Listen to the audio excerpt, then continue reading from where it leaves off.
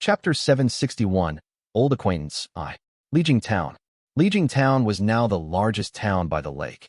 It even surpassed Milan Town at the center of Milan Prefecture. The area had been ravaged beyond recognition, and since the Li family no longer acknowledged the Milan prefectural system, they had divided the region into several towns for separate governance. Now that the population was spread out, none of the other towns could compare to Lijing Town. The restaurant was bustling with noise. People moved up and down the pale red wooden steps, while a monk sat alone at the highest level. His head was cleanly shaven, and his eyes were quietly fixed on his wine cup. Those who dined and drank in this place were not ordinary folk. Most were scions of prestigious families. Several guests kept anxiously glancing over, unease in their hearts. After a quarter of an hour, they hastily ended their banquets and scattered in all directions. Soon, the upper level of the restaurant was deserted, and even passers-by grew sparse. Cultivators in white armor began appearing among the thinning crowd. Li Qinghai arrived with his men and ascended the stairs without hesitation. Since the Li family was currently undergoing many personnel changes, there were numerous vacancies.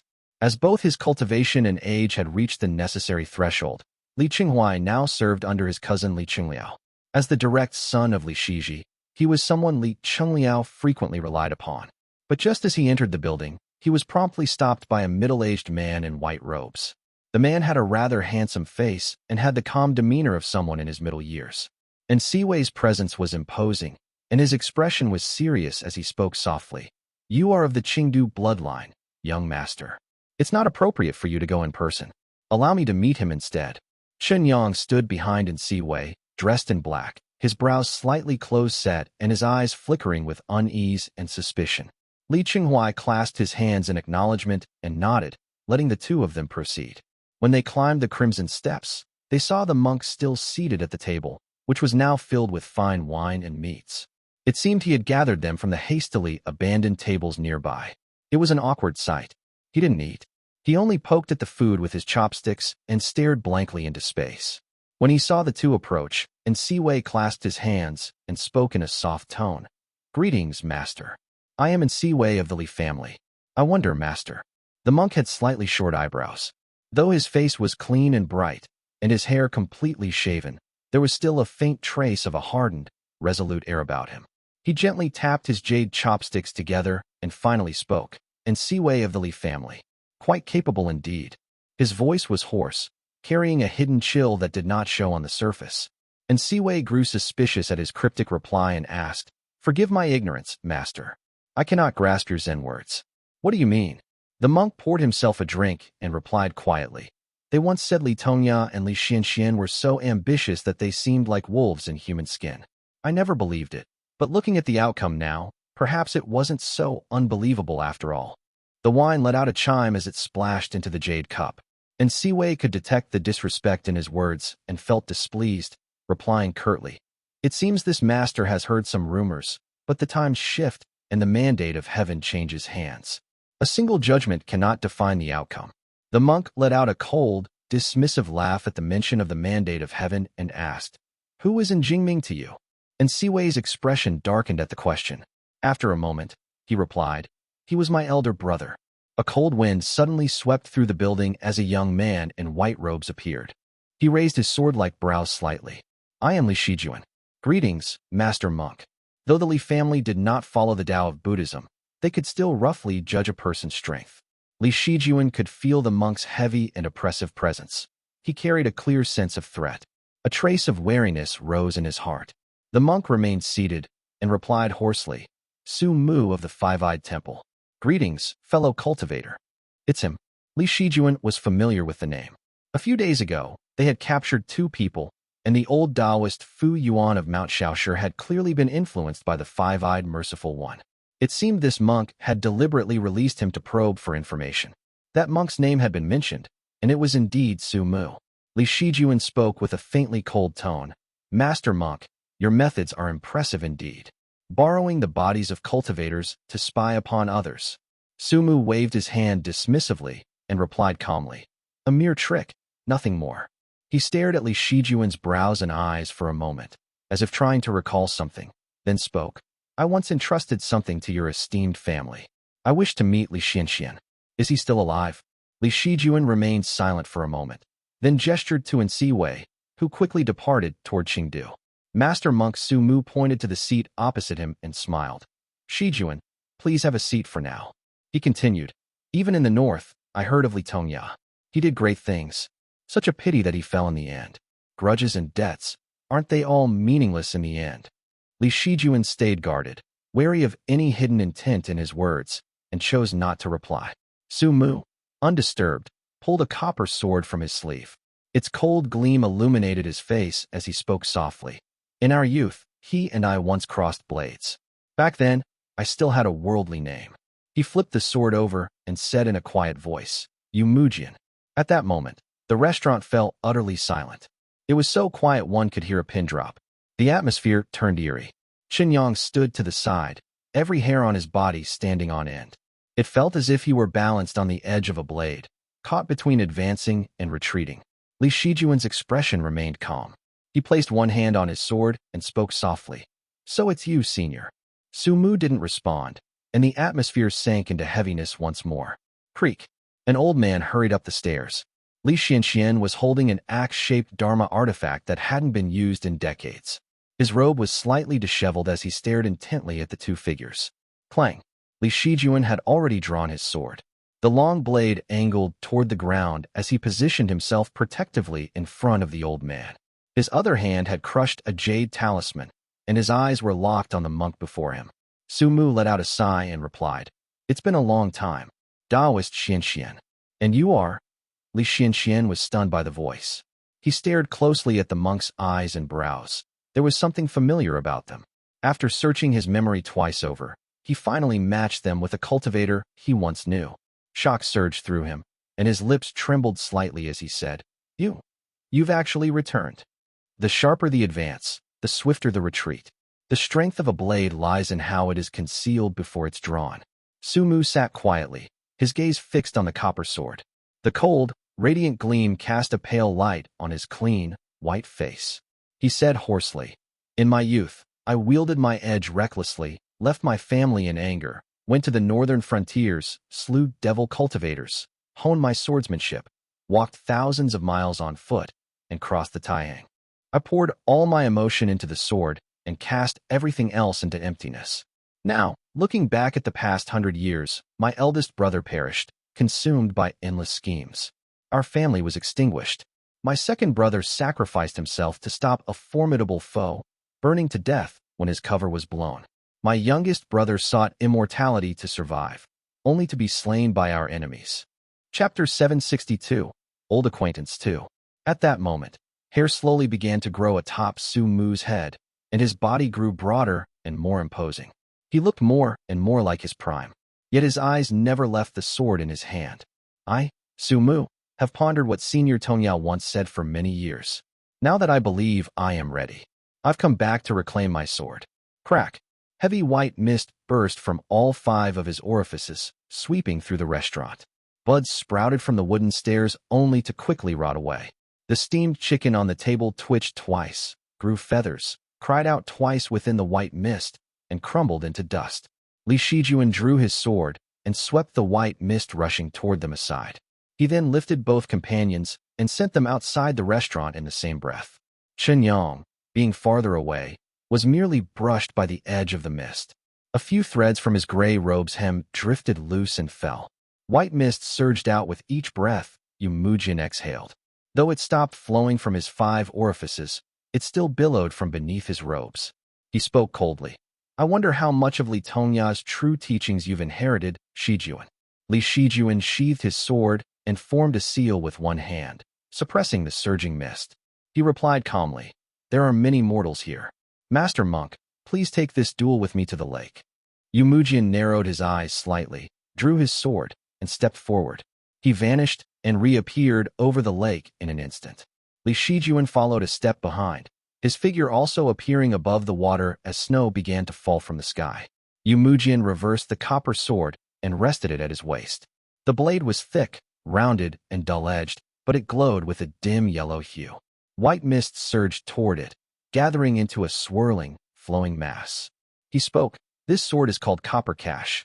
It was forged from copper mined in Yin Mountain, quenched in waters from Piaoming Mountain of the Northern Sea, and tempered with the fires of Mount Situo in Anhuai Prefecture. Li Shijuan's sword-like brows lowered slightly as he watched closely, a hint of weight pressing on his heart. That sword is indeed unusual. I wonder if I can match it. Mount Chengdu is protected by a Foundation Establishment realm formation. No matter how mad he gets, the younger ones should be safe. Pressing his hand against his sword, Li Shijuan remained motionless and responded, "The name of my sword is Hanlin." Without warning, Yu Mujian unsheathed his blade. The white mist immediately surged like waves and stretched out over the lake like a curtain. The gleam of frost was like sharp blades as it crackled and hissed with immense power and weight. The white blade flew across the lake. It seemed slow, yet it was incomparably fast. The mist churned the waters into a frenzy and suffocated the hearts of all who felt its pressure. Li Shijuan immediately released the technique he had long prepared, Slaughter Junkoei Light. He pressed 2 fingers together, and dozens of streaks of white energy erupted outward. The shimmering light rippled, transforming into cold snow as fine as pine needles. It was carried on the wind, converging into a single stream that rushed toward the white mist. But Li Shijuan wasted no time. The moment he finished casting the spell, he leapt into the air, drawing his slender sword, which flared with a fierce, snow-white radiance. Though the area around him had been swept clean by the impact, flakes of snow began to fall once more. The celestial moon blazed bright for an instant, carving a path through the surging, wave-like white mist. Yu Mujian saw it clearly, excitement flickering in his eyes. He stepped forward and swung his sword once again. Just then, a sudden brilliance lit up the sky above. Blinding light poured down, making Yu Mujian's heart skip a beat. That radiance condensed into white stone bricks that interlocked together to form a massive fortress gate in the air. Who dares trespass? Such gall. The gate towered high, its white stone pillars etched with countless mysterious runes and shamanic curses. A young man in Taoist robes stood atop the structure and shouted in a mix of shock and fury. Yu Mujian had to raise his head and draw his sword. Dazzling light shimmered like a scorching sun within the gate's archway, burning away the white mist and searing the skin on his face. Li Shiming was indeed both startled and enraged. He had been in secluded cultivation for years, well aware of how thin their family had been stretched by Azure Pond sect's conscription.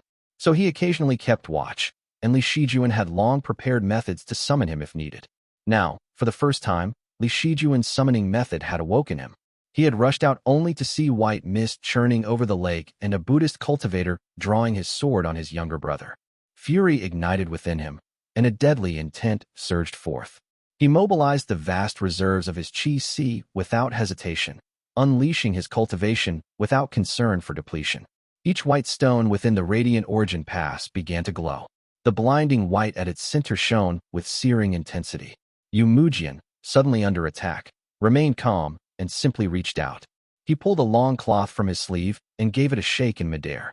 A flurry of golden runes fell out like tadpoles, floating eerily in the air before assembling into a golden barrier that shielded him completely. The techniques of Buddhist cultivators were often difficult to read. Li Shiming couldn't immediately tell if this was a Dharma artifact or a spell. With a single thought, he sent the radiant origin pass crashing downward. Boom! The brilliant white fortress gate slammed down with a thunderous crash. Yu Mujian dodged twice but couldn't evade entirely. The radiant origin pass slammed directly onto the golden barrier. Light and light collided, releasing a hiss of white mist as suppression forces surged. Meanwhile, Li Shijuan had already broken free from the white mist. He stirred a swirl of brilliant snow into motion and flicked his long sword upward, sending 3 nimble, cunning streaks of white light into the mist. Yu Mujian had only just managed to resist Li Shiming's radiant pass. The runes on his body rang out with a metallic clang. Only then could he free a hand to withstand the force.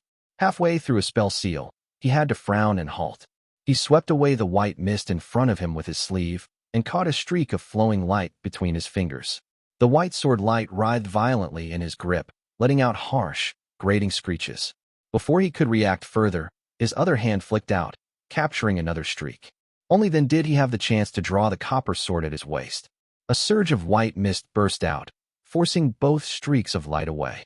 The first streak of white light had left a small puncture on the back of his hand, yet Yu Mujian didn't seem to care. He casually wiped it, sealing the bleeding hole with ease. Good. Rather than anger, joy filled his face. His eyes lit up with a mix of surprise and delight at the sword technique. He sighed in admiration. What a marvelous sword technique. What an ingenious method. So free of convention, as if it was born from the outer heavens. But you've yet to grasp its true essence. If the Creator himself had wielded it, those 3 streaks of light might have left me spinning helplessly. He continued, murmuring in joy, but the strain of the battle was causing the golden glow surrounding him to flicker. The Radiant Origin Pass specialized in suppression and erosion. It was capable of grinding gold to dust in mere moments. Its power was not to be underestimated. Though Li Shiming didn't possess many impressive combat techniques or experience, the cultivation method he used was a solid 5th grade one. When he unleashed his late Foundation Establishment realm cultivation to its fullest, his ability to suppress immortal foundations rivaled even the elite descendants of the 3 sects. Even Yu Mujian had to momentarily rein in his wandering thoughts and showed a hint of surprise. He knew his own limitations.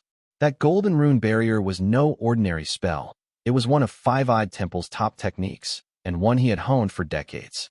The spell was normally unshakable by Foundation Establishment realm cultivators, yet it was already buckling after only a few breaths under this pressure. He freed one hand, emitting white light, using it to prop up the Radiant Origin Pass. With the other, he pulled out a golden talisman and began casting, chanting, "Empty prison case, all sentiments revealed." After chanting the spell, he strained with the hands supporting the Radiant Origin Pass and gave the gate a symbolic jolt. Then, he lightly stepped to the side, slipping out from beneath it and appearing 10 steps away. The golden barrier around him brightened swiftly, gradually returning to its full radiance. Yet behind him, snow suddenly began to fall. The snowflakes drifted sideways in unison by an inch, revealing a streak of piercing white brilliance. An icy, radiant sword light streaked through the air, aimed straight at his back. Chapter 763, Sword Cry, I? Yu Mujian's eyes widened as he thrust both palms forward, releasing 2 bursts of golden light. But Li Shijuan's swordplay was masterful. It was no longer the rigid, orthodox celestial moon slash. His longsword subtly adjusted its angle mid-swing, and the gathered sword light slipped right through the gap between Yu Mujian's hands. The arc of Li Shijuan's sword came alive, evading defenses on the fly. Though its power hadn't drastically increased, the threat was now far greater. Caught off guard, the white sword light pierced through Yu Mujian's chin, broke through the roof of his mouth, and nearly split his head open. Still, Yu Mujian reacted swiftly. His copper sword lashed out, forcing Li Shijuan back. Off to the side, Li Shiming was startled and quickly redirected the Radiant Origin Pass to suppress him again. Though Li Shiming did not study the sword path, he was awestruck by his younger brother's strike and admired him. Shijuan's swordsmanship has already surpassed second uncles from back then. Now that brother Shiji can no longer focus on the sword, no one in the family aside from the 2 ancestral lines can compare. Yu Mujian was prepared this time. He formed a seal and narrowly avoided the Radiant Origin Pass's suppression, retreating quickly. His eyes gleamed as he spoke softly. "I truly underestimated you." The sword light still shimmered along his chin and only showed signs of healing after some time. He gathered Dharma light in his hands again, for that vexing Radiant Origin Pass had come crashing down once more. Yu Mujian had no choice but to defend, growing increasingly irritated. Suppressed by the Radiant Pass, Yu Mujian had lost the initiative and suffered repeated attacks from the 2. Knowing this wouldn't do, he finally dodged the massive gate and immediately cast a spell, flicking out 3 drops of golden tear-like essence. The 3 golden drops rolled and drifted through the air before transforming into 3 figures, each wielding a copper sword. They darted off in a different direction. Having fought countless battles across the north, he knew well that suppression spells and Dharma artifacts were weakest against concealment and doppelgangers. Maneuvering between them could waste endless time. So, he hid his real body among the illusions, silently adjusting his breath and preparing to strike. Just as the spell was cast, Li Shijuan sheathed his sword. His eyes lit up with a snow-bright gleam. The effects of radiant snow pine ridge combined with spirit eye perception allowed him to see through the illusion in an instant. His spiritual sense stirred, and he transmitted a thought, upper left. Li Shiming understood instantly and activated the Radiant Origin Pass, slamming it straight down on the target. Yu Mujian was forced to summon his golden shield once again as the gate bore down on him. When his eyes met Li Shijuan's bright, piercing gaze, his chest tightened involuntarily. This Li Shijuan's eye technique is no simple art. Yumujian had only managed to unleash one strike before being pinned down by the Radiant Origin Pass again. The radiant light gleamed brilliantly, and its grinding suppression was overwhelming. If he had a pinpoint technique, it might help, but his copper sword was built for brute force. He thought bitterly, this bright young generation. He must have formed an immortal foundation based on some divine spell. Its grade is by no means low. If it were any ordinary foundation establishment realm cultivator, they would have long been ground to dust. Meanwhile, Li Shiming had begun to grasp the rhythm of Yumujian's movements and spellcasting intervals. Becoming more proficient by the moment, Li Shijuan continued to cast his Kuei light technique, drawing his sword to unleash streaks of light that constantly interrupted Yumujian's attempts to escape. Though the two brothers rarely fought together, Li Shijuan had a flawless sense of timing. He always exploited the openings Li Shiming left perfectly, leaving Yumujian fuming. White mist was surging from his body, and his face flushed red. Yumujian hovered in the air for 2 seconds before the Radiant Origin Pass pressed down again. The bright white gate sparkled brilliantly and finally pinned him in place. Yumujian's expression darkened further as dazzling light poured down around him.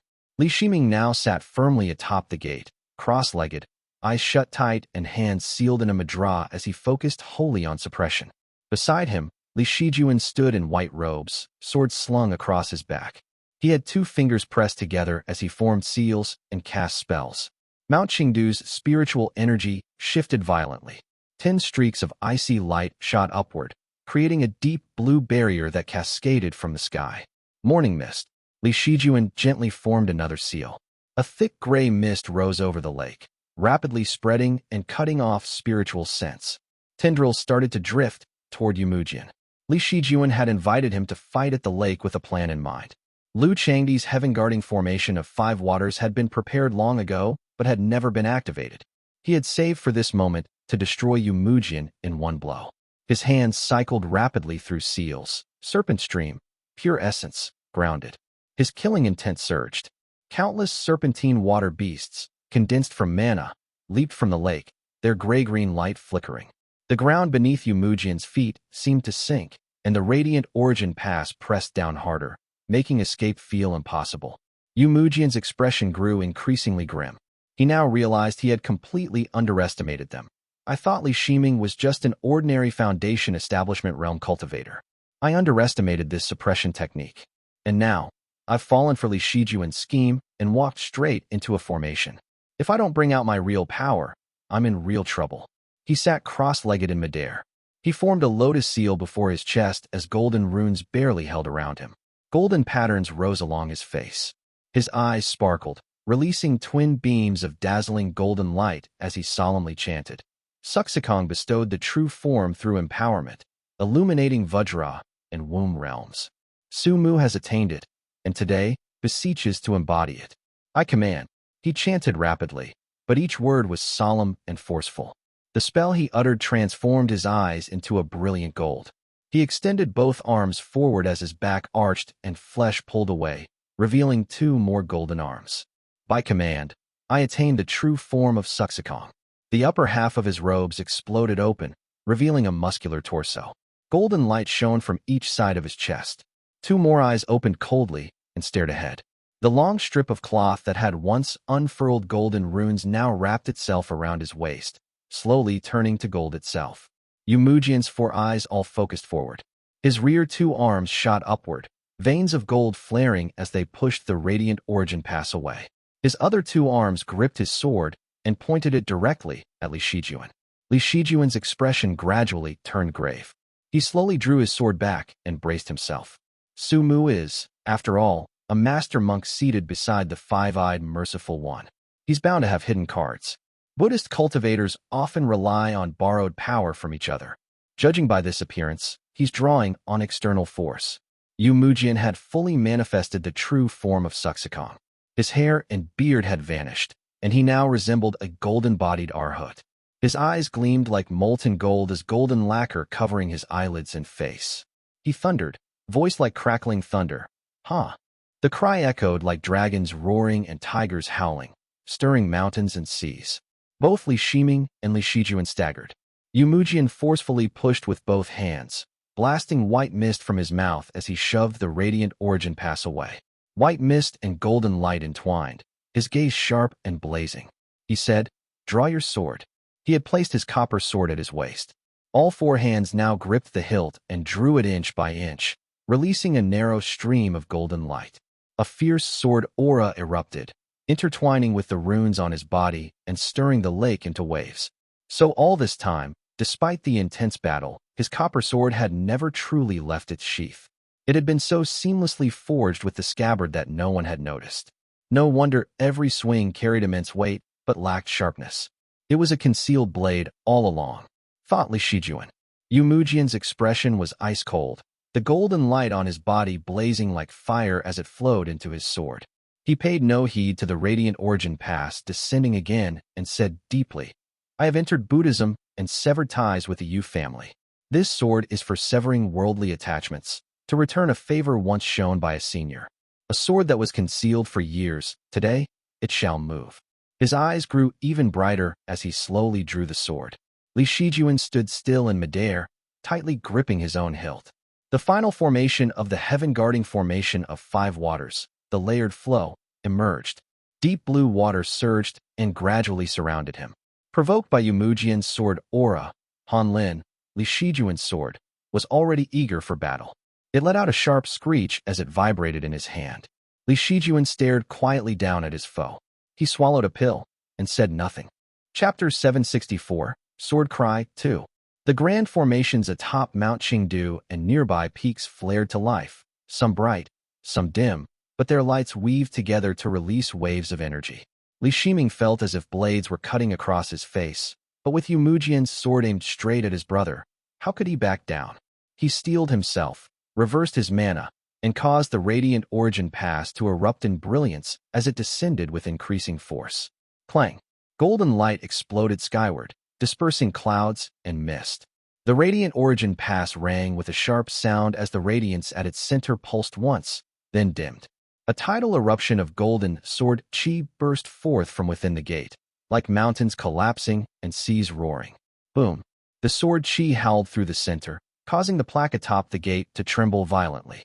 Cracks spread across the stone bricks, and the entire gate dimmed, shrinking into a single stream of light that shot back toward Li Shiming. The radiant origin pass had been harmed. Li Shiming coughed up a mouthful of blood, mingled gold and red. But before the blood even hit the lake, it transformed into golden streaks of light and scattered.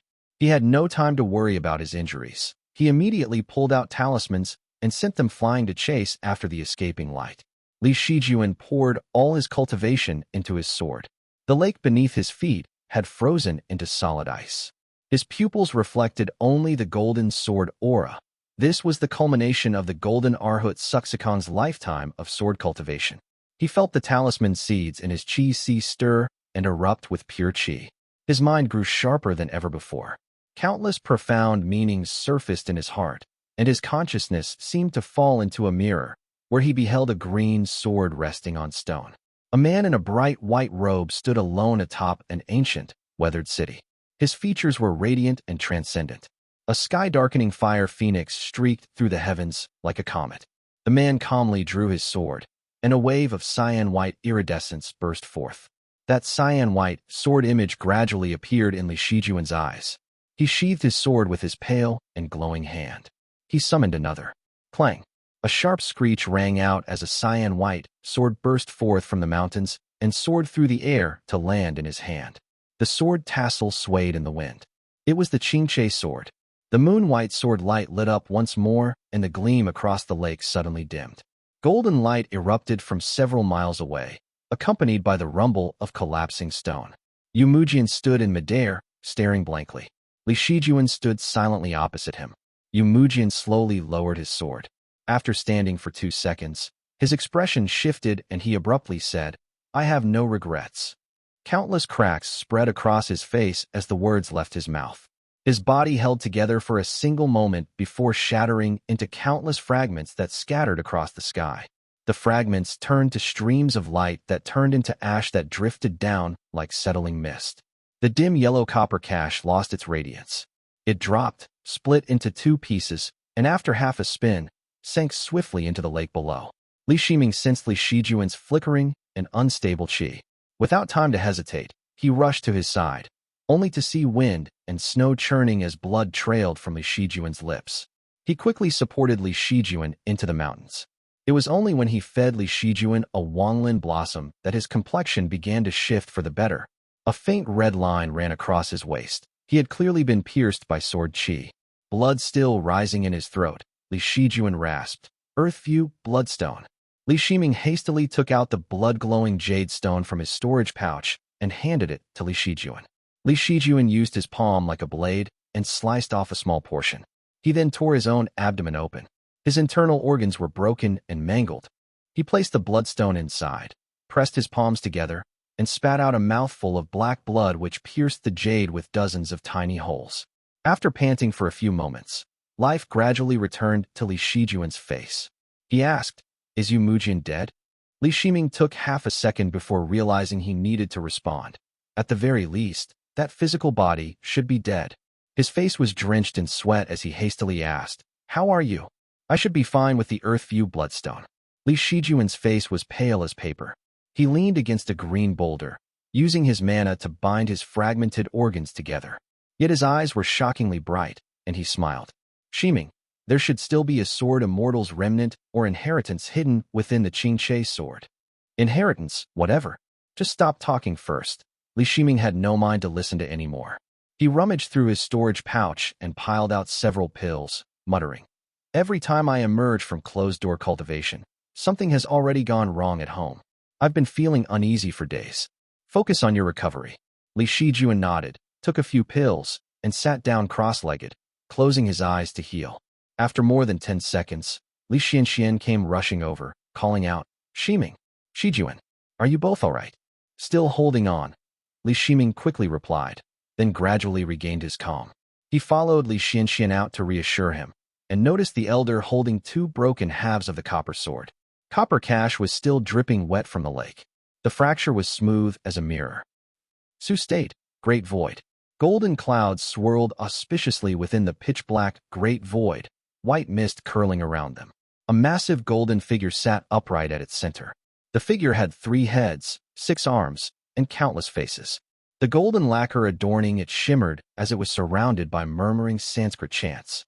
Many merciful ones stood beneath the golden lotus-like clouds, only a tenth the size of the golden figure. Their expressions varied, with some glaring in fury while others were as cold as frost. However, they were all holding blades, spears, axes, or halberds.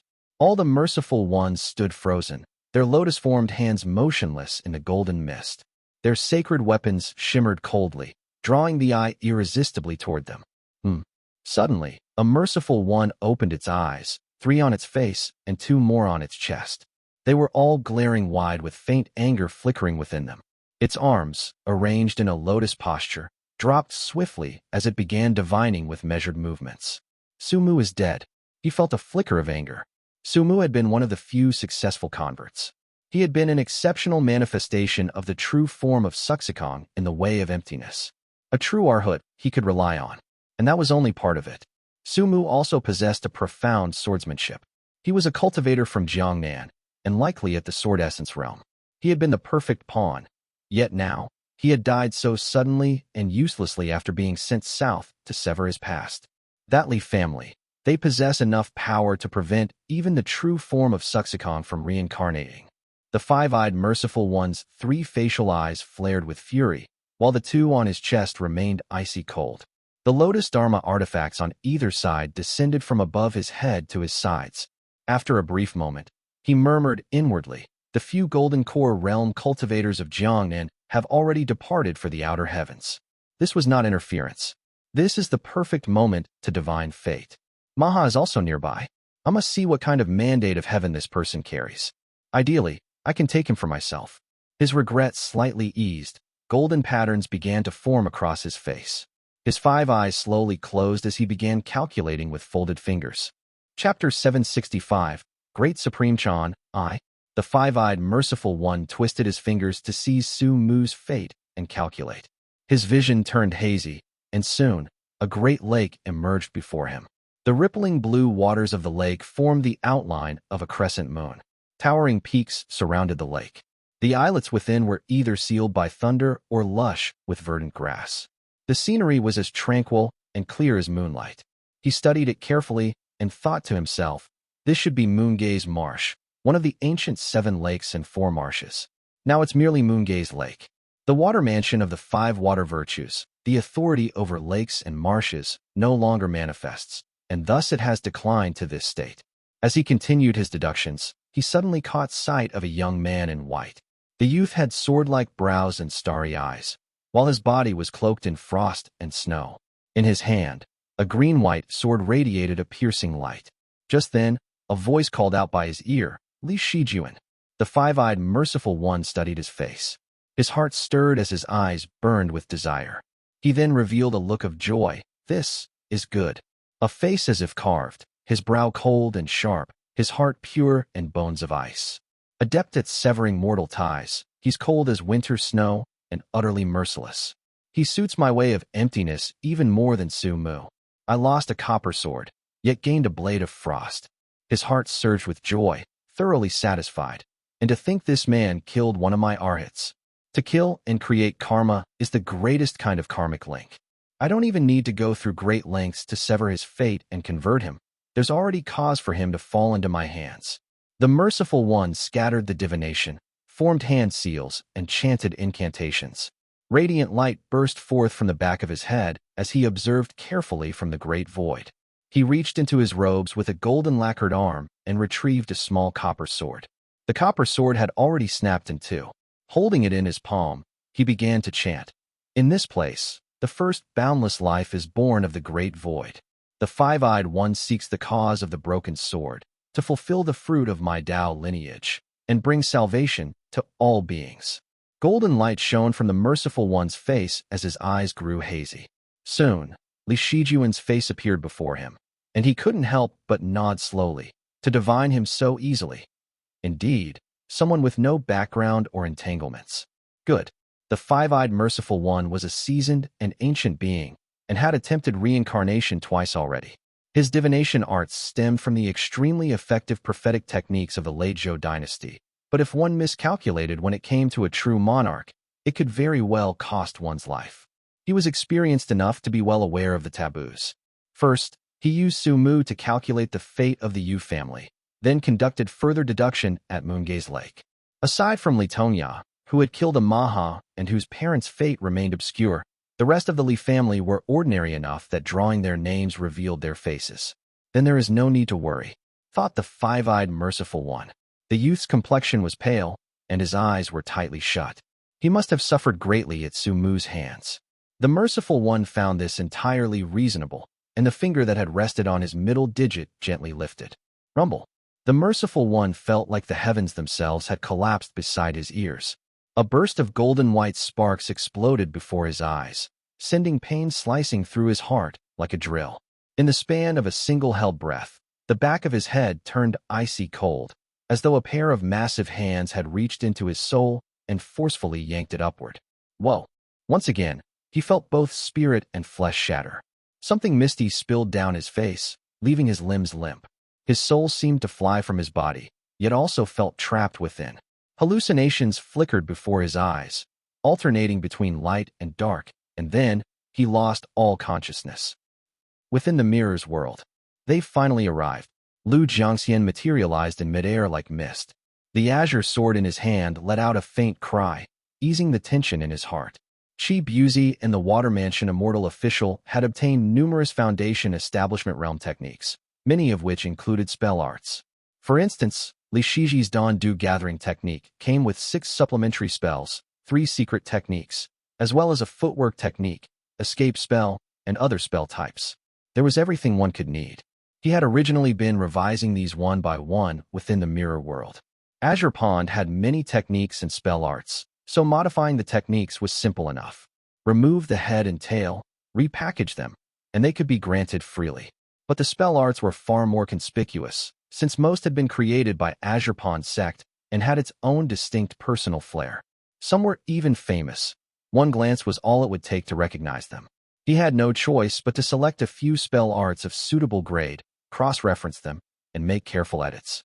Although he had seen countless techniques and spell arts, writing them wasn't something that could be done in a day. Who would have thought that barely any time would pass before a Buddhist cultivator attacked the Li family? Su Mu, or rather, Yu Mujian, did not have particularly high sword cultivation, but he had a unique mindset. Clinging to a single phrase Li Tongyao once spoke, he had hidden that sword strike for decades. When it was finally unleashed, it bore all the sharpness and killing intent of a true killer blow. In that instant, its power had nearly rivaled Li Xuanfeng's full-force attack, reaching the pinnacle of the Foundation establishment realm. Though several Golden Core realm cultivators had gone to the outer heavens, they were all too familiar with the methods of Taoist masters and true monarchs. This could very well be bait to lure the snake from its den. Lu Jiangxian didn't believe for a moment that no one from Yu State was watching him. It would be best not to use the Supreme in Profound Light if possible. So, he fully activated the Profound Pearl Talisman Seed, calming Li Shijuan's mind to a state of perfect clarity. Then, by combining it with the azure sword left behind by Li Cheijing, he achieved a state akin to possession, allowing the youth to comprehend and wield the sword. This is the lowest risk method I could come up with. Were it not for the immortal art he possessed, he would never have been able to make it look so seamless. After all, this was only a minor move at the Foundation establishment realm, an inspiration-born sword strike that left no trace.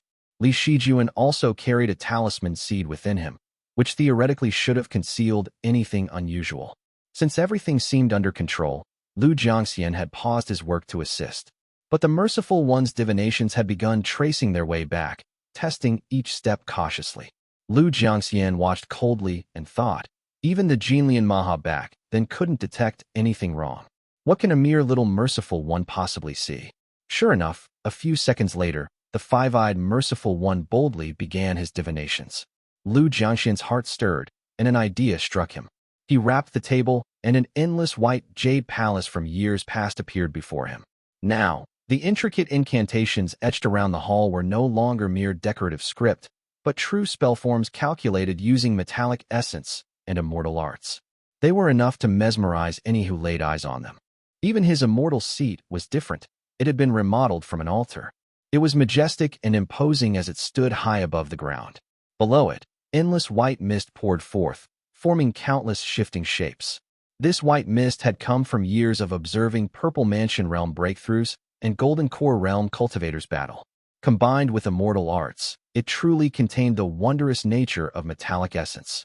Even a true monarch might be stunned upon seeing it. After arranging everything with care, he sat calmly upon the throne and brought the five-eyed Merciful One before the hall as a radiant light bloomed upon his face. Chapter 766, Great Supreme Chan, 2. The five-eyed Merciful One slowly regained consciousness. The first thing that entered his vision was a radiant white surface. It was smooth and crystal clear, though bright white patterns could be seen through the pale layer. Just one glance made his head spin. The terror in his heart only rose as he gradually came to his senses. He dared not lift his head and simply stared at the white mist curling around his legs. His heart felt frozen, and the chill was not helping his dizziness. His teeth chattered as he muttered, "It's over. I've provoked someone far beyond me." Hearing no movement, the Merciful One slowly raised his head, and his heart nearly burst from terror. A vast, boundless hall stretched before him. Pristine jade pillars soared into the clouds, and at the highest point sat a man clad in white. His face radiated dazzling light, so white and brilliant that the Merciful One winced in pain. His garments exuded celestial grace as he leaned upon a lofty jade immortal seat. The light cascading from him transformed into the myriad forms of lifelike and vivid sentient beings once the rays hit the ground. This.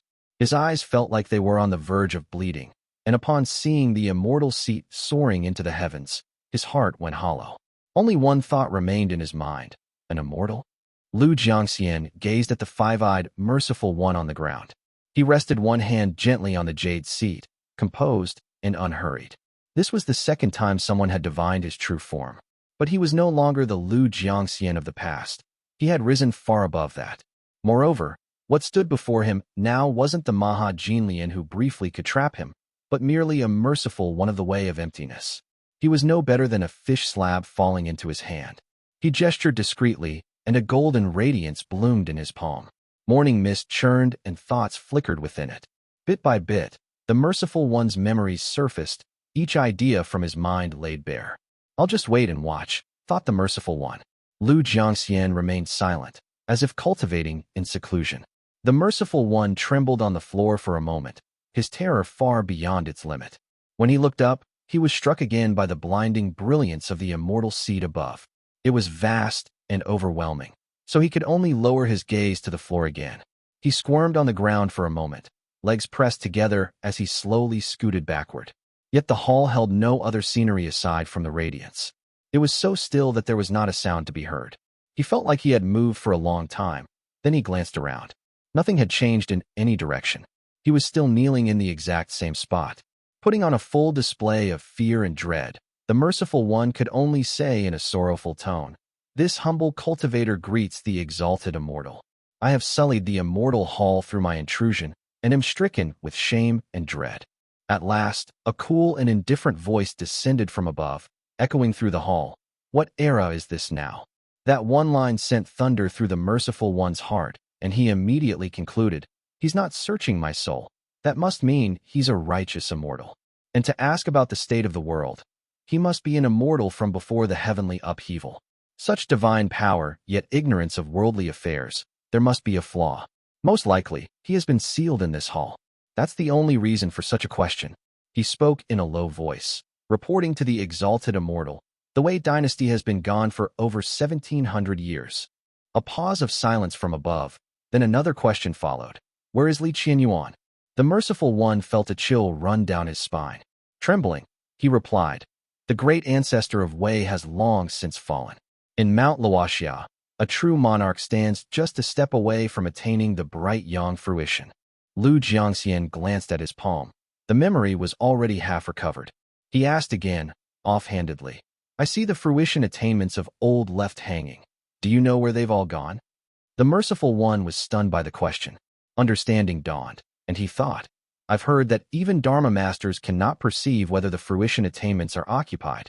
He must be an immortal beyond doubt." He kowtowed repeatedly, replying aloud, "This humble one has managed to live a little longer thanks to the art of reincarnation. Over 700 years now. In my youth, I lived during the reign of Fu Qian and heard many tales from that time." The five-eyed Merciful One continued quickly, "This humble one's knowledge is shallow, but back then, I heard that among the ancient merging techniques, the Yu cultivating inheritance was seized by true monarch Tai Yue when Liang state fell and Zhao state rose. The Jade True figure relinquished their fruition attainment and departed, while the Whole Pill Master was severely wounded and slain by Dongfang Weiming and Dongfang Weishi. As for the rest of the major events, I truly do not know." He trembled as he finished speaking. Lu Jiangxian listened attentively before casually asking, "What of the Buddhist Tao now?" At last, this touched upon the Merciful One's expertise. He let out a long breath of relief and answered respectfully, "Exalted Immortal, the Buddhist Tao has long been fractured ever since Suxikong and Shijiali, the last two revered ones, parted ways after a failed discourse, each leaving the realm. It is now divided into 7 Taos. They are emptiness, virtuous, wrath, great desire, discipline, compassion, and Dharma realm. With the exception of the way of wrath, which was plotted against before and after, resulting in the Dharma master failing to respond and all Mahas perishing. The rest still have Dharma masters holding the line." Lu Jiangxian listened in silence, as the Merciful One gave him a general sense of the northern Buddhist sect's current strength. He asked softly, "How many revered ones remain?" The five-eyed Merciful One lay prostrate on the ground, racking his brains. He rehearsed his words like lightning in his mind, repeatedly and with care, before answering with a trembling voice. "It is said that one still responds." As soon as he spoke, the mist and radiance before him began to surge and shift, manifesting various forms. A voice drifted down, their title. The Merciful One's lips quivered as if waging an internal battle. His mouth moved repeatedly before he finally replied, "Great Supreme Chan, Celestial Icaria." He dared not pronounce the full name, deliberately pausing in the middle. After finishing, his voice trembled uncontrollably, and he lay flat on the white tiles like a tiny, helpless ant. From above, A voice slowly drifted down. Oh. Though faintly surprised, the tone carried a trace of inquiry, and it stirred endless speculation in the merciful one's heart. Though he dared not dwell on it, a thrill surged through him, as though he had glimpsed some ancient secret that made his legs tremble. Why respond this way? Why such a reply? Could it be that the great Supreme Chan attained the revered one's seat by? At that thought, a sudden shiver ran through him. Terrified, he dared not think further, and the immortal above him remained silent. The golden radiance in Lu Jiangxian's hand had reached its fullness, and he now held the merciful one's complete memory. There was no need for further questions. The question now is how to deal with him. He pondered for a moment. Below, the merciful one's heart was in utter chaos. He opened his mouth to beg for mercy, only to find he could no longer speak. All he could do was kowtow furiously, slamming his head into the ground like he was pounding garlic. Lu Jiangxian watched quietly as he calculated. This merciful one's physical body still resides in the great void. If I kill him outright, under the eyes of many, a single divination about his sudden death might reveal traces. Perhaps even a true monarch or a Dharma master is observing. At the same time, wiping his memory would be far too lenient. The grand hall echoed with the sound of desperate kowtowing. Lu Jiangxian watched for a while, feeling somewhat like a man with tasteless food he couldn't bring himself to throw away. He thought, one mere merciful one, and one who served near a Maha at that. If anything goes awry, it'll be noticed instantly. Any backup plans will be useless, leaving nothing but a trail of clues. He waited a moment longer, as he continued to speculate. What's more, from the Buddhist cultivator's perspective, Su Mu died at Li Shijuan's hand. It'd be strange indeed if this merciful one let him go so easily. Li Shijuan walking away unscathed is suspicious in itself. He paused, considering quietly. Either he dies swiftly and without a trace, or he must become utterly obedient. Lu Jiangxian glanced calmly around. His tone turned colder as he spoke softly. Five-eyed. The merciful one instantly felt his lips and tongue unseal. Overwhelmed with joy and tears, he cried out in misery, Exalted immortal. Lu Jiangxian's voice was low and haunting as he murmured, I have dwelled in this hall for many years. Though you are a heretical outcast, you may yet be of use. The merciful one kowtowed in terror. I shall act solely on the exalted immortal's command. Chapter 767, Xia You commands. The five-eyed merciful one trembled uncontrollably as the voice above him spoke coldly. Such audacity. The five-eyed merciful one frantically kowtowed and cried out in terror. I understand. I understand. Your Excellency's immortal merit is vast and boundless. Your fate divinely ordained. I am merely a lowly cultivator, my fortune bleak and my path astray. Only by a twist of fate was I granted the chance to glimpse your visage. Now that I have seen your Excellency, my life is no longer mine. I understand. It is as though all the honored ones have arrived together, to behold an immortal's face and die on the spot. Such is the way. I can only offer my absolute obedience from now on. The five-eyed merciful one continued in a sorrowful voice. I am willing to repay all the karma I have created in the mortal realm with my body. Let me suffer the burning of countless karmic flames. I only wish to shed this impure body and enter your service, as a mere Taoist child in your grotto heaven, a humble clerk in your realm of law. His voice and expression were both mournful, spiritual tears brimming in his eyes.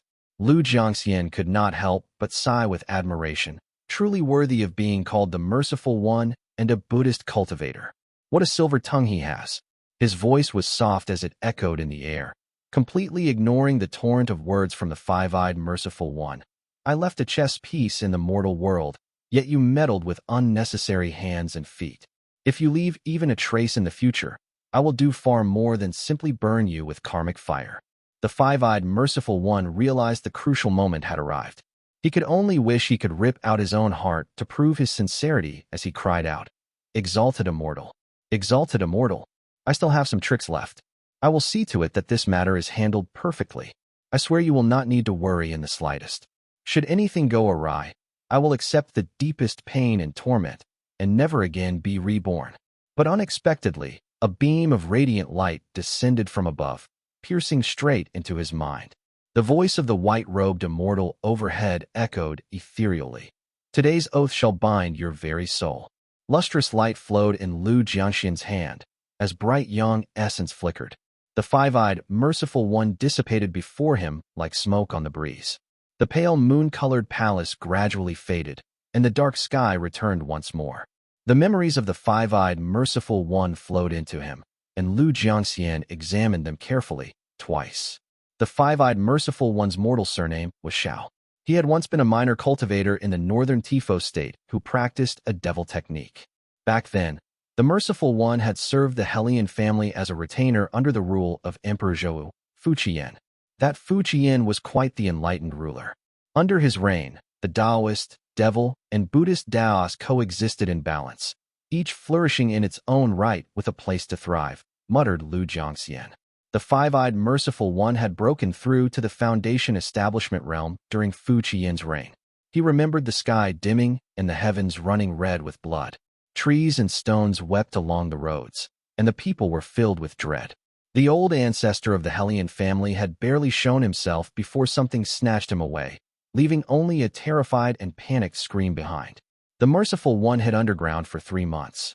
When he finally emerged, he learned that Emperor Zhao, Fuqian, had perished in Encheng Prefecture.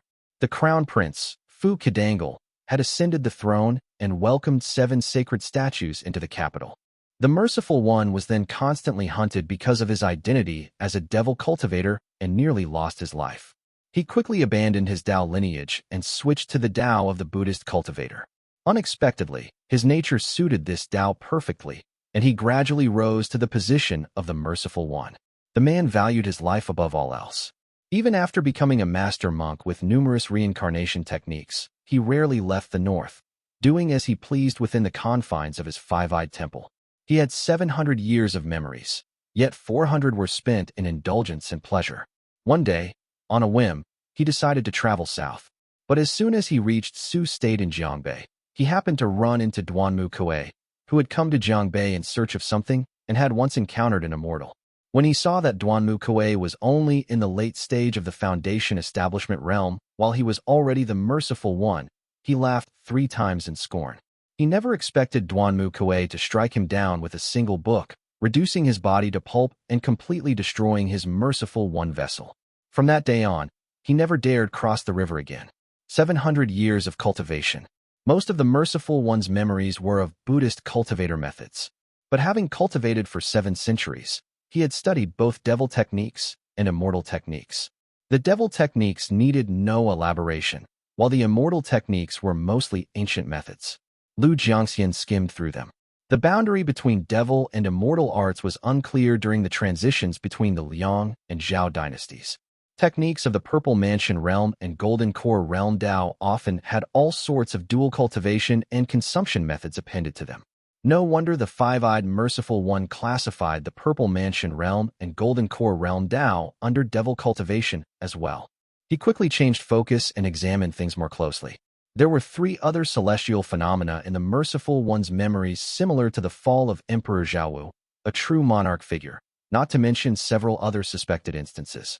The other 3 all occurred within the 200 years between 700 and 500 years ago. Lu Jiangxian took silent note of it as he began to secretly observe the phenomena unfolding within the Great Void using the backdoor left within the merciful one's soul.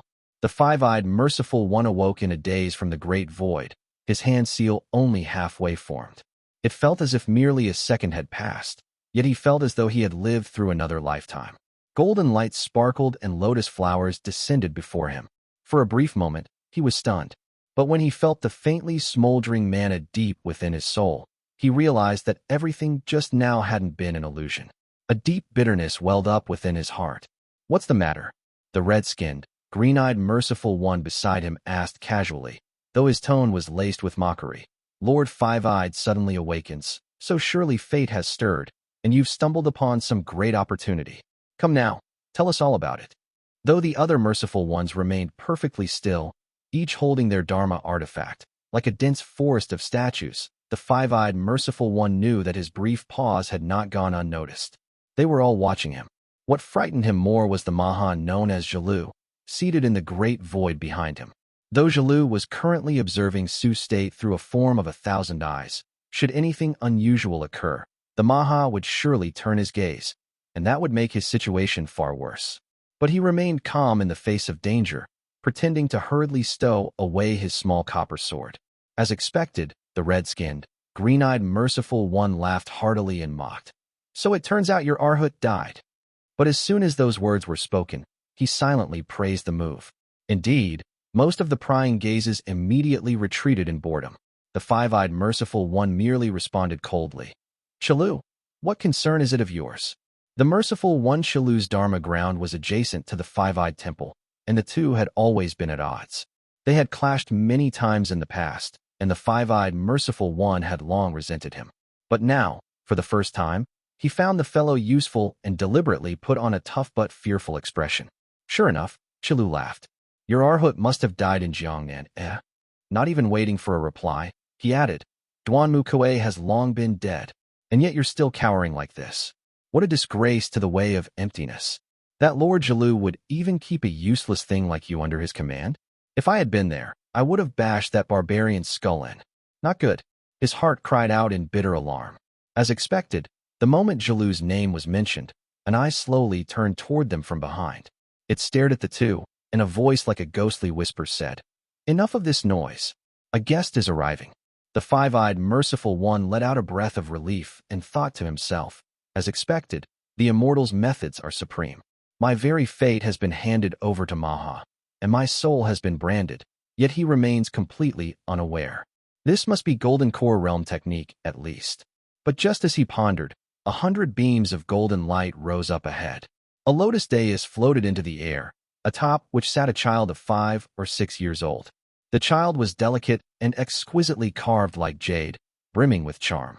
A golden temple hovered behind him, and waterfalls of incense and smoke cascaded gently, flowing with grace and beauty. A minor cultivator below immediately cried out, respectfully welcoming the arrival of the merciful, virtuous, worldly way of the lotus, Maha Jinlian of the Lotus Temple. The one from the way of virtuous has arrived. The thought flashed through the minds of all the merciful ones. Then they heard the child's voice echo lightly through the air as he called out, Xiaolu, someone from the Tuoba family has arrived. Chapter 768, Xia You 2. By Xiang Valley. Li Shiji had cultivated for half a year in peace. As winter gradually set in and snow began to fall, the mountain forests turned into a sea of white. This place held a different kind of beauty compared to the scenery of Jiangnan, one that brought great peace to the heart. Having stood guard for quite some time, he encountered a period of shifting spiritual energy in the heavens and earth, with flows of heavenly glow coursing through the air. Li Shiji's foundation was already solid, so he consumed a talisman pill and smoothly advanced to the late stage of the foundation establishment realm. The two who had come with him, Yu Yue of Panchi Peak and Quan Yi of Lingyi Peak, had also begun to settle in. Yu Yue's 2 disciples had arrived, and even Quan Yi, who had once seemed timid and uneasy, had found peace in his cultivation. The group would often gather in the courtyard, chatting while facing the vast snowfall. 2 juniors served tea at the front, while the rest of the valley's cultivators knelt nearby, listening in fascination. They drank wine and discussed minor Taoist matters. It truly felt like a scene of carefree leisure. From time to time, the checkpoints around the valley, managed by the residents, would send someone to report. The station foundation establishment realm cultivators brought news, but there were never any major incidents, just a few devil cultivators who had stirred up trouble and fled through the area. Brother Shiji, the middle-aged man, Quan Yi, now addressed him as a peer. Though he was slightly older, he no longer dared to act superior. He said, What a beautiful snowfall this is. Li Shiji had grown familiar with Quan Yi over the past 6 months. The man had grown up within the sect, was not particularly scheming, and had neither wife nor children. He only had an elderly mother living on his home peak. He had no intention of seeking a Tao companion, nor did he have close friends. The greatest accomplishment in his life had been achieving foundation establishment realm, and all he wished for now was to protect his mother and let her live out her old age in peace. He had been conscripted here against his will, but after more than half a year, he'd warmed up and even started to smile again. Yu Yue sat nearby, took a sip of wine, and sighed. Shiji, your family's elder truly is mighty, slaying Murong Wu within the formation. Li Shiji gave a small, amused smile. He had indeed been pleased upon hearing the news. Quan Yi had bombarded him with questions for a while, but the buzz had faded over the past few months. Only Yu Yue still brought it up frequently, always speaking of it with a trace of nostalgia. Li Shiji nodded slightly, his thoughts drifting to his family on the other side of the mountain. He was silently watching the falling snow, when suddenly he spotted a streak of black light racing in from the south and halting just outside the formation. Li Shiji stood up, and even the usually unbothered Yu Yue grew serious.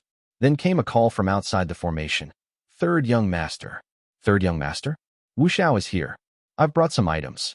Li Wu Xiao. Li Shiji was a little surprised.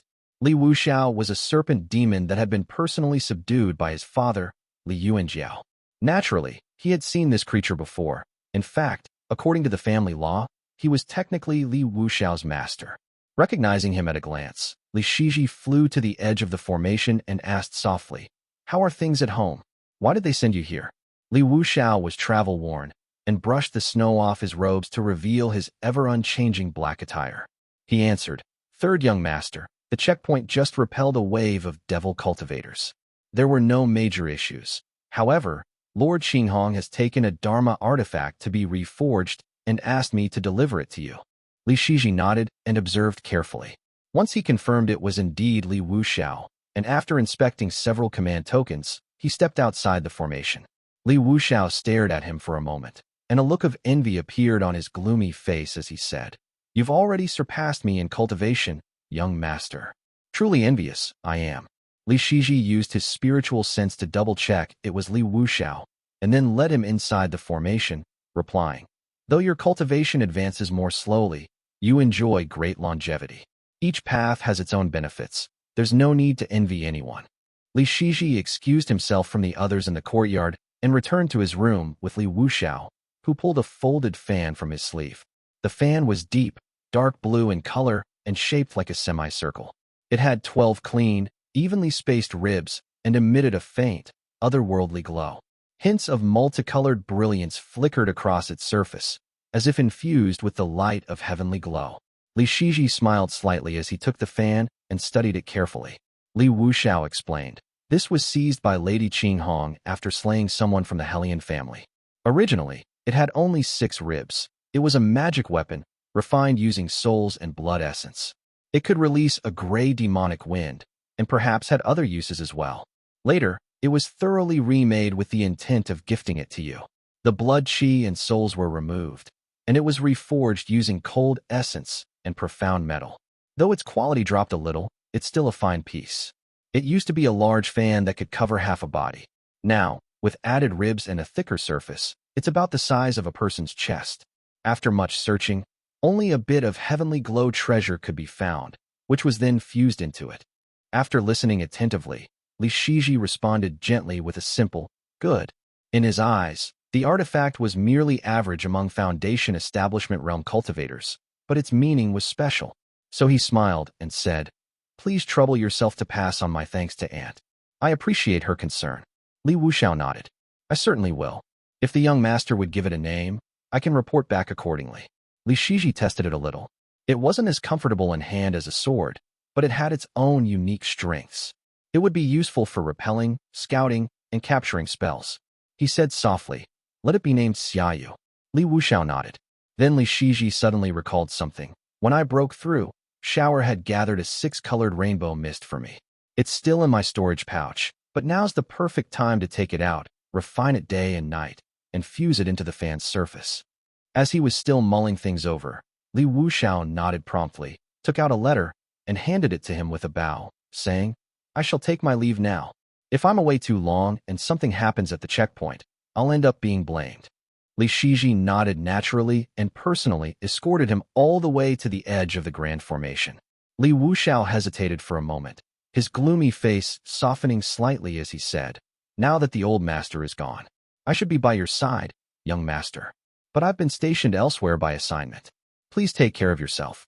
This old serpent was usually dour and never held back when cursing others, but over the decades, he had lived a life that the Eastern Sea couldn't compare to, and he remembered the kindness. Li Shiji listened quietly, nodded in reply, and escorted him all the way out of the valley.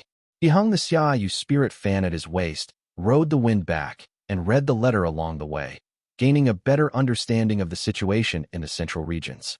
Once he returned to the formation, Yue glanced at him and smiled. Congratulations, Shiji, on acquiring a Dharma artifact. Quani looked enviously at him. He assumed that the sword on Li Shiji's back was certainly a Foundation establishment realm, as was his feathered robe and now his treasured fan. He offered a few congratulatory words, but sighed inwardly. What a pity that my Quan ancestors missed their chance and went all in with Azure Pond too early. Had we just held some territory and waited to be merged in, at least, the Quan family could have stood alongside the Yuan, Yu, or Ning families. Now, we're left passing down the name alone, one generation at a time. As he brooded, both Li Shiji and Yu Yue suddenly stiffened, turning simultaneously to look northward. A haze of gray mist had begun to rise, faint and drifting, into the air. Quan Yi's face went pale, and he cried out in alarm. The Tuoba family is on the move. Chapter 769, Tuoba Chongyuan, I. Li Shiji focused his gaze. The mist slowly rose and swept over the snow-white mountain ridges. Thick gray clouds rolled in behind it, mingling pure and turbid energies. Fleeting traces of escape light could be vaguely seen within them. Radiant light surged from his eyes, floating within his pupils and subtly dispersing at the corners. The grayness faded, revealing a lead streak of white energy, followed by 7 black trails. The rest were minor demonic troops, hidden amidst the clouds. The Dawn Dew gathering technique was among the few top-tier, well-structured techniques within the sect.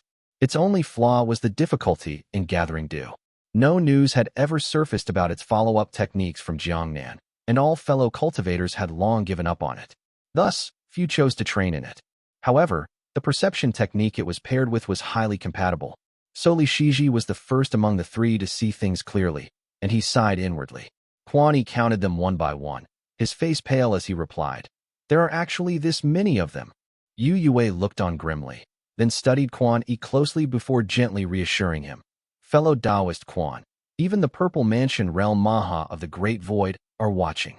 One military force facing off against one pass is like a game of Go, where each move is carefully calculated.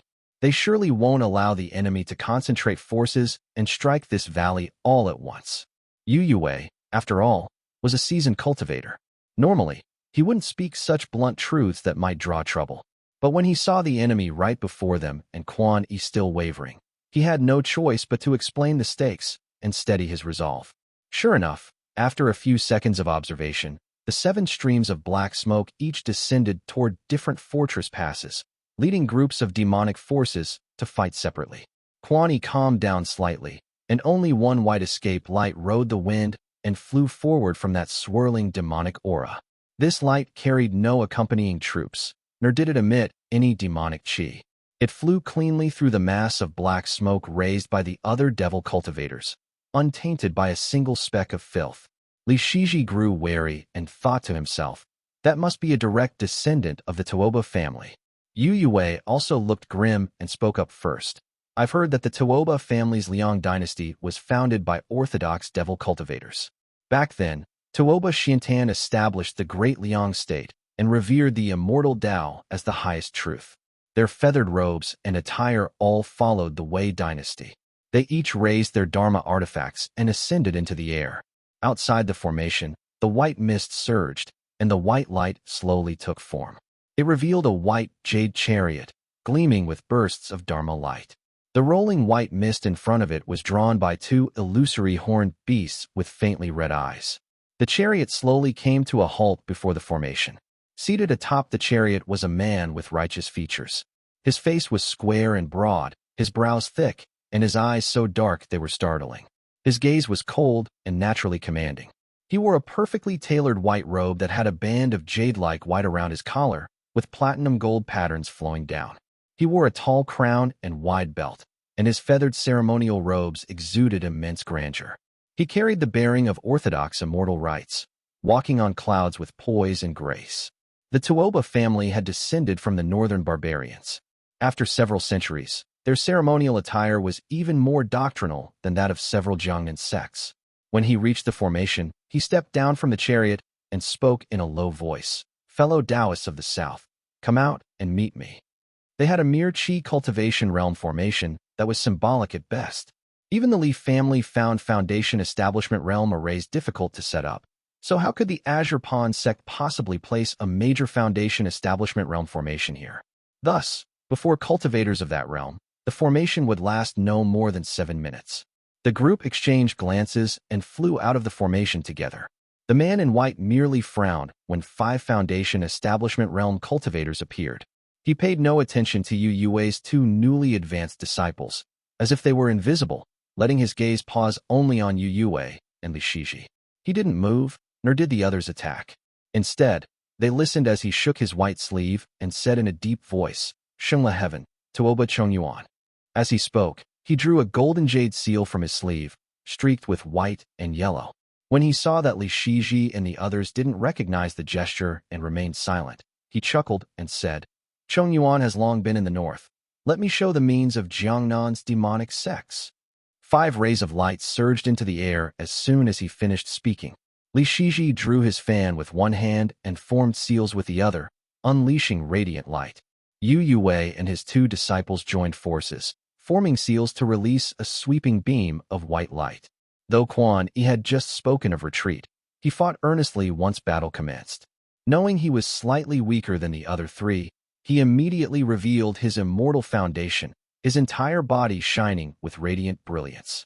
His immortal foundation belonged to the soft advanced essence of the 12 essences, also known as auspicious qi.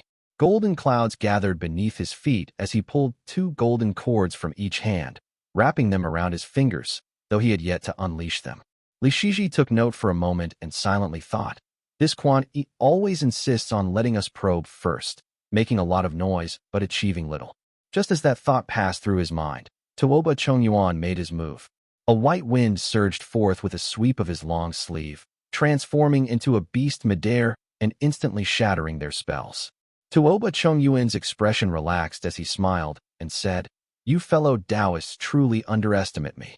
Why bother probing with such trivial spells? Though the Tuoba family has long resided in a grotto heaven, we still possess some measure of foundation." Li Shiji listened carefully, his thoughts turning. However, Yu Yue's face darkened when he saw their combined spells swatted aside like flies by Tuoba Chongyuan. He sighed. Whether fortune or disaster, it cannot be avoided in the end. Yu Yue formed hand seals, and a small cauldron with 2 handles and 3 legs dropped from his sleeve. It was covered in complex patterns and was glowing purple-red. When it emerged, the lid suddenly flipped open, spewing out raging flames of violet and crimson. Li Shiji reached for the sword at his waist, stepped forward, and unleashed an arc of sword light that howled as it flew across the sky toward Tuoba Chongyuan. Though Li Shiji focused on spell arts and had not dedicated himself to the sword path, and was already outshone by his younger brother in that regard, his natural talent and swordsmanship were solid. When he drew his sword, it was still something worth witnessing. Since his compatriots had engaged the enemy in battle, Quan Yi finally used his true strength and activated his immortal foundation.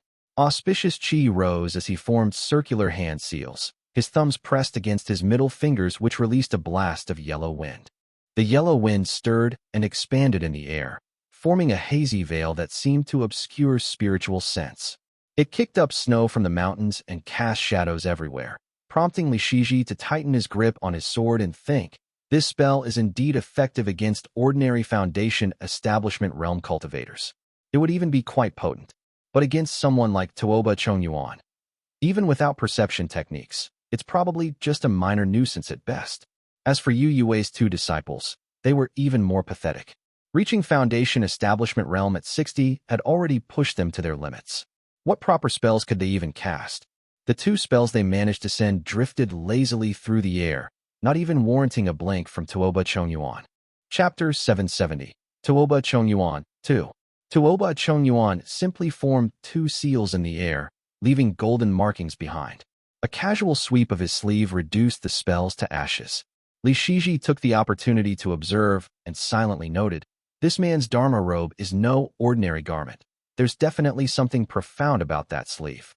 He continued to form seals and cast spells, but he watched as Tuoba Chongyuan released a golden radiance from the patterns, effortlessly deflecting the sword light. It grazed his sleeve and flew off. Meanwhile, Tuoba Chongyuan threw out a jade tablet with his other hand. The tablet appeared ordinary, with pale markings and a gentle glow. However, when it landed on the cauldron, The violet-red flames were instantly extinguished. The cauldron flickered weakly twice before retreating in defeat. At that moment, the light in Li Shiji's hand suddenly pulsed. A condensed rainbow beam shot out at incredible speed, darting through the sky straight at Tuoba Chongyuan's face. At the same time, Yu Yue leapt into action, his beard bristling and eyes fierce as he shouted, "Hiya!" Before the shout had fully left his mouth, a handful of golden light leapt from between his lips and teeth, flickering once before turning into a stream of light that shot forward. Quan Yi also gritted his teeth and finally flung out his 2 golden cords. One after the other, the golden cords slithered like snakes through the air. Tuoba Chongyuan's smile dimmed slightly as he focused on the coordinated attacks coming at him. The first strike to arrive was Li Shiji's rainbow light. This move was one of the rare offensive arts in the Dawn Dew gathering technique, known as Morning Rainbow Lure. Though Li Shiji rarely practiced offensive arts, he had trained in this quite often. Now that it was unleashed, it was incredibly swift. A morning glow spell art. Tuoba Chongyuan's eyes shifted. He raised his hand, trying to repeat his earlier trick by swiping his sleeve to disperse it. But the rainbow beam suddenly burst into 8 streaks of multicolored light, scattering and reforming behind him in sync with his movement. Tuoba Chongyuan struck empty air and frowned. But in that brief moment of delay, Quan Yi's golden cords arrived. Clearly not seeing him as a threat, Tuoba Chongyuan casually pushed out 2 waves of white light to block the cords. But Quan Yi activated his immortal foundation and his face glowed with rising chi. The cords pierced straight through the white light and hooked onto Tuoba's robes. "Why are all of you using these petty side door tricks?" shouted Tuoba Chongyuan. Boom. The man finally lost his patience. He shattered the golden cords into countless sparkles with a vicious flick of his sleeve. Retracting his hand cleanly, white demonic patterns appeared on his face as he punched the air. A thunderous boom rang out as a streak of golden light was forced out of hiding. Tuoba Chongyuan grabbed it with a reverse motion, flinching slightly from the heat, then flung it aside with a burst of multicolored light, growling, "Old Taoist. That's not how you use sand-swallowing sword nourishment." As soon as he finished speaking, he grasped a bright, slender spear in his hand, its elegant lines flowing like water. White markings appeared across his face as he held it with both hands. It seemed he had activated a secret technique. His voice turned low and resonant. "Strike." He moved like an agile ape, spinning the spear in a blur of afterimages. He shattered both the rainbow and golden lights in a single sweep, blasting apart twin bursts of dazzling color. Tuoba Chongyuan laughed heartily and exhaled a puff of white breath. In the next instant, the group's spell arts surged forward, only to strike nothing but a phantom image. The Tuoba family's footwork technique was clearly superior to everyone present. Tuoba Chongyuan vanished into thin air without leaving the slightest trace. Golden cloud. Li Shiji was the first to react, transforming into a flickering rainbow light. He reappeared several meters away, only to see a golden afterimage tearing through the air, hurtling toward Yu Yue. The old man was startled out of his wits. Though he had lived many years, he vanished like a startled hare at this critical moment, leaving behind 2 disciples who fled in panic. A light flick of Tuoba Chongyuan's long spear shattered their defensive techniques, leaving them pale-faced and defenseless. Tuoba Chongyuan smiled faintly and seemed to mouth something. As his lips moved, everyone felt their hairs stand on end and instinctively backed away. A piercing screech followed, leaving golden dust hanging heavily in the air and scattering radiant light in all directions. Wong. Li Shiji felt the light before him suddenly dim. He vaguely saw the floating golden dust above gathering into a brilliant arc that shot downward through his field of vision. It flickered once and vanished. Uft. The disciple behind Yu Yue spat out blood. His face turned gold and white, and his body cracked like a shattered eggshell, exploding into a rain of blood that slowly drifted down. Chunks of flesh scattered, but before they could fall, they transformed into golden falling leaves, accompanied by the faint fragrance of osmanthus. The remaining disciple was so terrified he lost his entire soul. He was still stumbling backward when Tuoba Chongyuan's voice echoed across the sky. "Old Taoist. This is sand-swallowing sword nourishment." The slain disciple had become an ominous phenomenon between heaven and earth. The rustling golden leaves fell behind Tuoba Chongyuan, slowly blanketing the snow-covered mountains. Everyone was struck speechless. The old man's eyes turned red as he cried out in grief. My child. AI. In just a few exchanges, Tuoba Chongyuan had already found an opening and killed someone with 2 moves. How could the others not feel deeply shaken? The strength he revealed was stunning. Only Li Xianfeng, the mountain's guardian, might rival him. A brief moment of silence passed before a radiant glow burst forth again toward Tuoba Chongyuan. Yu Yue had gone completely berserk. He hurled his purple-red cauldron forward and swallowed a crimson pill, activating his immortal foundation. Waves and mist rose from his body, painting him in deep oceanic blue. Li Shiji fully activated his immortal foundation, Universal Dawn Mist. His feathered robe shimmered with streaks of heavenly glow that danced around its edges. The misty rainbow fog spread rapidly with the steam, and bands of 7-colored light emerged in the air, winding steadily toward Tuoba Chongyuan.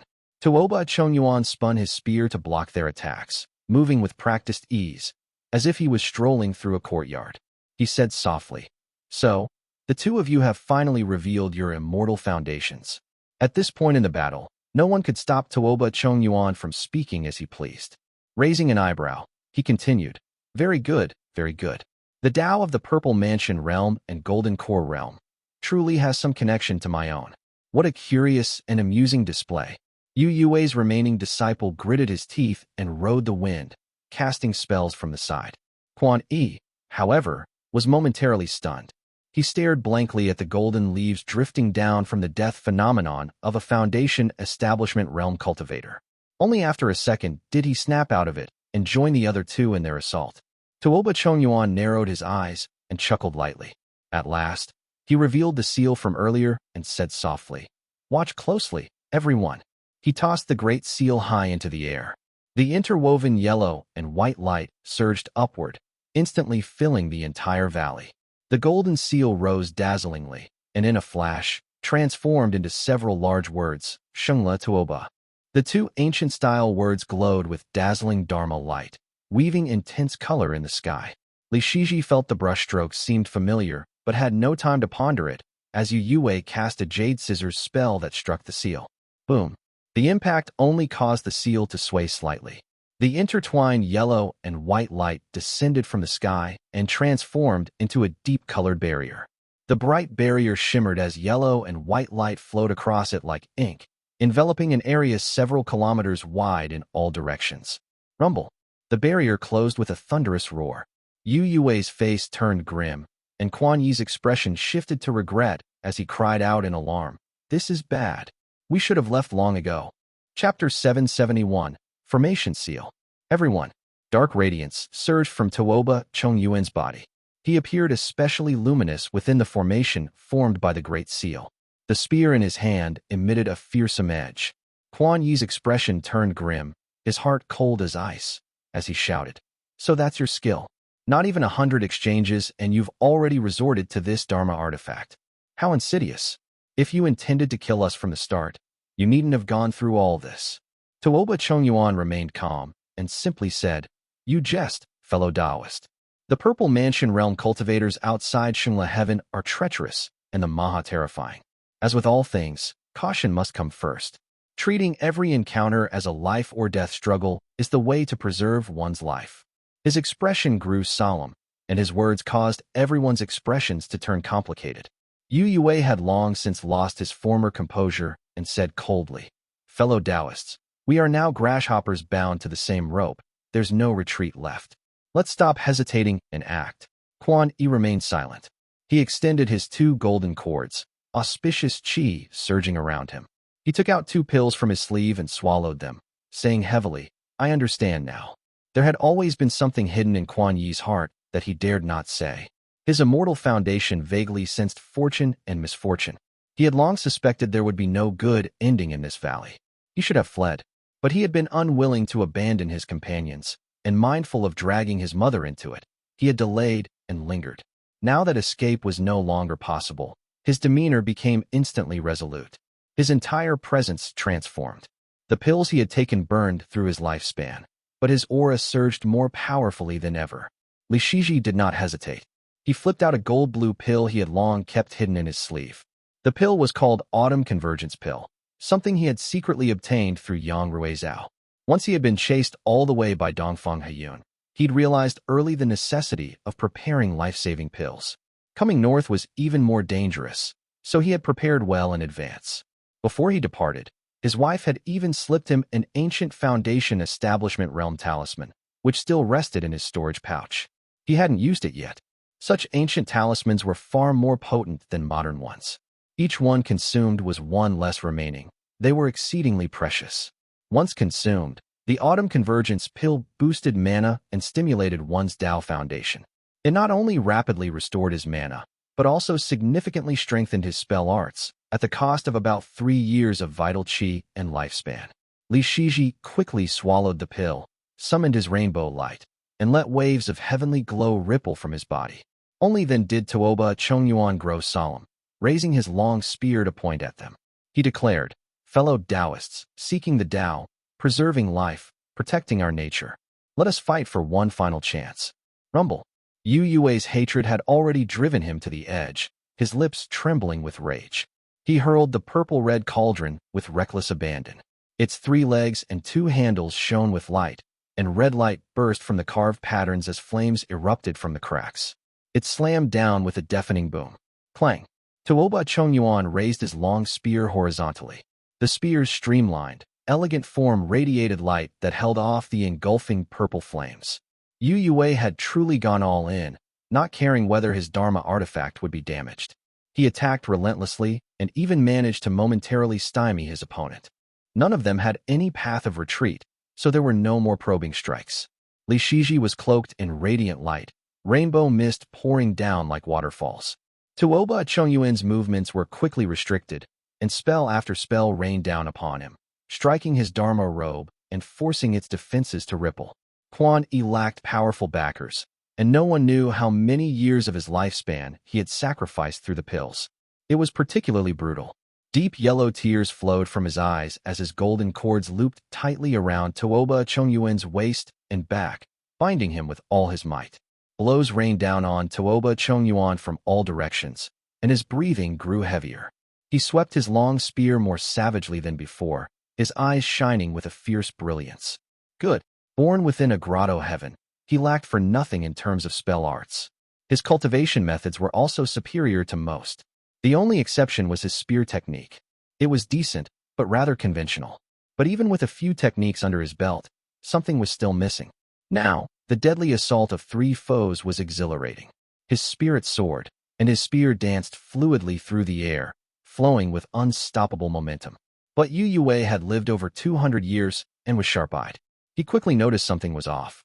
Furious, he cursed, "You little brat. You're using this old man as a whetstone."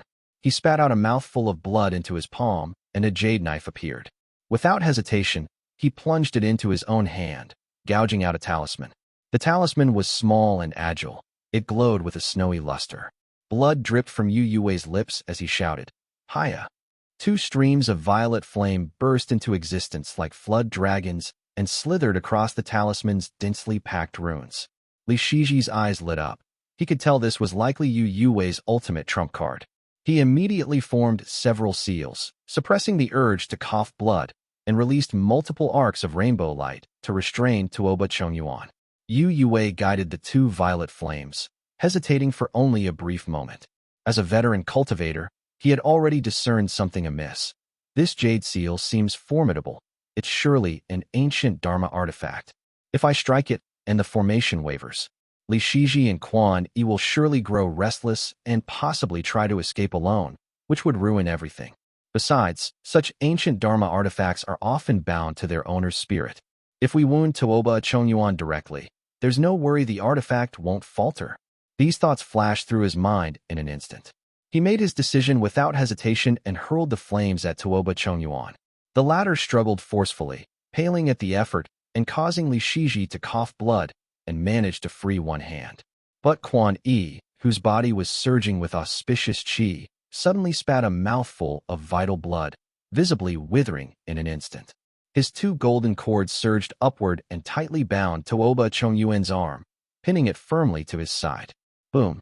The 2 violet flames exploded, shaking the entire barrier formation twice. Ripples of instability appeared across its surface. Caught off guard, Tuoba Chongyuan was engulfed by violet flames and spat out blood. You. Broken out of his focused state, Tuoba Chongyuan was now cloaked in black smoke. He clutched his face and fell silent. Finally, 2 streaks of blood trickled down his cheeks, transforming into gray wind at his chin and dispersing into nothingness. Tuoba Chongyuan continued to dodge attacks, but he coughed up 2 more mouthfuls of blood before recovering enough to open his eyes. Yu Yue's strike had been vicious and had been aimed squarely at Tuoba Chongyuan's eyes.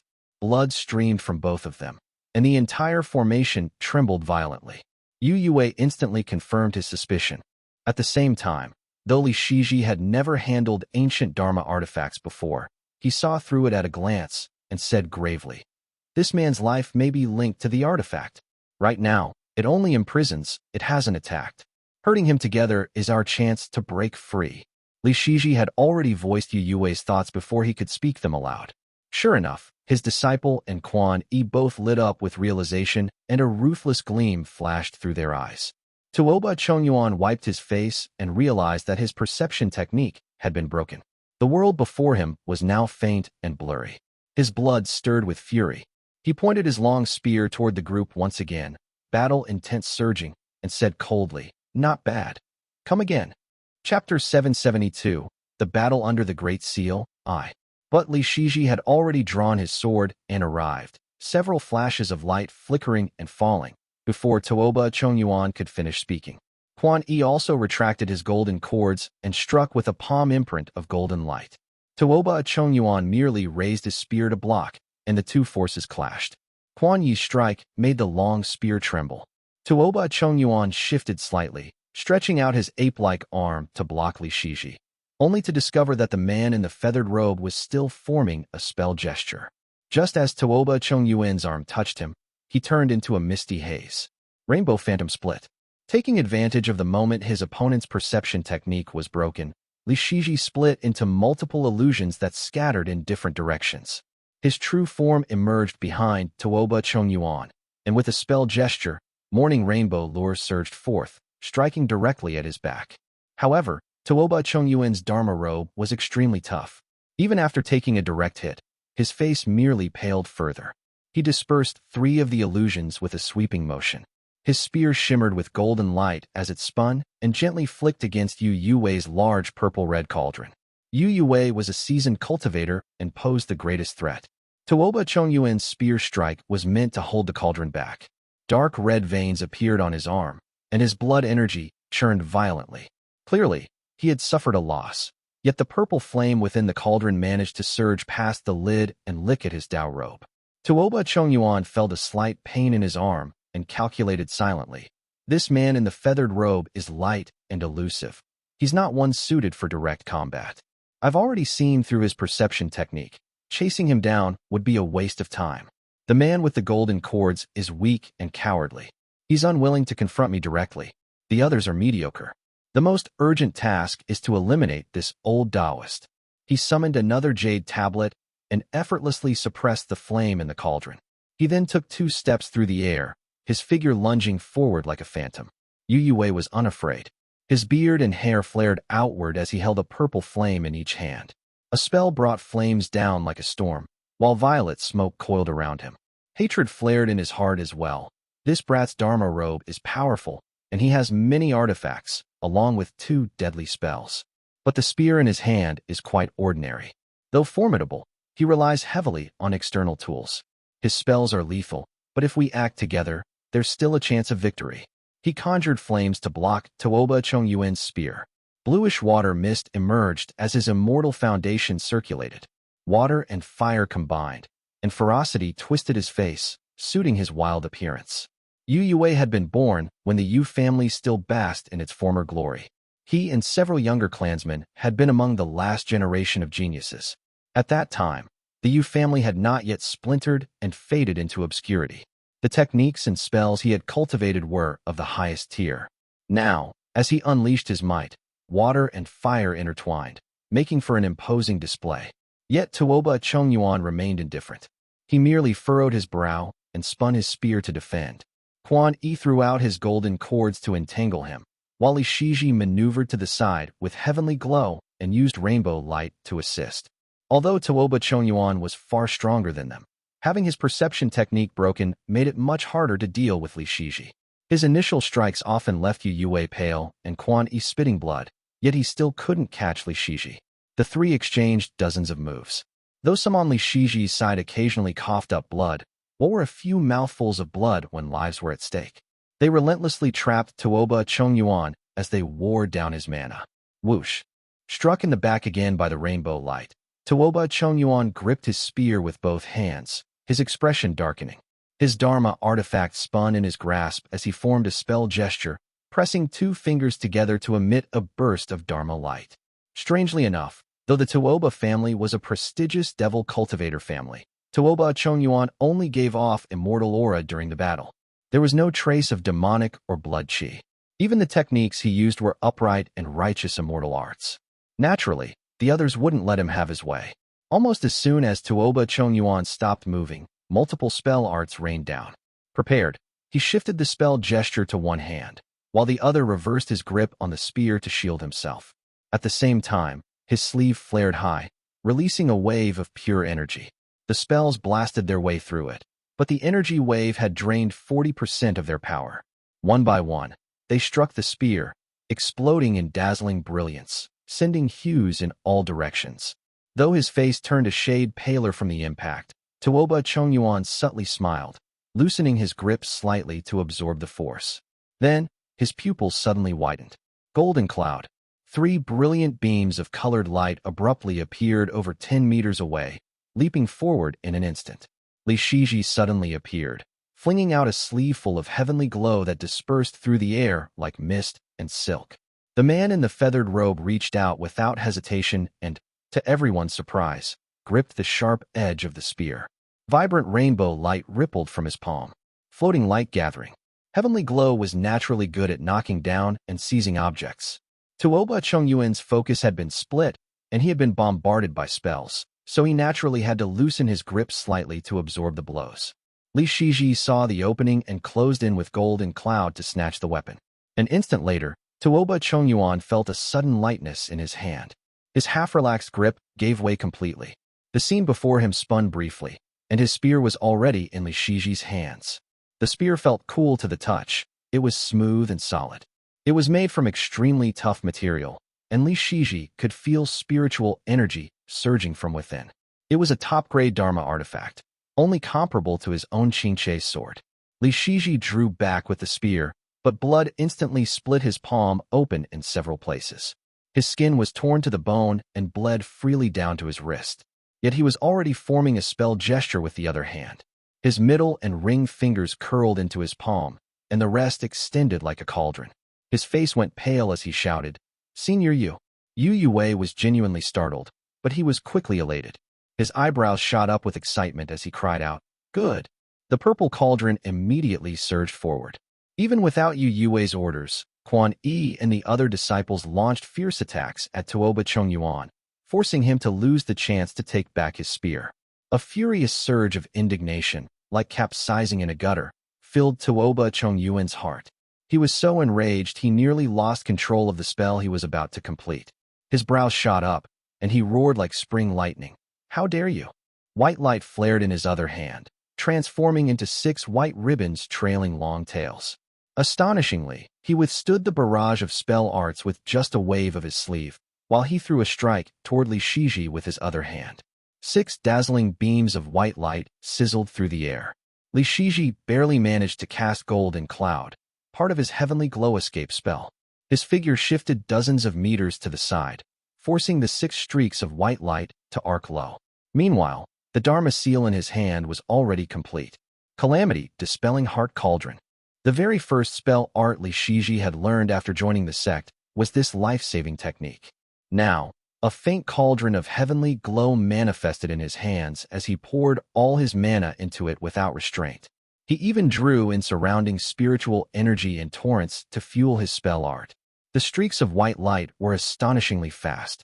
Even though Li Shiji had shifted to the other side of the battlefield with his escape spell, the white light reversed direction instantly and shot toward him. The beams paused for a moment before plunging directly into the heart cauldron in his hands. Boom! A chaotic blast of white light erupted in the sky. The spell art in Li Shiji's hands held for 3 full breaths before he flung it away like it was scalding him. But it exploded uncontrollably before he could make his own escape.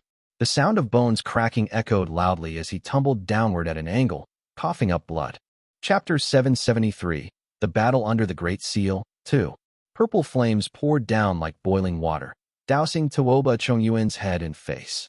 Thick white mist burst upward as he lost his grip on his Dharma artifact. He was forced to raise both hands to block the massive purple cauldron. A deep violet-red blood lined Yu Yue's lips, dripping down his white beard as streams of deep blue water and purple flame struck simultaneously. The elder's eyes flared with brilliance as he shouted, "Hiya!" Golden light flickered from his mouth again and vanished into the air. Tuoba Chongyuan's eyes were bloodshot as his robes rippled wildly. One hand was braced against the searing purple cauldron, filling the air with the scent of scorched flesh, yet his expression remained unchanged. His other forearm was hooked by 2 golden cords, which was yanking Quantao off balance. The blue water turned into cords that tightly bound his wrists.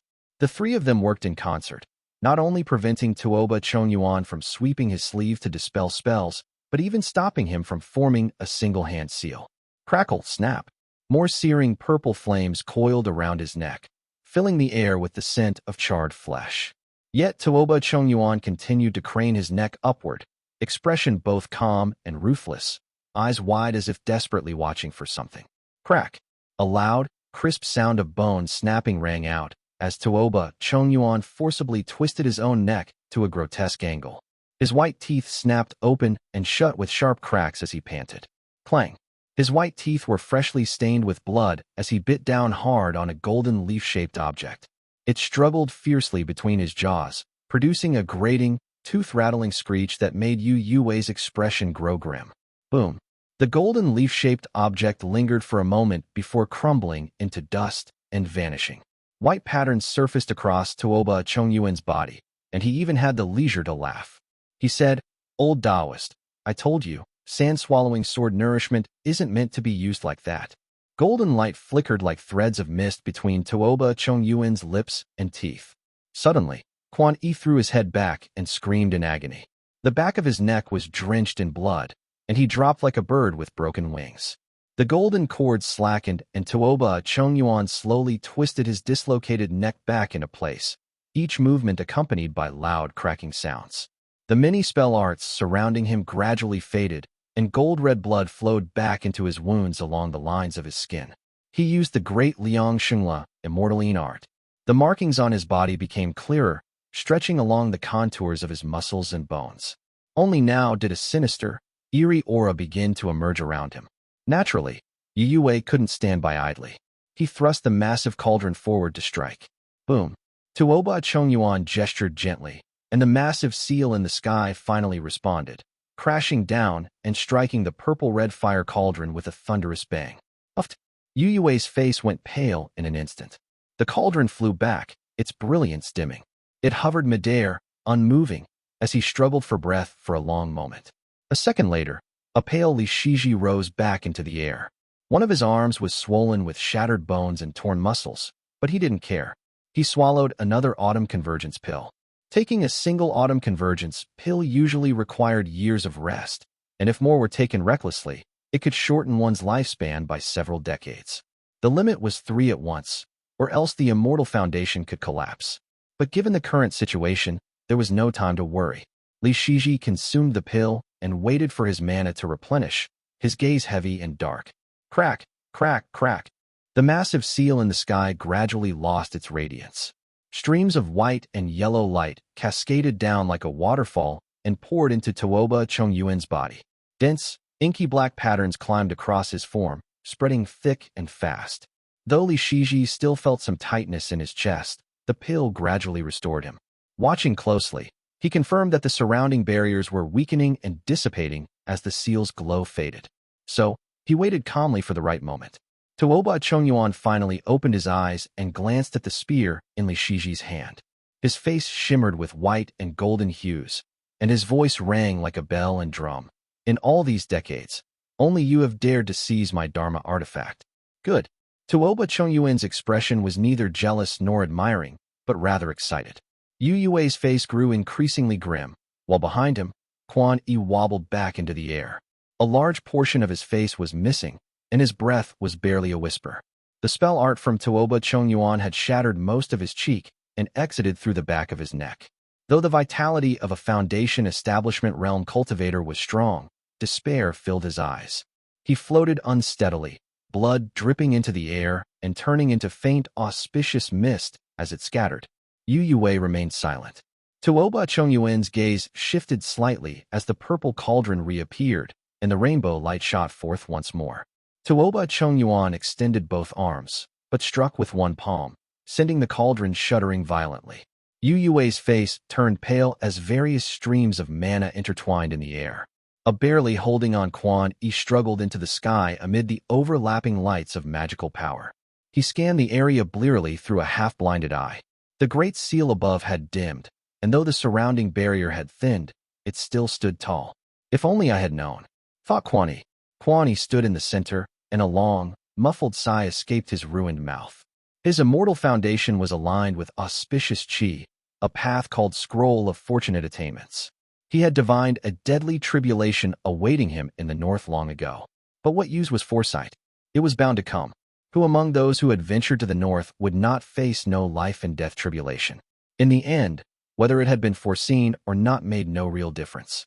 Quan Yi opened his eyes wide and gazed at the great seal, then let out a heaven-shaking, earth-shattering wail. Fellow Taoists, my mother still remains in the sect. His words hung in the air as his entire body transformed into dense layers of golden radiance and lit up the sky.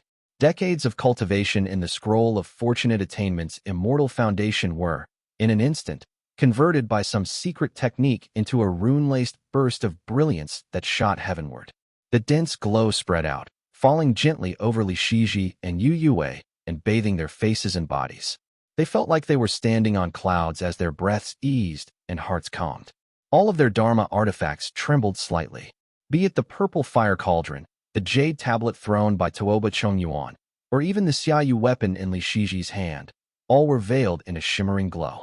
Li Shiji and Yu Yue were relatively unaffected, but Tuoba Chongyuan clearly frowned as his vision was obscured.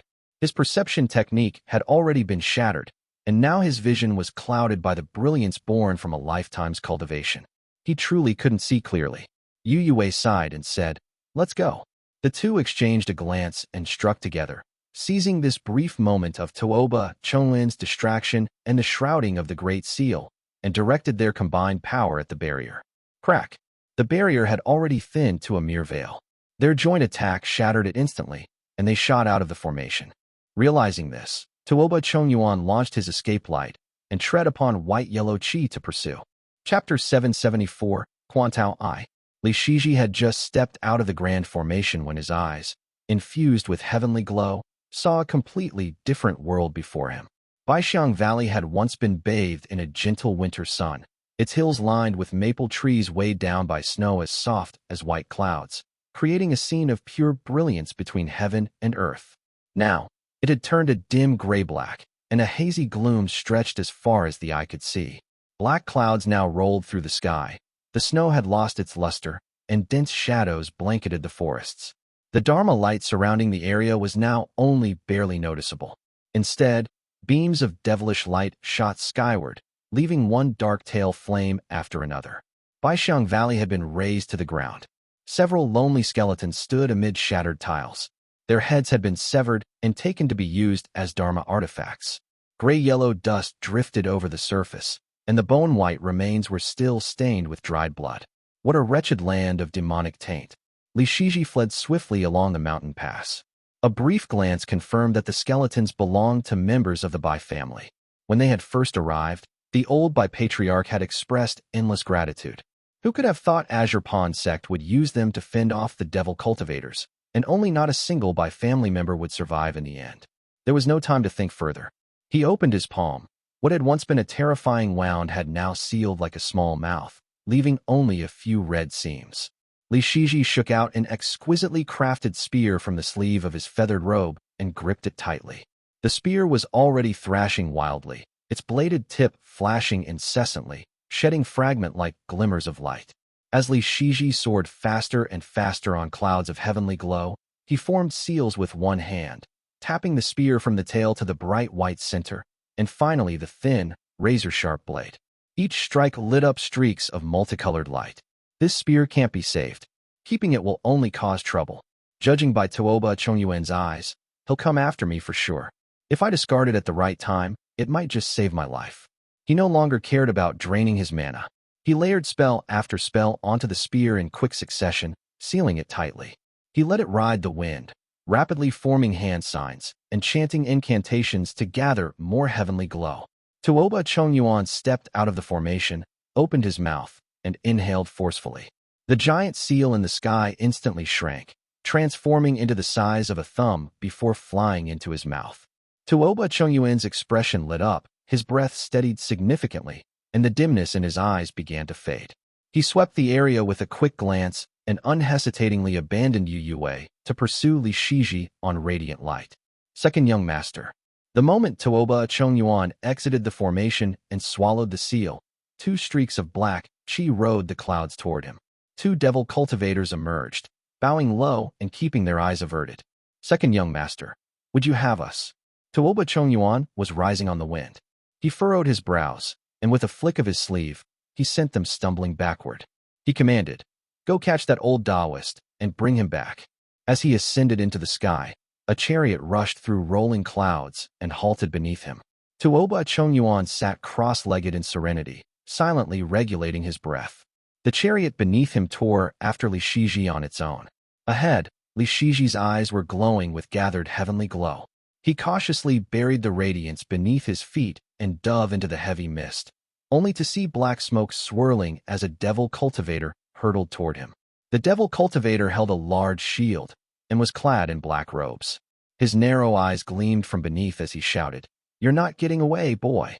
Late stage of the chi cultivation realm, Li Shiji instantly saw through the man's intentions and let out a snort of laughter. He saw me leave the formation wounded and assumed I had little mana left. He's not being vigilant at all, banking on his large shield and the devil cultivator's tenacious life force. He wants to gamble on killing me to curry favor with Tuoba Chongyuan. But this devil cultivator had miscalculated. Li Shiji had already anticipated interference and had long prepared a spell in his hand. Now, as he darted toward his attacker, he unleashed a burst of heavenly glow. The devil cultivator had been overly optimistic, and Li Shiji's spell was no mere minor technique. The heavenly glow burned through the shield as if it wasn't even there and smashed into the cultivator's face. Boom. Ripples of multicolored light surged as the devil cultivator was blown apart on the spot. His flesh quickly separated from his blood and bones under the caress of heavenly glow, scattering pale skeleton fragments in all directions. Li Shiji didn't even pause and continued to shoot forward. He hadn't lost much time to this obstacle. A flicker of heavenly glow carried him forward just a heartbeat before the gray mist behind him parted to reveal a lavish chariot. Tuoba Chongyuan sat cross-legged in the chariot as the devil cultivator's broken body still writhed in midair, with pieces of flesh dropping off in chunks. Tuoba Chongyuan didn't even glance at him as the chariot sped past, leaving behind only the fading wails of the devil cultivator. Li Shiji had only put a little distance between him and the battlefield before realizing Tuoba Chongyuan had already caught up.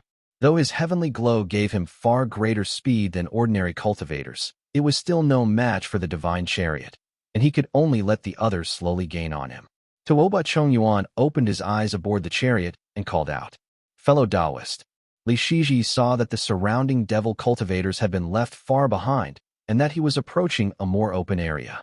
Only then did he retrieve his spear. There were too many devil cultivators before, all Tuoba Chongyuan's dogs.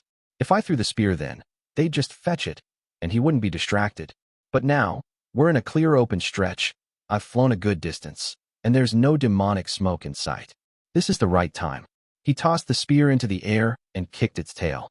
It shot forward like an arrow, streaking rapidly toward the south before vanishing into the layers of clouds. Tuoba Chongyuan immediately formed a hand seal, but when he saw that his Dharma artifact was not returning, he immediately understood that the feathered robe cultivator ahead had sealed its spiritual sense. He chuckled softly, and his voice boomed like a great bell as he said, "Fellow Taoist, you're overthinking it. Even if I did lose my Dharma artifact, who would dare pick up something from the Tuoba family? Killing you will take only 15 minutes. I can retrieve it afterward. Li Shiji completely ignored him. He slapped both his wrists dozens of times until a talisman leapt into his palm. He flicked his sleeve, and it lit up, shooting straight toward the rear. The talisman turned into a gloomy gray cloth the moment it left his palm. The sounds of drums and gongs rang out around him, accompanied by eerie giggles and wails, as incense smoke filled the air. The cloth expanded as if it was inflated, spinning and leaping through the air like a great bird in flight. It was naturally the ancient talisman Yang Ruizhao had given him. Tuoba Chongyuan, riding in his chariot, paused for the first time, frowning as he looked at the gray cloth. He thought, someone from the underworld. Chapter 775, Quantao 2. As he was born into a family with a grotto heaven, Tuoba Chongyuan was extremely well informed, especially about the southern regions. The gray cloth released by the talisman looked all too familiar and clearly bore the traits of the underworld. His frown deepened as he thought, it looks just like Judge Yang's 9-layer attribute net from the Jinan office. Could his surname be Yang?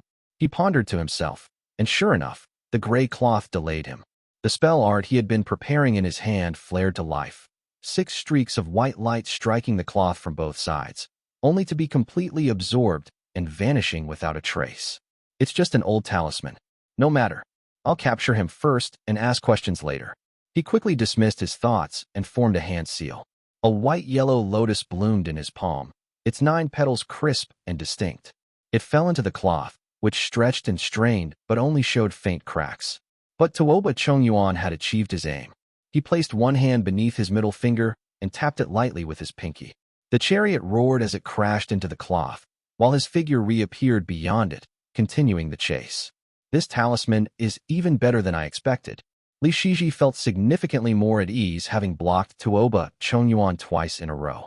After passing several small hills, a checkpoint appeared ahead. But there was no joy on Li Shiji's face, only solemn focus. Just as expected, no cultivators came to assist from the checkpoint.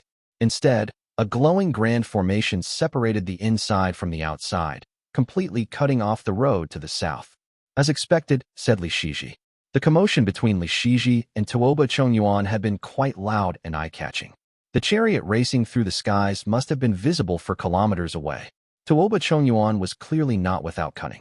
He had shouted his family name loudly on purpose, cutting off any chance of Li Shiji receiving aid.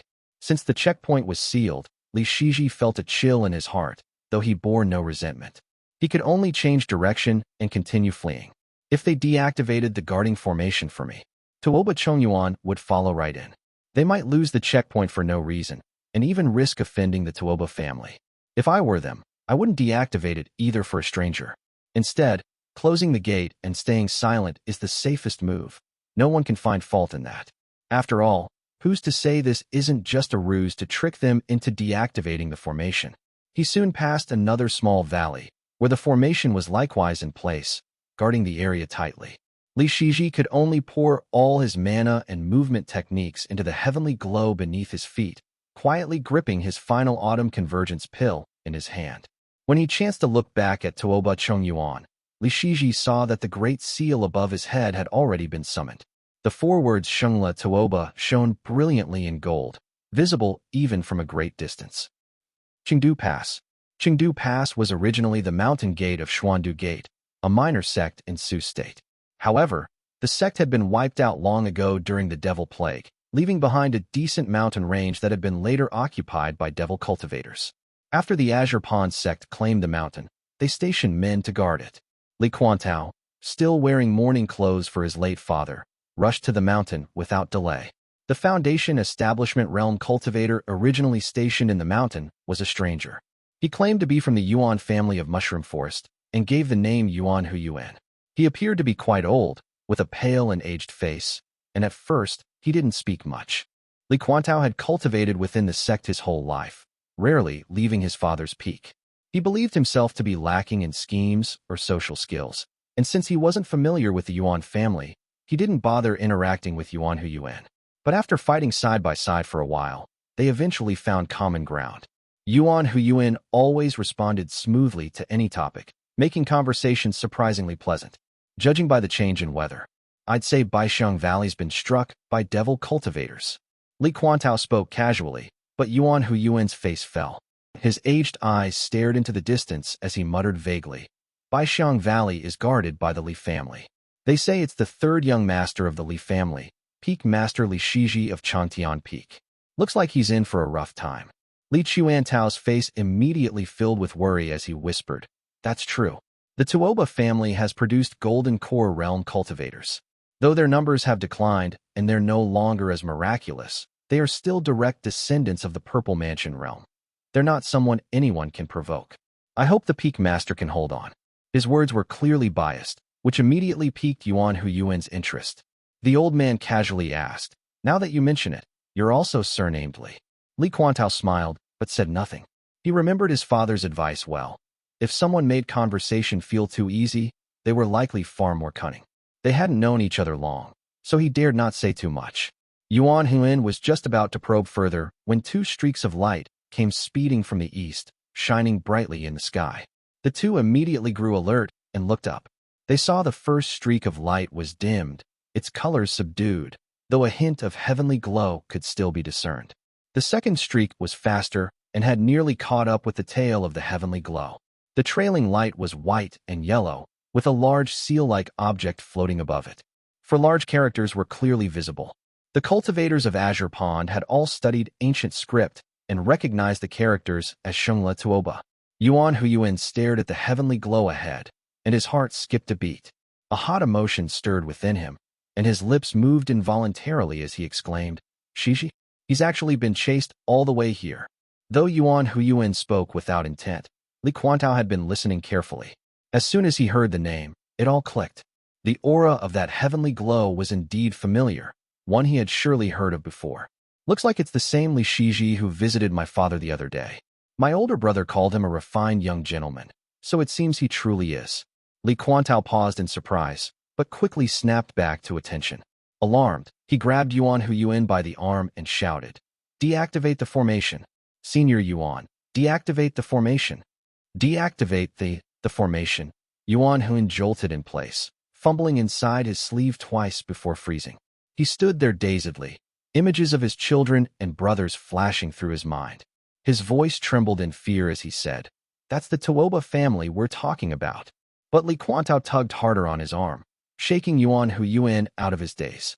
The burning emotion within Yuan Huyuan turned into something vaguely bitter as he cried out again, "Deactivate the formation? Are you mad? That's the Tuoba family. You said to yourself they're not people to provoke. I said deactivate it." Li Quantao erupted, casting aside all pretense of his junior status. His voice thundered in Yuan Huyuan's ear. Though not fierce by nature, his face was twisted with urgency as he yelled, "Deactivate the formation, Taoist. I must save this man." "Are you insane?" Yuan Huyuan firmly refused. As the controller of the formation, Li Chuantao's jade token only allowed for his own passage.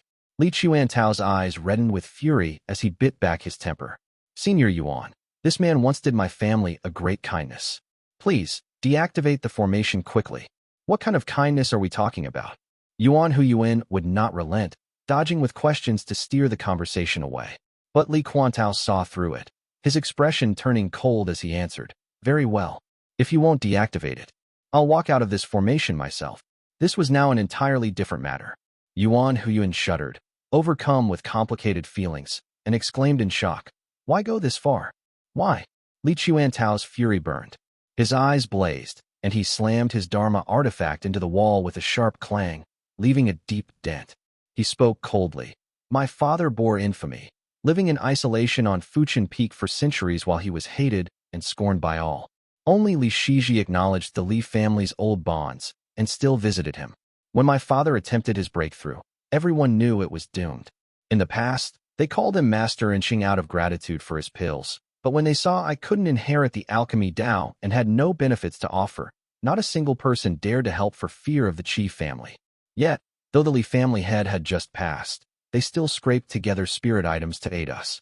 My younger uncle traveled thousands of kilometers to fetch them, and when we tallied the numbers, their contribution exceeded all the others combined." Li Quantao didn't spare Yuan Huyuan another glance. He rose on the wind and shot forward, leaving behind a cold sentence that echoed in the winter air. Now that Shiji is in danger, how could I ever face my late father if I turn a blind eye?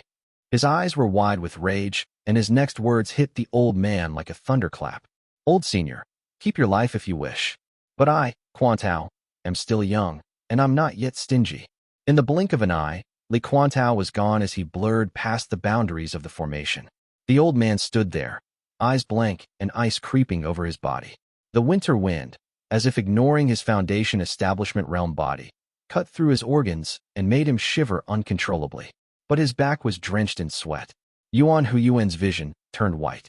His thoughts were a blur. The words still echoed in his head, making his teeth chatter as he collapsed onto the wall's edge. When I caught a cold at 6, it felt just like this. The old man suddenly recalled the memory. His face had turned a frosty shade of blue, and he slowly brought out his aged hands, rubbing them together before his chest. Chapter 776, Encheng, I. Li Shiji had understood early on that guarding the valley was no easy task. If the Tuoba family sent some random subordinate, they would be fine. But if they sent a direct descendant, then he would need to prepare an escape route. So he had inquired about the relevant rosters, memorized the approximate layout of the checkpoints surrounding Baishan Valley, and organized a list of the cultivators stationed at each. Now, he followed the shortest possible route in his flight. He rode past more than 10 strongholds on Heavenly Glow. Most were minor hills and small formations. Some had been raised by devil cultivators, while others were simply too afraid to appear, remaining eerily silent. He had passed 2 major formations. One remained sealed shut, and the other was surrounded by devil cultivators. It had been too dangerous to approach. That one had originally housed members of the Yang family, but they were either trapped or dead. No signs of life remained. He could only forge ahead blindly. Now his back was soaked with sweat, and his insides in complete disarray. His spiritual sea was nearly empty, and the heavenly glow had grown dim. He flew past another small mountain. Its formation was unresponsive, turning him away at the threshold. Li Shiji hovered lightly on the dim heavenly glow and glanced downward twice. His insides were in turmoil as danger loomed.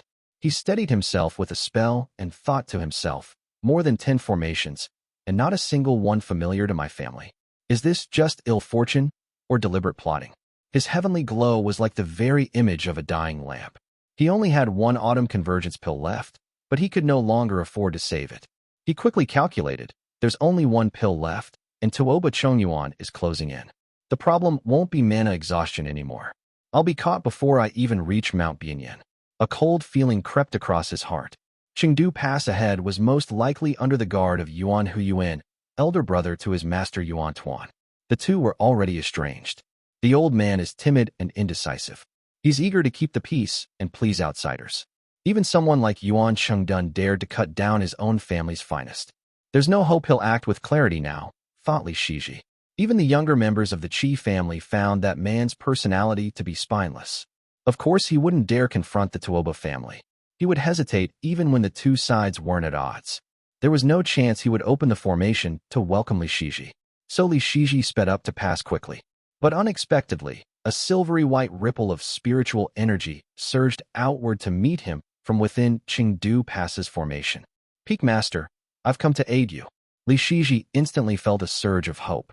He paused in surprise and quickly saw that the person was not from the Yuan family. He guessed they were from the Ning or Yang families and replied, "Fellow Taoist, we're already near Mount Bianyan. Just delay him a little. Reinforcements are on the way." He spoke those words for Tuoba Chongyuan to hear. Li Shiji quickly formed hand seals, wary of an ambush. With a flick of his finger, the final autumn convergence pill slipped into his mouth. Tuoba Chongyuan finally frowned, summoning a streak of white light to his palm as he said coldly, "Whose family are you from? Stay out of this." Li Quantao shook his sleeve, and a warm, lustrous white pearl leapt into the air, shedding radiance as he replied, "This is my family matter. I have no choice but to intervene." Tuoba Chongyuan assumed this was one of Li Shiji's kin coming to his rescue, and his expression darkened. But then, streaks of flowing light burst from the pearl in Li Quantao's hand and rose into the clouds. Thunder roared overhead, and droplets of water began to rise from beneath their feet, joining the clouds above. Li Shiji immediately felt lighter, and the mana required to ride the heavenly glow dropped sharply. Tuoba Chongyuan, momentarily obstructed, gave Li Shiji a chance to breathe.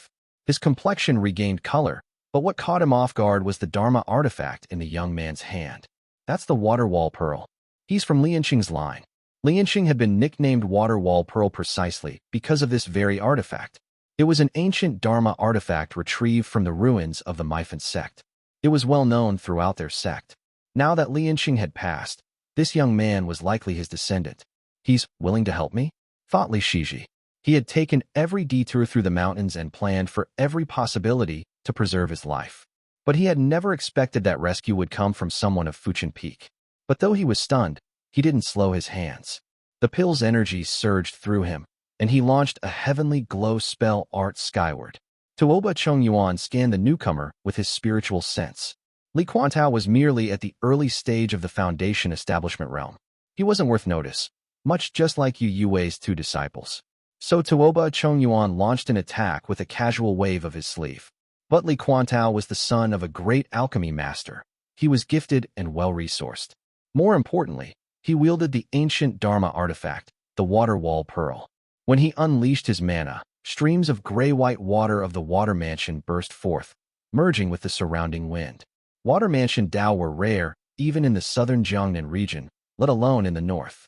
Tuoba Chongyuan suddenly felt the spiritual winds beside him turn wild and unruly beneath his feet.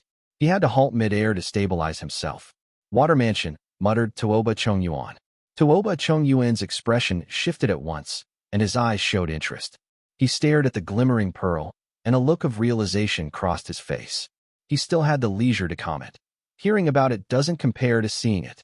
Our Emperor Wu of Great Liang founded the nation after slaying dragons and phoenixes, obtaining both the converging water and inferior water pearls. The one in your hand must be a replica from an ancient cultivator. The glow around him dimmed slightly. He didn't need a weapon. He simply cast a spell that made the water wall pearl tremble violently. Li Shiji and Quantao joined forces to barely block the blow, but Tuoba Chongyuan was pressing hard. After 10 or so exchanges, Li Quantao's face was beginning to pale. Li Shiji was in dire condition. He should have escaped while he could. But if he broke away now, it wasn't clear whether he could even make it out, and the youth who'd come to save him would likely die in his place. So he gritted his teeth and stayed, defending alongside the youth. He coordinated quickly with Quantao with his spiritual sense. The young man responded, Peak Master, I am Quantao of Fuchin Peak. This man is too fierce. Huiyuan wouldn't open the formation, but some of our kin are not far from here. We should fight and retreat. We need to head south. Li Shiji immediately understood. He focused on calming his breath while Quantao took the lead. His mana boiled over, and his Dao foundation manifested as he bought time with reckless abandon. Though Li Quantao's cultivation was comparatively weak, his Dharma artifact was formidable. The white water barrier deflected spell arts while he fought to stall Tuoba Chongyuan. The latter had just come out of a battle and was still without his weapon. Thus, Quantao managed to hold his ground for several exchanges. But Li Quantao's complexion had already begun to pale after just a dozen exchanges. The blessing of the Great Seal allowed Tuoba Chongyuan's every move to strike like a Dharma artifact. Had he not lost his favored weapon, Quantao would have long since been knocked from the sky. Even with multiple peak masters from Baishang Valley, things turned out like this. I can't afford to underestimate him. Quantao, though not powerful, had some battle experience. He quickly swallowed a pill, triggering a downpour of water mansion currents. Even while coughing up blood from a blow, he responded via spiritual sense to Li Shiji. Don't worry, Peak Master. It's just a 7 minutes journey. I, Quantao, can hold out until then. Chapter 777, Encheng 2. Tuoba Chongyuan's expression darkened. He had already spent far too long pursuing Li Shiji, and had ventured too deep into enemy territory. Though he was still confident, he began to weigh whether the kill was truly worth it. Tensions surged between the three of them, until suddenly, a burst of light flared in the sky. Boom! The sky brightened abruptly. The spiritual aura of heaven and earth shifted violently, and the rise of several glowing halos caused the sky to hum in resonance. In the distance, a mountain quaked and shattered. Li Shiji squinted as the sky turned red. A massive arc of golden light flickered in the distance, followed by a piece of golden brilliance plummeting from the sky. Two crisp cracks rang out as a stretch of buildings materialized and dropped into the distant mountains. Could it be a fluctuation in spiritual aura, causing something from a grotto heaven to fall into our realm? In that split second, several thoughts flashed through Li Shiji's mind. He grabbed Li Quantao and the two of them activated blood escape technique, launching into the sky under the crimson heavens as they fled south. But Tuoba Chongyuan didn't follow. Instead, the devil cultivator stopped where he was. He shut his eyes and cast a spell. Li Quantao had barely survived that last bout thanks to his Dharma artifact, so he watched with growing dread. Sure enough, only a few kilometers into their escape, 6 beams of white light chased after them. Unlike the previous pale white hue, these were much thicker. The lights were tinged faintly with yellow. Alarmed, Li Quantao pulled out a talisman. Li Shiji also activated several talismans, raising the calamity, dispelling heart cauldron in his hand to dispel the spell arts. Li Quantao summoned the water wall pearl again and smashed it directly toward the incoming beams without hesitating. Boom! The white light clashed with the Dharma artifact and instantly shattered into tens of thousands of blade-like fragments. Li Shiji's mana shields lasted only 2 seconds before the blades landed on his feathered robe. Golden light burst from the robe once again and dissolved the remaining blades. In the end, he only coughed up a mouthful of blood. The robe, which was a gift from his wife, had saved his life yet again. Li Shiji quickly took a pill and looked to the youth beside him. Li Quantao had taken a full face of blade fragments. A talisman had shielded his head, but he still coughed twice and reached into the air to catch his severed arm and leg. He hastily reattached them. The Water Mansion Dao Foundation body had strange properties. Unlike typical Foundation establishment realm cultivators, such injuries were not fatal. He recalled the water wall pearl and rode the blood wind once more. Despite everything, his tone remained warm as he said, "The water wall pearl's core is incredibly tough. It can even withstand attacks from a purple mansion realm cultivator. No need to worry." Tuoba Chongyuan had vanished from view. Li Shiji exhaled deeply. Finally, he had the space to think of something else. There's still the Sunseeker ring back home, which is just as sturdy and unpredictable, but it's tied to Green Pine Temple. I've never dared to use it. As he and Li Quantao passed another checkpoint, the grand formation still shimmered brightly, clearly refusing to let them enter. The young man's face darkened, but he said nothing more, simply stating, "Peak Master, follow me. My elder brother oversees a formation not far from here. We can enter there." Li Shiji scanned the surroundings. Tuoba Chongyuan was still nowhere in sight, but neither of them dared to relax. They continued to flee on their blood light until they reached a green mountain in under 7 minutes. Li Quantao clearly held more authority here than at Chengdu Pass. He didn't even report as he waved his command token and brought Li Shiji inside. The area beyond the formation was a mess, filled with the rubble of the many collapsed buildings. Yet, despite the disarray, the morale remained stable. Li Quantao asked around briefly, then turned back and said, "Peak Master, my elder brother has gone to provide support and hasn't returned yet. This place is still relatively safe. Please rest and recover without worry." Li Shiji finally allowed himself to relax. Pain surged through every bone and limb, while head spun and vision blurred. He forced himself to stay upright and said, "No need for such courtesy. Thank you, brother. Some debts are too great for words." "Hey, don't mention it." Li Quantao was not in much better shape himself. His internal injuries were far more severe. He wasn't some reckless youth acting on passion. He had agreed to intercept and aid Li Shiji out of gratitude, and partly because he thought his brother was stationed here. But he had underestimated Tuoba Chongyuan in every regard. In the end, the wounds he suffered were far worse than expected.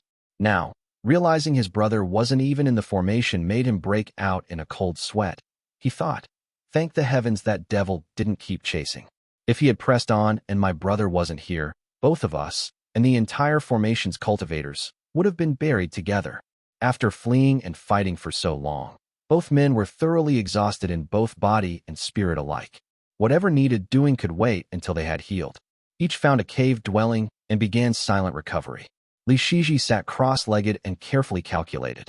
His feathered robe had sustained damage again, its lifespan reduced by a decade or so, but it had saved his life. Fortunately, I had the autumn convergence pill. Fortunately, that favor was repaid. I've missed the appointed time. Tuoba Chongyuan furrowed his brows, but his hands didn't slow. He had sent 6 beams of white light after the fleeing blood escape. Yet he decisively abandoned the two and turned back in haste, flying swiftly in the direction from which he had come. Breaking through the formation had always been his main goal, while chasing the man in the feathered robe was merely a convenient aside. If he couldn't catch him, so be it. It was only a Foundation establishment realm cultivator. But if he delayed family matters, that would be a real problem. He flew over 5 kilometers before his celestial chariot rolled through white mist to catch up. Gone was Tuoba Chongyuan's earlier ease. He poured mana into the chariot and sped back with urgency. After a moment of spell casting and calculation, he followed the spell art and descended into a forest. There, buried in a mossy green boulder, stood his spear, its Dharma light glimmering faintly. Since the Dharma artifact had been sealed by Xia, he couldn't summon it directly and had to retrieve it himself. He landed carelessly before the stone and gave it a tug, but it didn't budge. He felt a sudden jolt and whipped around. A youth, dressed in a Taoist robe patterned with cloud motifs and with neatly combed hair, emerged from within the tangled red-tinted mist. The young man greeted him politely. "Fellow Taoist, that spear happens to be mine." Tuoba Chongyuan was already in a foul mood, and an angry laugh slipped out of him. He was eager to return and in no mood for distractions. As he slowly exerted more force on the spear, he replied coldly, "Bold of you." Just as he was about to speak harsher words, he paused. The spear remained firmly embedded in the stone, unmoved despite his strength. His expression darkened further. The youth gave a slight bow as he calmly studied him. He smiled. "I came here under orders to take a share of the spoils." It was quite the coincidence when a spear fell from the heavens, landing right before me. I thought I had stumbled upon a fine Dharma artifact for free. So it belongs to a young master of the Tuoba family. No wonder you throw things around so generously. He nodded approvingly, looking quite pleased as he continued. "Your esteemed family hasn't dared set foot in the Eastern Sea since the death of Tuoba Xiantan. It's so rare to see one of you. I mean no disrespect, just that I intend to kill you." Tuoba Chongyuan felt something off. He stared at the youth, whose identity had become increasingly clear. The youth quietly gripped a jade talisman in his hand. A swirl of yellow and white rose around his face as he gathered power. "Dongfang Heiyun, at your service, young master." The youth tidied his sleeves, cupped his hands in greeting, and grinned. "Young master, why haven't you run yet? Hurry along and go save your life." Chapter 778, The One from Miao Family, I. Mount Chengdu. Dawn had just risen from within the mountains, gradually flickering over the treetops. The jade-like path shimmered beautifully. It was often called the Azure Steps by the families around the lake. It was a metaphor for the path of ascension. A young man quickly descended the steps, his bearing noble and composed. He wore a platinum-white Taoist robe with tightly fitted cuffs, giving him a clean and decisive appearance. Though he was bathed in golden morning light, his pupils were partially hidden in the shadow of his nose bridge and only glimmered faintly with gold. A cold and stern black-robed youth followed closely behind Robes. His voice was low and steady. "Your Highness, the new disciples from each family have all entered the estate. The numbers are down by 20% compared to last year." Li Zhouwei was just 17 and had focused solely on cultivating the perception technique art. When Li Shiji and Li Shiming were his age, they had just reached the Qi cultivation realm. Yet he had already reached the 5th stage of the Qi cultivation realm. Li Zhouwei was undoubtedly the finest talent in the family in several generations. Qinyang too had outpaced his peers by a wide margin. Since he had only reached the Qi cultivation realm a few years ago, he was hailed as the most gifted outsider in 100 years. Many within the family believed it was due to his half-direct bloodline from the main family. Though he was widely praised, it was seen as expected. 20%. The two strolled across the peak, both well aware of the reason behind the numbers. Li Zhouwei slowed to a stop with his hands clasped behind his back, golden flecks of light swirling within his pupils. The glow no longer had the strange and eerie hue it once did. Now, it clearly radiated the brilliance of mana. The golden flecks came from the grand veined golden eyes that Li Shiji had brought back years ago. He had refined the grand veined golden eyes quite early. This bright young perception technique art was no easy feat. Ancient cultivators of the Wei states Li family once needed 20 years to master it. Yet Li Zhouwei had done so with ease. Qinyang was extremely skilled in reading people and assessing situations. He cupped his hands and replied, "The war up north remains uncertain. These people are afraid. They're afraid that if they send their families' youths here, they'll be sent to the northern front in a few years. They've each kept one or two behind, sending the rest away under the pretext of training trips. Some were sent to the east, others to the west. This limited the intake to just 20%. Since the spiritual orifice talent pool fluctuates yearly, it's hard to argue against it. Li Zhouwei and Chongyuan reached the foot of the mountain, where the lake shimmered with golden light. Several cultivators in the embryonic breathing realm were navigating boats across the water, activating water dividing techniques, and diving beneath to mine minerals. Li Zhouwei's eyes were half-lidded as he asked, "How many are we short?" Chongyuan replied respectfully, "Chun, Dou, Su, Tian, and Lijing have all seen slight increases compared to last year. The 4 towns of Huaqian and the 7 cities of Huayu have each decreased by 10%. As for the 8 towns of Wutu, many are from the region of Mount Yu, so their numbers remain steady. But the population in Milan has withered, dropping by a full 20%. The missing names on the registry fall under the Jade Court's supervision. I dare not inquire." Li Zhouwei listened, his glowing pupils casting a glance over the water's surface as he replied, "These families have been graced for many years and are considered loyal. Chongyuan, go verify the registry and personally question each household. Also, send a few family letters to the northern front." Chongyuan nodded in understanding. His tone was respectful, but a hint of a dark smile played at his lips. "Your Highness, just once." Li Zhouwei waved his hand and said, "Just once for now." Chongyuan took his leave, and Li Zhouwei stood by the lakeside for a moment, a hint of coldness flashing across his face. Li Shijuan had been gravely wounded in that great battle and had to enter seclusion to fan his spark of life. Li Shiming had been forced to emerge. He was now patrolling the lake on one end while still refining pills and tending to Li Shijuan. As a result, household affairs had been left unattended. He had grown old enough to temporarily take over matters on Mount Qingdu. The constant mobilization had forced them to not only send people north, but also dispatch others to investigate various regions. Manpower was already stretched thin. Investigating abroad was far more dangerous, mostly because of devil cultivators slipping into towns and devouring people. Taking this much risk for mere mortals hardly seemed worth it to the families. Li Zhouwei knew perfectly well that several houses under his rule were especially unwilling. However, he had no patience to negotiate. "I've just taken over household affairs, and in times of upheaval, it's best not to act too harshly otherwise," muttered Li Zhouwei. So he sent Chongyuan. On the surface, it was a simple inquiry, but in truth, it was a warning. Chongyuan's fierce and ruthless nature made him the perfect candidate for such a task. Li Zhouwei rode the wind upward toward the mountaintop. At the summit, he saw a stone platform, flowing with brilliance and etched with intricate patterns. A dark golden halberd was planted at its center. Its long shaft curved like a crescent moon, with a luminous white arc etched in the middle. It was shrouded in mysterious and exquisite spiritual energy, as it silently radiated brilliant light that rendered the surrounding vegetation lifeless and pale. Beside it lay a circular Dharma artifact. It was a golden red ring, about the width of a pinky, made of neither gold nor silver. "2 ancient Dharma artifacts," said Li Zhouwei in a low voice. Both were ancient artifacts. The halberd, in particular, came from a grotto heaven and radiated pure brilliance. Together, their value might not surpass the entire Li family, but they were certainly worth as much as all of the family's foundation establishment realm Dharma artifacts combined. In the current Li family, not even Li Shiming had a proper Dharma artifact. Li Shiji still used a Qi cultivation realm sword, yet they had prepared such precious artifacts for him. "Now that I've broken through to the 5th stage of the Qi cultivation realm, I can finally lay hands on these ancient Dharma artifacts," said Li Zhouwei.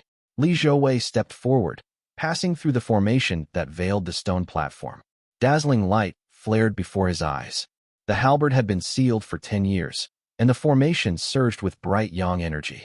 Without the protection of the formation, the platform itself would have turned to white sand. Li Shiming had once tried using this artifact. Even though he possessed a bright yang Dao foundation, the halberd had only glowed faintly in his hands.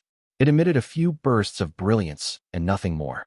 He merely lifted the artifact, then returned to pill refinement, never bothering to refine or claim it. Even now, no one knew its name. Li Zhouwei slowly approached the great halberd. Its blade had begun to hum and tremble with white light. Slowly, 2 ancient characters emerged along the halberd's shaft. "Desheng." He gently gripped the long handle. and the halberd shivered as it started to greedily devour his mana. The golden light in Li Zhouwei's pupils overlapped and intensified as he slowly began to draw it forth. Buzz, buzz, buzz. The halberd rejoiced as he refined it. A burst of golden light shot from the arc at its center, landing on him and transforming into the image of a vast sky-bright yang. The golden light vanished in an instant. As Li Zhouwei pulled the halberd free, a sudden clarity dawned in his heart. De Sheng halberd. The halberd did not emanate much killing intent. It had been forged long ago and placed within a grotto heaven by members of Green Pine Temple. It had rarely tasted blood and had instead been nurtured by the unified spiritual qi of that world. He couldn't calculate exactly how long it had been, but it had likely rested there for over 500 years. Thus, it was brimming with spiritual energy and teeming with vitality. Yet, it was devoid of bloodlust. Li Zhouwei gave it a thorough inspection. The halberd's sturdiness and sharpness needed no further mention. After all, it had been forged in ancient times and nourished for centuries. It was far more powerful than modern Dharma artifacts. Once mana was infused into it, the halberd released invisible white light. Enemies struck by it would feel as though they were under a scorching sun. They would feel restless and would be drenched in sweat. Within the halberd's central arc lay further mystery. There was a hidden brilliance that, when activated by a bright yang immortal foundation, could bestow its wielder with radiant power. The user would be cloaked in divine light and be able to walk upon brightness. The wielder could seize flame and radiate fearsome majesty. Li Zhouwei was instantly satisfied. Though he had yet to reach the foundation establishment realm and could not use it to its full potential, this ancient Dharma artifact felt extremely compatible with him. It was as if it breathed alongside him. A fine Dharma artifact indeed. He slung the halberd across his back and glanced at the golden-red sun seeker ring nearby. Though this Dharma artifact had no distinguishing features beyond its toughness, he couldn't take his eyes off it. So familiar. Fuem.com. Li Zhouwei stared at it for a few seconds, tempted to take it with him. Unfortunately, he'd heard this Dharma artifact was an important relic of Green Pine Temple and could not be taken lightly. Chapter 779, The One from Miao Family, 2. He exited the Grand Formation and arrived at the foot of the mountain, where he suddenly saw Anhuai descending rapidly on the wind. The middle-aged man spoke gravely. Reporting to Your Highness, a man has arrived outside the formation. He claims to be from the Miao family of Thunder Island in the Southern Sea. He wishes to visit Chengdu. A member of the Miao family? Li Zhouwei's expression darkened slightly as he said coldly, Our elders are still patrolling the lake. Send up a signal flame. As for the Miao family representative, let him wait at the pavilion below the mountain. The matter of Li Qinghong had long been discussed within the family. There was a high chance the Miao family had come with ill intent. Their timing was precise, striking just as the Li family's presence had thinned and Li Shijuan was gravely wounded. It was a truly perilous situation. I wonder if it's Miao Quan. I've heard the man is quite formidable. If he were to suddenly act out, it could indeed become troublesome. Li Zhouwei folded his arms and asked, Was he willing to enter the formation and speak in detail? I asked. Although he looked uncomfortable, he eventually nodded in agreement, replied Anhuai. When he heard that the man was willing to enter the formation, Li Zhouwei had a clear idea in mind. Either he doesn't harbor much ill will, or he has no real grasp of our strength. He's just relying on the backing of a Purple Mansion realm cultivator. But once inside the Foundation Establishment Realm formation, with a late-stage Establishment Realm cultivator operating it, he'll be walking straight into danger. Since the Miao family had shown a willingness to talk, the Li family naturally preferred fewer enemies over more. Li Zhouwei responded with a touch of courtesy and instructed, Serve him tea. He immediately started to calculate deeply. His father, Li Qingliao, arrived within the formation as well. When he heard how polite the Miao family representative was, he frowned, and Li Zhouwei said gravely, It's probably because the reputation of Bianyan's immortal Bao frightened them. The incident where Murong Wu was killed within 15 minutes. The father and son discussed the matter in detail and soon devised a response. Li Zhouwei spoke softly. Father, please take your position and stand guard. I'll wait for uncle. Li Qingliao nodded calmly and left. Lights flickered outside the formation, indicating that Li Shiming had not been far away. He soon arrived, riding the wind. Li Shiming, clad in a golden Taoist robe, had searched around the lake but found nothing of note. He had only slain a few devil cultivators. Most of the day had passed, and he was feeling rather frustrated. He grumbled, "What a bothersome task. I have to keep checking for any traces of Foundation establishment realm activity. Eighth brother really has patience to spend half a year on something like this." Li Shijuan was seriously injured, so Li Shiming would have to take charge himself for the moment. He didn't mind, but as he counted the days, the secret techniques he was waiting on still seemed far off. This was giving him a headache. The Purple Mansion realm, how incredibly difficult it is to attain. When he returned to the mountain and saw Li Zhouwei, he was momentarily stunned by the youth's 5th stage Qi cultivation realm strength. Li Zhouwei spoke first, giving a brief summary of the situation. "Let him come up, then," said Li Shiming. When he heard that the visitor was from the Miao family, Li Shiming's head only ached even more. Still, he had no choice but to shoulder the responsibility, so he maintained his calm composure. Li Zhouwei understood his uncle's temperament. He summoned Li Chengliao and Li Xianxian on his behalf, preserving the elder's dignity as he gently added, "Father has already received the news and is waiting in the hall. Uncle only needs to be present. There's no need to say much." Li Shiming blinked at him in surprise, then understood and grinned. "Good." Li Zhouwei infused mana into the Daisheng halberd, causing the Dharma artifact to shine brilliantly. The central arc glowed with a dazzling radiance. He handed the artifact over and said in a grave tone, "The Miao family hails from the southern sea, where devil cultivators are most numerous. Such people often fear power, but not virtue. The renown of the immortal Bao of Mount Bianyan carries great deterrence, so surely there's some hesitation in their hearts. Uncle, place the halberd by your side and observe coldly." Li Shiming's eyes lit up, and he nodded. "That, I can certainly manage." He rode the wind upward and descended into the main hall, taking his seat at the head. The Miao family representative entered the hall shortly after. This Miao family member had a square face, thick brows, a burly frame, and wore strange clothes. It was neither truly Taoist nor monk-like. 2 large bronze bowls were tied at his waist. However, his manner was polite. "I am Miao Yi of Thunder Island. Greetings, fellow Taoist." Miao Yi, too, cultivated the Thunder Tao, so his voice boomed like rolling thunder. Li Shiming leaned slightly in his golden robe. The crescent-shaped Daisheng halberd stood tall beside him. He looked down and said, "I am Li Shiming. Greetings, fellow Taoist." Whatever else one could say, Li Shiming had a commanding presence. His cultivation was deep, and one hand rested on the armrest as the teachings of his father, Li Yuanping, seemed to come alive from memory. His bearing had become vividly refined. Miao Yi's eyes landed on the Daisheng halberd, and its familiar form nearly made him leap up. His heart dropped, thundering like a storm, and he thought to himself, so it was him. It was Li Xianfeng in the Grotto Heaven. He killed Yu Muxian and seized this halberd from Tang Shidu. Miao Yi had once entered the Green Pine Grotto Heaven and chanced upon this very halberd. He had fought bitterly with Sidu Chun of the Golden Tang Gate for it, only to run into Tang Shidu. He had nearly lost his life fleeing in panic from Tang Shidu. He had only survived because a group arrived and inadvertently saved him. They said Li Xianfeng had joined the Ning family, but this weapon is clearly in the hands of the Li family. Of course, it's still Li. Hard to draw the line between them. Miao Yi had long wondered which family Li Xianfeng truly belonged to. Now, clarity dawned. He looked at Li Shiming with new eyes. He could see streams of radiant light flowing from the man. His immortal foundation was no ordinary one. His aura was dense and powerful. This was clearly a veteran at the late stage of the Foundation establishment realm. Though he had never heard of Li Shiming before, the man's strength was clearly formidable. Weighing the situation, Miao Yi lowered his voice and smiled. "I've long heard of your renown, Taoist. I once met Senior Xianfeng in the secret realm, and he saved my life. I've always felt immense gratitude toward your esteemed family. It is truly an honor to meet you today." "Oh." Li Shiming's face showed a flicker of interest as he asked, "I'd like to hear the details." Miao Yi recounted the story carefully, beginning with his encounter with Situ Chun.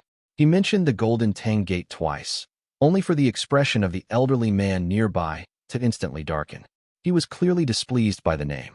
Li Xianxian had personally endured a Golden Tang Gate ambush and had never forgotten it. Li Shiming knew this well and coldly added, "So it was the Golden Tang Gate.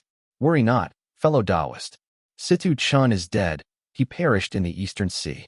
At first, Miao Yi didn't think much of it.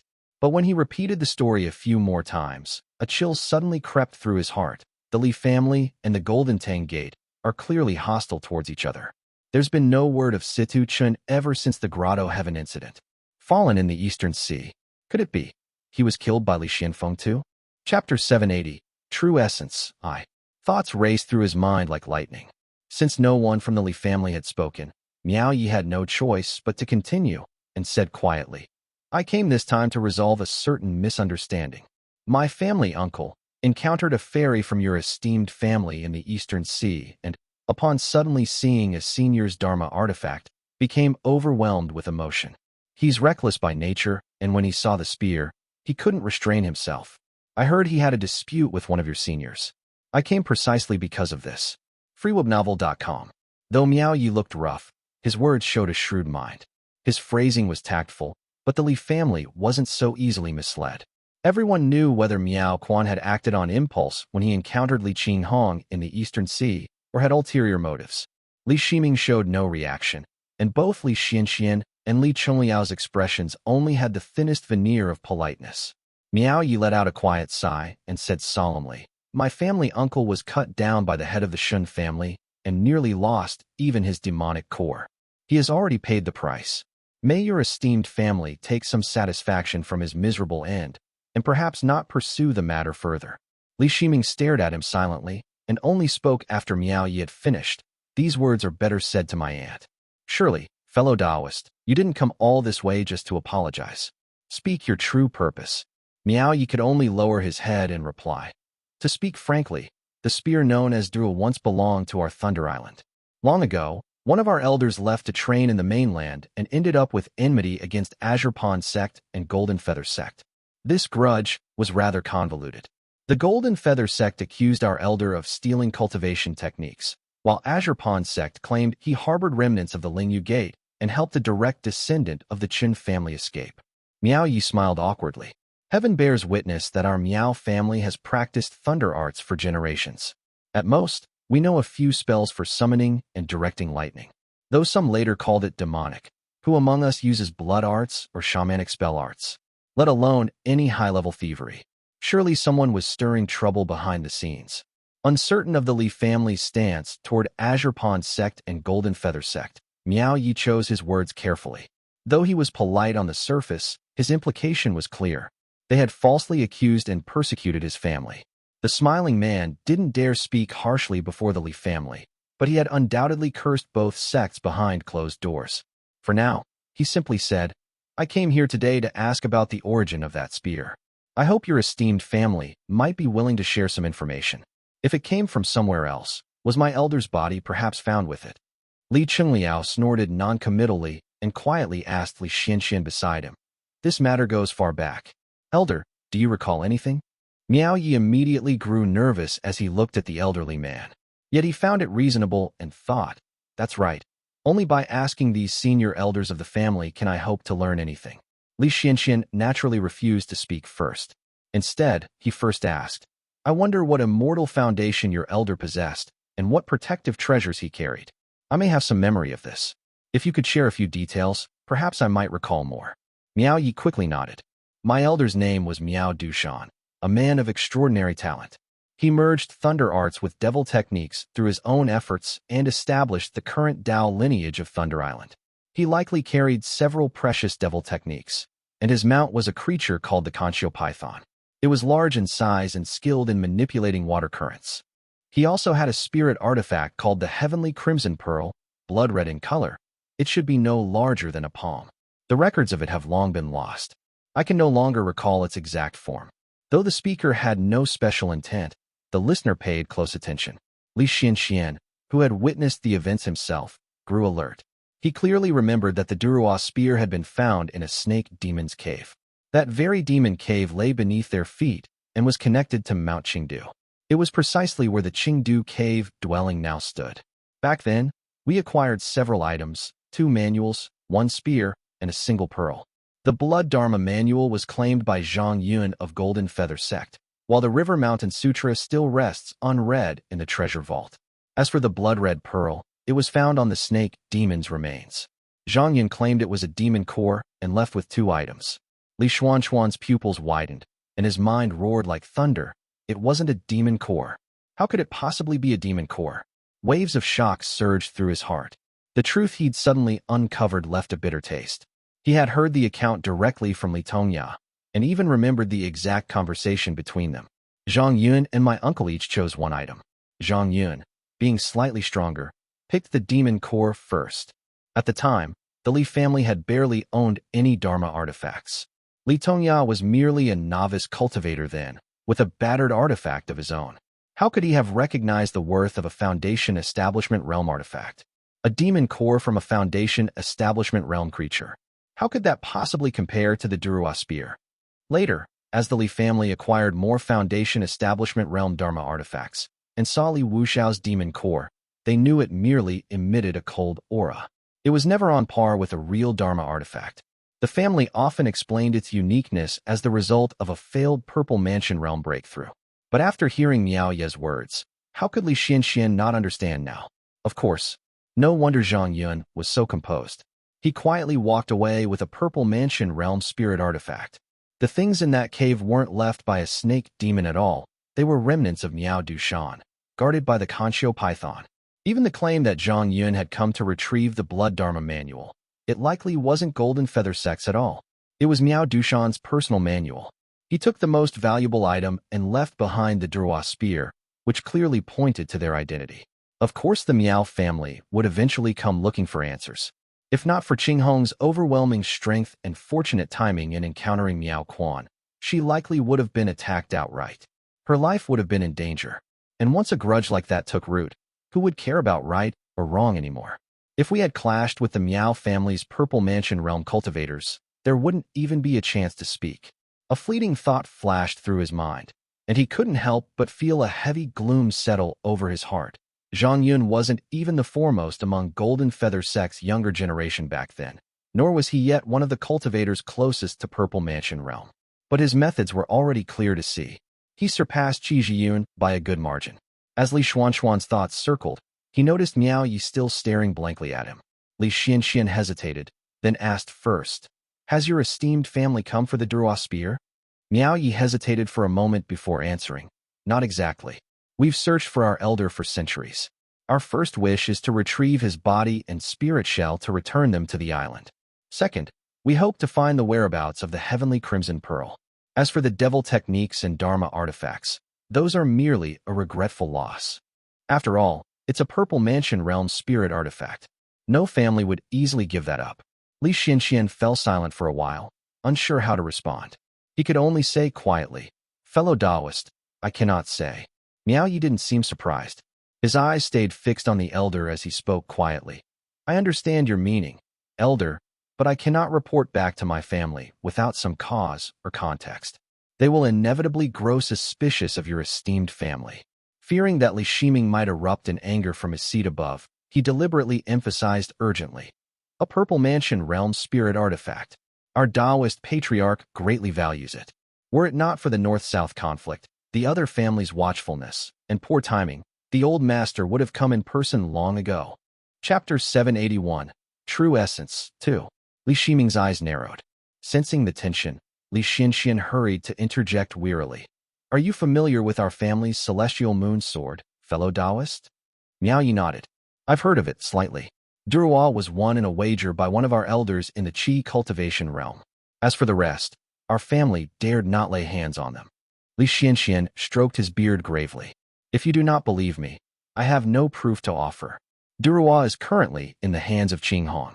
She is in the north, on assignment to exterminate demons, so naturally, we cannot hand it over to your esteemed family." Miao Yi fell silent for a moment before replying softly, "I understand. I cannot give my family a full answer for now. Let me investigate further. In time, I will surely return with worthy gifts to exchange for Durua." The Li family members all responded politely. Miao Yi's expression was heavy as he backed away. Then he suddenly asked, "This concerns a blood feud of 100 years. My family has lived in doubt and suspicion for far too long. I ask sincerely, after leaving Moongaze Lake, should I cross Mount Shiping and head west, or descend through the Mushroom Forest and go south?" Li Xianxian fell silent for a breath, then finally sighed. "The desert scenery to the west is quite beautiful." Miao Yi thanked them twice before riding the wind into the sky. Li Shiming, who had been sitting upright, leaned back slightly. The atmosphere among them grew heavy. Li Xianxian said quietly. If this matter isn't handled well, we'll have offended Thunder Island again. The grudge was already formed the moment we obtained draw. Li Qingliao was just about to speak, when he suddenly looked up, sensing something. Li Shiming's eyes lit up at once. Outside the hall, a surge of blue-green light rippled and wove into several serpent and flood dragon-like strands in the sky. It intertwined with rising golden-green spiritual energy across the heavens in a brilliant display. After a brief moment, everyone stepped out of the hall. Sparkling strands of clear energy began to descend from the sky, spinning as they fell. When they touched the lake's surface, they bounced like spirits, each trailing a white flame as they leaped 1.5 meters into the air, only to fall again. Clear light danced and shimmered all across the water's surface. Someone has reached the Foundation Establishment realm. Li Shiming looked up in surprise at the celestial phenomenon. For a moment, he couldn't tell what type of immortal foundation had formed. After a moment of scrutiny, he murmured thoughtfully, "Not one of the 5 virtues, not yin-yang, nor the ancient types. It must be one of the 12 essences." No sooner had he spoken than a beam of pure light rose from the lake, followed by a leaping ape. The ape had white fur and gray eyes, and its gaze was ancient and sharp. Its muscular and agile body shimmered with flowing light. It was the size of a grand hall, and its fists as large as tables. Its back and belly were covered in dense white hair, and 2 white auras coiled around its wrists. The beast radiated an imposing presence. As soon as it leapt from the water, it rapidly transformed, donning a white battle robe and taking the form of a 3-meter-tall elderly man. He landed before them. His voice was rough and deep, like stones grinding together. "This old ape greets the honored sirs." The white ape. Li Xianxian was stunned for 2 full breaths before he reacted. The elderly man before him had a simple, honest face, with eyes deep-set with age and tightly pressed lips. He was even taller than the towering Li Shiming. "He's formed an immortal foundation." Li Xianxian truly hadn't expected it. The white ape was, after all, merely a spirit beast from a minor sect. Years ago, he had been wandering, wounded and scarred, before he had been rescued by Li Xianxian during the devil plague. Back then, his body had been riddled with fire poison, and not a single patch of fur had remained intact. Back then, he didn't look like he would even survive to the natural end of an ordinary demonic creature's lifespan, let alone reach the Foundation Establishment realm. When the white ape entered closed-door cultivation a few years ago, his chances of success were even lower than those of Li Shiqing back in the day. Li Xianxian had truly been prepared for the worst. Now, when he saw the old ape transformed into human form, silently standing before him, Li Xianxian felt a surge of emotion. The elder simply took his hand and asked, "Old ape, it's enough that you're still alive. Foundation Establishment realm demonic creatures live even longer." The white ape, as always, disliked speaking. He bowed deeply to the 3 of them and rasped, "This old servant, by bloodline inheritance, has cultivated the immortal foundation stone embrace slumber, true essence of the 12 essences." His voice was deep and hoarse, but it was steady and weighty. He fell silent again, but Li Shiming followed up with a question. "This is my first time encountering it. What are the effects of this immortal foundation?" "Stone embrace slumber grants extended vitality and restores flesh and bone to their truest form. The body merges with true essence, pierces illusion, and gains insight into hearts. The longer one lives, the stronger the foundation becomes," replied the white ape. Li Shiming grew intrigued and couldn't help but ask, "How old are you now? And how many years of lifespan remain?" "I spent 211 years in the mortal stage, 65 years in the embryonic breathing realm, and 177 years in the qi cultivation realm. I am now 453 years old." The old ape's voice was like a stone dropping into an empty valley. "My species is naturally long-lived. Now that I've cultivated this immortal foundation, by rough estimate, I still have over 400 years remaining." ReadNovel.com. A look of envy crossed Li Shiming's face. Glancing at the others beside him, he sighed. "That's nearly 3 times the lifespan we have." But his expression quickly brightened. He took a jade token from his robes and handed it joyfully to the white ape. "Now that you've reached the Foundation Establishment realm, the task of patrolling the lake falls to you. If anything happens, crush the jade token immediately. I'll come out of seclusion to help." Li Shiming looked as if a great burden had been lifted from his shoulders. Li Xianxian chuckled as he pulled the white ape closer, studying him with satisfaction before laughing hoarsely. "Old friend, you're truly blessed by fortune." Seeing the weight in his gaze, the white ape nourished Li Xuanxuan's aged body with his own clear qi and spoke gently. "This old servant pounded medicine for 300 years, witnessed many calamities, and survived mostly through helpless luck. Now that I've finally achieved the Tao, it's hard to say whether it's a blessing or curse." Mount Bianyan. In contrast to the brightness and joy within Mount Qingdu's Great Hall, Mount Bianyan was shrouded in gloom. Heavy clouds drifted across the mountain, and cultivators crept through its shadowy ridges. Silence reigned in the central left Great Hall. 2 lines of cultivators stood inside the vast ceremonial chamber, while the white tiles at the center lay empty. All present kept their heads down, not daring to speak. The oppressive atmosphere stretched on. Beads of sweat dotted Ning Yuan's forehead. He glanced across the hall at his brother-in-law, Li Xianfeng, who had just emerged from seclusion. The elder's expression was calm, and there was no visible sign of injury. Yet he emanated an overwhelming pressure simply by standing there. I don't know if he's aware yet. Damn it.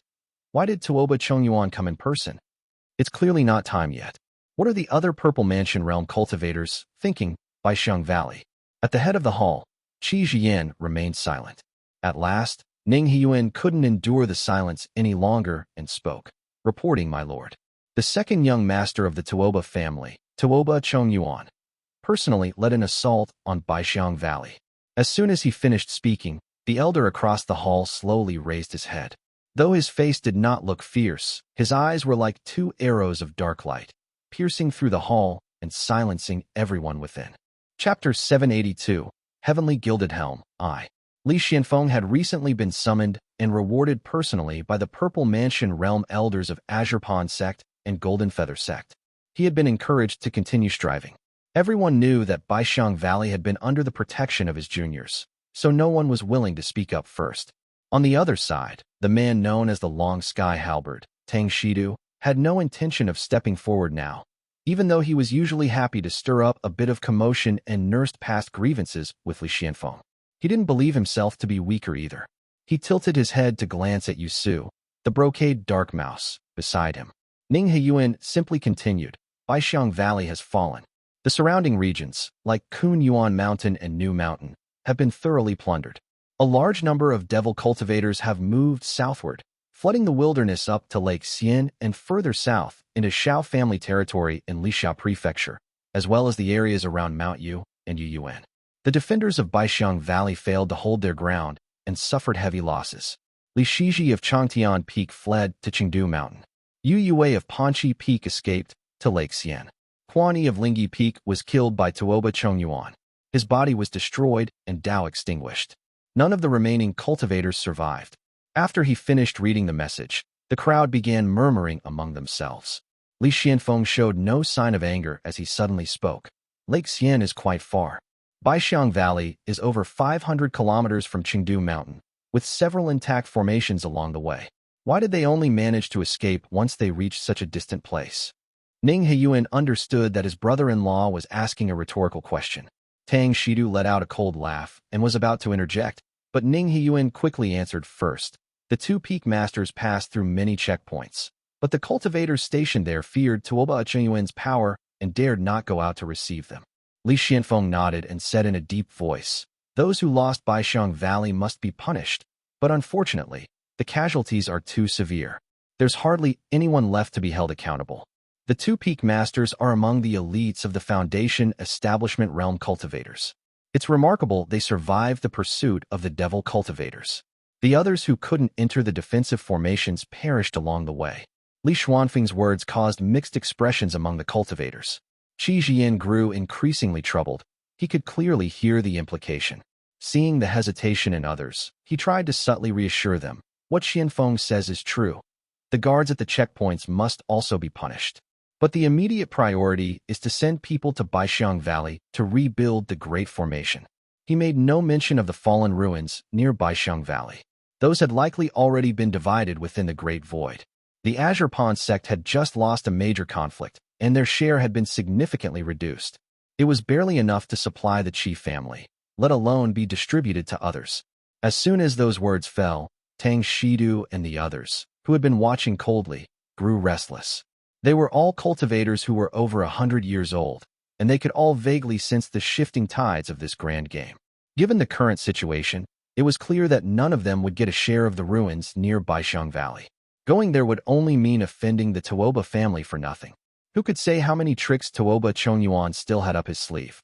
Was this worth risking one's life? Li Xianfeng had yet to recover from his injuries, so chances were high that someone among these veteran cultivators would be selected. Tang Shidu was the most well-known among them. Not only had he forged his reputation over many years, but he had also been personally trained by Yuan Wu. Tuoba Chongyuan. Who would want to go against him? It's a thankless task, and would only bring the wrath of the Tuoba family.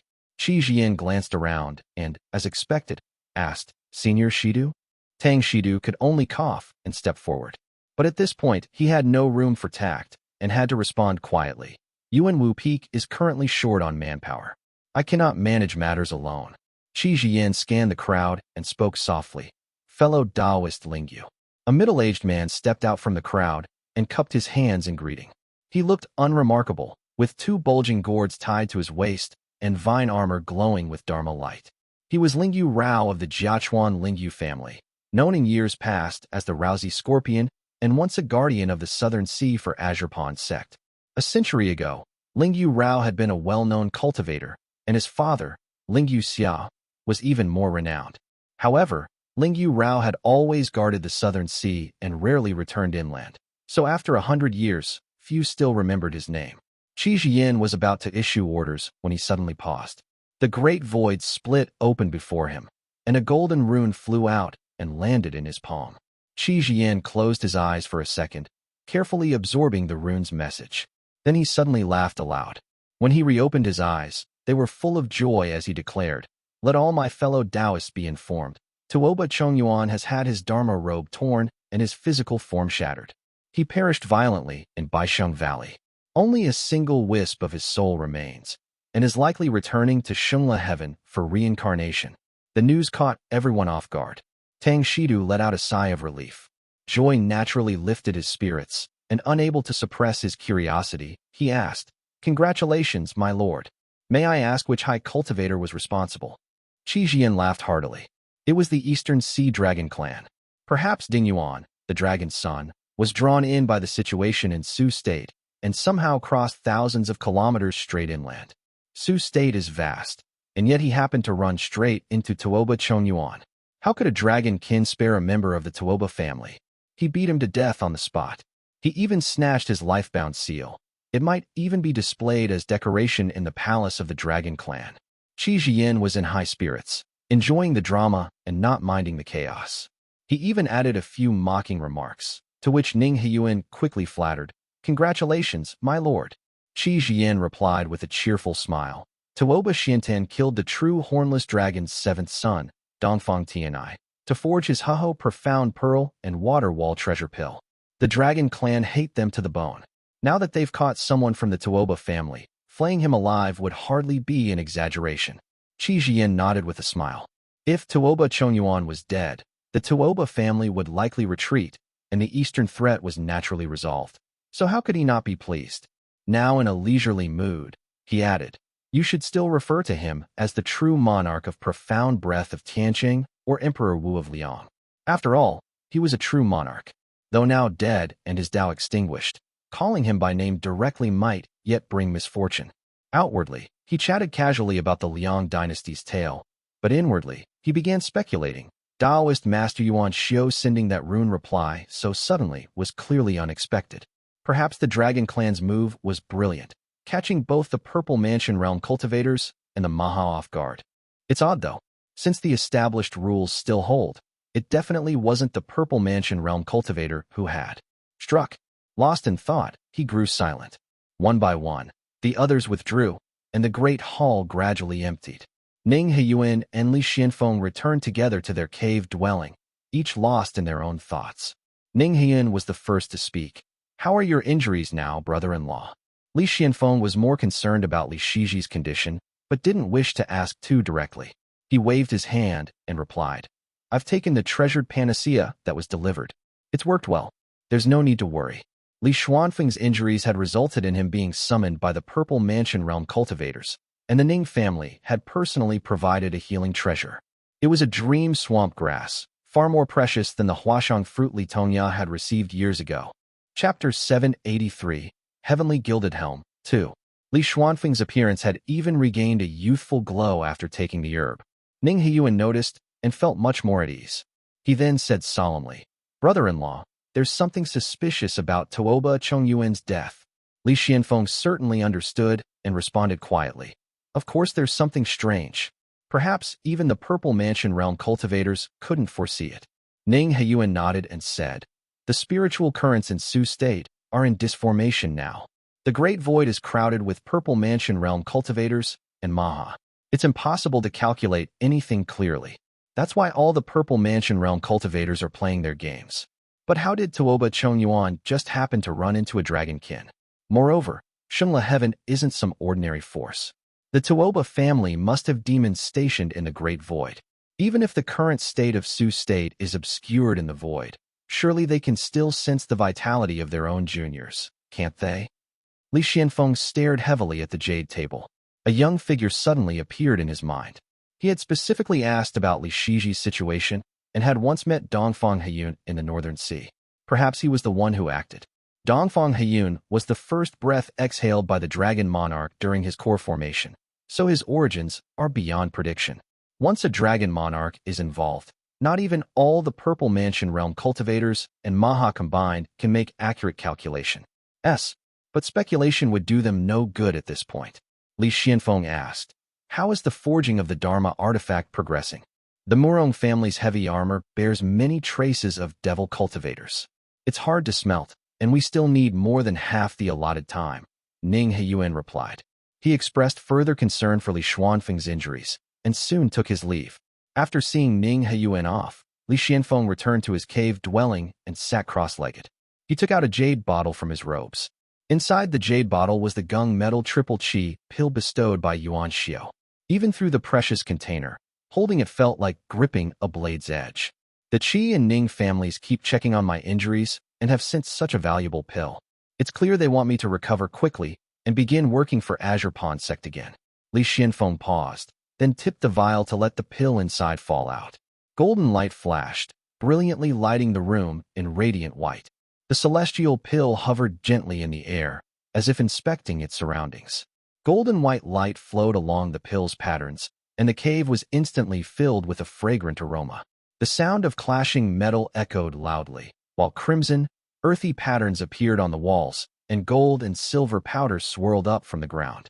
At this rate, everything in the cave will be turned into metal and stone in no time. He didn't hesitate for a moment longer. He picked up the pill and gently placed it in his mouth. Buzz! Li Xianfeng heard a deafening hum in his mind as the world began to spin around him.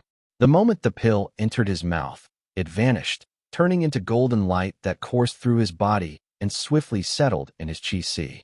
He had long cultivated the engraved stone technique, so his qi was already filled with golden mists mixed with hints of crimson. But the moment this new, distinct golden light entered, it stirred up a stormy surge within. Engraved stone was a technique from the Golden Tang Gate.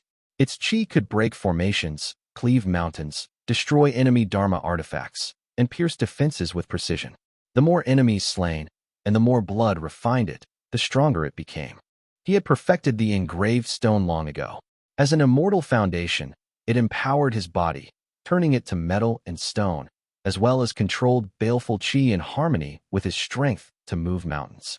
His spiritual orifices spewed killing force, thus his current renown. Now, golden energy within his qi swirled together, rising and sinking. Lighter essence ascended, and the denser descended. The energies began to reconnect, reforming the gung metal triple qi pill anew. To his surprise, his cultivation, which had seemingly hit its limit, began circulating again. It rose further, breaking past the peak of Foundation Establishment Realm and beginning a new phase of condensation. A strange feeling arose within him, eerily similar to the sensation he'd experienced decades ago when forming his Foundation establishment. It felt as if something was taking shape within his qi. Sure enough, the gung metal triple qi pill slowly morphed, transforming into a massive golden talisman covered in intricate patterns that radiated bursts of multicolored light. A realization slowly dawned on Li Xianfeng, the immortal foundation, heavenly gilded helm. What had appeared in his qi was unmistakably a fellow Tao partner of his engraved stone. It was another immortal foundation of the Gung metal system, the heavenly gilded helm. His aura advanced once again, as golden armor-like patterns emerged across his body. Yet Li Xuanfeng's expression darkened, and he thought coldly, so the Gung metal triple chi pill was actually a method of completing a Tao partner. There were many Tao partners on the path to Golden Core Realm, particularly within the metallic essence system. They complemented one another and were to be cultivated once a Purple Mansion Realm divine ability was achieved. Cultivating such partners naturally took longer than consuming another's foundation. Thus, in Jiangnan, it was common for Purple Mansion Realm cultivators to devour Foundation Establishment Realm cultivators, something Xia You had once warned of. So even at Foundation Establishment Realm, pills can be taken to add a Tao partner in the qi. This brings many wonders, but it's an act of forced growth. It can impair the mind and make reaching Purple Mansion far more difficult. Two brilliant lights were intertwining in his qi, but Li Xianfeng opened his aging eyes slightly. He quickly grasped the motives of Taoist Master Yuan Xiu and Taoist Master Qiushui. Taoist Master Qiushui clearly meant to benefit the Ning family. I was the best candidate to practice this art. Whether or not Ningwan breaks through, this act already brings great gain to the Ning family. As for Taoist Master Yuan Xiu, I can bring more benefits to Azure Pond sect with my newfound strength. Both Taoist masters saw their interests align, that's why they summoned me together. Though the immortal foundation had taken shape, the Gung metal triple chi pill's medicinal power continued to refine and infuse into the heavenly gilded helm, steadily completing its form. So this is the calculation of Taoist masters. Li Xianfeng felt a cold chill run down his spine. He had never considered the Purple Mansion realm, especially since the follow-up to his cultivation method, the heavenly lustrous gold sutra, was held by the Golden Tang Gate. Whether he had the chance or not, pushing himself toward Purple Mansion realm didn't serve Azure Pond sect or anyone else. But this single pill had forced the path to Purple Mansion realm to fade into uncertainty. Shock and anger stirred within him, and as his thoughts spiraled, Yuan Su's face gradually surfaced in his mind. But I dare not hate. More clarity slowly emerged in his heart. The mana from the heavenly gilded helm was slightly dim, flowing through his meridians, causing the golden patterns on his skin to grow increasingly vivid. The heavenly gilded helm, its essence is cold and sharp, skilled at absorbing and emitting metallic energy, drawing golden brilliance. Once activated, the immortal foundation manifests a full helm over the body, turning it into a sculpture of stone and metal. When worn, it grants the strength to tier tigers and leopards, immune to water and fire, resistant to baleful poisons, able to mend wounds with stone and metal. It can even regenerate severed limbs. Li Xuanfeng's cultivation continued to rise. He quietly attuned himself to the change. Within his qi, as if clouds parted to reveal the sky, something stirred. Another presence began to rise. The object was radiant and milky white, its brilliance halting the flow of golden energy. The golden orb receded, all energies condensed, and Li Xuanfeng's heart skipped a beat. This pill has activated the talisman. Seeds. Chapter 784, Anhuai Heaven I. As he observed the radiant brilliance within his qi, Li Xianfeng slowly recalled the incantation he had chanted when receiving the talisman.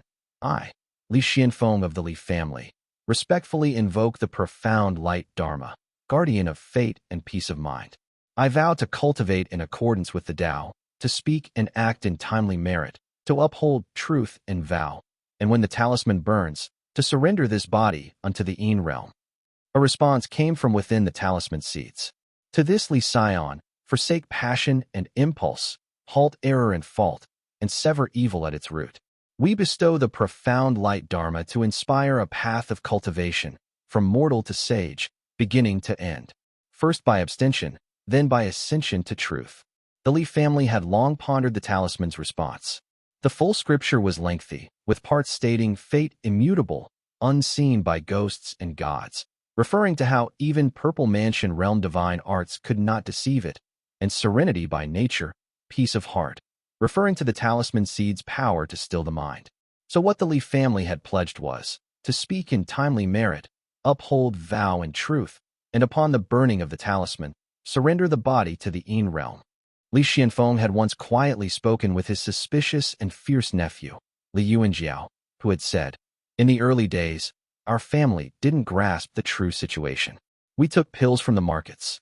How can we be sure there were no blood pills among them?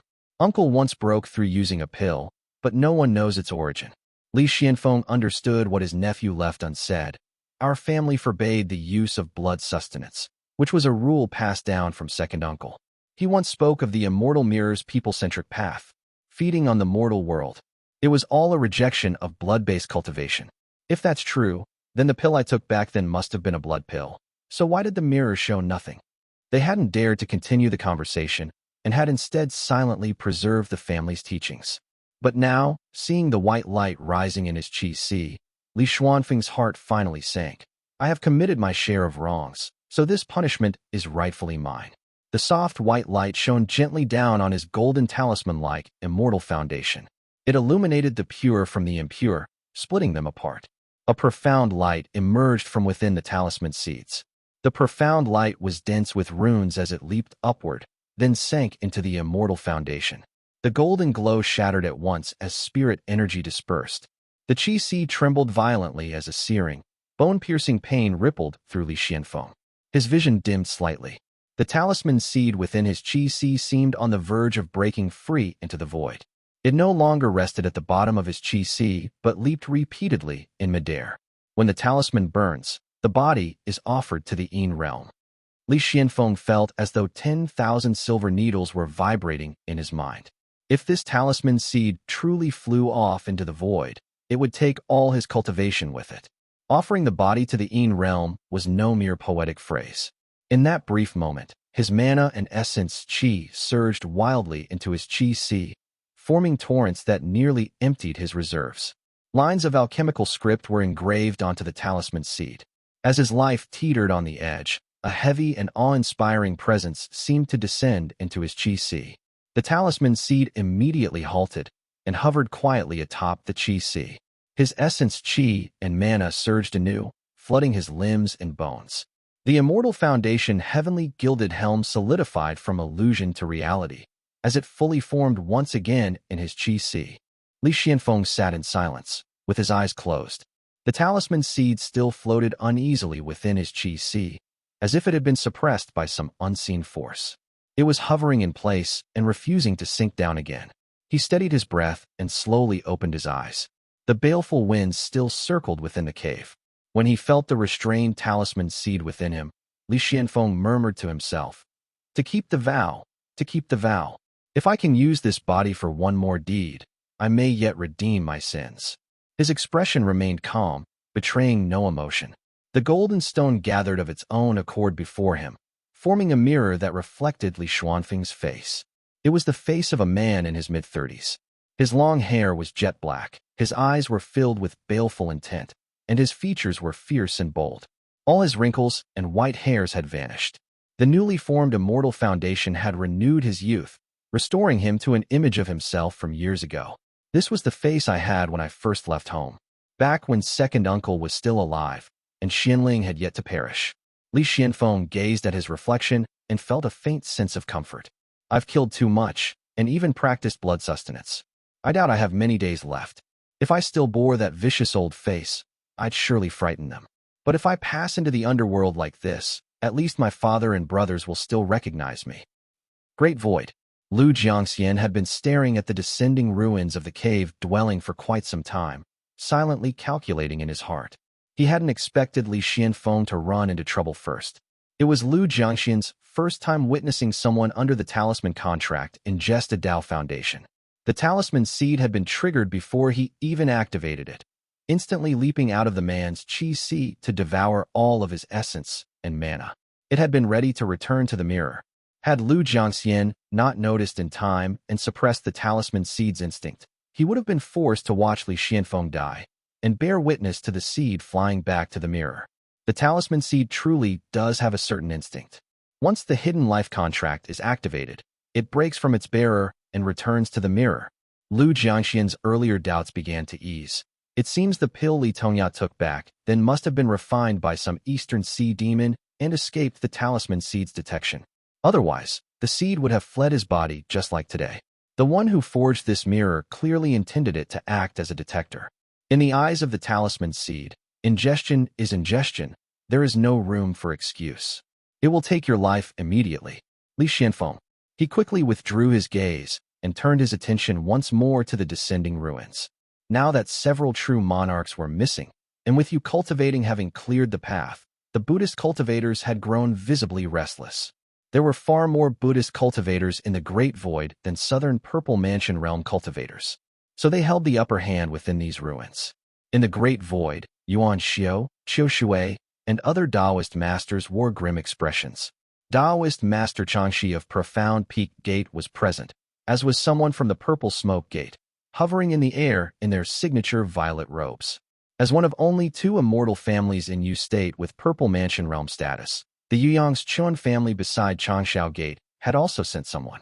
Known for their low profile, their Purple Mansion Realm representative was a man in simple gray robes, standing quietly at the back. Even Mount Dali's demon den had sent a fox demon at the Purple Mansion Realm. He seemed to be a barefoot youth in white, but each cheek sprouted an extra ear.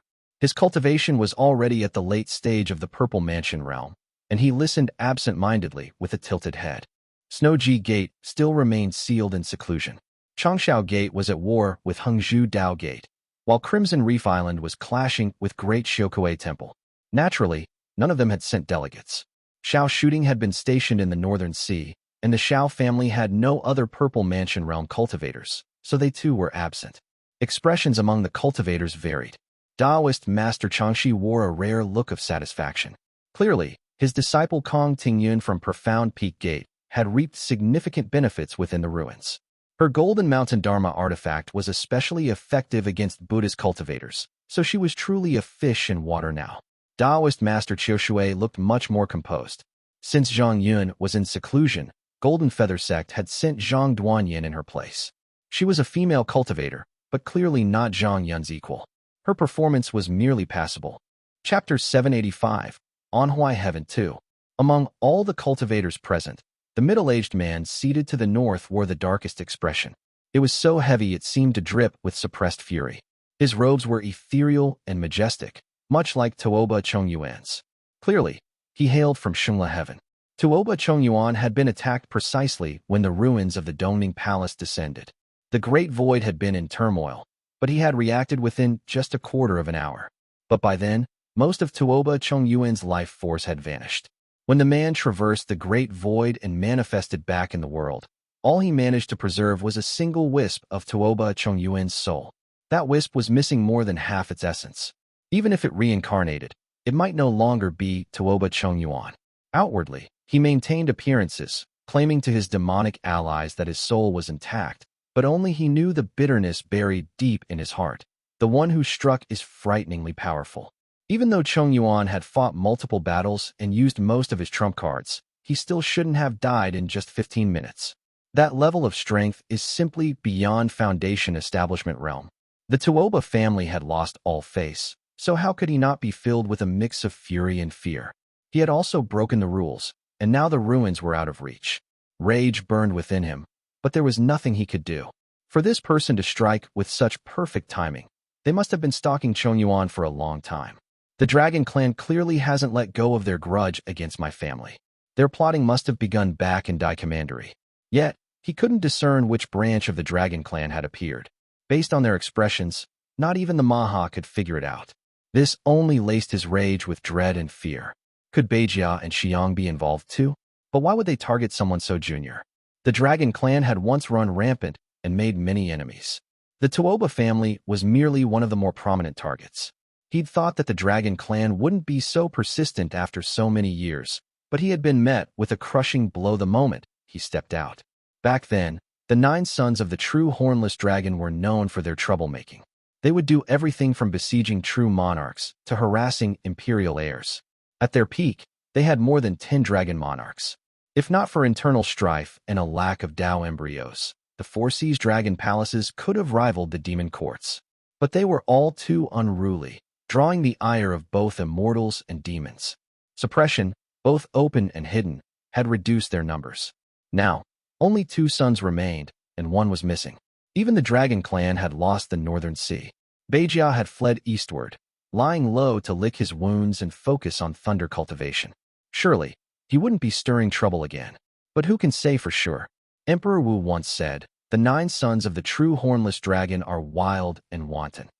Now that the dragon clan has greatly declined, and Beijia and Xiang only spared because they couldn't be killed, the world has gradually stopped suppressing them. Who's to say they won't revert to their old ways? When the middle-aged man reached this point in his thoughts, he was already considering withdrawal. Suddenly, light burst forth from the great void. Brilliant multicolored radiance swiftly spread across the void. What? The colors flickered and quickly dimmed.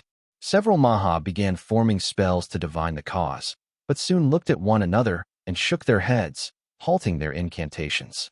The Purple Mansion Realm Cultivator and Mahas all found it strange and began speculating about the light. But Lu Jiangxian, hidden off to the side, had a sharper divine sense, and what he saw was entirely different. Su's state was in an unusual state. Its spiritual energy was chaotic, as treasures were scattered across the land, and entirely unpredictable. With so many Purple Mansion Realm cultivators and Maha standing in the great void, the difficulty of divination had reached its peak. None could determine when or where the next ruin might fall. But in Lu Jiangxian's eyes, the darkness of the great void was not empty. There were countless phantoms of the immortal families scattered throughout, some floating and some sinking.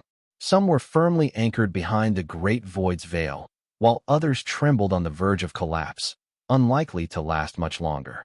Most of these remnants belonged to the long-fallen Ning state.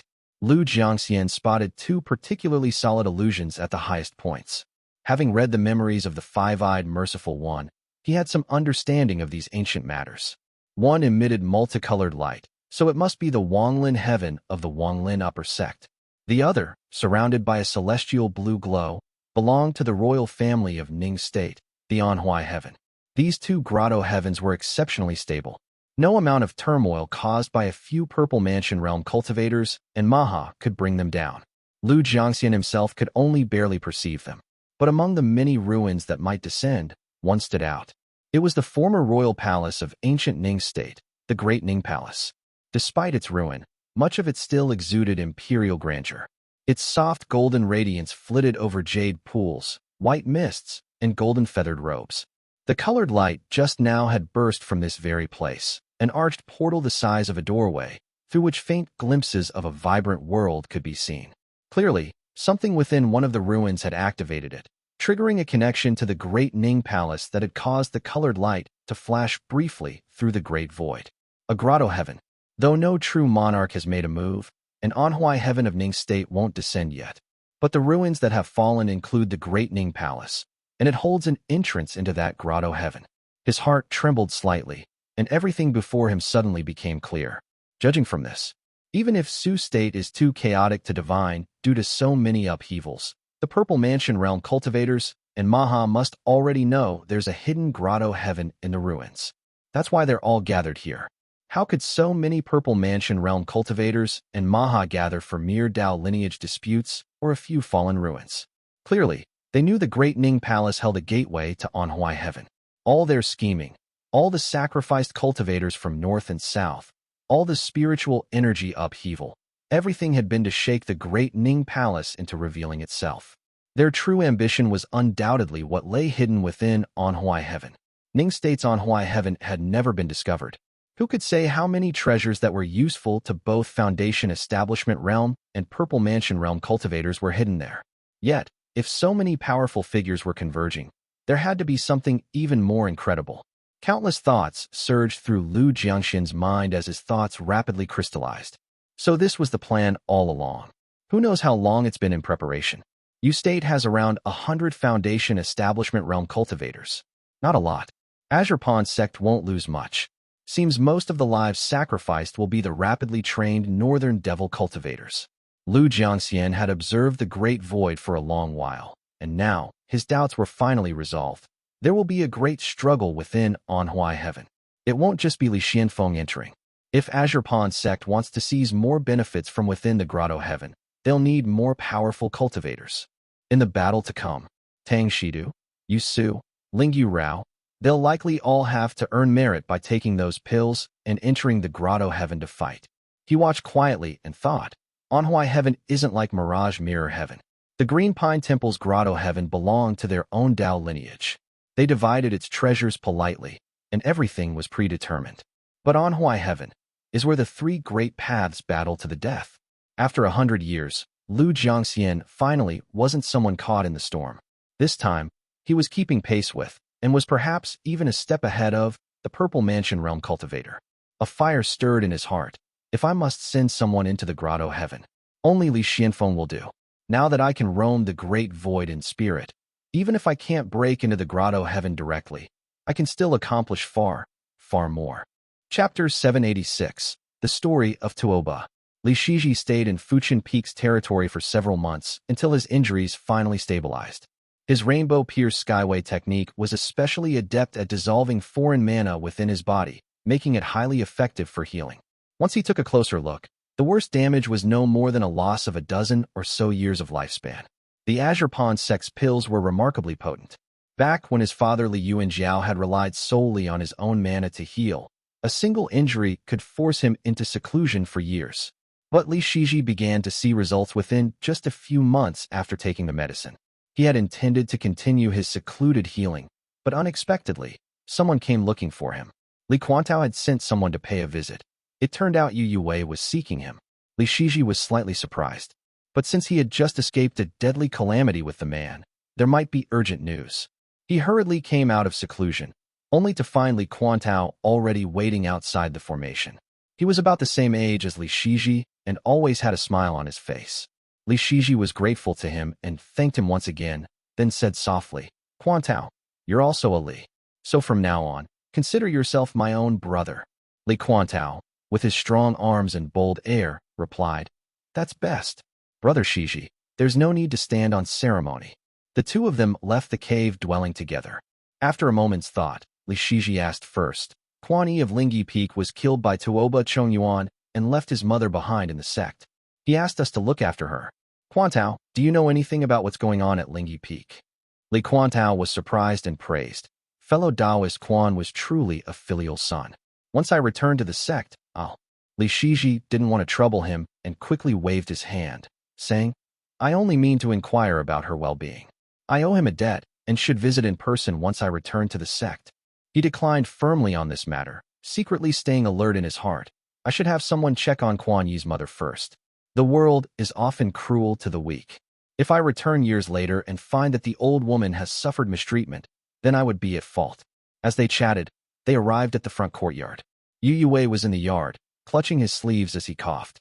Though the old man's complexion was still a bit pale, his expression was spirited and his aura nearly restored. He had clearly recovered well.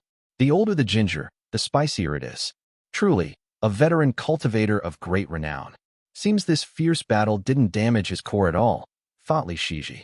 Li Shiji greeted him softly. Senior, your strength is formidable. You saved my life. I, Shiji, am deeply grateful. I should be the one thanking you.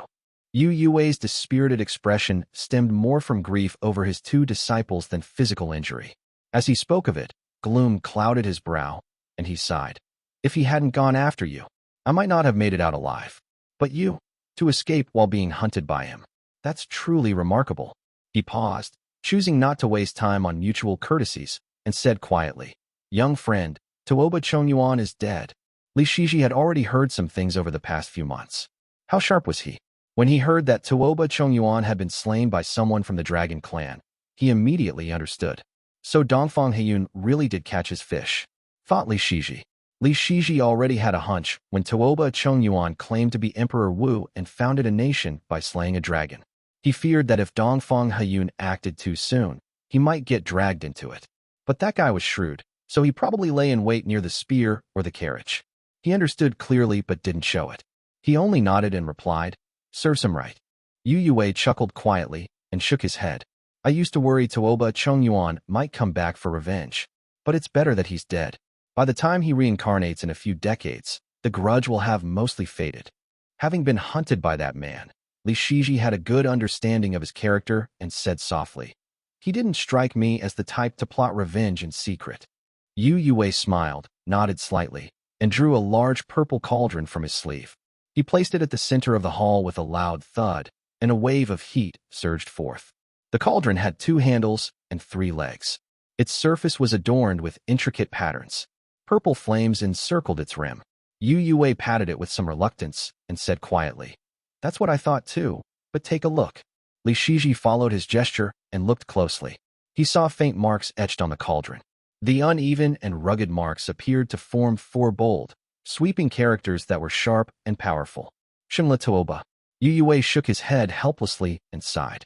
"I used this cauldron to block his lifebound seal back then. It took the full brunt of the strike, leaving these marks on it. It's probably an inherent effect of their family's Dharma artifacts. Take a solid hit, and it'll leave marks that are hard to erase. The next time someone from the Tuoba family sees it, they'll know you were once an enemy." He looked troubled and said in a deep voice, "I've tried every method I know, but the marks won't come off. This cauldron is a legacy from my ancestors. It is exceptionally important. Most of my cultivation over the years is tied to it. How can I just give it up?" Li Shiji was far more at ease. First, he had never taken a direct hit from that seal. Most of his injuries came from Tuoba Chongyuan's spell arts. Second, he didn't even own any proper Dharma artifacts. The sword in his hand was still at the Qi cultivation realm, so it was nothing worth worrying about. Li Shiji nodded in feigned realization as he carefully examined the inscription.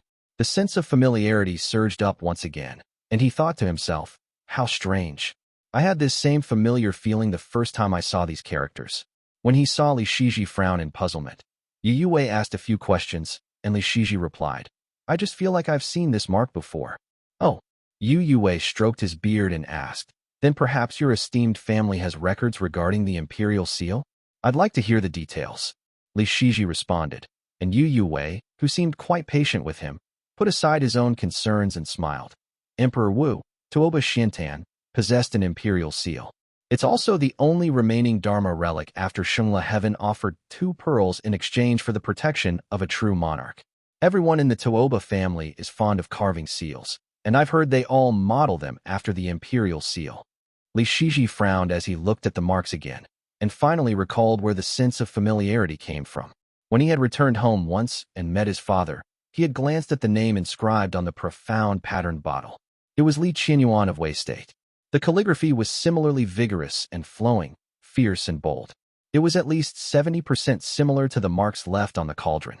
He fell silent for a moment, then asked, "Fellow Taoist, do you know the origin of this imperial seal?" "That's a Dharma relic." Yue chuckled, but when he saw the seriousness in Li Shiji's expression, he thought for a moment and hesitated. "I once overheard some idle gossip. They said this seal wasn't forged by Tuoba Xiantan himself, but was actually a vassal state seal from when the Tuoba tribe first settled in Dai Prefecture long ago." But he seemed unconvinced even as he said it, and simply finished with a smile, "Who really knows?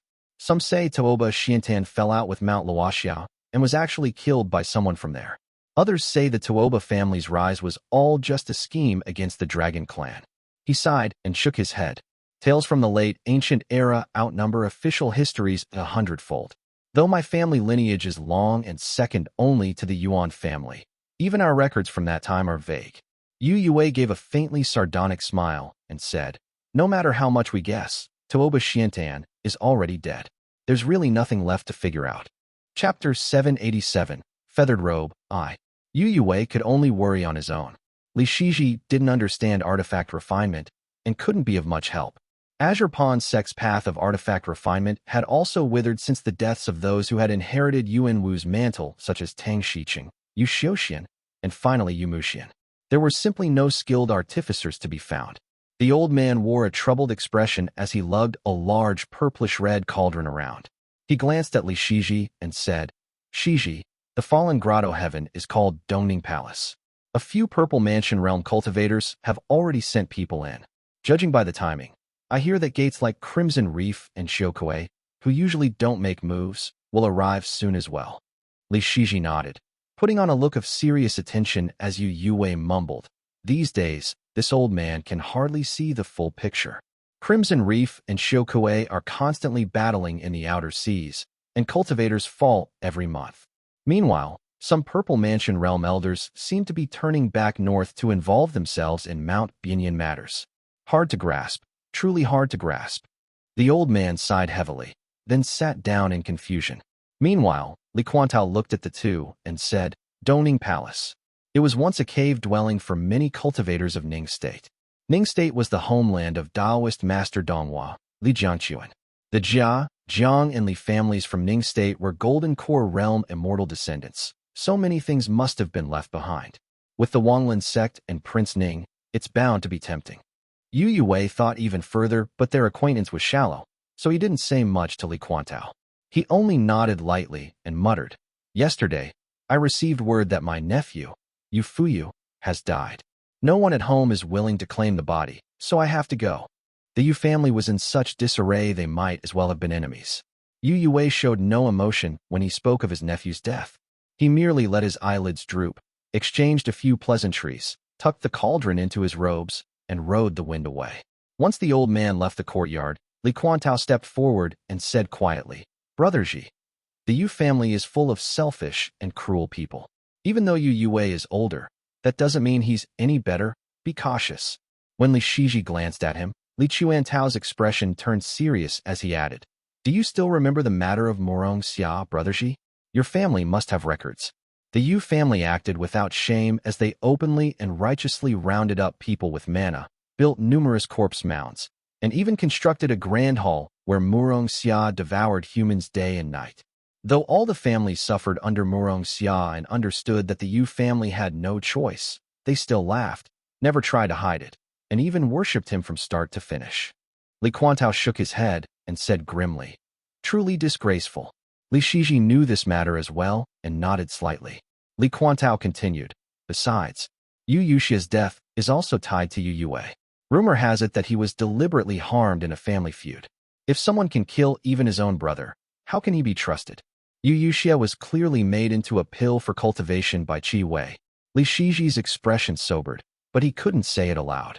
He simply replied, Thank you for the warning, brother. As the two were conversing, a man approached from below, bowing and holding a green command token in both hands.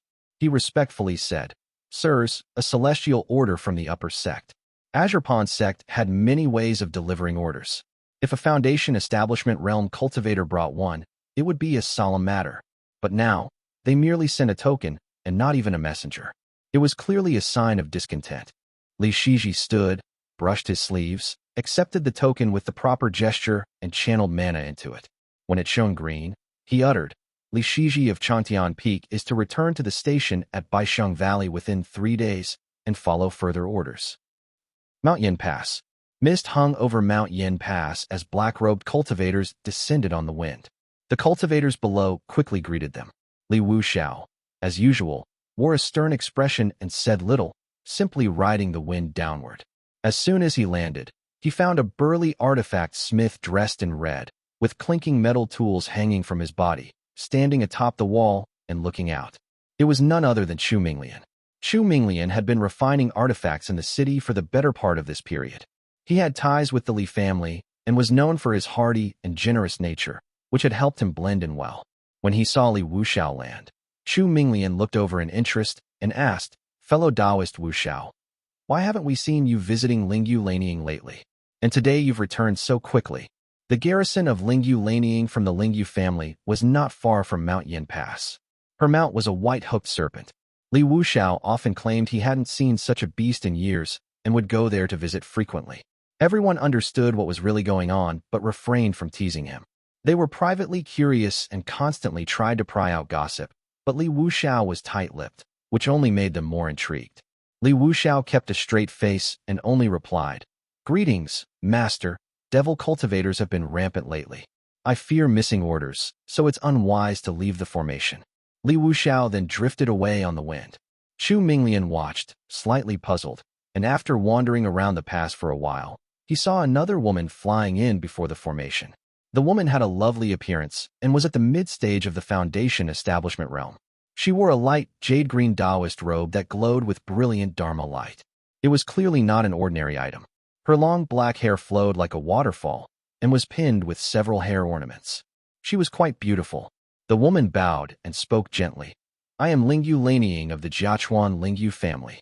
I wish to meet fellow Taoist Qinghong. So it's a fellow Taoist from Jiachuan Lingyu. I am Chu Minglian, replied Chu Minglian. Chu Minglian was only here to refine artifacts and didn't have the Dharma artifact to open the formation. He waved politely as he looked Lingyu Laning over with a glance and courteously stepped aside. Lingyu Laning wasn't in a rush. She waited quietly before the formation for a few minutes, and sure enough, someone approached. It was a bright and graceful female cultivator who respectfully said, Li Minggong of Qingdu greets Senior. Her manner was quite agreeable. Lingyu Laning smiled softly and followed her through the formation, passing several city walls before arriving at a small hill. The furnishings on the hill were simple and unremarkable. Inside the cave dwelling, she found a white-robed woman at a table reading a jade slip. A silver spear was lying flat in the hall. White lightning occasionally flickered around it, producing faint crackling sounds. This must be the thunder cultivator, Li Qinghong, thought Lingyu Laning. Lingyu Laning greets fellow Taoist. Lingyu Laning studied her. Li Qinghong also examined her in return, then smiled and stepped down from her seat, speaking warmly. Lately, Wu Xiao has been visiting often. I hope he hasn't troubled you too much, fellow Taoist. Lingyu Laning looked a little embarrassed and replied with a smile. It's no trouble at all. My Guer has someone to keep her company. From her tone, it was clear that Guer referred to the white serpent. Li Qinghong had a vague premonition and quietly speculated, what could Lingyu Laning want from me? I am pretty sure this is going to be about Li Wuxiao and that Guer. After a round of pleasantries, Lingyu Laning finally said, These past years, your family's Wuxiao has grown close with my Guer. I've seen him many times. He's sharp and capable, and though my Guer is still young, she's learned quite a bit from him and gained a great deal. Li Qinghong nodded with a smile and said gently, Fellow Taoist, are you suggesting? Lingyu Laning smiled awkwardly and softened her tone. It would naturally be wonderful if this could come to fruition. Our two families had ties long ago, and I myself have long admired Senior. Guer and I spoke several times. She hesitated for a long while. She said that Wu Xiao was strong, and the Li family was a prestigious family. Wu Xiao also treated her with great care, so she was very torn. Chapter 788, Feathered Robe 2. At this point, Li Qinghong sensed something was off. Her expression sobered, and she remained silent as Lingyu Laning quietly continued. But the young one is still, well, young. In the end, she made up her mind. It won't work. Her family line has always been of the pristine water lineage, and she's always dreamed of a pristine water cultivator as her husband. But Wu Xiao, he's of water mansion lineage. Lingyu Laning spoke very tactfully, but Li Qinghong wasn't ignorant. She understood in her heart immediately, pristine water and water mansion. What nonsense. So in the end, they're just looking down on Li Wuxiao's mixed hooked serpent bloodline. The hooked serpent was a descendant of the pristine water feathered serpent, and the pristine water line was considered the most pure and noble among them. Li Qinghong had seen Guer before. She was much larger than most hooked serpents, with sleek, refined scales and an aura of elegance and nobility. Other types, like converging water or pit water, were lesser, being descended from subordinate lines of the feathered serpent. Water Mansion was the only one not represented among the many hooked serpent clans, making it, naturally, the lowest of the low. Before meeting Li Yuanjiao, Li Wuxiao had been destitute and his cultivation weak to the point of fleeing into Lake Xian. That had much to do with his bloodline. Li Qinghong's heart grew cold. After so much time together, the cultivators here had long considered Li Wuxiao one of their own. This left her deeply displeased. Lingyu Laning hadn't lied, and though she had phrased it gently, she felt bitterness in her heart. When she saw Li Qinghong's neutral expression, she could only explain, This visit carries no disrespect. I simply wish to speak to Senior in person. I've also brought an apology gift, hoping you might understand. Things had reached this point, and even Lingyu Laning felt deeply troubled.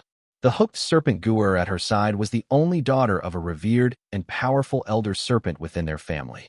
Lingyu Laning had no choice but to show her some respect. When she first heard about the two serpents, she had been excited for a day or two. Since the Li family was currently ascending, Lingyu Laning was eager to establish ties. But no matter how pleased she was with the potential marriage, it wasn't a decision she could make alone. How could she force Guer to submit? At this point, Lingyu Laning seemed rather flustered. Li Qinghong could see the difficulty in her eyes, and her own impulse to lash out subsided. She sighed softly and said, This is simply a matter of mutual affection. There's no need for any apology gift. Please take it back. Now that she had been dragged into this mess for no reason, Li Qinghong had little patience left. The Ling You family was among the top families. She had already shown enough courtesy and had no desire to say more. Li Qinghong brushed her off with a few perfunctory words. Seeing her sour expression, Ling You Laniying quickly took her leave.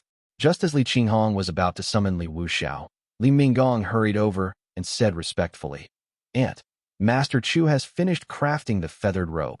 The feathered robe was originally a brocade garment captured from a devil cultivator and had once belonged to the Wanglin upper sect.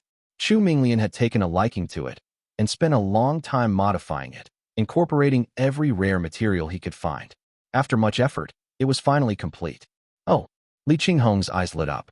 She exited the cave with Li Minggong, just in time to see Li Wuxiao and Kongheng waiting outside. Kongheng's cultivation had advanced, and he looked radiant. Li Wuxiao stood quietly to the side. Since there were many people present, Li Qinghong didn't speak further and simply said softly, "Let's see the feathered robe first." Mount Yin Pass had once been home to a minor sect. There was a fire vein on the mountain, and the group rode the wine down to a furnace platform where Chu Minglian was waiting. His hearty face beamed with joy. He cupped his hands to Li Qinghong, then swept his sleeve over the table. A white feathered robe appeared upon it. The elegant and regal feathered robe gleamed with pure white feathers. It had a ring of beautiful cyan blue plumes around the collar and shoulders, emitting a halo-like glow. The feathers flowed downward in waves, weaving cyan, blue, and white into a jewel-like tapestry. The shimmering iridescence of the robe captivated everyone's eyes. Chu Minglian was obviously proud as his gaze moved lovingly across the garment. He was clearly reluctant to part with it. This feathered robe originally belonged to the Wanglin upper sect, but was later altered by a devil cultivator into something unrecognizable. I removed the gaudy embellishments and reworked many details. It's no longer what it once was. I also reinterpreted many of the ancient design elements. After all, the true monarch's essence is now of metallic nature, and many aspects are no longer suited to the original form. He let out a hearty laugh, confidence brimming in his voice. What's more, since the fruition attainment of the true monarch of the Jade, true unified void essence, I've carefully modified all the arrays and incantations. Its power now surpasses what it once was and enhances the wearer far more effectively.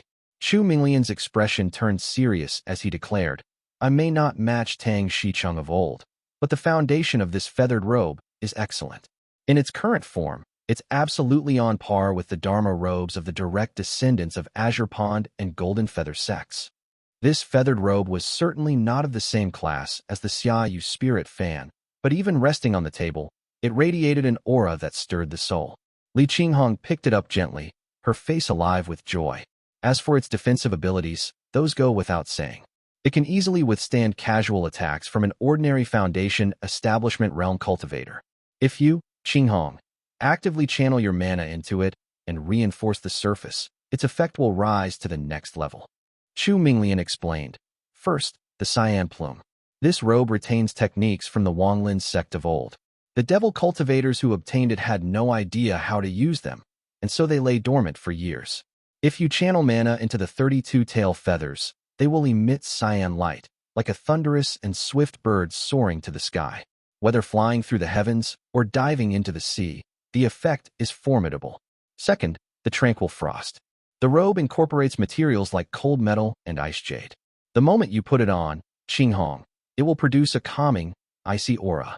Whether for cultivation or resisting illusions in combat, it offers remarkable benefits. Li Qinghong was already enamored with the robe.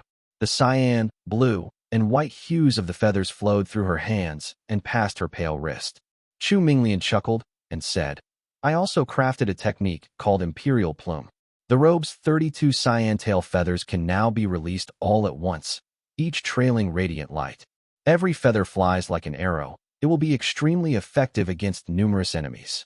"Many thanks, Senior," said Li Qinghong, smiling gently. Chu Minglian nodded, his broad face glowing with pride, and asked, "This robe may only be a refitted piece, but it's the best work I've ever produced. Qinghong, have you decided on a name for it?"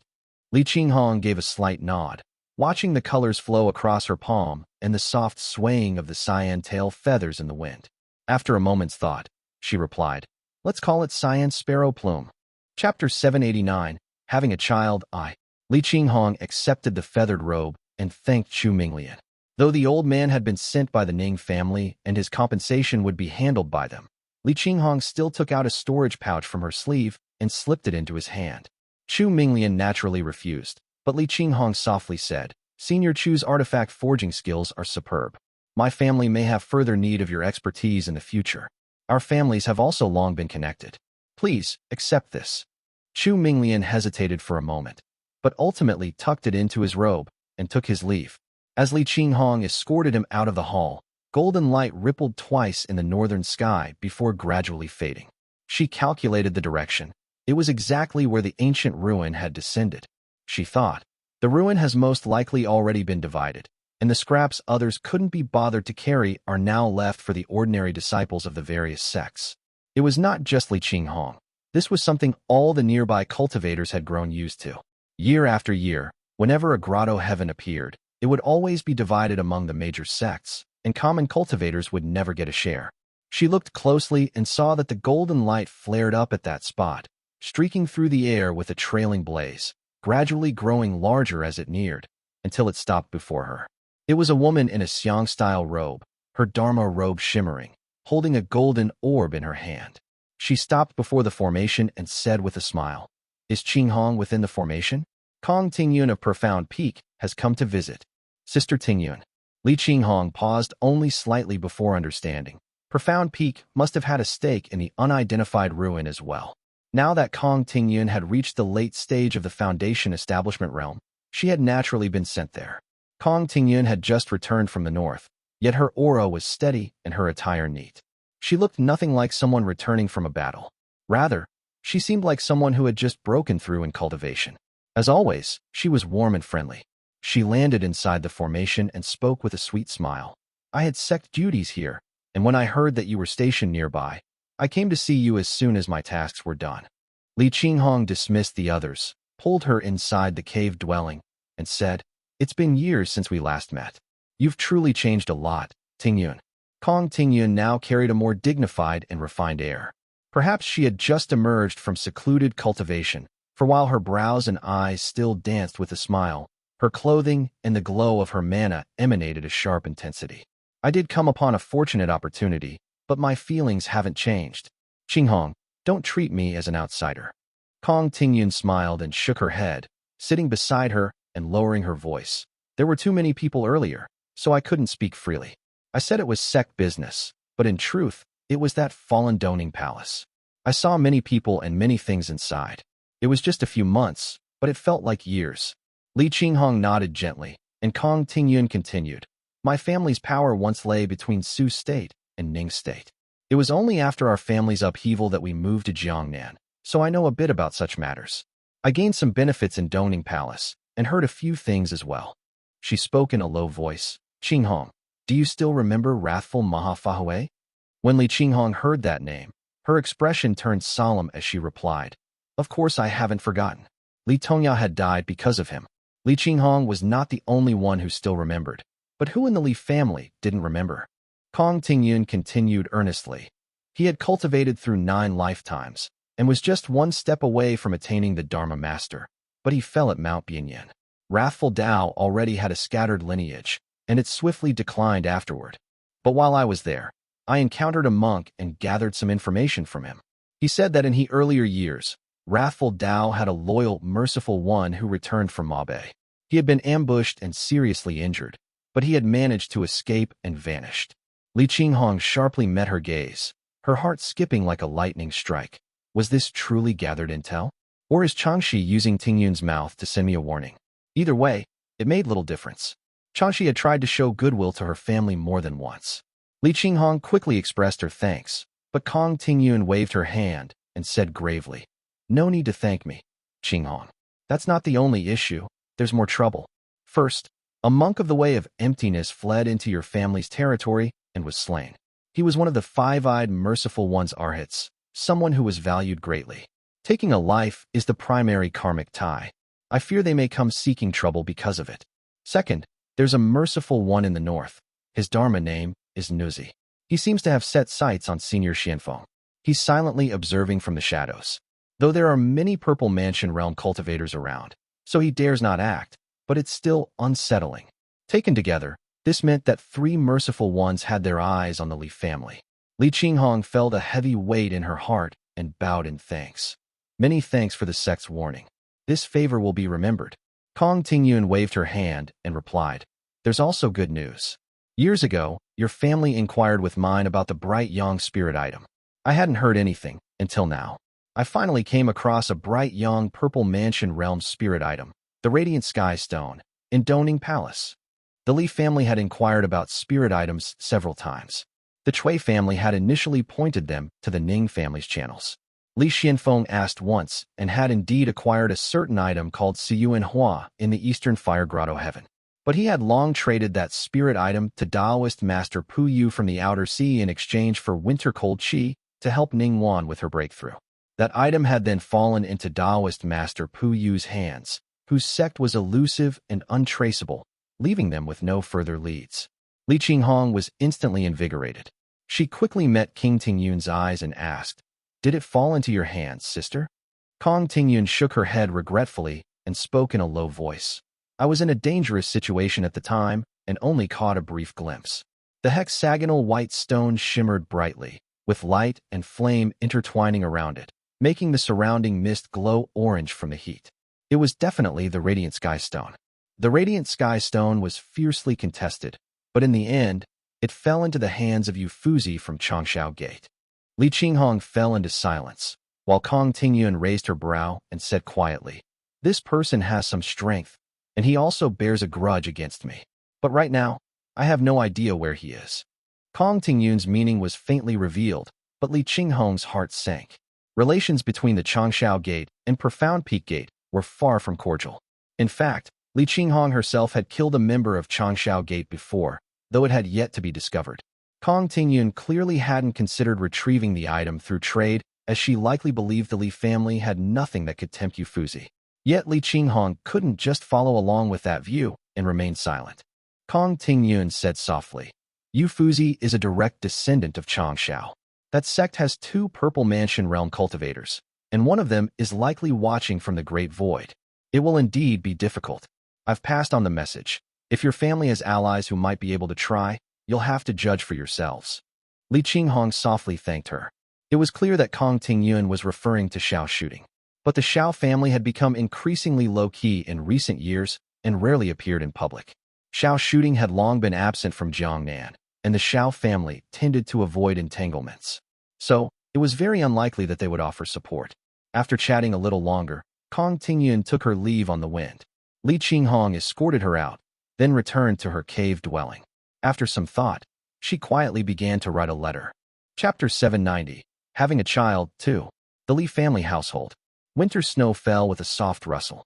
This year, the snowfall was heavier. Cold snow gathered atop the long stone wall along the riverbank, painting it in stark gray and white. A few pedestrians hurried past, clutching new quilts in their arms. This riverside dam had originally been constructed after 2 sects exploited the flood caused by the Yuan family patriarch's death. The lake had long since receded, leaving behind a long, gray-white dam wall. Li Zhouwei walked casually down the snow-laden path, cloaked in a black robe, and Siwei and Chunyang were following behind him. His father, Li Qingliao, had already reached the late stage of the qi cultivation realm and had gradually handed over family affairs to him before heading up the mountain to cultivate.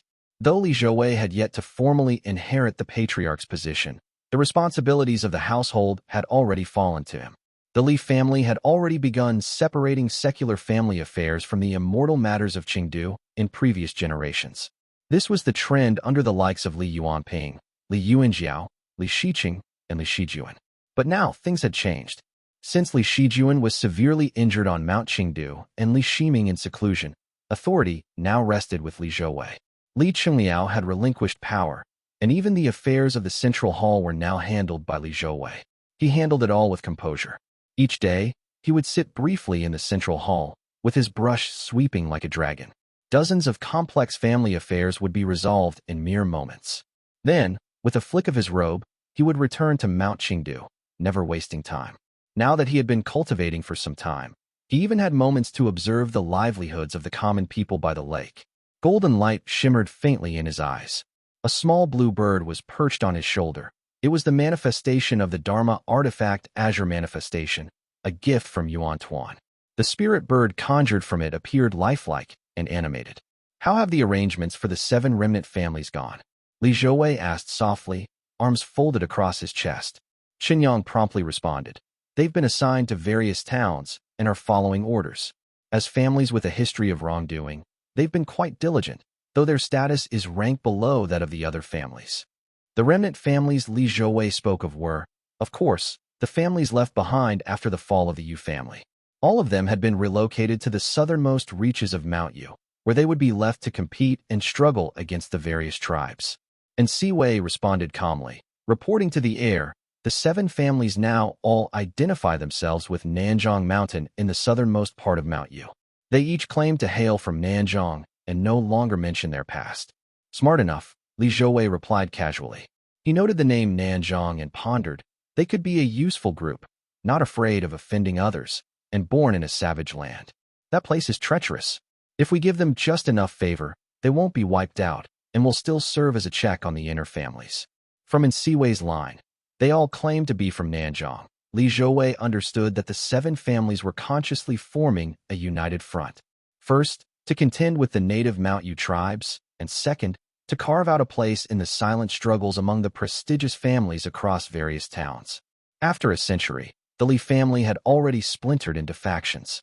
The man behind him, Xinyang, represented the Chen family, and he was a leading figure of Li Jing's 4 towns among the various peaks. And Siwei, naturally, represented Huayu's 7 towns. The remaining branches of the Li family, along with Wutu's 8 towns, Huaqian's 4 towns, the Milan's 18 towns, and the 26 tribes of eastern Mount Yu each had their own external rivalries and internal discord. The complexity had grown far beyond what it was a century ago. Among them, the Li Jing faction was the strongest. Li Zhouwei had a reputation for favoring unpopular figures, such as Qinyang, whom the other houses disliked. Bringing in Siwei, who was well respected among the Huayu families, was clearly a calculated move. He was considering promoting 1 or 2 people from Nanzhong when a subordinate came rushing up to report, "My lord, news from the clan chief's court." The trusted aide pulled a letter from his sleeve and handed it to Li Zhouwei. He opened it, and, after a glance, rare delight appeared on his brow. "Su Peiyu is with child," muttered Li Zhouwei. Su Peiyu was the first woman Li Zhouwei had taken as a wife. Later, he had married women from the En and Tian families, with 4 concubines in total to stabilize his standing. Despite all that, Su Peiyu still held a special place in his heart. No wonder. Every time he visited, the woman only sought closeness to the point of exhaustion before resting. She hadn't contacted him in the past 2 days, and he had thought she'd finally taken a break. However, it seemed she was pregnant.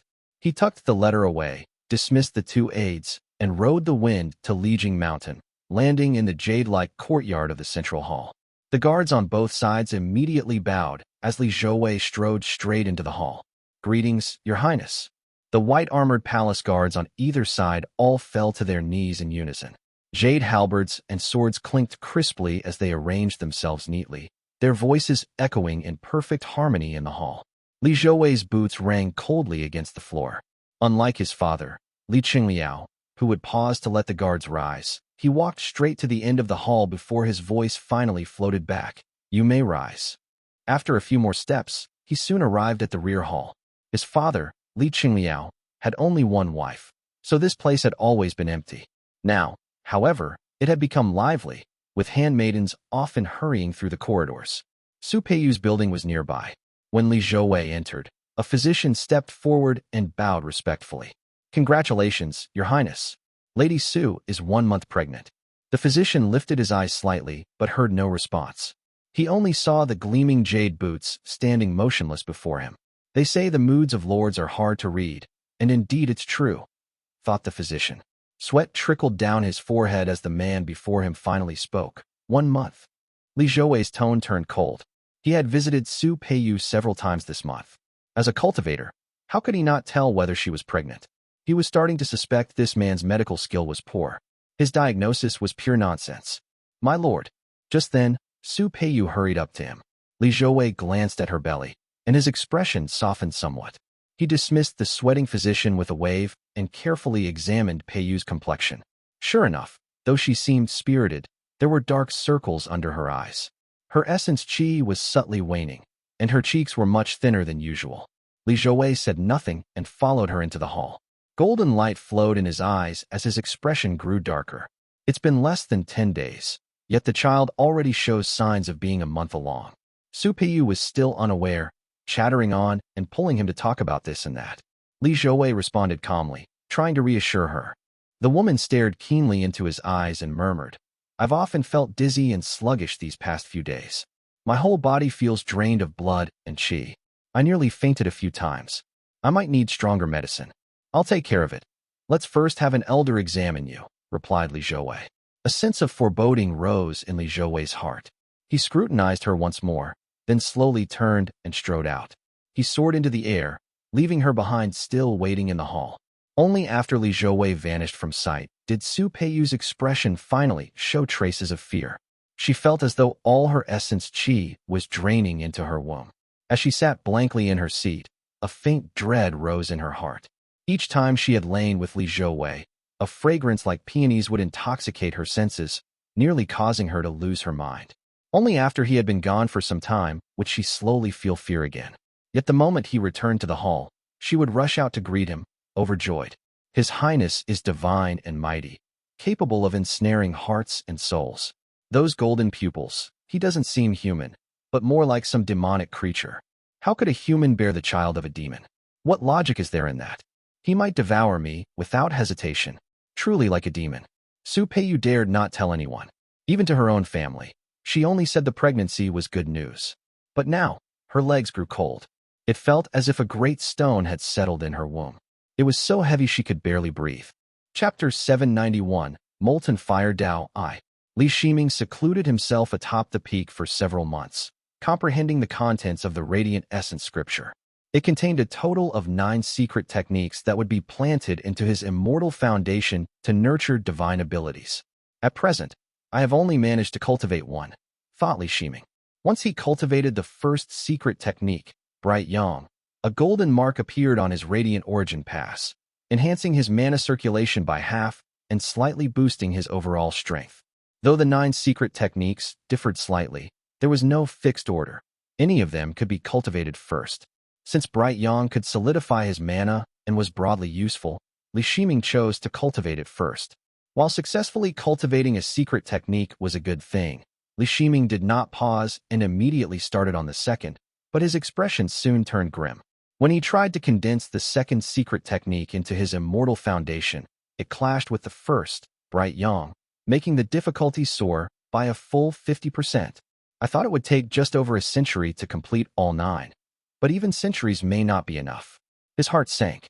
He finally understood why so few reached the Purple Mansion realm in the mighty Azurpon sect, and why cultivators like Li Encheng delayed their breakthroughs until the brink of death.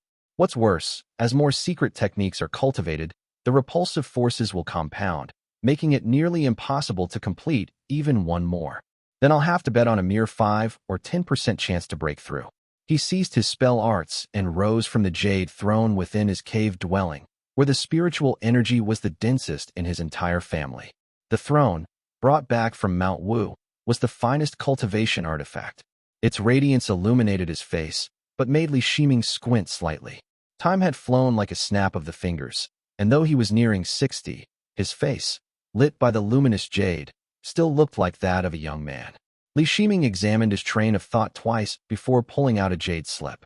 This jade slip contained nearly 100,000 words of insights he had gained while cultivating the Bright Yang secret technique. Li Shiming had initially been greatly ambitious and hoped to master 7 or 8 techniques, record each carefully, and compile them into a volume to leave behind even if he failed to break through. But staring at the contents of the jade slip now, he could only mutter, reaching the Purple Mansion realm is not the achievement of one generation. My family rose too late. After several generations of climbing, we've only now reached the starting point that the Shao family had long ago. Li Shiming needed no further thought to understand that countless secret technique cultivation experiences must have been compiled over the generations in the Azurpon sect's dark, floating compliant Cloud Sutra and Lucid Marsh Profound Cave Sutra. Figures like Qi Wei, Qi Buzi, and the earlier Qi family members had long documented all the crucial details. Chang Yun and Qing Jifeng surely had similar resources. Xiao Shooting's breakthrough into the Purple Mansion realm was no accident. Xia You must have schemed thoroughly and even acquired legacies from the Lingyu Gate to achieve success. But time waits for no one. Now is the best opportunity. Li Shiming was not blind to the situation. The Golden Core realm cultivators of the three sects had yet to reappear. Whether the strife among them had ended was unknown, but all were likely wounded and would not show themselves. The Azure Pond sect, in particular, had been drained by Qi Wei's exploitation, resulting in 5 centuries without fresh talent. It was even more rare that the Qi family's Purple Mansion realm line was almost extinct, and Sueguan, neither fully human nor ghost, cared nothing for the family's interests. It was the perfect time to ascend to the Purple Mansion realm, since such chances would vanish once the three sects recovered. He did not believe himself as cunning as Xiao Shooting, who had seized a gap between sects to ascend to the Purple Mansion realm, leveraging conflicts and sacrifices to force Azure Pond's consent. Xiao Shooting had risen to become a leading figure among the Purple Mansion realm cultivators, and Li Shiming thought himself not even a fraction as capable as that elder. Zhou Wei is now only at the mid-stage of the Qi cultivation realm. Though he is exceptionally talented, he is not like Chu Yi, a true monarch reincarnated. It will take at least another 20 or 30 years for him to reach the late stage of the Foundation establishment realm. How much time will the great battle at Mount Binyan leave us? By then, the situation may no longer be favorable. I once thought that with diligent cultivation and ignoring worldly matters, there would be at least a 50% chance of reaching the Purple Mansion realm. But now, unless I can obtain a bright young spirit item, there is only a slight chance to fight for it. Li Shiming's gaze grew somber, his expression no longer reflecting the usual focus of cultivation. His posture and demeanor shifted, revealing a heavy sense of worry. If only I could refine some pills. He could be considered a master of alchemy. Although he focused mainly on cultivation and seldom refined pills for others, he had seen and studied many pill recipes, including numerous rare and wondrous formulas. Li Shiming sat silently, gazing at a wooden slip for a while, until he heard knocking on the door of his cave dwelling. He rose as if waking from a dream when a servant came to report that Li Zhouwei requested an audience. He stepped out of the cave and saw a youth in a black cloak standing solemnly before the hall. His tiger-like eyes were fierce and his presence imposing. Li Shiming could not help but admire him inwardly. My son should be grown by now. In my race against time for cultivation, I've only seen him 3 times in over a decade. I feared he has become a spoiled wastrel. After hearing Li Zhouwei's report and asking a few more questions, Su Peiyu was brought into the hall. Li Shiming examined the young woman carefully, sweeping her twice with his spiritual sense, and frowned. Her vitality is severely damaged. Having refined pills for many years under the tutelage of Xiao Yuanxi, he was deeply knowledgeable in this field. After a thorough inspection, although he found nothing obviously wrong, he still took out 2 pills for Su Peiyu to consume, which considerably improved her spirits. These vitality-returning powder and clarity-settling pills must be taken daily. Also, bring some spirit items from home so I can concoct a formula to treat her as if she were born with innate deficiencies. When he saw the unease on Su Peiyu's face as she timidly peeked at him, Li Shiming reassured her. Our family possesses an abundance of spirit pills and medicines. Rest assured, we can certainly safeguard both mother and child. Li Shiming then dismissed Su Peiyu with a wave, raising his brows as he looked at Li Zhouwei and said in a low voice, I can't fully grasp the situation. We may need to consult Chongyuan. Firstly, matters concerning unborn children fall more within the expertise of the devil and Buddhist Taoists. Chongyuan has traveled extensively in the north and likely holds insights into such cases. Secondly, his temple once worshipped the undefeated king of brightness, who was part of the bright Yongdao lineage. There are many records, and it's necessary to inquire further. Li Zhouwei gave him a thoughtful glance and responded solemnly. Li Shiming continued his questioning. Any other news from the family? Li Zhouwei naturally understood what Li Shiming was concerned about. He pulled a letter from his sleeve and replied, A letter from the north, uncle. Please take a look. Li Shiming took the letter, glanced over it briefly, and his eyes immediately lit up. He exclaimed, Good, good, good. Finally, some news. Though difficult, it's far better than having no trace at all. This letter was naturally penned by Li Qinghong, who reported that the radiant sky stone had fallen into the hands of Yu Fuzi of Changsha Gate. Li Shiming was filled with immense joy. Chapter 792, Molten Fire Dao 2. Li Zhouwei had already read the letter earlier and now spoke in a low voice. Indeed, the radiant sky stone was obtained by Yu Fuzi in Dongning Palace. The spiritual energy in Su state is chaotic and difficult to predict, making it hard even for Purple Mansion realm cultivators and Maha to manipulate. It might actually be safer because of that. Li Shiming nodded and saw golden light flickering in Zhouwei's eyes as he continued. With a Purple Mansion realm cultivator stationed at Changsha Gate, we cannot recklessly offend them. We might fall into a Purple Mansion realm cultivator's scheme. We can only rely on another Purple Mansion realm cultivator to secretly plot from within. Currently, Changsha Gate and Hengzhu Dao Gate are locked in endless conflict. Their hatred runs deep. We could exploit this. Whether by allying with Hengzhu Dao Gate or trading with them, we must find an opportunity to obtain the treasure. Li Shiming listened for a while and nodded. Zhouwei stood tall and said, "No matter what, we must first investigate Yu Fuzi, find out his cultivation and what treasures he possesses, as well as his temperament and preferences. As long as he is not hiding within his sect without stepping out, there will be an opportunity. The only problem is that our senior members are stationed guarding the northern borders and cannot act freely. Future movements will be hard to coordinate." After Zhouwei finished analyzing the situation, Li Shiming stroked his beard and nodded, dispatching people to investigate. Then he smiled at the younger man and said gently, "I've encountered a bottleneck in my cultivation recently and just emerged from seclusion. I thought about refining some pills, partly to enhance our cultivation and partly to clear my thoughts. A change of pace might bring about a breakthrough." Li Zhouwei asked, "Uncle, you mean? I wonder if there are any bright yang-type demons in the Eastern Sea. We could capture one and use it in alchemy for supplementation," said Li Shiming. Li Zhouwei was slightly surprised and replied, "Such creatures are rare in the Eastern Sea, but I will investigate immediately. There may have been no news of them in recent years." He gave Li Shiming a careful look, sensing that his uncle was somewhat different today. But an unaware Li Shiming simply nodded in agreement. Li Zhouwei poured some tea and suddenly spoke. "Uncle, there is one more thing we might try." Li Shiming looked at him in confusion, and Zhouwei continued softly. "Uncle, do you still remember the aged courtly path scripture?" Of course, Li Shiming knew of it. The technique had once been cultivated by the Jiang family. Its grade was unknown, but it was extremely powerful. Sadly, its qi-gathering method had long become obsolete. Yet, the Yu family's ancestor Yu Yufeng had managed to master a preserved portion of it, earning great fame and the title White Jade Hand. Though he had been gravely wounded for many years, Yu Yufeng had forced 3 Foundation Establishment realm cultivators and a Grand Formation to work together just to slay him. His fall had marked the beginning of the Yu family's decline. Seeing Li Shiming nod, Li Zhouwei straightened and said seriously, "It's my suspicion that this technique most likely originated before Heaven's change. It only failed later.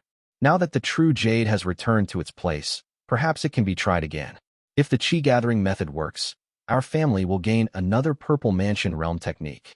This is a high-grade technique, so it would be perfect to bestow upon the younger generation of the family."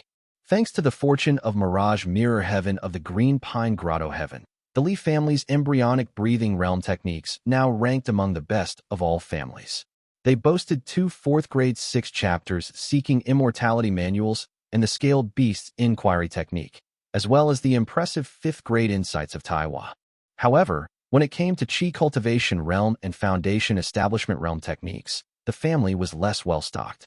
The 5th-grade Radiant Essence scripture was vital and could not be handed out casually. Apart from the 4th-grade Pheasant Flames Long March technique, the rest of the manuals were only 3rd-grade. Li Shiming started to nod repeatedly. Matters of the family were already largely entrusted to this younger generation. Knowing Zhouwei wouldn't mention this without reason, he asked, "What needs to be done?" Li Zhouwei replied, "We need to collect dust of the court. A grand courtyard of pure white jade is required, preferably jade imbued with spiritual power, bathed in radiance, guarded by 1,000, and surrounded by 10,000 residents. Each year would yield a wisp, and 10 years to gather a portion." Li Shiming's eyelids dropped as he answered, "This would indeed exhaust our resources and burden the people. Where would we even find so much spirit jade? Though jade is flourishing now, Assembling enough for a grand courtyard would require a whole small mountain's worth. In the end, I fear we will have to trouble you, uncle, said Li Zhouwei. Just as Zhouwei was about to speak, he suddenly sensed something and snapped his head westward.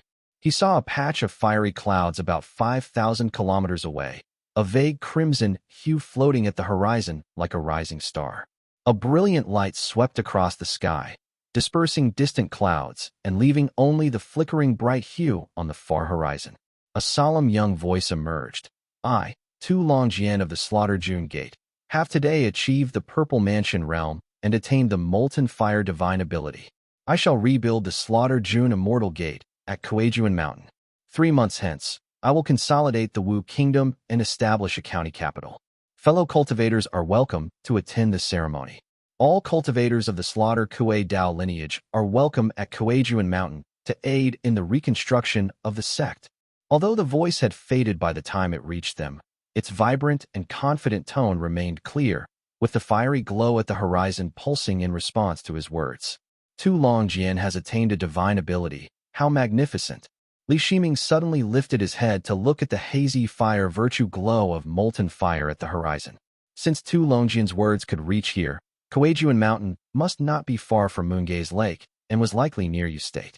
His heart surged, and he said gravely, "It's a rare instance of molten fire even within Yu State and the Eastern Sea. It will likely stand unparalleled across all Jiangnan. From now on, whenever molten fire is mentioned, everyone will think of the Slaughter-June Gate." Li Zhouwei found it rather interesting. The Li family had once received teachings from the Slaughter-June Gate. Even the White Ape had once refined medicine there. Traditionally, the Slaughter-June Gate's techniques leaned toward yin and cold energies such as cold qi, veiled yin, and lesser yin types of cultivation. But now, rising from decline, Tu Longjian had acquired the 6 Ding merging fire token, transforming the gate into one associated with molten fire and merging fire instead. We must send someone to offer congratulations. Li Shiming's expression lit up with joy. After all, Tu Longjian had formed ties with the Li family as early as his foundation establishment realm and Qi cultivation realm days, and he greatly respected Li Yuanjiao. He was, without doubt, a natural ally. Li Zhouwei only allowed Anhuai to step forward. Li Shiming hurriedly said, "Go to the treasury and pick out a few precious spirit items. For a Purple Mansion realm breakthrough, especially with such a close Taoist master, we ought to send treasured panaceas. What else do we have in the treasury?" "Uncle, please wait a moment." Li Shiming had barely finished speaking when Li Zhouwei stopped him, his heir's golden eyes glinting with a trace of a smile as he said, "In my opinion, whether or not we send lavish gifts, we should definitely have the White Ape deliver them personally." Li Shiming was momentarily stunned upon hearing this, but then immediately understood, his face blooming into a broad smile as he said, Exactly. You've thought of everything. Having the White Ape deliver congratulations would be perfect. If the Taoist master recognizes the White Ape, it would be even better. Without you, I would have nearly made a blunder." Li Zhouwei had heard the White Ape mention this person long ago and knew that the White Ape was acquainted with Tu Longjian. Hence, he had carefully made this suggestion. He flicked his black cloak, cupped his fists in return, and said with a nod, "I will arrange it immediately." Li Zhouwei rode the wind and immediately departed. Li Shiming sat quietly in his cave dwelling for a while, pondering inwardly, Yufuzi, the bright young demonic creatures, and Spirit Jade Mountain. It's a pity the timing is off, otherwise going out to the Eastern Sea to gather information would have been most convenient. He took out his pill furnace, thinking to himself, Shijuan's injuries will take a long time to heal. Once the White Ape returns from delivering congratulations, I'll send him out. That old demon is still the most reliable. Chapter 793, Shock. Baixiang Valley. Tuoba Chongyuan had broken through Baixiang Valley more than half a year ago, and the surrounding regions like Kunyuan Mountain and New Mountain had been plundered clean. Vast swathes had been transformed into devil cultivators' ravaged lands. Tang Shidu was by no means incompetent. When Tuoba Chongyuan died, he received orders to march into the mountains, splitting the devil lands in two. It only took him 2 hours to fight his way back to Baixiang Valley.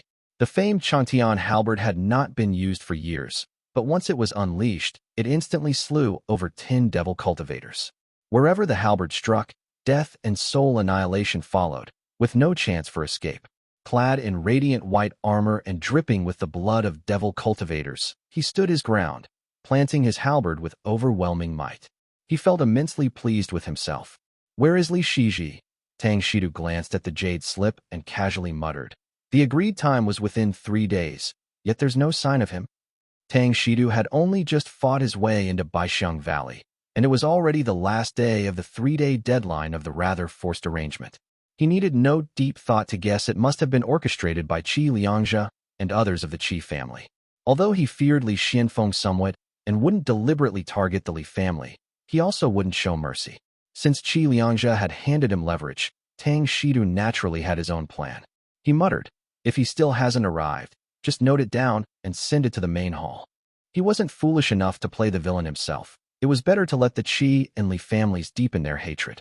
After confirming twice, a person below replied, "The Taoist arrived an hour ago and will soon pay respects to you, my lord." Tang Shidu, still basking in the sight of fleeing devil cultivators, looked up at a sky full of fiery red clouds to the south and grew suspicious. He was still thinking when he saw a man in white robes approaching him. The man was composed and elegant, carrying a deep blue fan at his waist and a sword on the other side. His complexion was slightly pale, but he spoke calmly. "Greetings, senior." Tang Shidu glanced sidelong at him, but did not question him. Instead, he turned to another subordinate, asking, "What's happening in the south?" The subordinate answered in a low voice. "A cultivator has broken through to the Purple Mansion realm and became a Taoist master." "Oh." Tang Shidu froze for a moment, but then the calm Li Shiji spoke, his tone slightly cold yet flawless. "Reporting to you, my lord. The cultivator in question is the Taoist master Tu Longjian of the Slaughter-June Gate, who has achieved the Molten Fire divine ability." Tang Shidu's figure stiffened. He stood frozen for 2 seconds, his voice trembling as he asked, "Tu Longjian?" "Exactly." Li Shiji's cold words struck Tang Shidu's heart. He slowly turned to meet Li Shiji's calm gaze, and his heart trembled in shock. Tu Longjian. Tu Longjian. How could it be so fast? How could it be so fast? A shiver ran from his head to his toes. As he stared at Li Shiji, a sudden familiarity surged up. He pictured a pair of cold, ruthless eyes, and his heart grew colder. That's right. He is the direct son of Li Yuanjiao. Tu Longjian. And Tu Longjian killed that ruthless man and nearly severed my own path. How should I conduct myself now? What else can I do? Tang Shidu had once battled fiercely with Tu Longjian. He had even mocked him openly and killed Li Yuanjiao by force. Now, when he recalled that youth's cold gaze, he felt a chill deep in his bones. Tang Shidu had long known the secrets of the Green Pine Temple's mirage mirror heaven. He knew that no matter how high people like Tu Longjian seemed to soar back then, they would ultimately perish. Thus he had dared to offend them deeply. Who could have expected that Tu Longjian would still manage to escape with so many Purple Mansion realm cultivators overseeing the Great Void? It was utterly absurd. Tang Shidu didn't know whether there had been some scheme among the Purple Mansion realm cultivators or if Tu Longjian had some powerful backer. He only understood that he had suddenly become expendable, and ice filled his heart. There was no need for him to turn or use spiritual sense. He could perfectly imagine the look on Li Shiji's face behind him. Tang Shidu cursed inwardly. "I really let my anger get the better of me when I avenged you, Muxian, and now I've ended up in this miserable state." Tang Shidu slowly calmed himself and quickly began planning. "I must find a Purple Mansion realm backer, or else I'll open my eyes one day and molten fire will already be burning at my chest." Tang Shidu's expression was dark as Li Shiji watched him silently from behind. He was masking his inner turmoil, though inwardly he was overwhelmed by surging emotions. This was the first time he had seen Tang Shidu. The memory of Li Yuanjiao dying under this man's halberd had been etched deeply into his mind. Though he had never shown it outwardly, his hatred for Tang Shidu burned fiercely. "For now, I must bide my time. This man is not easy to deal with, and I mustn't ruin greater matters. But since he might deduce something, I must be on guard against him striking first." The two guarded against each other.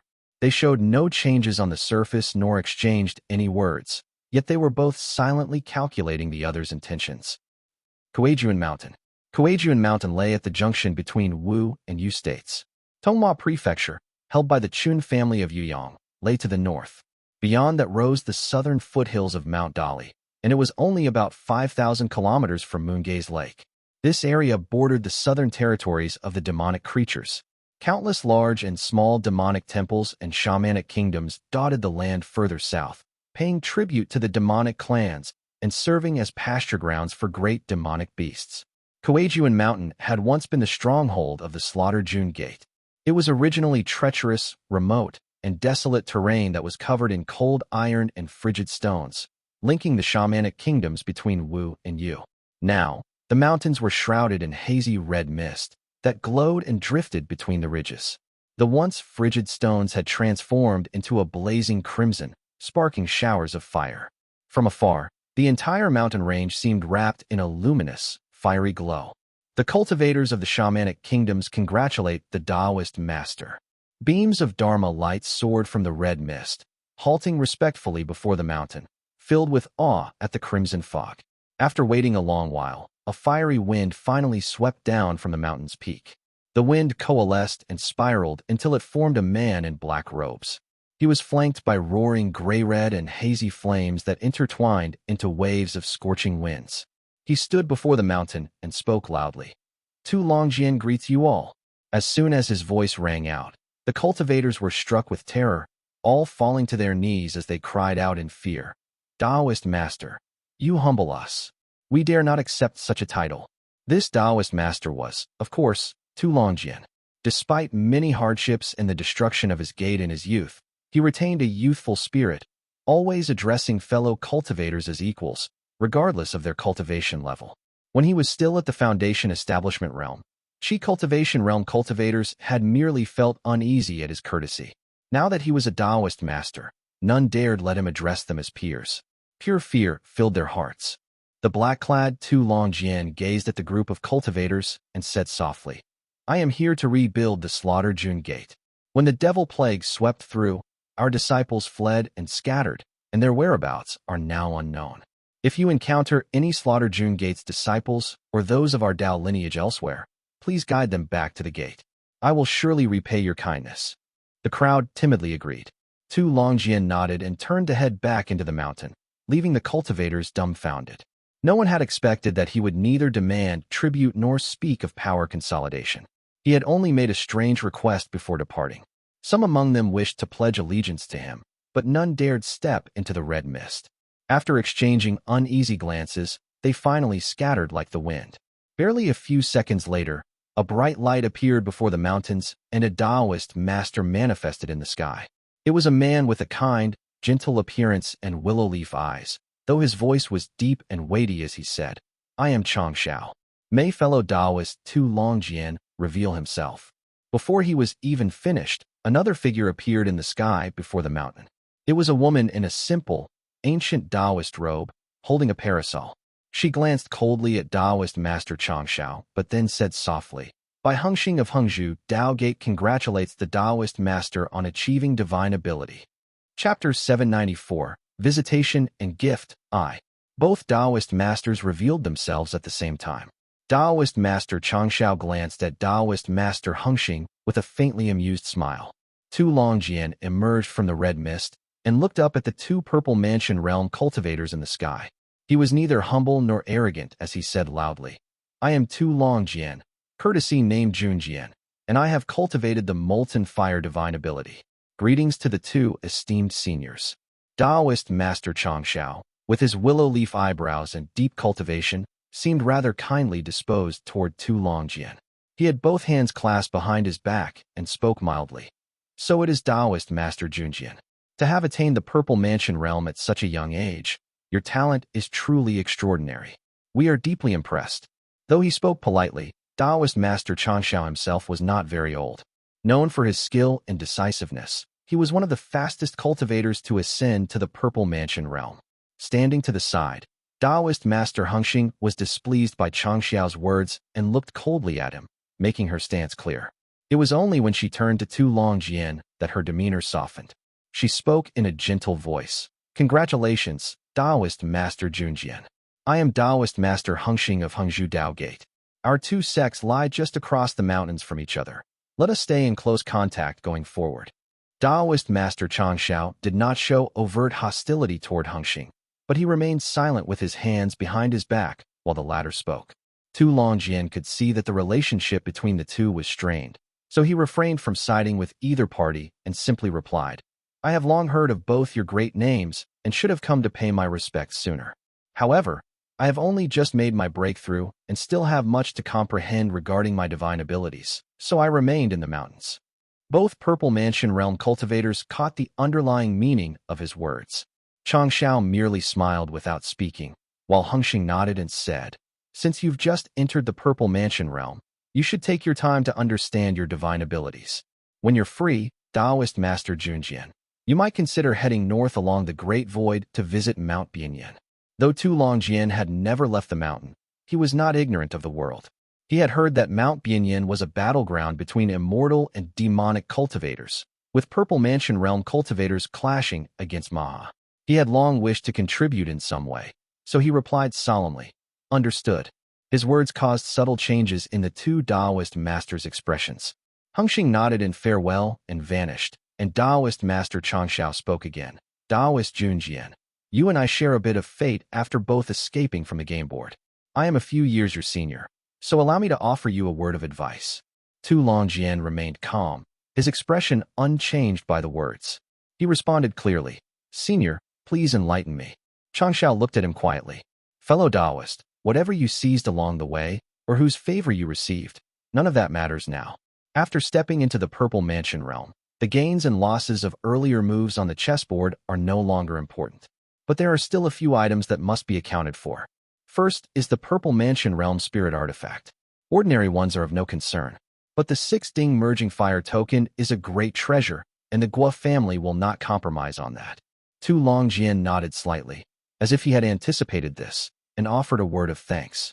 Changxiao's willow leaf eyes stayed fixed on him as clear mist drifted off his robe.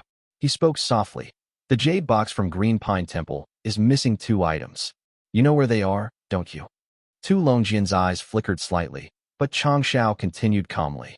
One is the Tai Ching, and the other is the Taishu. By now, you surely understand the value of these 2 items. Azure Pond sect couldn't spare the resources in the past, and Zipei believed the opportunity was limited, so they refused to act. However, now that you've stepped into the spotlight, you must either return them and curry favor with one of the sects, or act as if you never heard anything, refuse to return them, and seek your own path. Tu Longjian listened to his words carefully and replied, Thank you for your guidance, Senior. Changshao gazed at him quietly and said softly, There are many paths. Shintong and I once chose different ones. Now we are enemies. Fellow Taoist, tread your own path wisely. When he was done speaking, he gradually faded away. In the distance, several figures appeared one by one. Among the figures were a golden-robed woman with a radiant smile, a stern old man with a rigid demeanor, a sinister-looking man, and a female, immortal, gently stroking her sword. The representative from Azure Pond sect was Taoist Yuan Xiao, who bowed to him meticulously. He seemed completely unconcerned by Changxiao's earlier remarks.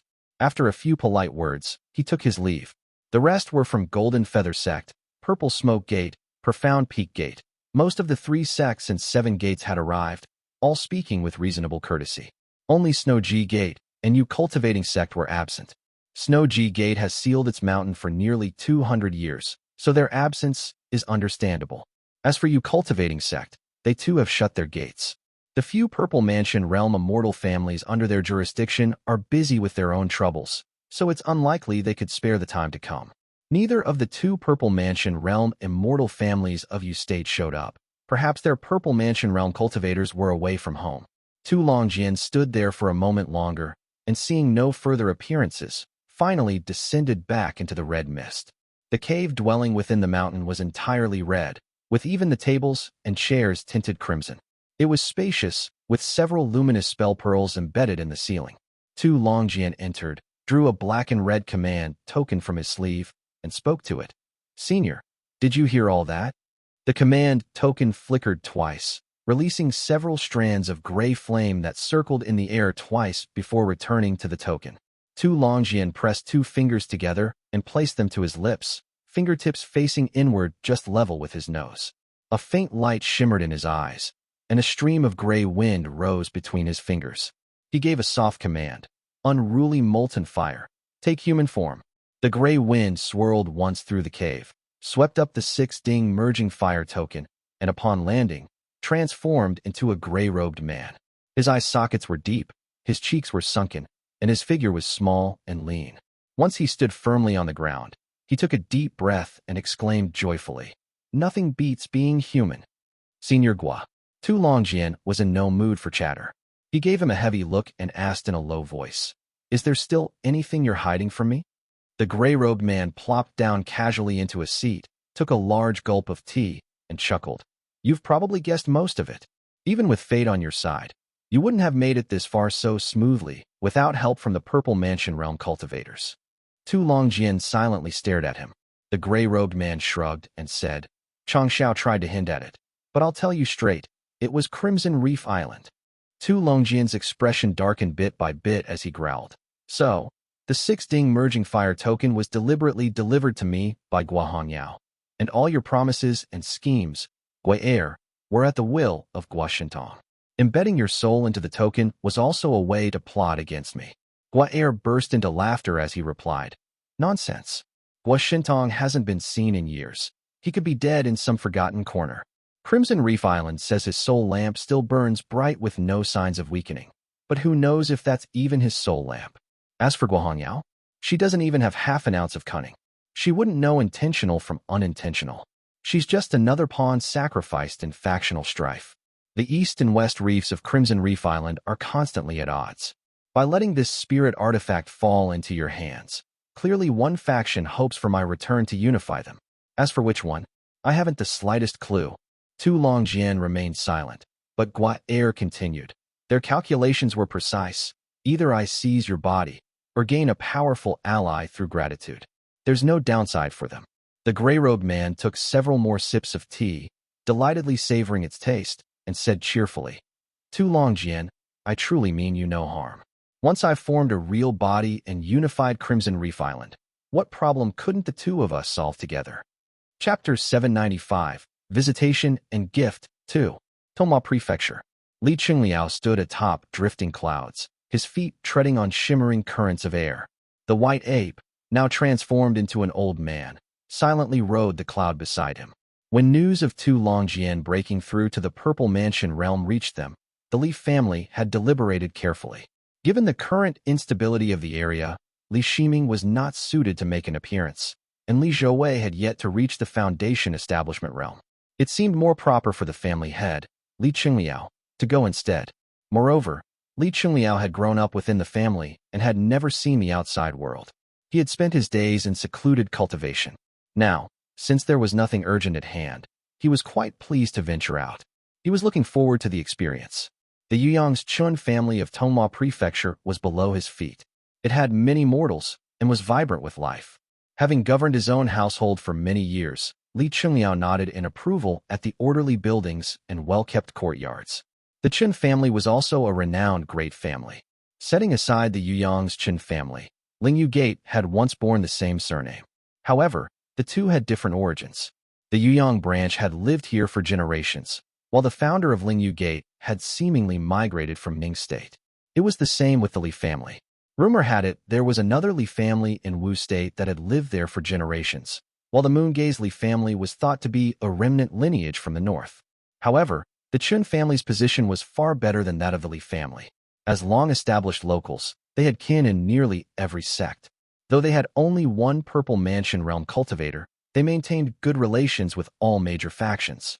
Seeing Li Qingliao lost in thought, the white ape who rarely spoke said a few words. "Patriarch, the Chun family from Lijing within our household has excellent blood. They must be related to these two Chun branches." Li Qingliao naturally understood. He had been deeply impressed by Chun Yang's innate talent and simply replied, "We can look into it when the chance arises. But I've heard those secret techniques are linked to the Purple Mansion realm, so it is not likely to be easy to uncover." The two soon crossed out of Yu State as they conversed. The mountains grew treacherous and were now often shrouded in miasma.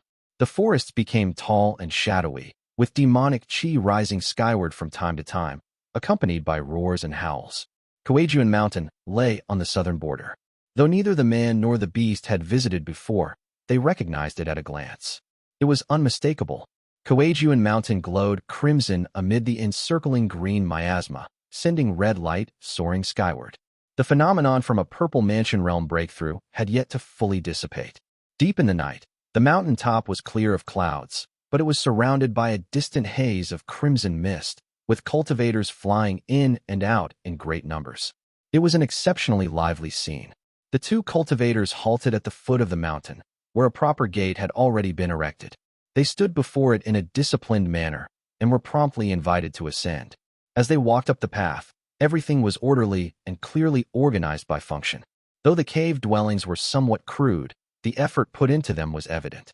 Li Qingliao was slightly surprised and thought to himself, remarkable. Though Tu Longjian was a solitary figure, it was clear that he had formed deep bonds and gathered many trusted subordinates. He clearly had enough people to support the structure of an entire gate. While Li Qingliao observed the organization of the Slaughter June Gate cultivators, the white ape looked on with a far more complex expression. He silently watched the cultivators rush about amid this illusion of order. Li Qingliao handed the jade box in his hand to the approaching cultivator and said softly, "The Qingdu Li family presents the Tai Fire Long Fruit to congratulate the Taoist master on attaining the Purple Mansion realm." As he spoke, he gently brushed the surface of the jade box. Its pristine white surface slowly grew transparent, revealing the item within. A slender fruit was wreathed in flickering flame, glowing with a hazy brilliance. Intense fire energy danced within the box. It was indeed a rare and treasured panacea. This item had been obtained years ago from the Yu family treasury. The purple Lian Bodhi had already been given to Kongheng, the wide-eyed monk who had gratefully accepted it. The Tai Fire Long Fruit was a treasure of fire virtue, most likely even born of molten fire, which made it the perfect gift. Such a valuable and well-chosen gift earned approving glances from Tu Longjian's welcoming subordinates. They took careful note of it before respectfully withdrawing. The white ape opened the cave dwelling's door and announced in a gravelly voice, "Family head, make ready. Once your name is reported, the Taoist master will certainly come to meet you." Li Qingliao nodded and took a seat, but inwardly he was still conflicted. It said the Taoist master was close to uncle, but we already requested his help at Green Pine Temple. It cost us a great deal of goodwill. That elder is now gone, and the Taoist master has no ties to the others in our family. Hatred lasts a century, but favors are thin as paper. Our ancestor has passed on. Though some ties may remain, if we seek this Taoist master's help again, even the last remnants of connection may fade. Li Tongya's death had severely damaged the ties between the Li and Xiao families. Everyone in the Li family had seen this clearly. After Xiao Guilwan's fall, things had only worsened by the day. How could Li Qingliao not weigh this in his heart? After waiting for about 15 minutes, there came two gentle knocks at the door of the cave dwelling, followed by hearty laughter. A man in black appeared. "Is this a visit from the Li family?"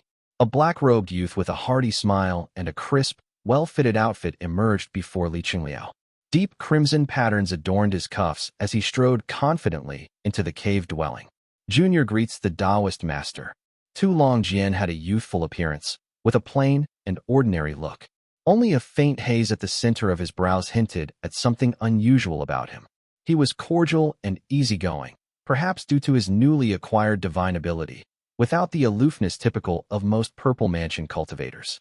But in the end, he was a Purple Mansion realm cultivator. The moment he stepped into the cave, a stifling heat and subtle suffocation swept through the space. His oppressive pressure instantly filled the room. Li Qingliao stepped forward to bow, but before he could complete the motion, Tu Longjian helped him up. Feeling slightly reassured, he saw the young man smile and say, "Your family truly went to great lengths. The Tai Fire Long Fruit is quite rare these days. This gift is far too generous." Tu Longjian knew something about the Li family situation. Though it had improved from years past, offering up such a treasured panacea was no easy matter. His tone carried a faint sigh as he continued. A small token would have sufficed. With no gesture from him, the cave door closed. The young cultivator took a seat and said softly, "Since our parting at Green Pine, I've been fleeing west and hiding east, entering seclusion everywhere to seek a breakthrough. I haven't yet visited your family to pay respects to the elder. That was my failing." No matter how courteous Tu Longjian was, Li Qingliao did not dare sit. He simply poured tea for his senior. Seeing this, Tu Longjian didn't insist, and instead spoke in a low voice. "Regarding you Mushian of Green Pine Temple, did Azure Pond sect give your family any trouble?" He lifted his gaze slightly, seemingly lost in thought, as a chill crept into his expression. He asked, "It can't be that Tang Shidu is still stirring up trouble behind the scenes and holding a grudge against your family, can it?" Chapter 796. One Side, I. Reporting to the Taoist Master. After the incident at Green Pine Temple, Yuan Wu hastily perished. That villain could barely manage his own affairs and had no opportunity to trouble our family.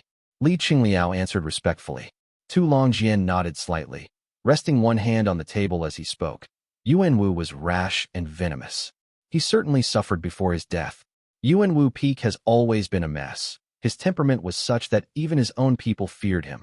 Li Qingliao noticed that Tu Longjian seemed surprisingly familiar with Yuan Wu, and even with the Tang and Yu families, causing his heart to stir slightly. But Tu Longjian had already sunk into deep thought. Back then, Voyager, Yu Xiuxian, Zhang Lingshu, Cheng Yunfu, and Zhang Cuotian entered Mirage Mirror Heaven together. Disputes arose midway, causing most of them to perish, with only a few managing to escape. Voyager claimed Yuan Wu forced him into hiding. Since he was gravely wounded and near death, he had no choice but to refine himself into the 6 Ding merging fire token. He had fallen into slumber and was carried out by Zhang Lingshu. But how exactly did Zhang Lingshu die? He said that before he entered Chongming Hall, there was another cushion beside the steps outside the hall, with a jade box atop it, that had been taken by Zhang Cuotian. Now it's lost and missing. And where did the jade stone Zhang Lingshu took end up? When Cheng Yunfu died, who took his spirit sword? Though Tu Longjian treated his friends with great kindness, he was not without vigilance. His mind flashed with sharp thoughts, though on the surface he merely sipped his tea. His gaze paused briefly on the white ape, and his train of thought abruptly cut off. This one is... Tu Longjian's pupils turned slightly red as he activated his purple mansion realm divine ability. Memories surged to the surface, and he suddenly stood up, asking, "Have you once come to this mountain?" The white ape neither humbled himself nor showed arrogance. He bowed and said, "This old ape had the fortune to pound medicine here for over a decade, and has indeed seen the Taoist master before." "So it is true," exclaimed Tu Longjian. The white ape looked entirely different from his past self, but his aura was faintly similar. Tu Longjian used his divine sense to compare the one before him to his memories. He felt a ripple of emotion and said deeply, "So you've had quite the fortune. You've even reached the Foundation Establishment realm, and with true chi at that.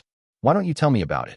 The white ape bowed deeply and said solemnly, "Reporting to the Taoist master, after the gate was broken, this white ape was captured by the Yu family, shackled with cold iron collars and flogged with iron whips. I encountered a demonic disaster in the marketplace, but I was fortunately rescued by my current master and have been under his protection ever since." Tu Longjian lowered his brows, his voice slightly hoarse as he said, "When the devil cultivators attacked the gate master escorted me along the hidden path, then turned back on his own. I had intended to return and check on things, but I was discovered and pursued by devil cultivators. I barely escaped 500 kilometers away and managed to kill the pursuer by sheer luck, but I do not know what became of the gate afterward." The white ape's voice was deep as he replied, "The gate master fought 3 enemies alone and was forcibly refined alive. The junior uncle had his head severed at the foot of the mountain. As demonic smoke billowed, the devil cultivators even used his head to devour the senior brother. Very soon, all our cultivators perished. I managed to escort the second young lady a few kilometers away, but my mana failed midair. We fell from the sky.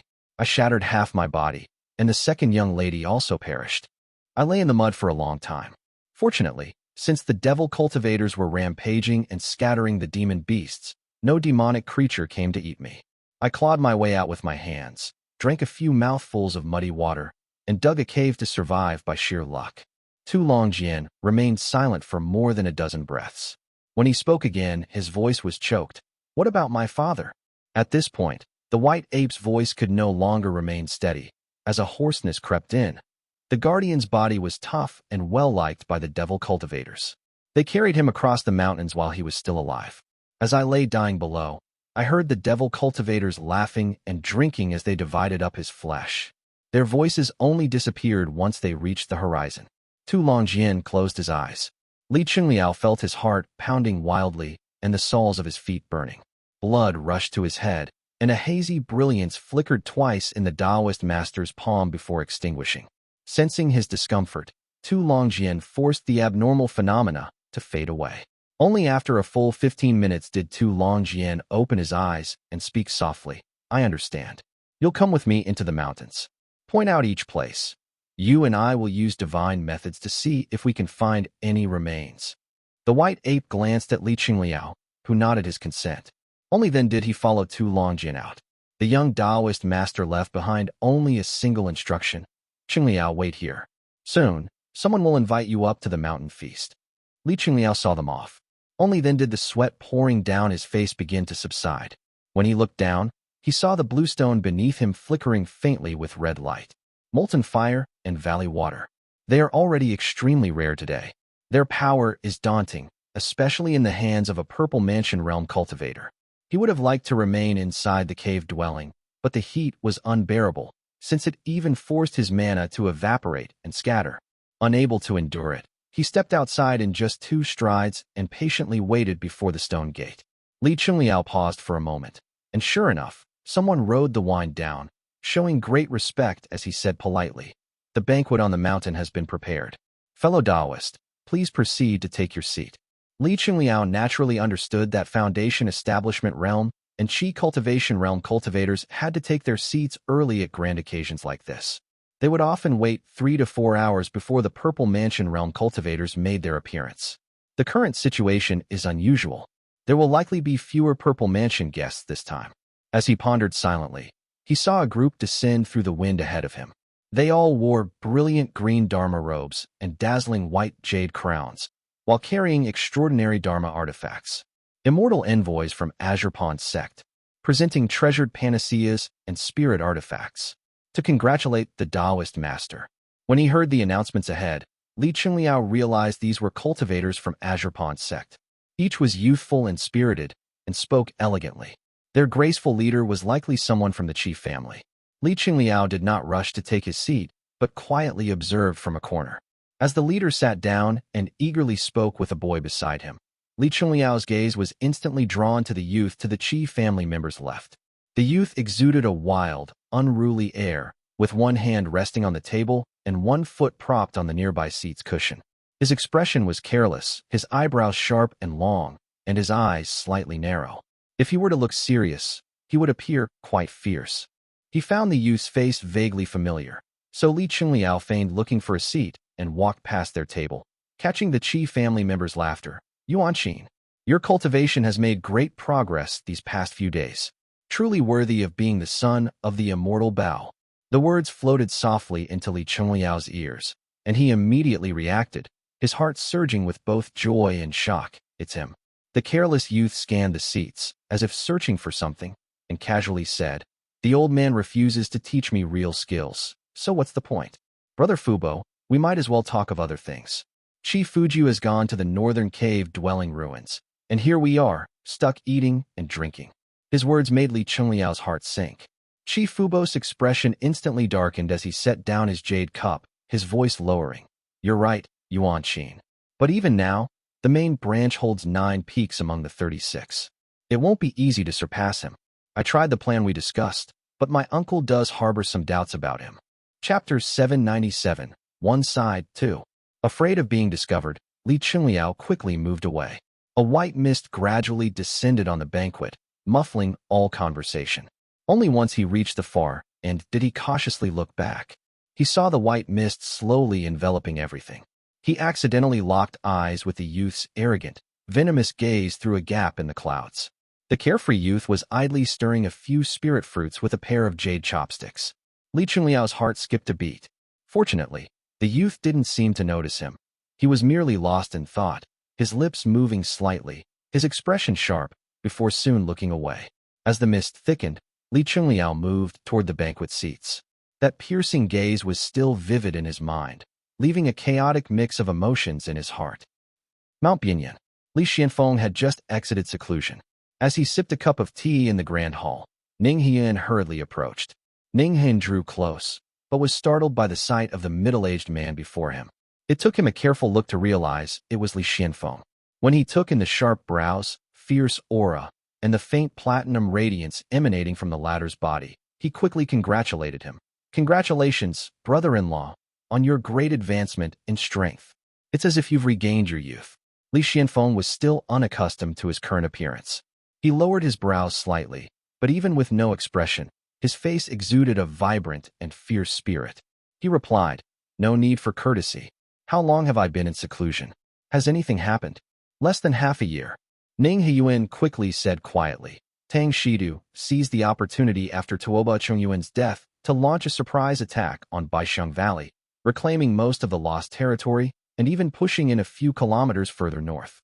Afterwards, fierce battles broke out with both north and south suffering losses, but there have been no major changes since.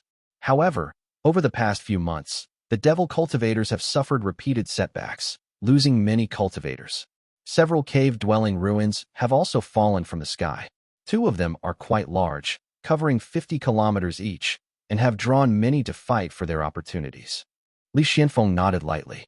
From the way Ning Heyuan had rushed over, he guessed that there was likely something important waiting to be said. Sure enough, after just seconds, Ning Heyuan said in a serious tone, "Brother-in-law, the devil cultivators, specifically the Murong family, have had 2 new arrivals. Their cultivation is said to be formidable.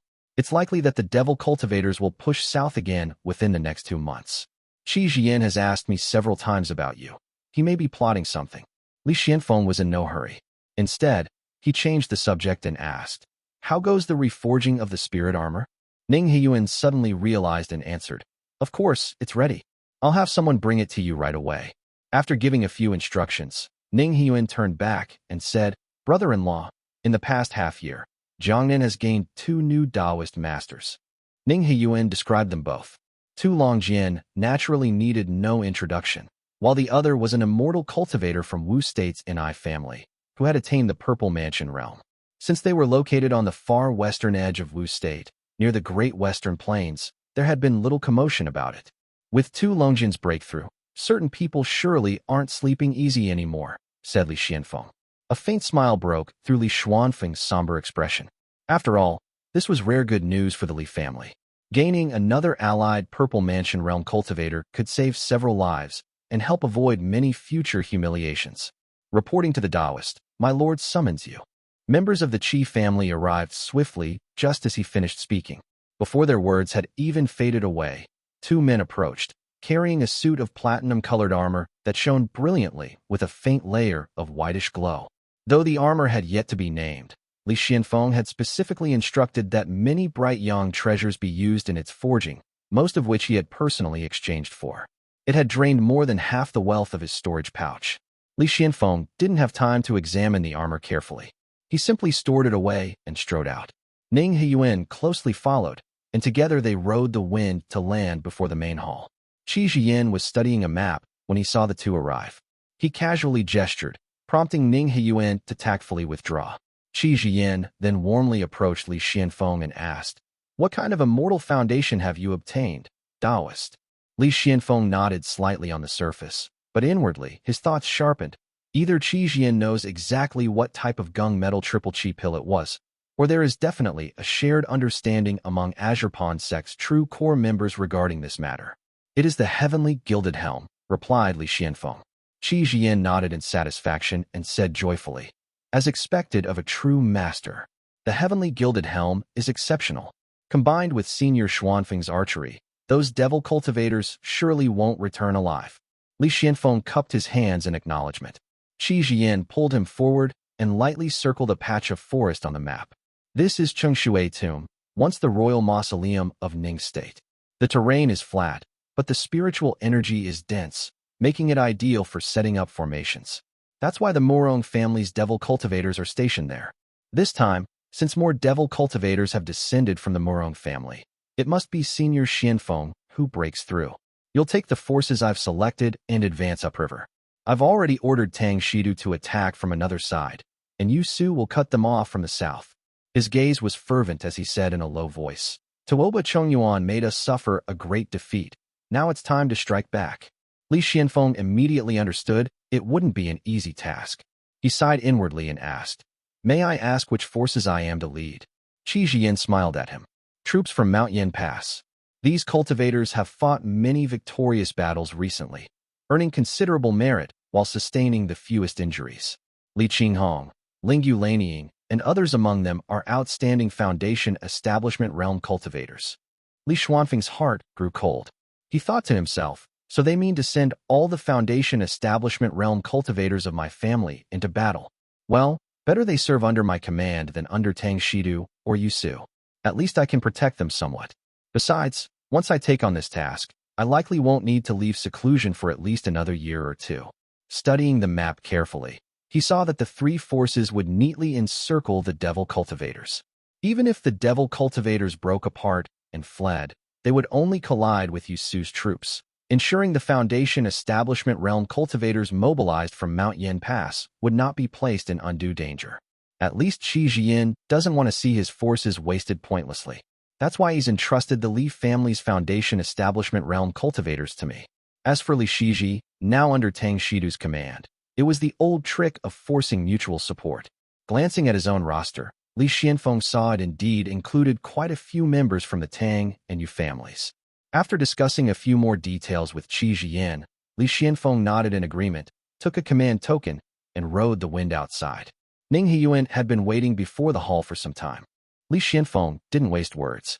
He tossed him the roster and said in a deep voice, "Order all cultivators from Mount Yen Pass to report to me here within 3 days." Chapter 798, Depart, I. Mount Yen Pass. Li Qinghong had only been cultivating at the pass for a few months when an order from Azure Pond Sect arrived. It was then passed along within the pass until it reached Zhao Tingue of Moon Lake Peak. The man rode the wind to the peak of the pass, bringing a group of people in tow. Li Qinghong came out of her cave dwelling to greet him. The white-robed Zhao Tingue gestured for the others to stay outside the main hall and entered alone. His expression was calm, but Li Qinghong sensed his mood was low and softly said, "Daoist friend Tingue, I wouldn't dare. Senior is too courteous." All of Zhao Tingue's Foundation Establishment Realm cultivators at Mount Yen Pass were being transferred out. He had no idea how many would be lost at Chengshui tomb, which placed immense pressure on him. On top of that, he had to explain the situation to the families and factions of these cultivators, which was an utterly messy affair. How could he explain the inevitable casualties to everyone? They'd just end up transferring more Foundation Establishment Realm cultivators, and he would be the one making enemies. They wouldn't dare hate Azure Pond Sect, so wouldn't they then direct that hatred toward him? He wasn't the kind of person who liked making enemies, but he was being forced into this role. Naturally, he felt extremely irritated inside. Yet he remained polite and said, "I received the sect's order to transfer everyone." After reading it, I saw how urgent it was and rushed over at once. Li Qinghong acknowledged him, and Zhao Tingue sighed. "One cannot shirk the sect's orders. Please take care, senior. After all, we now share fortune and misfortune. My junior brother just fell in battle. I truly don't want anything else to happen." Li Qinghong nodded and simply replied, "I'll be heading north. I'll trouble you to look after Yuexiang." She didn't know who would be leading the northern expedition, nor how dangerous it might be. She had already prepared herself for the possibility of dying. Worried about Li Yuexiang, she said a little more, and Zhao Tingue replied with a serious expression, "Please be at ease, senior. I have always treated her as one of my own peak's disciples." When he saw the lingering worry on Li Qinghong's face, Zhao Tingue paused for a moment, then spoke solemnly, "My parents passed away early.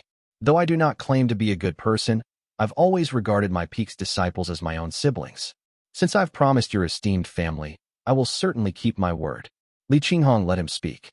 Still, the order had been marked as urgent, and there was no time to delay. She exited the cave dwelling, summoned Li Wuxiao and Kongheng, and broke through the sky toward Mount Bianyan. In recent years, Kongheng had spoken less and less, seemingly growing increasingly immersed in silent cultivation. Li Wuxiao, as usual, wore a serious expression. It was only at this moment that Li Qinghong found a chance to speak with him in detail. As they rode the wind, she softly said, "About that matter with the white serpent Gur, Lanying feels deeply apologetic. After all, affection must go both ways." "My lord." Li Wuxiao was momentarily startled before he understood, then rasped, "We serpents are not like humans. We don't concern ourselves with mutual affection. If the scent cannot arouse desire, then it simply cannot. Even if emotions run deep, it's all empty talk if the body doesn't respond." There is no such thing as mutual affection for us, my lord. You overthink it. His words caught Li Qinghong by surprise, leaving her stunned for a second. Li Wuxiao continued calmly. This was already common when I was in the Eastern Sea. The high-ranking pristine water-white snakes had difficulty bearing offspring, so they took on hundreds of wives and concubines. The lower-ranking valley water gray snakes and water mansion black snakes served as their mates, producing offspring like grains of sand. It's not so bad with higher cultivation, but when one's cultivation is low, even if two snakes are in love, a single call from a white snake is enough to make them lose their minds and run off to be his consort. Li Wuxiao's expression turned complicated, as if many words were lodged in his throat. He said quietly, "It seems there's still discrimination by bloodline even after forming my foundation establishment. My father once said that our kind, the hooked serpents, would be better off dull and ignorant. But to possess human-like intelligence and yet be unable to resist our physical instincts, that is our greatest sorrow." Li Qinghong looked away as she listened, unsure how to comfort him. Li Wuxiao continued softly. "Even if there is mutual affection, once we return to our true forms and inhale each other's scent, we feel instantly repulsed. Disgust wells up uncontrollably from the heart. Such is the nature of us demonic creatures." Kongheng, who had been silent, finally opened his eyes and said with a hint of heaviness, "It's not just demons, humans, too, are not necessarily above such things." Kongheng's words made Li Qinghong think of her family's heir. She fell into silent reflection, and Li Wuxiao said no more. This incident might have been a minor matter in the world of hooked serpents, but it had led Lingyu Laning to personally pay a visit, which had embarrassed Li Wuxiao. The chance to freely speak his thoughts now gave the old serpent much relief. The group rode the wind and quickly descended into the mountains. Most of the cultivators had already arrived, and many familiar faces could be seen. Li Qinghong looked up. A middle-aged man with black hair and golden robes stood at the highest position. His brows were sharp and fierce, and he exuded menace, as if he might transform into a tiger or leopard and pounce at any moment. Golden light rippled across his body. He held a grand, ornate golden bow in his large, powerful hand. He stood alone atop the stone platform, with core disciples of the immortal sect bowing beside him and Foundation Establishment realm cultivators of all families paying their respects. "Uncle." The sight brought Li Qinghong back to decades ago in an instant. Her father Li Xianling had still been alive, and Li Xianfeng was the family's most gifted cultivator, newly ascended with high spirits. She had gone up the mountain with her elder brother Li Yuanxiu, while her second brother Li Yuanjiao laughed and praised Li Xuanfeng's godlike archery skills. Even before she had seen him, Li Qinghong had already looked forward to meeting him. She lowered her eyes and silently thought, "Uncle may have had another breakthrough." Chapter 799, Depart 2. Li Xianfeng waited in the mountains for a moment, and the cultivators arrived as ordered. He glanced around and saw Li Qinghong and the others present as well. The white serpent was present, and the woman beside it was likely Lingyu Laning. On the other side stood several cultivators from the Ning family, 2 disciples from Moon Lake Peak, a few guest cultivators that the Azure Pond sect had recalled from the eastern and southern seas, and 3 representatives from the Golden Feather sect. In total, there were 16 Foundation Establishment realm cultivators. Naturally, those in the Qi cultivation realm and embryonic breathing realm had been drawn from the mountain's own ranks. Their numbers were few, because they weren't much use in battle. Moreover, the Azure Pond sect refused to send out core sect disciples. After years of internal upheaval, it was difficult to mobilize many Qi or embryonic breathing realm cultivators at all. Midnight approaches. "Everyone, let us depart," Li Xianfeng commanded, and his own family members responded immediately. The guest cultivators from Azure Pond sect and the Golden Feather sect, mostly seasoned veterans, were respectfully deferent and came over at his word. He drew a jade vessel from his sleeve. It was the Ning family's ever-flowing jade cloud liner that belonged to Ning Wan. He tossed it lightly into the air, and it instantly expanded into a massive boat. Everyone boarded one after another. Ning Heyuan, slightly slower to move, took to the skies with him. He threw out a piece of gauze from his sleeve, which shrouded everyone's figures, and then smiled. "Well then, everyone, why don't we talk a bit?" Li Xianfeng had already been observing for a while. The guest cultivators the Azure Pond sect had sent were all assimilated cultivators from the Eastern Sea. Their strength was mediocre, but at least they had experience dealing with devil cultivators and were skilled in survival techniques. Though they wouldn't do much in a direct fight, they could still stall a few devil cultivators. Only the 3 from the Golden Feather sect were of real interest. One carried a talisman sword on his back and claimed to be Zhuang Cheng, a cultivator from the Smoke Valley Desert. Another was a man over 200 years old, also from Smoke Valley, who called himself Lin Shui. The last one was an old Taoist who looked like he was only there to make up the numbers. He seemed to have only just entered the Foundation establishment realm and had a visibly unsteady aura. He called himself by Enzi of Smoke Valley and constantly wore a bitter expression. The Golden Feather sect differed from the Azure Pond sect in several ways. It was looser in its control over techniques and essence-gathering pills, imposed less exploitation from above, and also had stricter checks on forced annexation. Many great families had continued for centuries under its rule, and they clearly had more cultivators in the Qi cultivation realm than the Azure Pond sect. Moreover, the families under the Azure Pond sect still hadn't recovered from the persecution and chaos under Qi Wei before his death. The former generation of prodigies had been wiped out, and the new generation was unwilling to be handed over to the Azure Pond sect so easily. With such a shift in tides, even their Foundation establishment realm numbers now lagged far behind. As for the rumor that most Dao lineages in Yu State stem from the 6 sons of Chongming Hall, making them more refined and highly competitive to the point where their elites often surpass those from Wu State. Who knows if it's true or not? But judging by the 2 before us, their strength seems decent enough. As Li Xianfeng pondered, the others, including Li Qinghong, introduced themselves. Suddenly, Bai Yinzi's eyes lit up, and he leaned in close to Li Qinghong, lowering his voice. Sirs and madams, this humble one is a cultivator from a small temple in Smoke Valley. Senior Donghe visited us back in the day. He even stayed there for quite a while. Li Qinghong immediately realized he was referring to the place where their family had collected the Golden Yang Radiant Origin. However, she had never seen this person before and couldn't verify his claims, so she simply nodded politely and let it pass. Bai Yinzi had no choice but to sit back down at her polite but non-committal response and listen as the others in the boat began to chat. The Golden Feather sect cultivators were all experienced. In particular, Lin Shui was a veteran of over 200 years. He quickly struck up a conversation with several Eastern Sea cultivators. After some back and forth, they began to understand one another better. After a brief moment, Ning Heiyuan spoke in a deep voice. Everyone, we're heading to Chengshui, Etum this time to clash with the devil cultivators of the Morong family. These aren't your ordinary devil cultivators, so I urge you to stay vigilant. Although the direct descendants of the Morong family would be handled by Li Xianfeng and Tang Shidu, the other devil cultivators were not to be underestimated. Fearing the others might grow careless, Ning Heiyuan added, "Are any of you familiar with Chengshui tomb?" None of the cultivators answered, until Lin Shui's eyes slowly rose to meet Ning Heiyuan's. He said hoarsely, "It is the royal tomb of the Ning state's imperial lineage, and was once fortified by ancient formation arrays.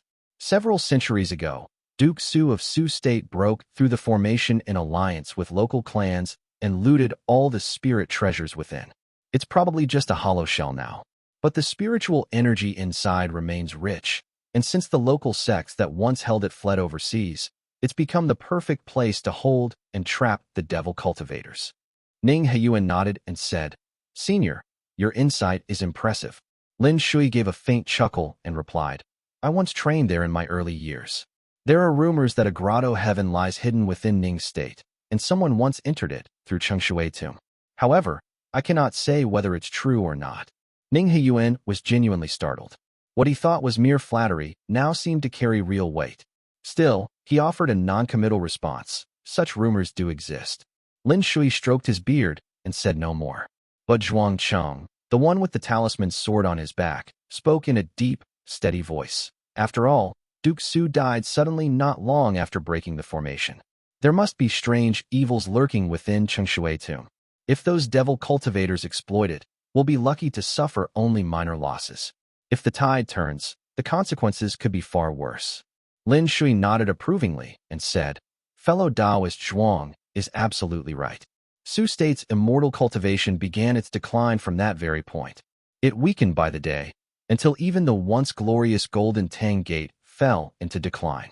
That eventually led to the southern push by the Buddhist cultivators and the intervention of true monarch Chongyuan. At that time, Chang Yun was merely a Taoist master, but he had now advanced to become a true monarch, a figure spoken of like legend. Naturally, he could only be addressed as true monarch now. When Lin Shui mentioned true monarch Chang Yun, several people's expressions turned complicated. As a member of the Golden Feather sect, he himself wasn't deeply moved, but many present had personally held off the Buddhist cultivators and witnessed Chang Yun's power firsthand. It stirred much emotion within them.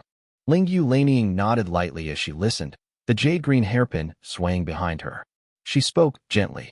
The Murong family's belly-born heads are quite well known. Many of their techniques excel in fighting the many with the few, so you all must be careful.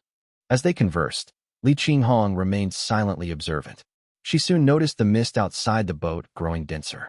Demonic energy was drifting about, and mountains were rising and falling in the distance. The thunder pool in her chi sea began to stir restlessly, clearly agitated by the surging aura of monsters and demons. Chengshui tomb. Li Qinghong peered through the mist using her eye technique, and vaguely saw ruins below. Several streaks of demonic light drifted within the clouds, moving back and forth as though searching for something. She studied the terrain closely and realized she might have been here before. When she had once used a ritual altar to call thunder, she had visited many sites throughout Su State to collect lightning, and this place seemed familiar. This wasn't called Chengshui Tomb in the altar's records, but rather Anhuai Prefecture in Wei State. Looks like Ning State was founded after Wei fell and repurposed this site as a royal tomb, thought Li Qinghong. Back then, there had been a few sects in the area that maintained a power balance, and they treated her, merely a foundation establishment realm cultivator back then, politely. There must be several geomantic lines that made the area traversable, and quite a few cave dwellings as well. These devil cultivators are likely holed up inside. This place is also close to Mount Tangdao, where the Golden Tang Gate resides. The group gradually fell silent. Li Xianfeng stood with his bow on his back as he gazed intently into the distance. The command token in his hand flickered with light, as though drawing something toward it. Soon, the command token's light reached its peak, and runes appeared one by one. Li Xianfeng studied them carefully, calculated the distance, then took the bow from his back. He spoke in a deep voice, "Tang Shidu and the others have arrived. Everyone, prepare yourselves." Sure enough, just as he finished speaking, a white light rose within the distant fog.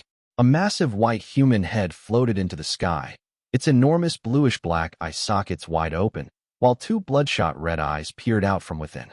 Bloody tears dripped down its cheeks, and its pale fangs gleamed with a ghostly white light. "How dare you?" The giant head immediately opened its mouth, its neat rows of teeth spreading like doors. Countless bluish-black dots of light gushed forth, swarming through the air and transforming into snakes, insects, ants, and scorpions. They fell like a monsoon rain, sprouting wings and dispersing in search of prey. Li Qinghong had once seen Murong Xia, the reincarnation of a Maha. The belly-born head that the monk had released wasn't this large. It had expelled the living souls of people that were capable of speaking, laughing, and even thanking Murong Xia. Murong Xia was a Maha after all. His belly had been cultivated to the level of a blessed land. This Murong family descendant, by contrast, is far inferior. One glance, and it's clear this is just a demonic technique. Clarity dawned in Li Qinghong's heart. Meanwhile, Li Xuanfeng's eyes narrowed. The ferocity of his expression was terrifying enough in his current middle-aged appearance that it drew glances from all around. The middle-aged man slowly raised his golden bow. A golden arrow leaped from his waist and landed perfectly on the string. As the shimmering string drew taut, a piercing hum rang in everyone's ears. WHRR. Chapter 800, Chengshui Tomb. Chengshui Tomb. The terrain of Chengshui Tomb was low and mostly flat. Ash-gray forests stretched across the land, half hidden in thick, oppressive mist. The area seemed both tranquil and ominous. However, three figures were concealed within the mist. The one in front looked aged, his hair faintly white as he quietly stared at the forest ahead. He was flanked by two young men, one in white and holding a fan with a graceful air, while the other was broad-faced and kind-looking, clad in sea-blue robes. Li Shiji kept himself hidden within the clouds. The old man beside him stroked his beard and said quietly, "Shiji, why hasn't Tang Shidu made a move yet?" "Perhaps he's waiting for the other divisions," Li Shiji replied casually, but his condition was far from ideal. His complexion was pale, and though his body brimmed with mana, it faintly disturbed his injuries. leaving his strength unstable and hollow. He had taken 3 autumn convergence pills in a row, sacrificing over 10 years of lifespan. He should have spent at least 2 or 3 years in seclusion to fully recover, 5 years if he wanted to be truly cautious. But now, just half a year later, he had been forced to emerge and face battle again. It was no wonder his mana felt unstable. Had the pills not come from the Yang family, but had been some ordinary mana-boosting medicine, he would have already suffered permanent damage. Still, the loss of Baixiang Valley could not be ignored.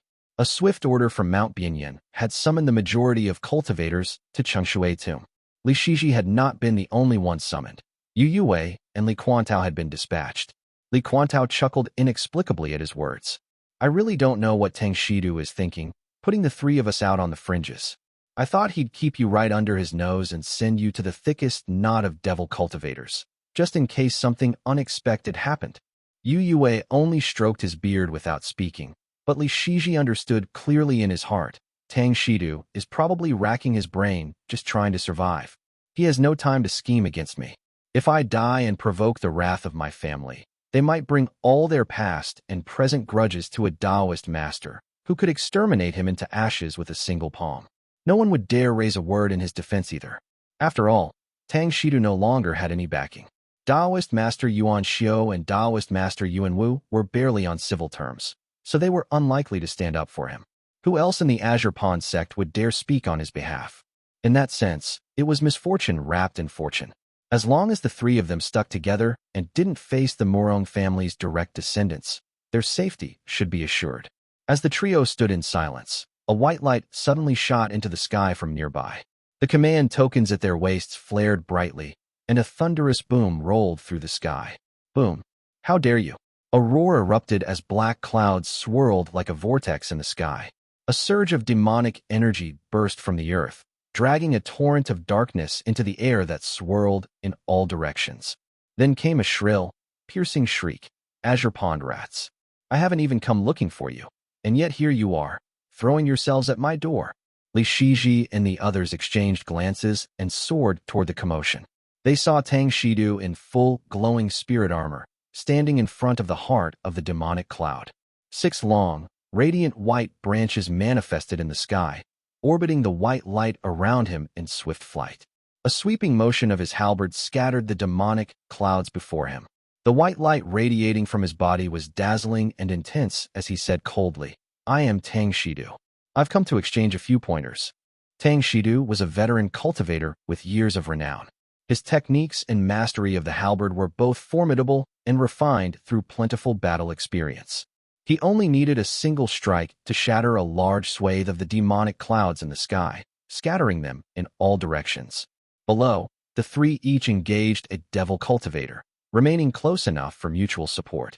The one facing Li Shiji wielded an axe and wore a black-scaled Dharma robe. His eyes were faintly red, and dark demonic energy surged around him. This devil cultivator couldn't compare to Tuoba Chongyuan, who embodied both the immortal and demonic paths. His body was cloaked in thick, inky demonic energy. It was crude and chaotic, clearly the result of a rushed cultivation rise. He didn't seem to be a direct subordinate of the Morong family either, and was likely a conscripted rogue demonic cultivator. It was clear the other 2 had deliberately left this one to Li Shiji. Li Shiji advanced with his sword. The rainbow light he wielded scattered the enemy's spell arts, causing their aura to falter slightly. He sensed the opponent was stronger than anticipated and thought to himself, this devil cultivator's techniques aren't remarkable, but his axe techniques have something to them. He gently formed a seal, activating golden cloud, which turned into flickering points of golden radiance. They shot past the opponent and reappeared behind him. His longsword rose, unsheathing in a flash. Celestial moon slash. He sliced off the opponent's head with a single strike. Golden cloud flickered once more, dodging incoming spell arts and landing off to the side. He fully activated Universal Dawn Mist, exhaled steadily, and formed a new seal. Morning Rainbow Lure. The devil cultivator's head flew from his neck without much change in expression. His body stepped forward into midair, trying to chase after it. Twice he attempted to reattach it, but both times it slipped and failed to align. He had to stop and use both hands to awkwardly pat and adjust his neck until he finally managed to reattach it. Li Shiji watched with a hint of regret. What a shame I've focused on spell arts for so many years. My swordsmanship has fallen too far behind. If not, that strike might have prevented him from reattaching his head altogether, and I could have finished the battle early. Boom. The rainbow light in his hand had already leaped forth when a thunderclap exploded in Li Shiji's ears. His chest tightened, nearly throwing him off balance. Gritting his teeth, he looked up. He saw a white light rise into the sky, transforming into a giant human head the size of a small mountain. Its sparse eyebrows, oversized eyes, and gaping, bloody mouth roared fiercely in midair. A belly-born head of the Morong family. He had only looked up for a moment, but he hadn't stopped his spell. The devil cultivator before him had fared worse. Shaken by the roar, he hesitated for a brief instant, giving Li Shiji's rainbow light the chance to pierce through his chest and explode into brilliant five-colored flames. Naturally, Li Shiji wouldn't miss such an opportunity. He pursued with another spell, but just then, a faint humming rang in his ears, followed by a flash of dazzling golden light streaking across the sky. The massive head in the sky let out a wretched scream and cried out in terror, "You! Ah, you've come too. Wow, what an immortal bow." Li Shiji's heart settled instantly. As if he had regained his confidence, the elders have arrived. It seems the Azure Pawn sect is committing its full force this time, perhaps with support from the Golden Feather sect as well. He pressed a stream of rainbow light against the enemy's chest, causing the devil's body to quake and his vital chi to suffer heavy damage. But thick, demonic flames erupted from the enemy's feet again, and the battle above seemed to shift once more. Li Shiji didn't have time to look closely when two figures suddenly shot out from the surrounding demonic clouds. One came from the left, the other from the right, pincering him between them. Li Shiji already felt a sting on his face even before their spells arrived. He had no choice but to release his current opponent, draw his sword to block, and send forth a rainbow slash that shattered the two incoming spell arts before him. But the move was too rushed. It aggravated his injuries, forcing him to briefly pause to regulate his breath. The two devil cultivators were both hardened killers from the north, and they had the instincts to match. They exchanged glances and simultaneously activated their Dharma artifacts to attack. Chapter 801, Captured Alive, I. The two cultivators attacked together. Li Shiji formed a spell with one hand and wielded his sword with the other, leaping out of their encirclement and scattering patches of golden-red rainbow lights. Sweat appeared on his forehead as he finally found the chance to properly examine his opponents. One of them had a dignified and sturdy appearance.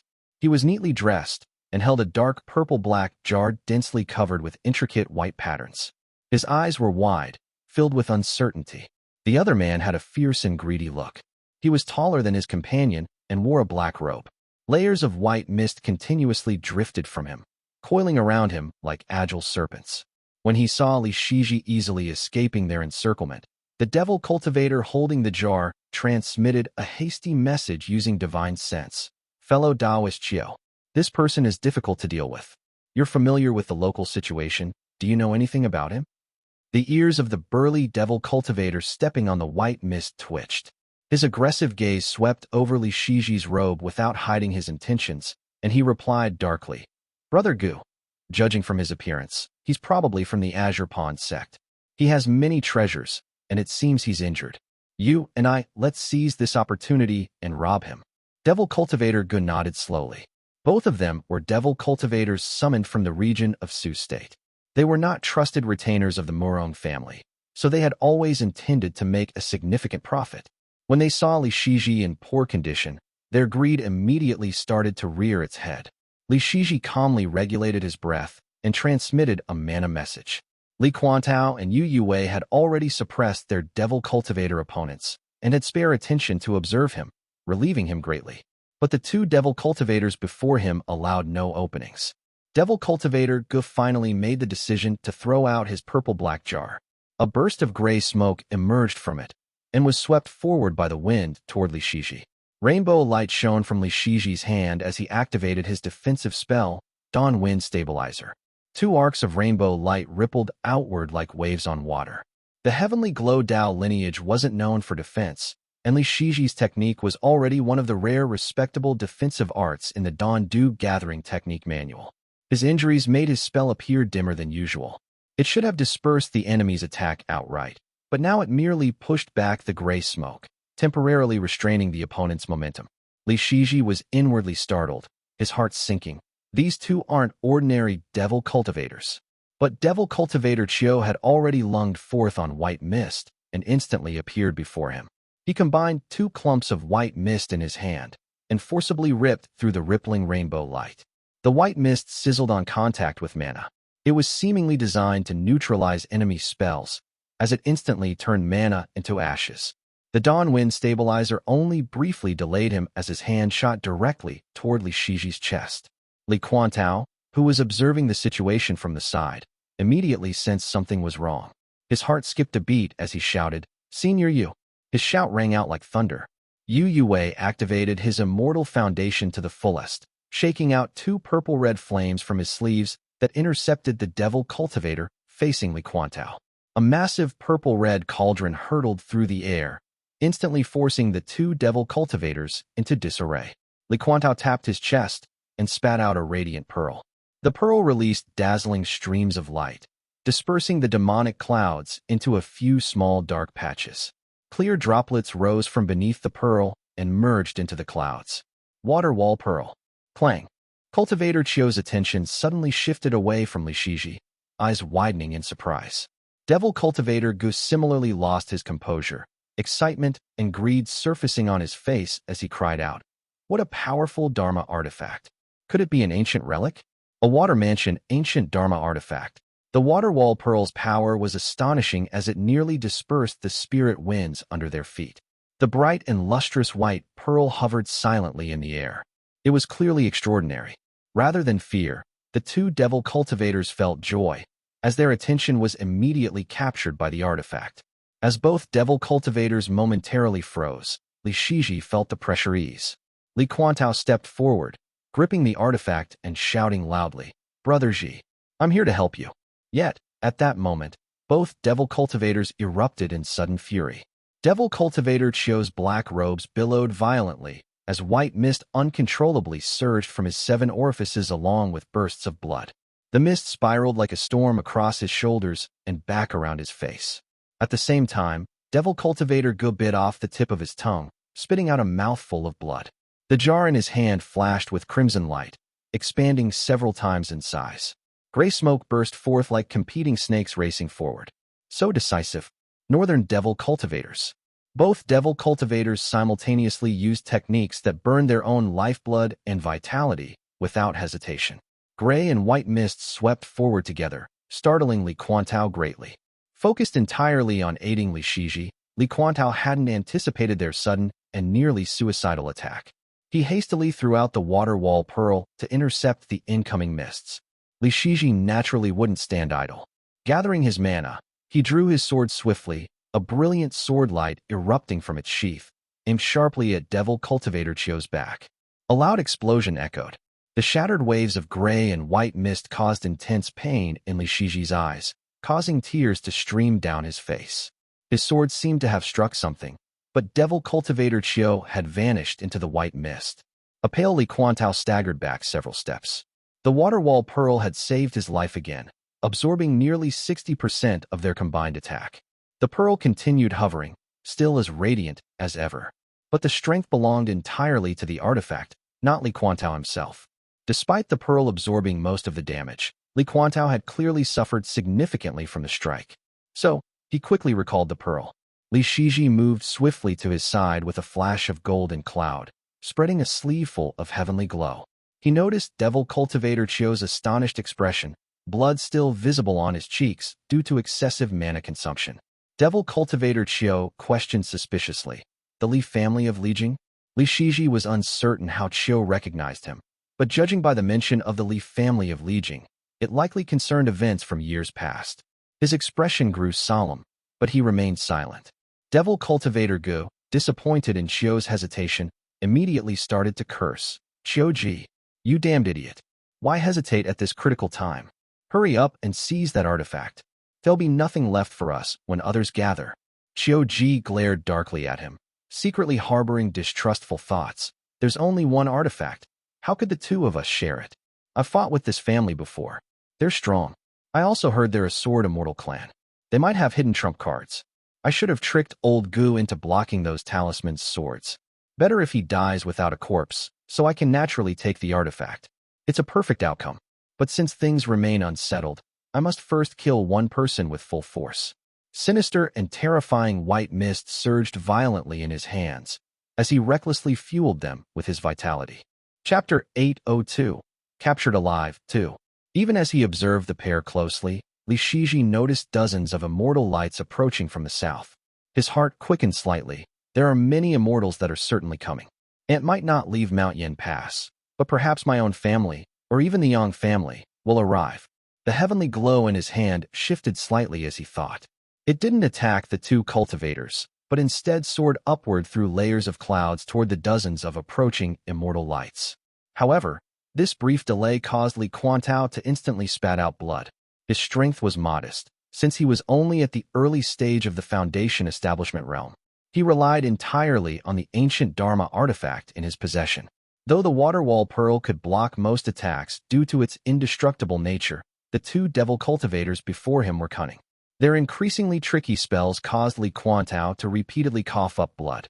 Now, Li Quantao didn't even have the mental capacity to pay attention to Li Shiji's actions. His spirits sank further as the foreboding sense of impending death gradually overcame him.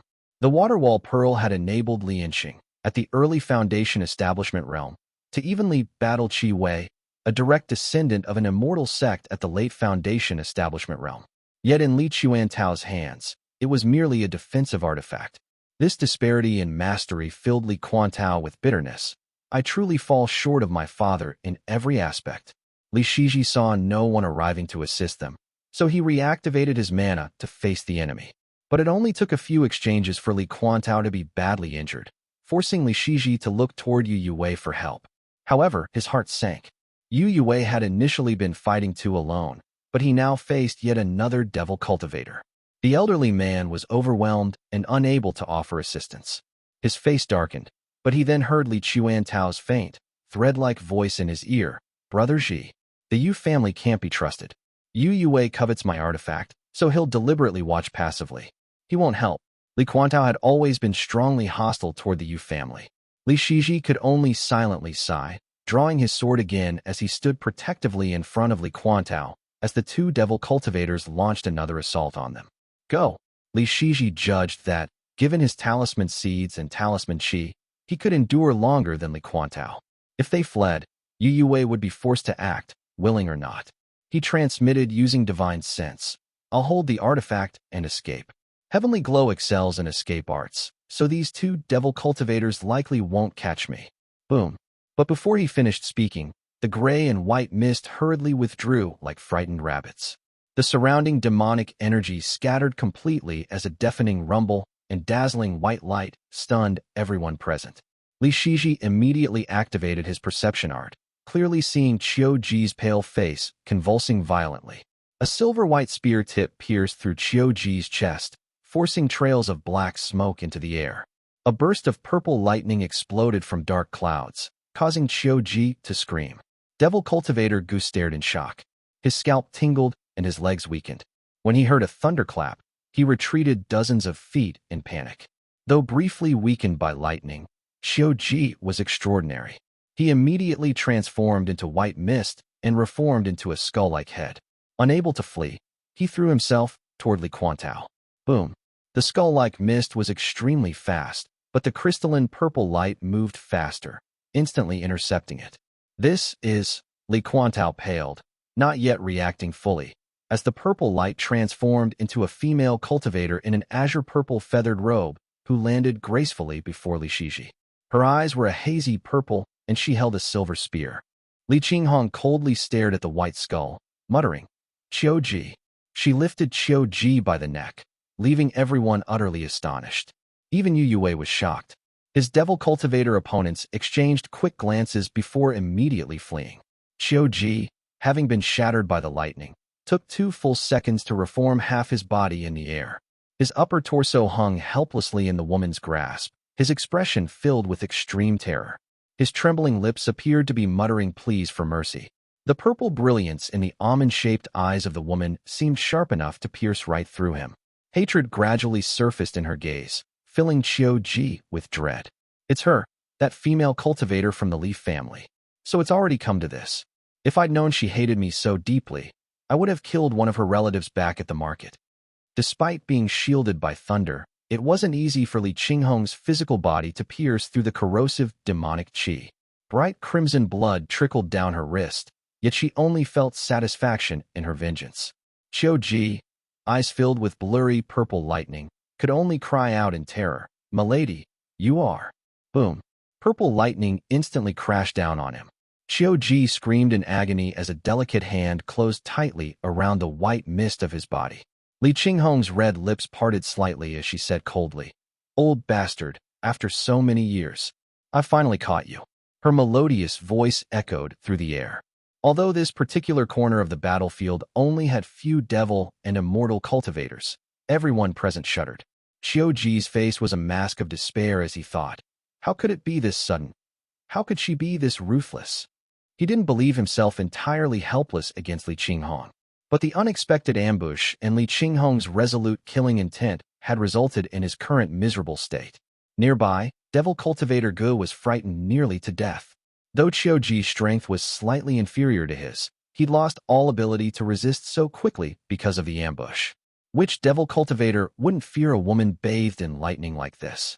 He desperately tried fleeing silently with all his might, but at that moment, the Heavenly Glow Cultivator and the man wielding the Water Mansion artifact arrogantly took advantage and eagerly blocked his escape. One moved swiftly, always appearing ahead of him. The other was even more troublesome as he used the Water Mansion artifact to firmly suppress his escaping light. But what truly chilled Devil Cultivator Ji's heart was that the female cultivator, with her silver spear and feathered robe surrounded by purple lightning, had long locked onto him with her lightning-infused spiritual sense. She seemed to be casually standing there, but whenever her almond-shaped eyes glanced over at him, he knew any sign of fleeing would invite instant annihilation by lightning. Damn that fool Qiu Ji. Clearly, he had deep ties with this family. Yet he kept scheming and hiding the truth from me completely. Now look at what's happened. My life is finished. Chapter 803. Qi Wang's Profound Heaven Hearing I. Chapter 803. Qi Wang's Profound Heaven Hearing I. Li Qinghong's entire body crackled with lightning. Energy surged ceaselessly within her thunder pool, and the vast sky-fierce sparrow within her qi sea shone brightly, releasing streams of red and violet energy that poured into her immortal foundation. She had originally battled alongside fellow cultivators against devil cultivators, penetrating deep into enemy territory. When she had engaged a Murong family guest cultivator, she had caught sight of rainbow lights out of the corner of her eye. Having received Li Shiji's letter earlier, Li Qinghong knew he'd taken 3 autumn convergence pills and had yet to fully recover. Thus, she was filled with anxiety upon spotting the rainbow light. But she had been faced with a stubborn opponent, so she quickly made a decisive choice. She abruptly changed tactics, risking her life to inflict serious injuries and forcing her enemy to flee in a streak of bloody light. She then activated the cyan sparrow plume on her body, turning into a stream of cyan plume radiance as she raced through lightning. The cyan plume stream light was the natural ability of the Wanglin sect feathered robe. Combined with her innate lightning speed, she instantly caught the 2 cultivators completely off guard. Qiu Ji. Years ago, during the calamity at the Shao family market, Qiu Ji had severely wounded Li Xianxian, greatly damaging his vitality. He also killed Li Qinghong's younger brother, Li Yuanyun, the sole heir of Li Xianling, leaving not even his corpse behind. Later, he ambushed the Li family again, killing Tian Yudao, Li Qinghong's uncle. Although Li Qinghong rarely spoke of it, her hatred had never diminished. Each time she revisited the memory, it felt like she might never have the chance for revenge despite how vast the world was. And yet you dare harm my family again. Old grudges and new hatred swirled within her. Violet light erupted from Li Qinghong, and dense lightning energy poured into her palm, slowly melting Qiu Ji's head. The devil cultivator screamed in agony as Li Qinghong said venomously, "You used devil winds to dissolve my brother's flesh back then. Now, taste your own medicine." Blinding white lightning burst forth, and Qiu Ji's figure dissolved completely amid the struggling white mist. Lightning was unrivaled at purging evil, and this single strike inflicted upon him the pain of countless lightning bolts, completely annihilating his body and soul. If they were bound and struck repeatedly by lightning until both body and soul dispersed, even a Buddhist cultivator famed for reincarnation would surely perish. Even a true monarch would find it impossible to resurrect him now. If circumstances were different and I didn't need to conserve energy, I'd have surely tortured him longer to satisfy my revenge, thought Li Qinghong. The vast sky-fierce sparrow within her stirred restlessly after killing Qiuji. Her violet and cyan radiance came about due to the resonance between her lightning and the cyan sparrow plume. Now that lightning had intensified, the purple glow became even more pronounced. She glanced back once before transforming into violet cyan light again, instantly vanishing from her original spot, leaving echoes of thunder reverberating among the clouds. Devil cultivator Gu had fled several kilometers before the blood pills beneath his skin finally burst, gradually restoring his speed. He'd finally managed to escape from the strange suppression of the Water Mansion Dharma artifact, allowing his heart to slowly calm. She's probably still busy torturing Qiuji. Yet, the instant this thought crossed his mind, his hair stood on end, and sharp, burning pain flared up in his back. Hastily turning around and activating his artifact, he cried in terror, "Fellow Taoist, spare me. Spare me. I have nothing to do with that man.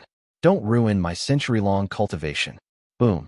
The only reply he received was from the Dharma artifact in the feathered-robed female cultivator's hand. A purple Dharma bottle soared into the sky, unleashing several bolts of lightning that rammed into his demonic jar. Since the artifact was spiritually linked to him, Devil Cultivator Gu immediately spat out blood. His purple-black jar emitted bursts of dark smoke, as he lost at least 5 years of nurturing from the lightning's impact. Li Qinghong's recent acquisition of the feathered robe had significantly elevated her combat strength.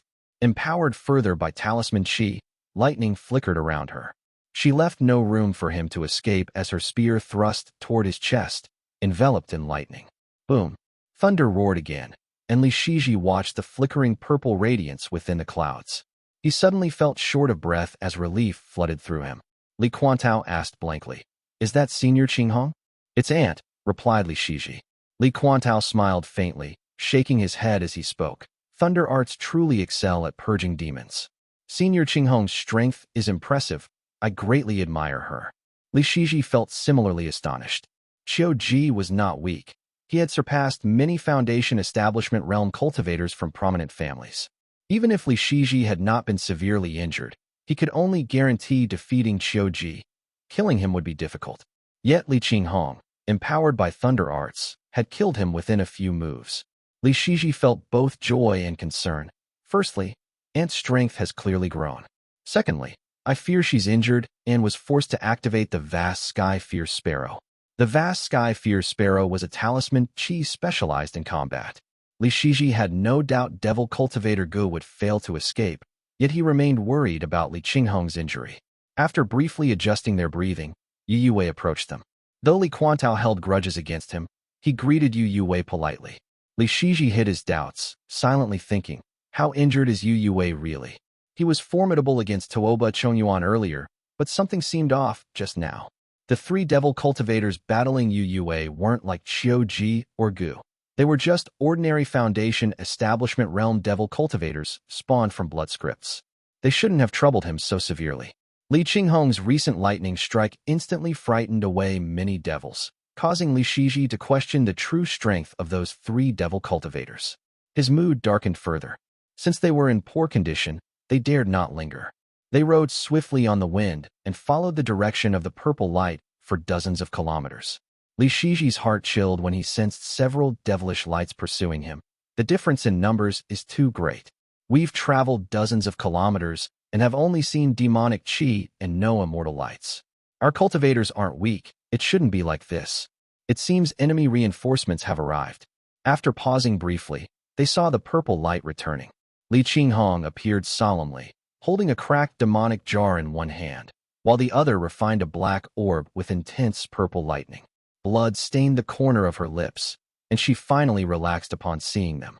Li Qinghong was similarly aware of the dire situation. Tang Shidu and Li Xianfeng had led teams from the east and south, but the eastern front had suffered severe casualties and was on the verge of collapse. After flying dozens of kilometers without seeing any allies, she refused to linger, preferring injury over delay. She was determined to quickly kill the enemy before her. She paused briefly, then said softly, "Let's retreat southward first. There are fewer devil cultivators there." The three nodded in agreement. Yue appeared calm and composed, revealing nothing unusual. Before anyone else could speak, a booming sound echoed in the sky alongside flickering golden lights, and a harsh, demonic voice shouted, "Tang Shidu." The droning roar reverberated continuously. Yue glanced around cautiously, noticing several clouds of demonic chi slowly converging around them. The elderly cultivator's face looked uncertain as a sense of unease rose within him. How come there are so many devil cultivators here? Where are the reinforcements? Before he could voice his doubt, another overwhelming demonic voice echoed fiercely, filled with murderous intent. The Chi Wang's profound heaven hearing has sounded. He already harbors suspicion. Eliminate him immediately. Chapter 804. Chi Wang's profound heaven hearing 2. Chapter 804. Chi Wang's profound heaven hearing 2. Buzz. Li Xianfeng drew his bow once again, the golden bowstring filled with razor-sharp brilliance. Narrowing his eyes slightly, he observed Murong, N of the Murong family, clutching his stomach in the distance as a vast cloud of black chi billowed around him. The Murong family possessed many Dao lineages, and Murong Un's cultivation differed distinctly from Murong Wu's. Instead, he resembled the Maha Murong Xia, his body like assembled mud, dispersing and reforming at will. No one knew just how many things his stomach contained. Various scattered Dharma artifacts occasionally flew out along with the black chi, sometimes accompanied by black clouds that transformed into human-shaped shadows. He doesn't seem like a devil cultivator. Rather, he resembles a master monk. Buzz. The golden arrows at Li Xuanfeng's waist vibrated restlessly. Most of them shone brilliantly in gold and were engraved with glowing white mystical patterns. Only one arrow remained quiet, a slender and elegant piece tinged in red and gold hues. This red-gold profound arrow had been refined using 6 ding merging fire within a grotto heaven, and later incorporated by the Purple Mansion Realm spirit artifact, Jigu Ring. It had been unintentionally catalyzed during a clash between 2 Foundation Establishment Realm elites, and had become exceptionally formidable. As a hidden trump card, it wouldn't be casually used, so Li Xianfeng drew only a regular golden arrow. The arrow's mystical patterns slowly gained 2 layers of golden radiance, one layer sharp and swift, the other darker and heavier. Intertwining golden lights hummed as they fused at the arrow tip, causing the devil cultivator before him to noticeably slow down. Damn it! Faced with the dazzling golden brilliance, Murong N felt a sharp pain between his eyebrows once again. Hatred surged within his chest, choking him with rage as he urgently circulated his mana again. No wonder Murong Wu died. This man's archery is astonishing. His artifacts and spiritual robe are both powerful. Chi Wang's profound heaven hearing described him as born with immense physical strength and had his aperture in his palm, truly rare indeed. Despite his hatred, Murong N had to acknowledge his opponent's strength. The man appeared to have consumed some pills or used a secret technique. His arrows contained dual-layered mana, one extremely sharp, the other corrosive, making them exceptionally difficult to counter. The sense of danger between his eyebrows grew increasingly intense, and his heart suddenly went cold. A single thought flashed through his mind. He's aiming for my left arm. Instantly, his left arm dispersed into black mist, narrowly avoiding the golden light that pierced past him and left a golden trail several kilometers behind him. Murong N cried out in pain, his expression gloomy, but he felt relief and resentment. He thought, if the master hadn't given me the spirit artifact Chi Wang's profound heaven hearing to foresee the target of his profound arrow. Damn it, just wait a bit longer. Although Murong N's body could reform at will, Li Xuanfeng's golden arrows weren't easy to evade. Whenever they struck him, Murong N screamed in agony, the golden astral chi fiercely slicing away chunks of demonic chi. Though Li Xianfeng steadily forced the devil cultivator back, his heart remained heavy with doubt. His gray eyes narrowed as he stared intensely, anxiety gripping him.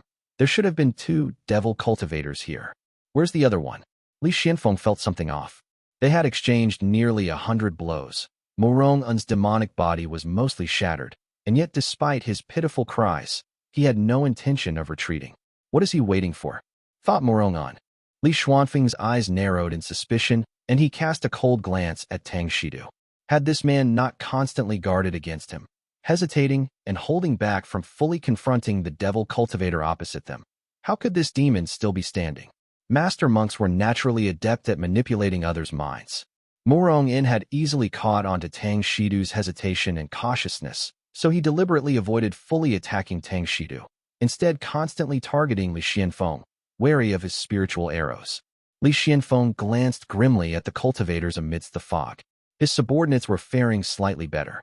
Lin Shui possessed decent strength, and Zhuang Cheng had already slain their opponent with his sharp talisman sword. Kongheng and Wu Xiao had each held back 3 devil cultivators. Lingyu Lanying was similarly exceptional, as she nearly dissolved the enemy's demonic body. They'd lost only 1 cultivator, as even Bai Yinzi fought fiercely.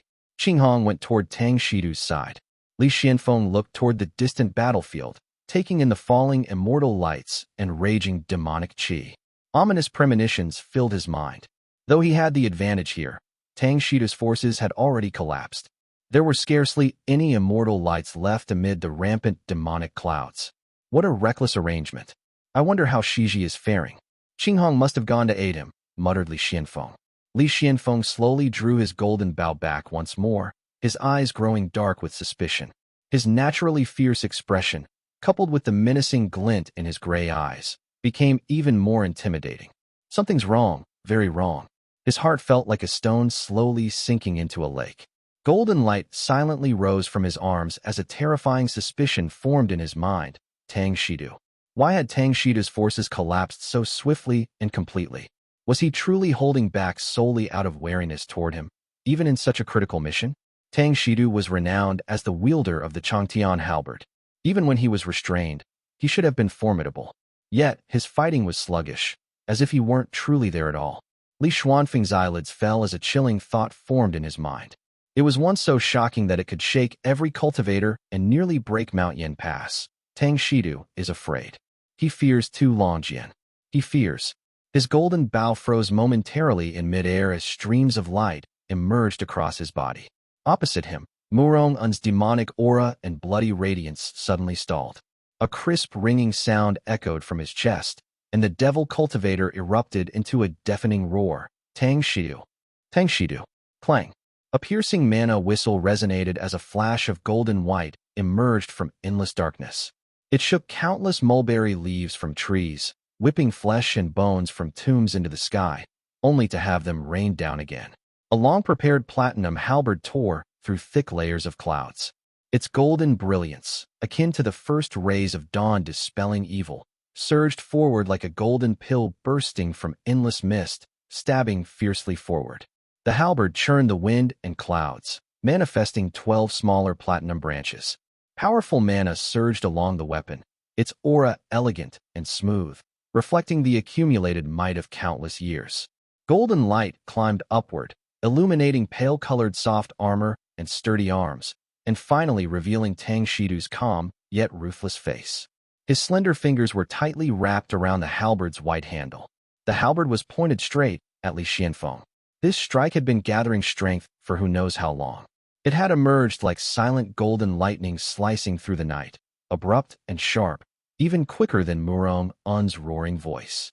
Only when the halberd was already thrusting forward did the rolling demonic voice finally resound clearly. The Qi Wang's profound heaven hearing has sounded. He already harbors suspicion. Eliminate him immediately. Chapter 805, Turning Point, I. Tang Shidu thrust his halberd forward, a hazy golden light flashing in midair as dark clouds rolled back and forth. The halberd was reflected in Li Xuanfeng's pupils, yet his heart instead calmed. So it really was you. All doubts had been dispelled. The reason why Tang Shidu's forces had been wiped out so quickly must be because he had revealed all their arrangements, perhaps even what Dharma artifacts or immortal foundations they possessed. The devil cultivators only needed to follow the plan and kill them in order. Quick to defect, weren't you? Tu Longjian broke through to Purple Mansion first, and Tang Shidu defected to the northern side right after. The man must have received a promise from some devil or Buddhist cultivator. He truly was resolute and ruthless. Even now, he had a calm, composed expression, as though everything were under control. Li Xuanfeng's gaze was cold as a spark of golden light lit up on his chest and climbed up to his neck. It slowly transformed into a white suit of armor as it reached his jawline. Radiance burst forth as the light spread from his chest to his limbs, finally tracing a ring of gold behind him. It was the heavenly gilded helm. Dark golden patterns surfaced across his body. Since he had been prepared, Li Xianfeng flipped his longbow, reached over his neck to grip the bow, and held the long golden weapon between them to block the Chongyuan halberd. Boom! A thunderous boom echoed through the air. A few golden ripples flashed past, and Li Xuanfeng's figure reappeared several kilometers away, golden aura surging around him.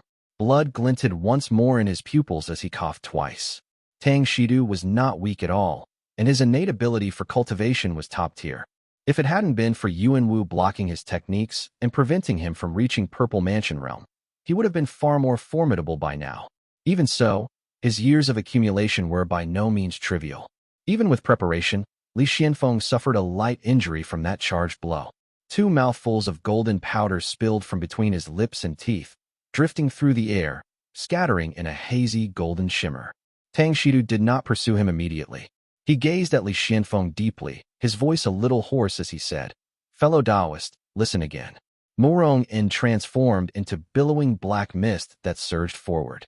Devilish light eagerly followed as a demonic roar echoed through the sky. Tang Shidu. He doesn't want to run. Li Xianfeng surged upward in golden light, shooting into the sky before anything became clear. One hand held his bow while the other drew back an arrow.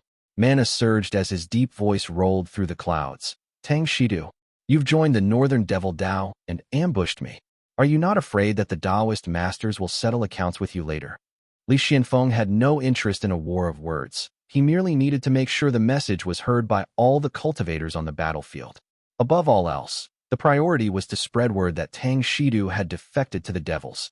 Tang Shidu rode a stream of light as he gave chase, his cold gaze fixed forward, his halberd thrust forward, and his voice was low and indistinct.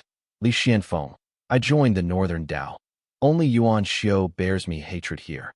His words made Li Xuanfeng's heart jolt, but a golden arrow had already been released. Tang Shidu's halberd swept up to parry the arrow, causing it to explode into a shower of golden sparks in the air. Still, he heard Li Xianfeng murmur, trying to bargain with a tiger. Tang Shidu's expression grew complicated. When he saw the flowing radiance of Li Xuanfeng's heavenly gilded helm, it was as if he was looking at a version of himself with a different fate. He didn't hesitate as his halberd thrust out, but his voice was heavy. If I hadn't joined the North, I'd have ended up like you. Like this. No more chance of reaching the Purple Mansion Realm. How is that any different from death? You think I can't see it clearly? The Qi family did this very thing in the past. His halberd was flowing with white radiance, fusing with the boiling mana surging from his body. He seemed like a descended god as he roared. Of course I know bargaining with tigers is futile, but if I'm destined to be a pawn refined by the Azure Pawn sect, why not gamble for backing in a Dao? What can Yuan Xiu do to me alone if I head north? And more than that, this is a supreme Buddhist fate. Thunderous words burst from Tang Shidu's mouth. He swept his halberd before him, shattering the golden light flying at him. His face was blasted full of holes by shards of astral qi, but they rapidly closed again as he raged. I know you're calling out. Good. Let the world know. Let them all aid me. If they speak my name once, grant me one strand of destiny. His voice was stifled and full of fury, as if venting the frustration of being denied the Purple Mansion realm for decades. Golden light swirled in his pupils as he sneered coldly.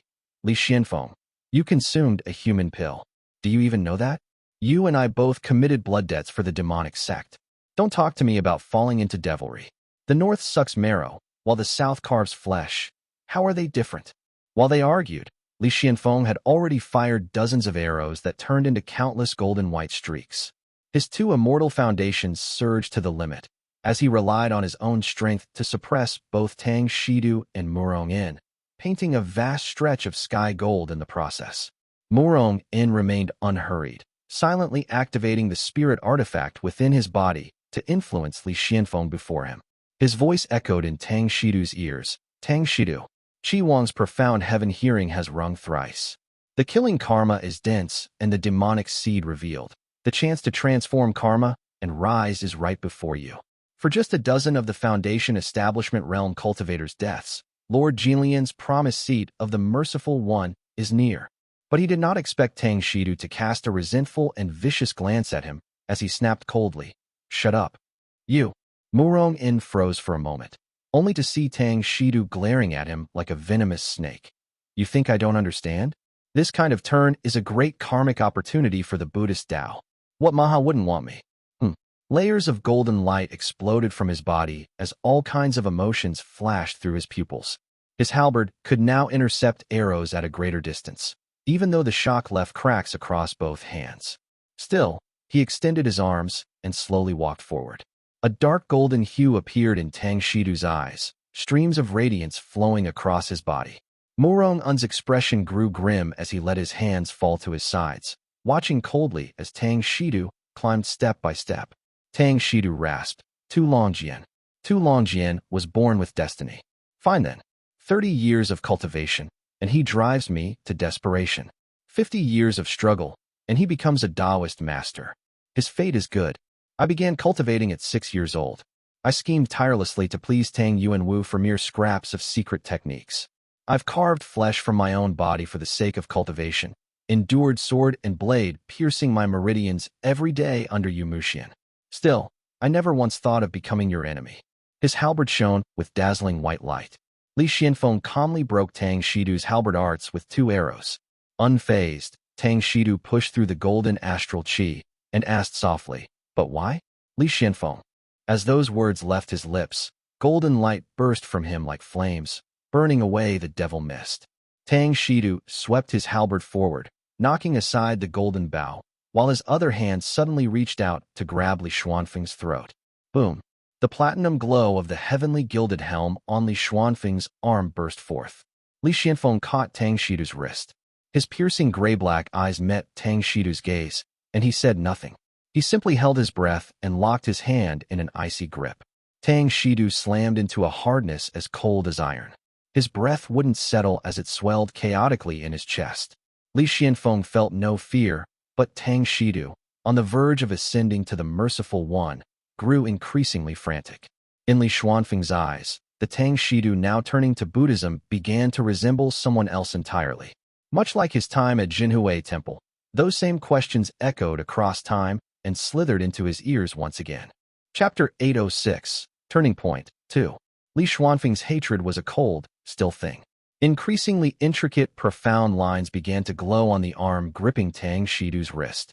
Strength to move mountains no longer offered a great boost by itself, but with both immortal foundations operating together, and with heavenly gilded helm enhancing his physical cultivation, his strength continued to rise steadily. Crack, crack.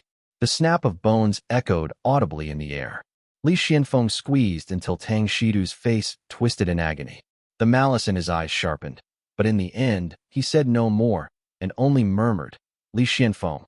All I wanted was to continue my Tao, to stand before them as an equal."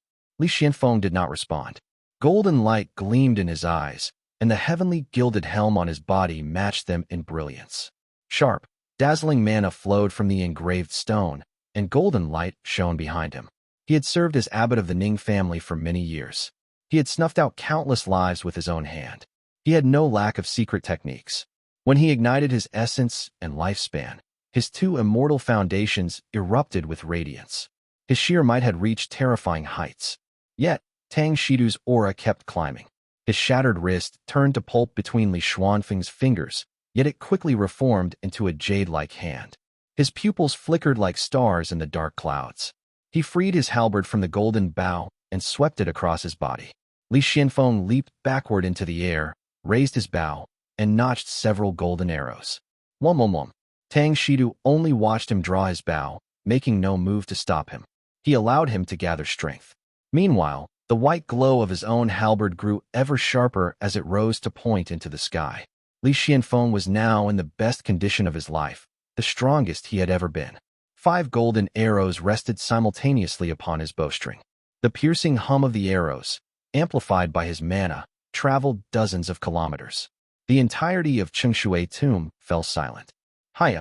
Tang Shidu refused to back down, thunder bursting from his mouth as profound sounds echoed across the sky. Though karma now clung to him, and he was tied to many Buddhist connections, he had never specifically cultivated those spells, so he ultimately fell short by a fraction. But this shortfall was only in comparison to Li Xianfeng, who had ignited his life force and essence qi to fire an unprecedented, fully empowered arrow. Instantly, every embryonic breathing and qi cultivation realm cultivators below bled from the ears, and their eyes filled with blood. Devil and immortal cultivators alike tumbled to the ground together, and even Foundation Establishment realm cultivators had to catch themselves. The battlefield paused for a moment. Dang! Tang Shidu's halberd arced upward in a sweep of platinum light, piercing into the skies. The 5 golden arrows above converged into one and fell from the thick clouds like a celestial meteor. Clang! The halberd in Tang Shidu's hands bent like it was bearing the weight of a golden mountain, creaking under the strain. A split second later, it lost the battle and was sent flying away like a bolt from a heavy crossbow, slamming down into the ground with a resounding crash. Boom! Golden light pierced through Tang Shidu's chest, chasing the clouds down into the tomb below. He coughed up golden blood, yet he held his head high. Both of his eyes had blasted from their sockets by overpowering astral qi. The shards of astral qi spiraled through the air behind him, trailing strings of bead-like golden blood. Tang Shidu let out 2 peals of laughter. His eyes had disintegrated, yet 2 new ones sprang from his sockets, rolling once before flashing with a savage gleam. Yuan Xiao planned this carefully. It must be that long-missing Situ Jun he chose, a late-stage Foundation Establishment realm cultivator. You took that pill and now stand at the pinnacle of Jiangnan's Foundation Establishment realm. Quite formidable. With such might, perhaps only a few in the grotto heavens could surpass you. But alas, alas, it came at the cost of your path to the Purple Mansion realm. Murongen's face burned under the brilliance of the 2 men before him, his heart filled with gloom. Though he wasn't a prince of the Murong family, he had always considered himself exceptional. Never before had he been left on the sidelines like this, unable to intervene. He could only look up at them. The clouds above were now in utter chaos. Demonic flames billowed as a mortal light barely held on. Suddenly, Murong spotted a middle-aged man flying through the wind. He held a small jade seal in both hands and tossed it into the sky. That is, Murong was briefly stunned, but the Qi Wang's profound heaven hearing on his chest began to throb wildly, as though reuniting with an old friend. It pulsed and jumped in his chest, transmitting a thought, Xia pristine marsh seal. Xia pristine marsh seal? He watched as the man hurled the Dharma seal upward. The unassuming jade seal soared into the churning black clouds, and the man's voice suddenly rang out. Pristine heavens pool below. Li Xianfeng was fully focused on his opponent as he stood with bow drawn, when he saw a small seal rocket into the skies. That spirit artifact was unmistakable. It was Yuan Su's Xia pristine marsh seal. Li Xuanfeng's heart sank slightly as the drifting artifact descended before him. The feathered serpent engraved upon it was so vivid and lifelike, and its eyes so domineering and arrogant, that it felt as if it would leap out the next moment. Halala! The gray mist ahead receded, the demonic aura scattered, and a sound like rushing rain filled the air. Tang Shidu gazed skyward with a grim face as azure rain poured down. The sky had turned a hazy blue and misty ice rain fell. A pool of blue water spread beneath their feet. The rippling pool spread outward, revealing faint, hazy reflections. Murong, along with all the devil and immortal cultivators, vanished from sight. Only Li Xianfeng and Tang Shidu remained within this blue-tinted world. The great seal expanded to the size of a desk. Where the surface had once been blank, for elegant azure seal script words now appeared, delicate and graceful, with soft, flowing brushstrokes. Eastern Sea pristine plume. A beam of blue light poured down from above like a pillar, drenching the unarmed Tang Shidu. It froze him like a statue. Countless strands of azure light crept along his garments, flowing down into the illusory pool beneath his feet. The stern man in platinum armor stood before him. With an effortless motion of his ape-like arm, a golden-red rune-carved arrow leapt from his quiver and settled obediently onto the bowstring. Brilliant red-gold radiance gathered upon the string, like the convergence of 10,000 rays of light. Yet all of it flowed into that single arrow, which was aimed steadily at the center of Tang Shidu's brow. Tang Shidu lifted his head in panic, staring at Li Xianfeng. No matter how the situation had turned, his opponent's eyes had always been as cold and unyielding as stone. Now, too, there was no triumph and no pity. There was only a look of focus. The crisis of death loomed in his heart. Tang Shidu could even hear a myriad of quarrels buzzing in his ears. Water and fire intertwined before his eyes while gold and stone clashed in brilliance. 7 rainbow-colored mountains hung in the sky, and 5 divine ladders descended into the blue light to receive him. Just a little faster. Chapter 807, Severing Fate, I. Li Xianfeng held his profound bow level, as golden red light spilled from the arrow. Several crimson streaks brushed past his cheek, the light on the profound arrow flowing vividly. Even before it struck, a bead of blood the size of a red bean had already welled up on Tang Shidu's forehead. Clang. At this point in the battle, he gave Tang Shidu no chance to speak and said not a word himself. He relaxed his fingers, and a red-gold light flared brightly in the azure sky. Hum hum. The golden-red profound arrow flickered once in the air, then vanished. The whispering blue rain paused momentarily, hesitating in the sky, before once again blanketing the azure waters below. Tang Shidu was immobilized within the cyan radiance, his mana surging from his body. His pupils dilated, but he could only raise his hands a palm's width apart on either side. His eyes were filled with nothing but the gold-red light. You? Only now did he understand why Taoist Master Yuan Su commanded such respect. Just a single divine ability cultivated at the early stage of the Purple Mansion realm was enough to make others wary. The might of the Xia pristine marsh seal was utterly terrifying. Damn it, even if the golden-red arrow had given him a chance to dodge, he might not have been able to avoid it. But he was pinned in place by the cyan light, and felt as if an iron nail was being driven into his brow, sending a stabbing pain through him. Boom. Just then, the 5 colorful clouds Tang Shidu had vaguely seen became clearer. 5 radiant stairways crisscrossed in the sky, colliding with one another, only to be momentarily stalled by the Xia pristine marsh seal. Damn it, exclaimed Tang Shidu. Blue raindrops pattered down as the feathered serpent in the sky closed its eyes. The glowing azure characters of Eastern Sea pristine plume slowly dimmed, and the cyan light pillar dissolved into rain. Thud! Tang Shidu collapsed to his knees, the color draining from his robes and armor, leaving only 2 glimmers of light. There was no distinction between sky and water in the pristine heavens pool below, where he knelt powerlessly between the azure sky and sea. Ting ting, ting ting. His eyes were screwed shut as a series of sharp impacts rang out from his body. It was the buzzing clangor of metal and iron.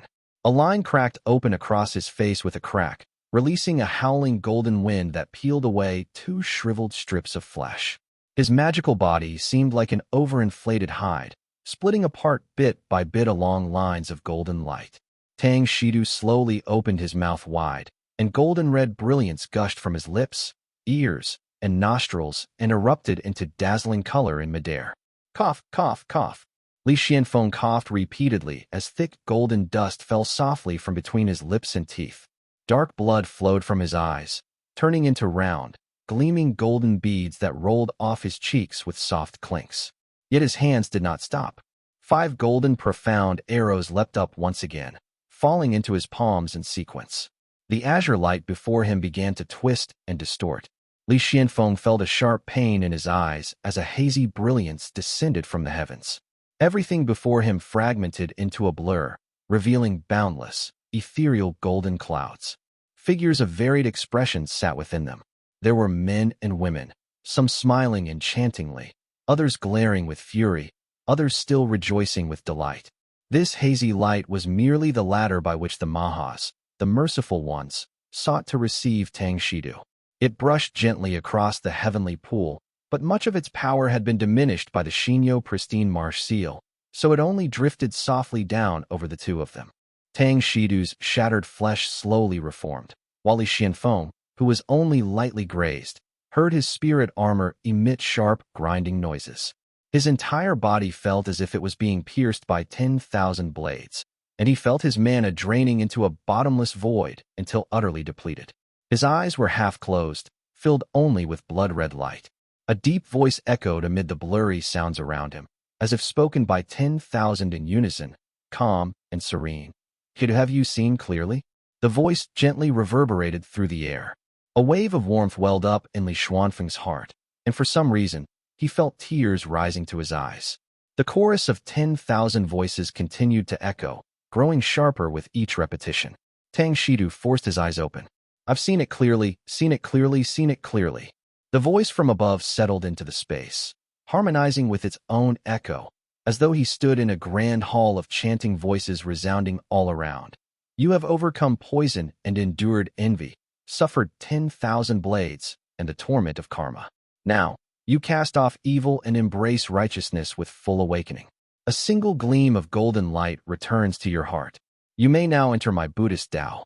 The voice stabbed into Li Xuanfeng's ears, causing golden blood to stream from them, but he understood the message clearly. The northern and southern Taoist lineages had plunged Su's state into chaos. In this karmic place, Tang Shidu had seized the moment, leveraging the conflict's spiritual momentum to ascend. He had done so to the extent that even a Maha had been moved to personally come and guide his transformation. Join the northern sect of Buddhism, attain one Tao among the seven, and you shall achieve the grand fruition. The voice boomed thunderously. Li Xianfeng held his goal. Chapter 808, Severing Fate, 2. Li Xianfeng immediately felt relief in his ears and eyes as the purple clouds billowed upward.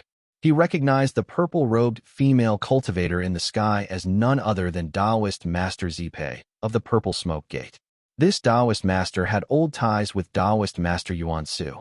It was she who handed the Xinyo Pristine Marsh Seal to Ning Yuan. She was a peak Purple Mansion Realm cultivator and a pillar of the Purple Smoke Gate. Why are you doing this? A low, rumbling voice filled with restrained anger rang in Li Xuanfeng's ears. Fortunately, the purple mist had blocked most of the pressure, and what reached him was tolerable. Taoist Master Zipei stood in midair, arms folded, and said lightly, Pai Jia, I say he is without fate. Her tone was calm, like stating a fact, giving not the slightest face to the Maha Pai Jia. The colorful clouds offered no reply, leaving only a terrifying silence hanging in the air. The drizzling azure rain fell into the blue waters, causing ripples that collided with one another. A Maha and a Purple Mansion Realm cultivator stood in quiet confrontation within the pristine heavens pool below, under the Xinyo Pristine Marsh Seal, until, at last, the chorus of 10,000 voices resounded from the multicolored clouds. Zipei, Azure Pond has lost the disciple, and then he lost again to this bow-wielding man. From wild joy to bitter envy, this child must now fall from Jinlian and into my grasp. Such is the natural order. Suiguan stands by with folded arms. Why then do you, Taoist friend, step in for him? Zipei's voice, as always, was cool and distant, but as she spoke, the violet qi around her surged and rippled. I've been in secluded cultivation for many years, long troubled by doubts over destiny. Now, though on the verge of a breakthrough, I still cannot let it go. So I've taken this chance to test it, even if there's reason or no reason. Since Taoist Master Zipei was approaching her breakthrough, Maha Pai Jia clearly had no desire to quarrel with her. He merely responded in a heavy tone. And what does Taoist friend intend? You say he is fated, and I say he is not. Taoist Master Zipei tossed the jade seal in her hand, speaking softly. Why don't you and I, Maha Pai Jia, resolve this? Does this man truly share destiny with your northern Buddhist sect or not? Oh, Maha Pai Jia's tone noticeably softened, clearly confident in this matter. Buddhist cultivators were, after all, most adept at manipulating fate. What need had he to fear a mere Purple Mansion Realm cultivator? He sneered inwardly but replied in a tone as warm as 10,000 voices. So Taoist friend wishes for me to resolve this fate. How splendid indeed. His voice threaded through the clouds and pressed against the violet qi, causing it to surge turbulently. He said, though you have broken his foundation and returned him to mortal flesh, all the threads of destiny have already gathered upon him.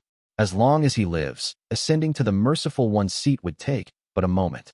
You are beyond the bounds of fate, and your divine powers vast.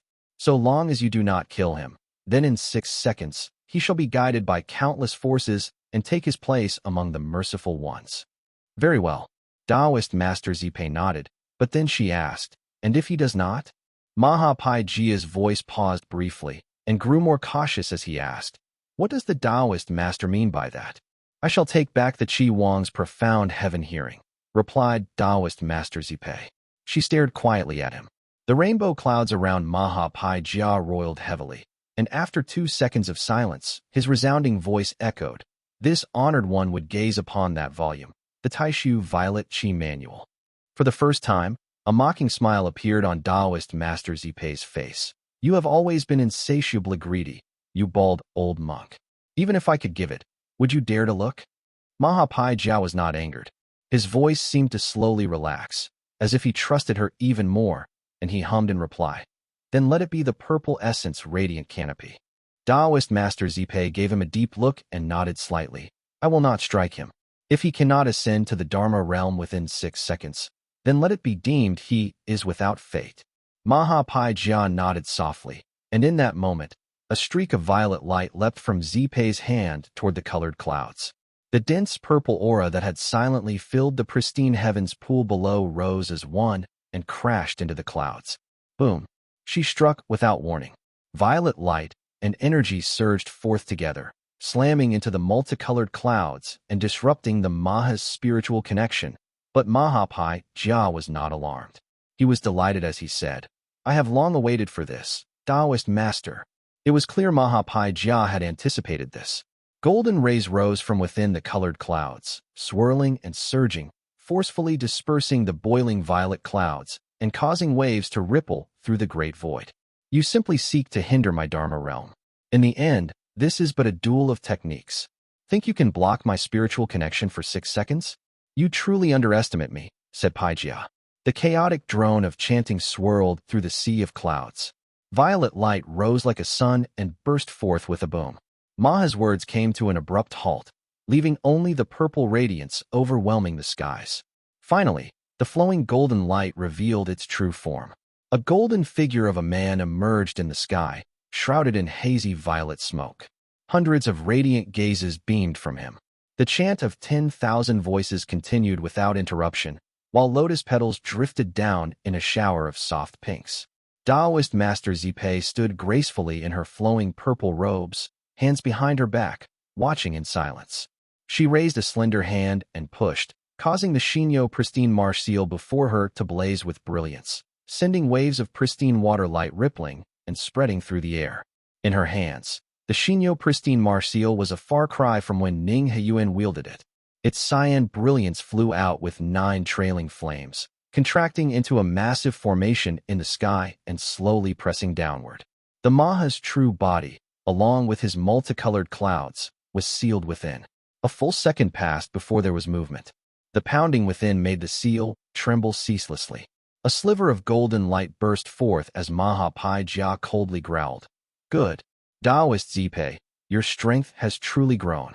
His colored clouds gradually flowed out from the cyan light, pressing down over the violet mist once again. Mahapai Jia's voice sounded like 10,000 chanting in unison as it echoed across the sky. But you truly overestimated yourself. To think you didn't even bring the purple essence radiant canopy. Did you mistake me for a clay statue? He withdrew from the cyan light as his words rang out. His multicolored brilliance surged skyward, intending to reach Tang Shidu. The entire skirmish had cost him no more than 5 seconds. His true form emerged beneath the violet clouds, where dozens of indistinct, densely packed eyes appeared. A few deep, satisfied laughs escaped him. But before his voice could echo through the seal, a faint sound arose from below the dense violet mist. Crack! The Maha's smile froze in an instant. Though the sound was delicate, it struck his ears like thunder. The violet cloud churned and scattered, revealing the azure waters below. Li Xuanfeng's lips were smeared with golden blood, though the rainbow light had grazed him, leaving his entire body feeling like it had been pierced by 10,000 blades, and his vision unclear. His ears had locked onto Tang Shidu's breathing, and he had lunged like a tiger. Tang Shidu had just seen Li Xianfeng collapse, with colors swirling in the air. He had taken only a single step back, but as a mere mortal, where could he flee? His throat had been constricted as he was lifted high into the air. Li Xianfeng had seized Tang Shidu in one motion, raising him into the air. Without hesitation, his 5 fingers squeezed down. Crack! Tang Shidu hadn't even drawn another breath before his neck snapped. Disbelief filled his gaze. Mahapai Jia cleared the violet mist just in time to see Tang Shidu's head droop limply. A surge of astral qi inflated his body like a balloon, carving the insides clean. In less than a second, Tang Shidu was reduced to dust from head to toe. If he was sufficiently prepared, Li Xuanfeng's astral qi could even prevent a sorcerer from reincarnating, let alone a mortal. Tang Shidu was utterly obliterated.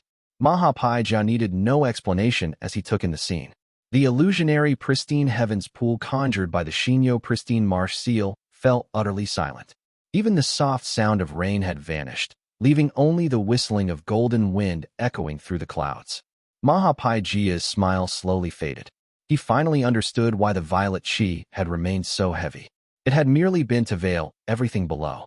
Zipei stood calmly in the clouds, arms folded, as the purple light and mist drifted back into her sleeves. Her voice was cool. It seems this man and your Tao truly lack the destined bond. Chapter 809, Great Defeat. Mahapaijia's figure withdrew back into the multicolored clouds, layers of gazes retracting with him, leaving only his vast, resonant voice. Zipei, how could you do this? When Mahapaijia had manifested in this world, he had deliberately brushed the archer with divine radiance. How could such brilliance, used to receive one into the Dharma realm, be something a mere foundation establishment realm cultivator could resist? He should have lost his mind long ago. If not for finding this archer rather intriguing, that sweep of divine light would have reduced Li Xianfeng to dust. But Mahapaijia had restrained himself, thinking that even if he couldn't tame him, he could leave him as karmic destiny for Tang Shidu to achieve the merciful one. It was with all that planning and restraint that he had left Li Xianfeng alive. The amount of radiance had been calculated to perfection. It should have moved Li Xianfeng to tears and planted a seed in his heart that would one day sprout. Who could have imagined it would turn out like this? Li Xuanfeng's condition was completely different from what his calculations had predicted. Startled and doubtful, Mahapaijia's thoughts surged like a tide. An instant later, he reacted, causing the clouds to shift and roll. Did Zipei strike early? Thought the Mahapaijia dismissed the thought without hesitation. Though there were differences among Purple Mansion realm cultivators, Zipei practiced Immortal Mansion secret techniques and possessed first-rate spirit artifacts. But these were all meant for frontal combat. Even three Zippius combined wouldn't rival him when it came to scheming and calculation. If Zipei had intervened to protect Li Xianfeng or assisted him secretly, there was no way he wouldn't have seen it. Moreover, the result could not have aligned so cleanly with Li Xianfeng remaining unconscious and unable to act, just as he had calculated. His thoughts leapt across the great void in an instant, and everything became painfully clear. It was Jinlian and Zhilu. Only another Maha's intervention would be able to conceal everything so flawlessly and fool even him. The combined efforts of Jinlian and Zhilu, who had accompanied him south, were more than enough to throw off his calculations. Mahapaijia's gaze sank into the clouds as he swiftly unraveled the clues. Zipei's seemingly playful and death-seeking gestures had been mere misdirection. The female cultivator had reached a tacit agreement with the two Mahas and had plotted against him. As for how the other two had acted earlier than him despite appearing slower, Mahapaijia could easily guess that it must have been the unseen efforts of Yuan Xiao and Chengshui. Jinlian and Zhilu had fought just as fiercely against him earlier for Tang Shidu, so it made perfect sense they would be just as unwilling for Tang Shidu to fall into his hands now. That didn't surprise Mahapaijia. What truly caught him off guard was Taoist Master Zipei's stance. Be it Yuan Su, Yuan Xiao, even Xiaoshui or Tiandong, these so-called Taoist masters always held themselves above others and were never willing to compromise with us. And now they're working in sync with Jinlian and Zhilu. I misjudged only one thing. Qi Wang's profound heaven hearing is far more important than I had imagined. Even Jinlian and Zhilu realized it only after the fact, but by then it was too late for regrets. Yet there was no anger in Pai Jia's voice, only a silent faint chill in the air as he spoke. Fellow Taoists, you've all schemed so thoroughly against me, simply because Qi Wang's profound heaven hearing is that important. Purple, gold, and demonic Taos are truly impressive. To leave it in my hands for 100 years while pretending not to care, that's the very embodiment of the elegance of the demonic Tao. Taoist Master Zipei arched her willow leaf brows slightly and uttered just a few words. Bald donkey, will you deliver it yourself, or shall I come and take it? Mahapaijia's voice grew somewhat ethereal, reverberating as it scattered amidst the blue rain. Suit yourself, Taoist Master. The colorful clouds in the sky rolled back and gradually faded into the great void. The blue rain overhead grew increasingly illusory. Li Xuanfeng's vision cleared at last, and he looked up at the two streaks of descending multicolored light. "Congratulations, Taoist Master Zipei," said Li Xianfeng. One light and one shadow appeared within the great void. The stern, aged face of Yuan Xiu appeared first. His robes were as neat and proper as ever, imbued with flowing azure. Though clearly the youngest among them, he had never preserved his looks, thus appearing older than he was. The other figure was naturally Taoist Master Chengshui of the Golden Feather sect.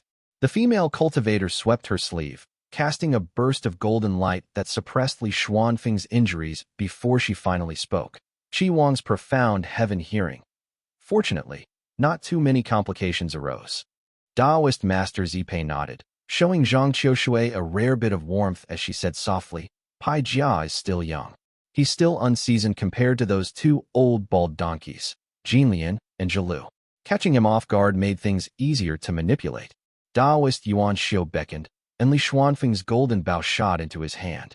With a slight tug, a streak of colored light leapt from the bow and returned to his palm, merely going with the flow.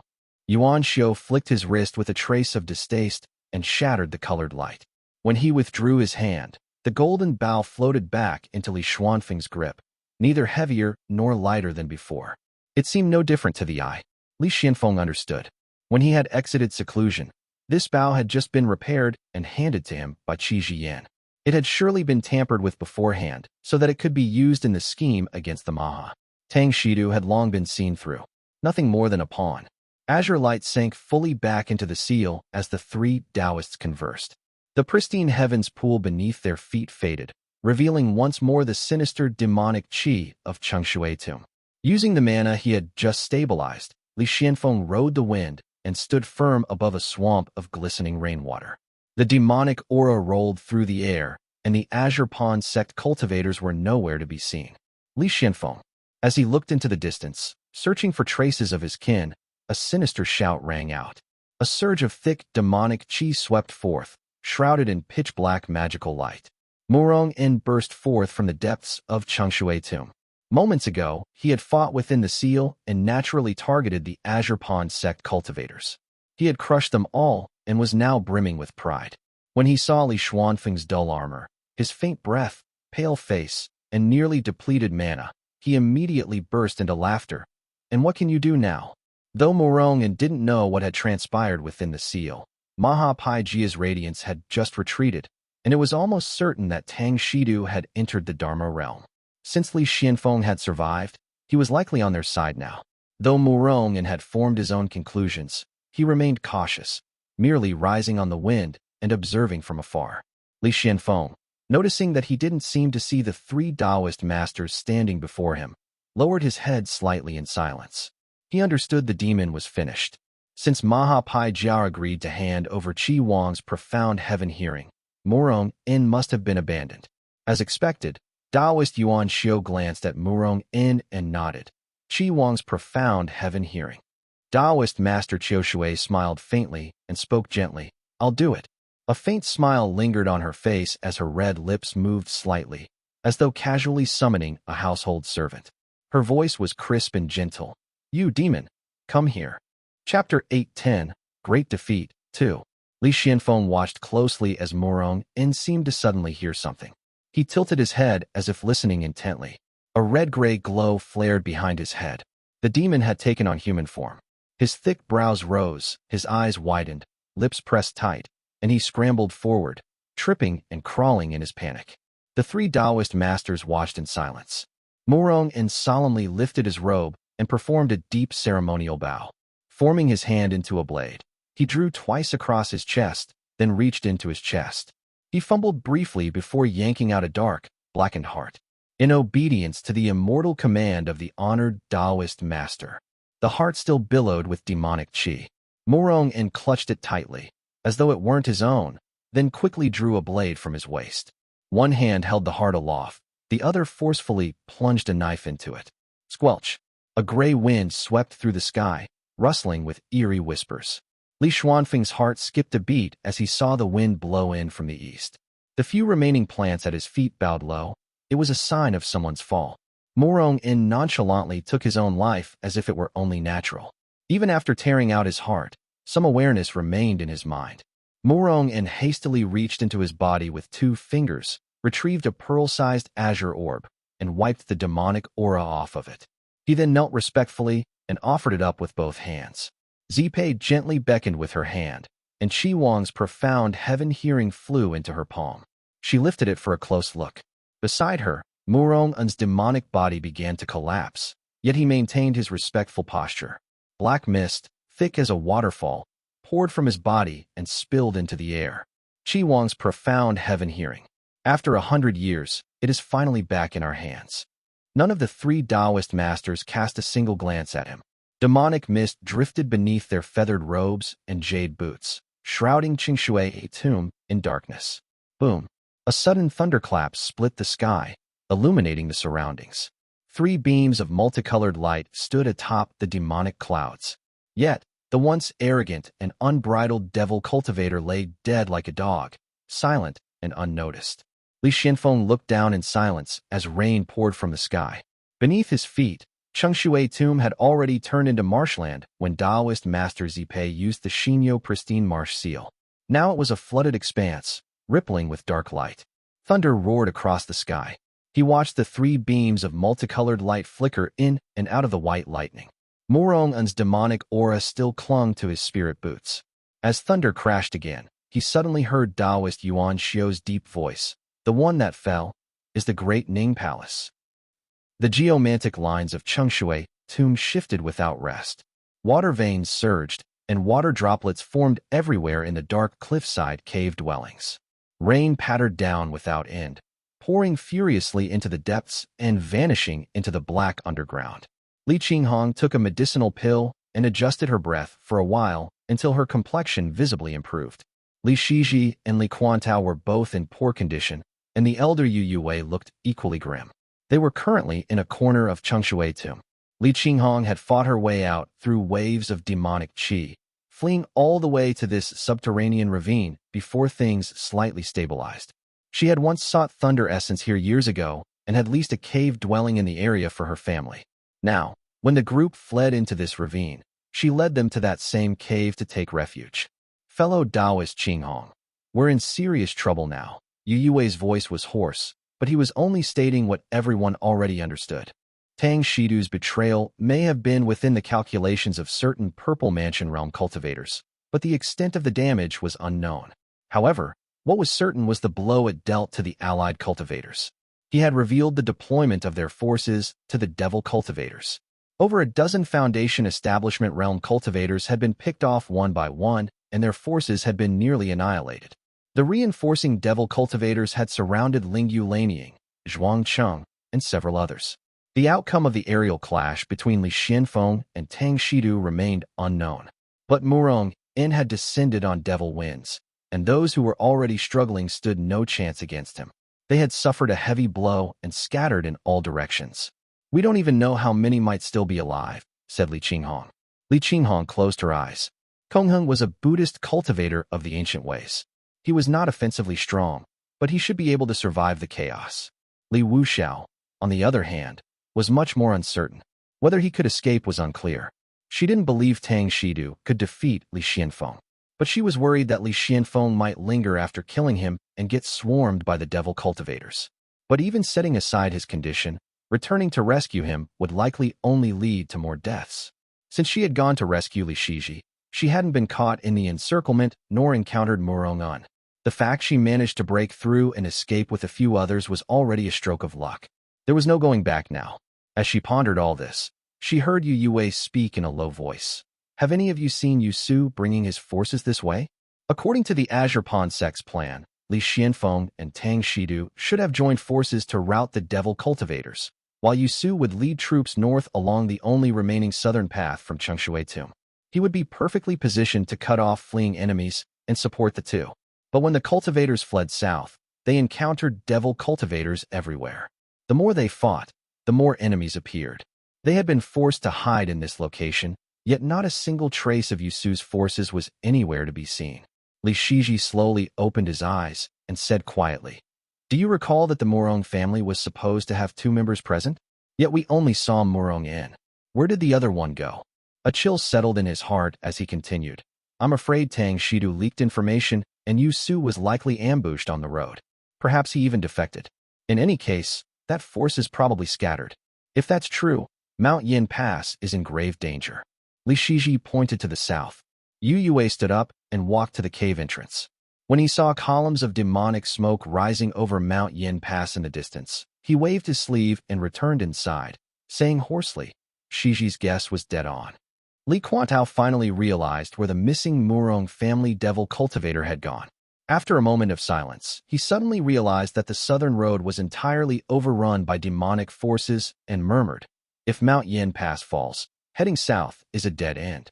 If it's taken, our only path is to follow the river all the way around to Baixiang Valley, and who knows how many devil cultivators we'll face along the way. Baixiang Valley may not even be safe, said Yu Yue roughly. After he spoke, Li Quanhao murmured softly, what are the Taoist masters really thinking? What should we think? Yu Yue let out a deep sigh from his throat, his aged face caught between fury and sorrow as he said in a raspy voice, do we even need to think? Too many in Jiangnan have died. The Purple Mansion realm Taoist masters must have bargained with the demonic cultivators for enough benefits. Perhaps it was a spirit artifact, a grotto heaven, or some mystical cultivation method. You think we just suffer these losses for no reason? And those Purple Mansion realm figures would just stand and watch. The ones who keep dying are never their direct descendants, so what can't they bring themselves to do? 100 years from now, the Purple Mansion realm will be theirs, not ours. In the end, we're just ashes. What use are we to them? The nearly 300-year-old man had seen far too much. His words sent chills down everyone's spine. Li Quantao stared at him quietly, and then fell into sudden silence. Chapter 811, Chimen Difu, I. Yu Yue's voice was low, but it echoed through the cave dwelling, causing the young man to pause. Li Chuantao's lips trembled, and a blush rose to his still recovering face. He turned his head slightly and said softly, none of them are good people. My father was ruined by Qi Wei, trapped on the mountain for life, and unable to take a single step out. He was forced to refine pills like a drug slave. Purple Mansion realm cultivators have always been the most heartless of all. The group sat in helpless silence inside the cave. Yu Yue coughed twice, his expression unreadable, and replied quietly, Quantao, we might not make it out alive this time. I don't have many years left either, so let me be frank. If the one who had been injured and trapped in the secret realm back then had been Encheng, and he had formed his Purple Mansion realm, he would have been even more terrifying than Qi Wei. Li Quantao already held some resentment toward the old man. When he heard this, his expression froze, and anger surged up. He abruptly stood up. The entanglement between Li Encheng and Qi Wei was old history. Forcing himself to restrain his anger, he spoke coldly. What are you talking about, senior? What about how Yu Yuxia was harmed? This is heartless and unjust. Even if you bear no hatred toward him, how can you speak well of him? My father had his faults, but it is not your place to judge. Yu Yue sighed and replied, you are nothing like Li Encheng. There's no point dredging up these old, moldy matters. I have long come to terms with it. And let's be honest, when you and I look upon those in the Qi cultivation or embryonic breathing realms, do we treat them any better? From our position, if sacrificing a few unrelated cultivators meant gaining treasures like the Qi Wangs' profound heaven hearing or the Xinyo pristine marsh seal, would you take the chance or not? Li Quantao opened his mouth, but fell silent. Yu Yue chuckled. Don't talk to me about how heartless the Purple Mansion realm is. The esteemed families whip tenant farmers. Cultivators trample those in the embryonic breathing realm, and human blood becomes fine spirit medicine. Immortal foundations consume it to unlock divine arts. It has been nothing but blood and tears for over 1,000 years. Ruthlessness is the true path of the immortals. The old man sat in the cave with arms folded, his words drawing a sideways glance from Li Shiji. Veteran cultivators like Yu Yue had witnessed 3 centuries of rises and falls, so he must have many stories. It's just not the time for such talk yet. Li Shiji glanced twice at the map in his hand and said solemnly, Mount Yin Pass likely won't hold. This place has become too devil-infested, and more devil cultivators will surely follow. As dangerous as it is, the earlier we leave, the greater our chances of survival. Li Qinghong nodded in agreement, pondered for a few breaths, and said softly, I once cultivated here. If you head directly east from this place, There should be a cave dwelling situated within the earth veins to the east of Chengshui tomb. That cave dwelling connects to a water vein that leads all the way to the eastern sea. Though this land is now tainted by demonic forces, if we follow the water vein and emerge in the eastern sea, we can ride the wind all the way to Splitreed Island and return via the shallow sea. Li Shiji checked the location she indicated. It was only a quarter-hour's flight away. He looked at the other two and asked, "What do the two of you think?" Yu Yue and Li Quantao naturally couldn't think of a better plan, and both nodded in agreement.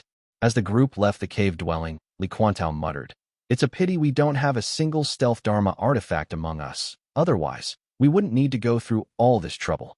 His words reminded Li Qinghong. Under Li Yuanjiao's control, her profound pattern bottle could conceal traces, but in her own hands it could only emit thunder and store arcane lightning. Unfortunately, none of us possessed the boundless ocean technique. Still, it would only be enough to hide one person anyway. Since she had lightning beneath her feet and her cyan feathered robe, the cyan sparrow plume, enhancing her, she was the fastest among them. Li Shiji traveled with heavenly glow and was nearly as quick, but they still had to slow down to wait for Li Quantao and Yu Yue. They had barely flown a dozen kilometers when the scenery turned grim. Demonic energy rolled like mist, and the original black locust trees and white stone tombs had vanished. Murky waters spread out below their feet, and skeletal remains floated faintly on the surface. Chengshui Tomb. It should be called Chengshui Swamp from now on. Two beams of demonic light rose from afar and dove into the swamp. White smoke rose with them, and people came and went. They did not resemble a patrol, but more like panicked cultivators.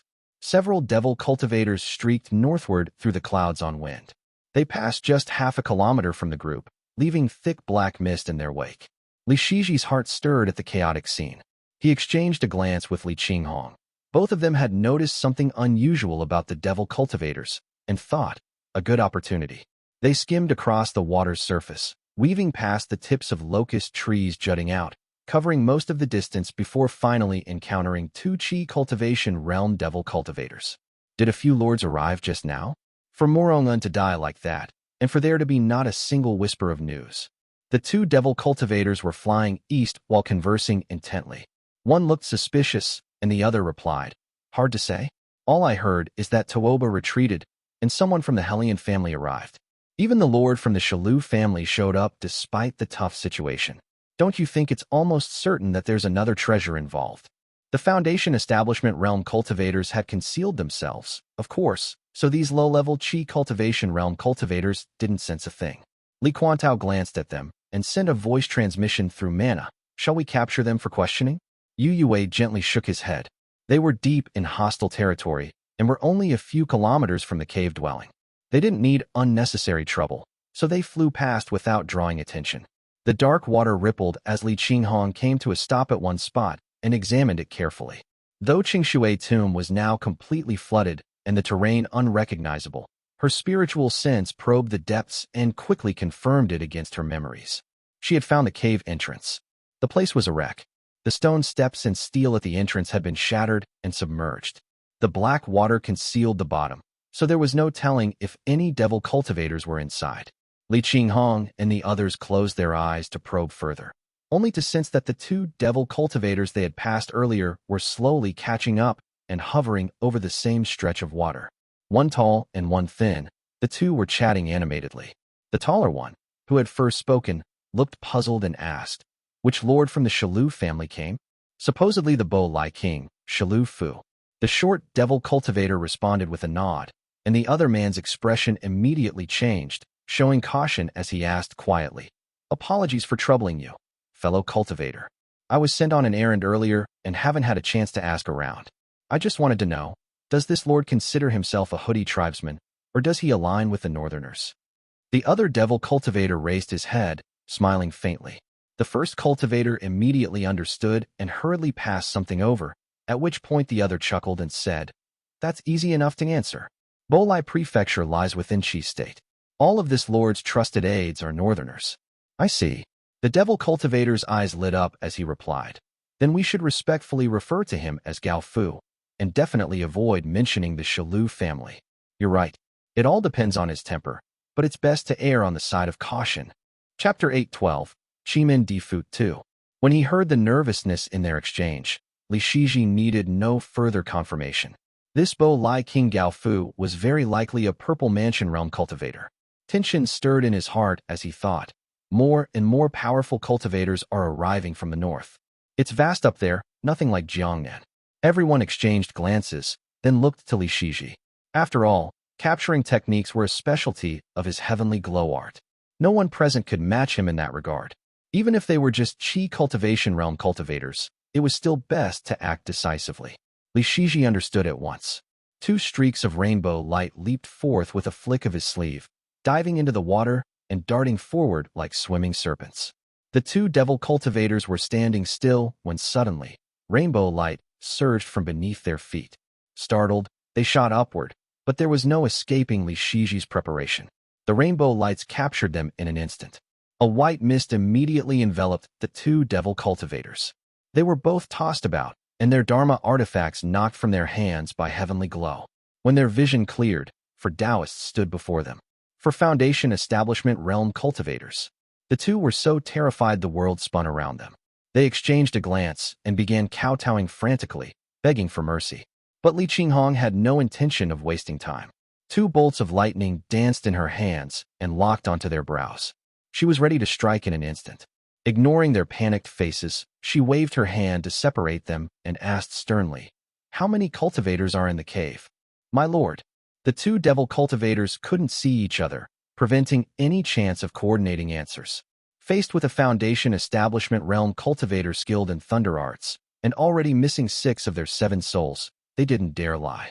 They quickly answered, "My lord, the cave dwelling houses followers of Ancestor Difu. We don't know what mission he accepted, but he's stationed here. We're just minor subordinates. We haven't committed any killings. We just beg to live." Their answers were mostly consistent, so Li Qinghong pressed further. "There's only one devil leader? Any reinforcements nearby?" She questioned them thoroughly.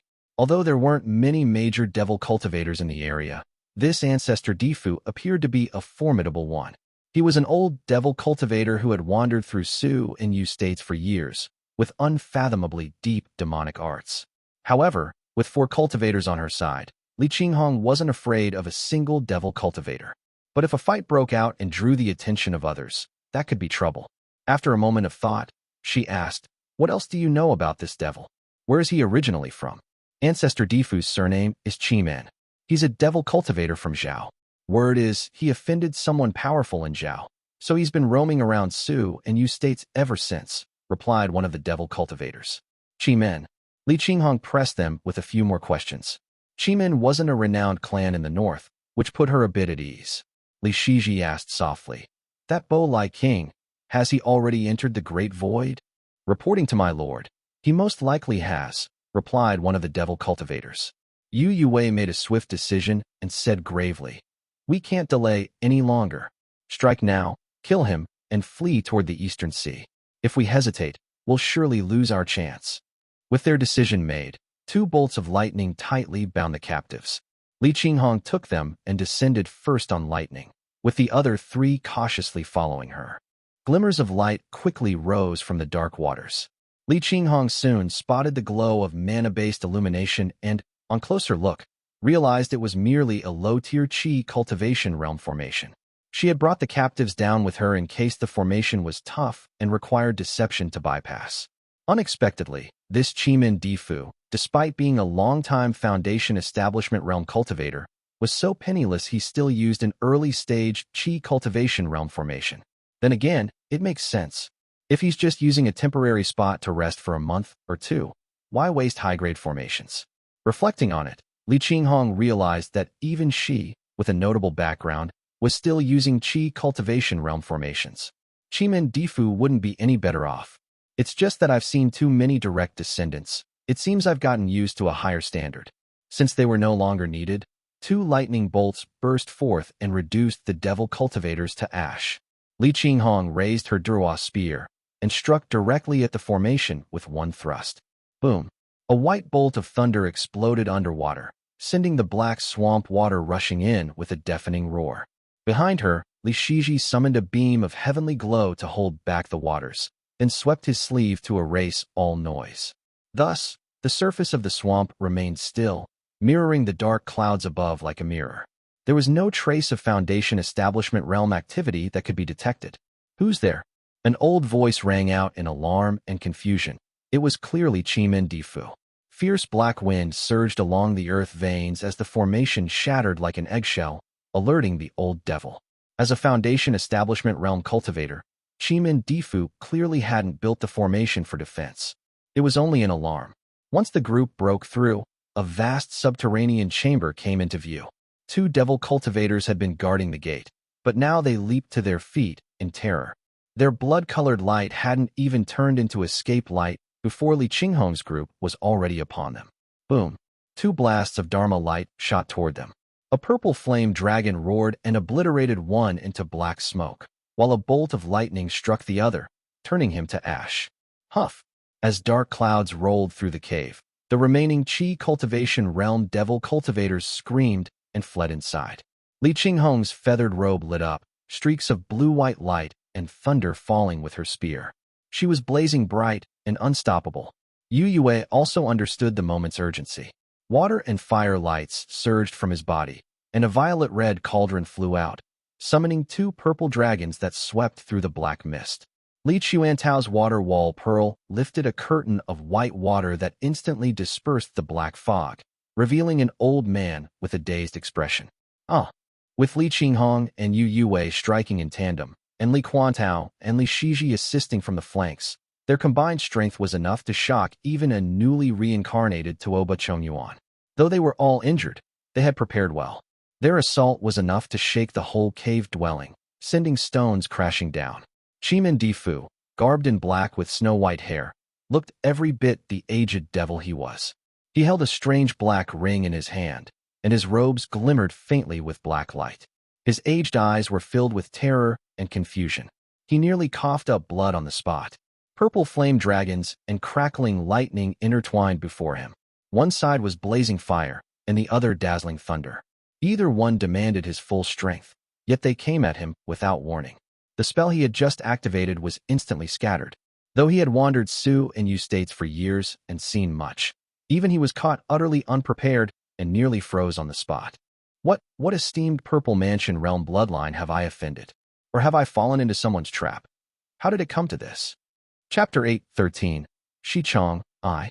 Chimen Difu only had time to spit out a black seal from his chest, but before the billowing black smoke could even unfurl, lightning and fire came crashing down in red and white flashes. Boom! Chimen Difu let out a muffled groan and spat 2 mouthfuls of black blood. He immediately formed a seal, summoning 3 black skulls. A mere thought shattered the jade pendant at his waist to summon reinforcements. Even with only half a brain, Chimen Difu knew that using the pendant so hastily meant no one was likely to come. At best, they'd just gather at the entrance to watch the show. Still, better something than nothing. Chimen Difu forcefully suppressed his internal injuries and used mana to defend. Suddenly, a flash of rainbow light struck like a venomous snake, coiling twice around his black seal. The Dharma artifact felt both heavy and light, as if an enormous hand were yanking it down. Chimen Difu was an old devil who had refined this seal in his belly for many years. Had he not, the earlier blast of flame and lightning, followed by Heavenly Glow's tug, would have sent it crashing to the ground. Thus, it still hovered mid-air, but it clearly no longer obeyed him properly. Shoo! White rain rose from the ground and swept forward with the raging wind. The demon smoke that was forming around him to conceal his form and defend against spells hadn't even taken shape before it was completely blown away, leaving only a mist of white rain around him. Danger! With all 4 attackers striking together, only one thought remained in Chimen Difu's mind. I can't delay any longer. Though he was bitterly frustrated, he immediately realized the 4 before him were all formidable.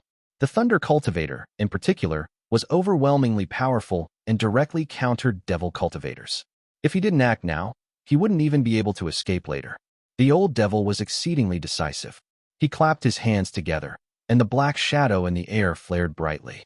His body turned into demonic light in the blink of an eye, and the black seal exploded with a bang before the 4's eyes. Boom! A surge of deep black magic light burst forth. Li Qinghong immediately raised her spear in defense. Then, without the slightest hesitation, parted her red lips, and spat out a white light. The white light pulsed like a breath, then rapidly expanded. It was none other than the profound thunder condensed from Li Qinghong's thunderpool via the purple talisman origin light secret technique.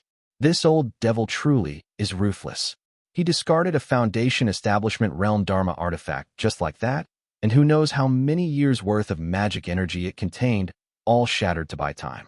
Now in the late stage of Foundation Establishment Realm, Li Qinghong had 3 profound thunders in her thunderpool. She had already used one during the Devil Cultivator battle to cover the group's retreat. Chimen Difu was by no means weak, but ambushed by 4 cultivators and forced into retreat, the demonic light he unleashed by sacrificing his artifact was indeed formidable. But it can't be saved now. Li Qinghong knew the 2 behind her were not in great shape. If they had to fend off the attack alone, they'd almost certainly be injured. Since thunder was the bane of devil cultivators, she couldn't afford to hold back. She unleashed the profound thunder just in time to shield the group from the incoming demonic light. Boom!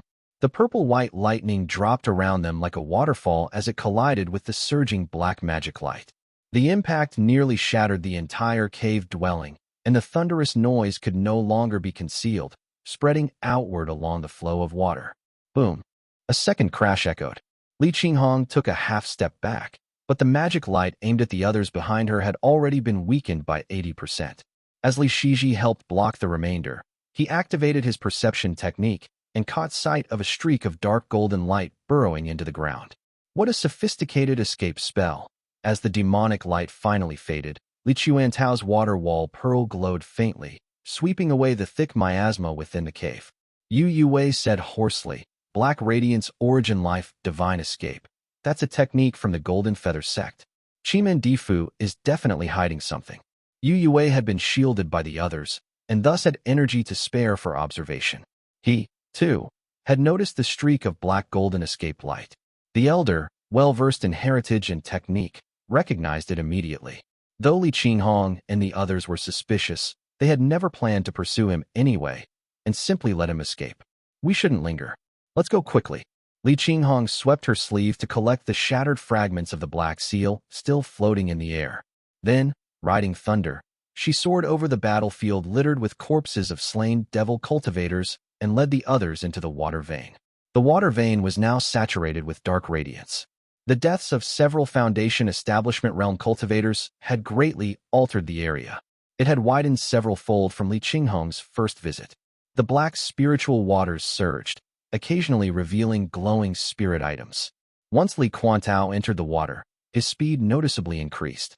The wide water vein gave him room to maneuver, and activating the water wall pearl raised their speed by another 50%. The 4 shot through the waterway like arrows. The water vein was deathly silent. The young man felt the atmosphere too oppressive to bear and said, "So many Foundation Establishment Realm cultivators died in this battle, not to mention countless Qi Cultivation Realm cultivators and those in embryonic breathing realm. Surely this will nurture fertile ground once they are buried in the earth and fallen into the veins of the land and water. Zhangbei has grown increasingly barren over the past 500 years. This nourishment could likely support several times more cultivators, and all the storage pouches, Dharma artifacts, and spirit items buried in the soil could sustain generations of rogue cultivators." Yu Yue nodded in agreement as he replied, "As long as the Purple Mansion realm doesn't appear in the world to engage in combat, then yes, the more death, the more spiritual energy will be left behind, and the greater chance of nurturing geniuses. I won't live to see it, but you all might. 100 years from now, Zhangbei will be full of famous cultivators." Spiritual energy surged darkly through the water vein, but its bone-piercing cold was blocked by their mana shields. The silence was deafening. Yu Yue glanced at Li Qinghong and said, "It's a pity that Taoist Master Donghua once had a miraculous technique for moving through the Great Void. Once he entered it, no amount of Golden Core Realm cultivators could touch him. That's why they sealed off the Great Void and killed him in the physical world. The Purple Mansion realm intervened to sever the spirit vein. Otherwise, Moongaze Lake would be one of the finest treasure lands today." He chuckled twice and said, "Come to think of it, Donghua destroyed 3 sects in that war. One of them was Hongxue Gate, and its young master was Li Ti. If not for that massacre, you, Li Quantao, would now be a core descendant of an immortal sect." "What? At those words, not only did Li Shiji and Li Qinghong look over in astonishment, even Li Quantao was stunned. He stared blankly for a moment and opened his mouth to argue, but suddenly recalled many past events and his father's behavior. Realization struck him silent. The Li Tiyue spoke of was Li Encheng's father, Li Chuantao's own grandfather. A chill slowly spread across Li Chuantao's chest as he began to understand the immense leniency Qi Wei and the Azure Pond sect had shown his father in certain matters. So that's how it is. Chapter 8:14. Shi Chong, 2. The young man was naturally bold and chivalrous. He was always drawn to heroic figures. How could he not admire a sword immortal like Taoist Master Donghua and Li Jiangquan, who stood against 10? Li Quantao clearly held great affection for Donghua and felt a deep sense of injustice over his betrayal despite such loyalty. Now it felt as if he'd been struck by lightning. When he learned that his own ancestor had been the one to ambush the sword immortal, stole his sword, and died on the run, Li Quantao pressed his lips together. He could not bring himself to utter a word. He simply flew forward in silence. But while the speaker had said it offhandedly, the listener, Li Shiji, took it to heart and thought to himself, there's such a deep connection? Hongshua Gate was founded by the Wei's Li lineage. Yu Yue knows so much about it. Does the Yu family have some hidden ties? And the way this old man keeps provoking Quantao, it might not be so simple. He scrutinized Yu Yue's expression. Indeed, it was complicated. The old man finally broke the silence. Quantao, Li Encheng doesn't like me. He's probably told you already. Back then, during our internal strife, the coiling Qi Jade true technique really was sent by me. So yes, it was a family power struggle, and I was the one who delivered the poison. But think about it. Who decides whether the Yu family engages in infighting? Every Foundation Establishment Realm cultivator in the family knew that technique was flawed. They just picked me because I was the youngest and lowest in seniority. They dumped the dirty work on me. He spoke with heartfelt sincerity. Quantao, if you can't see through things, sooner or later you'll be forced to suffer. Your father didn't have time to guide you much before he died. Set aside the pride, observe more, and think more. When his words reached this point, the tone became more telling. Li Chuantao's expression turned complicated, and though he wanted to respond, he hesitated.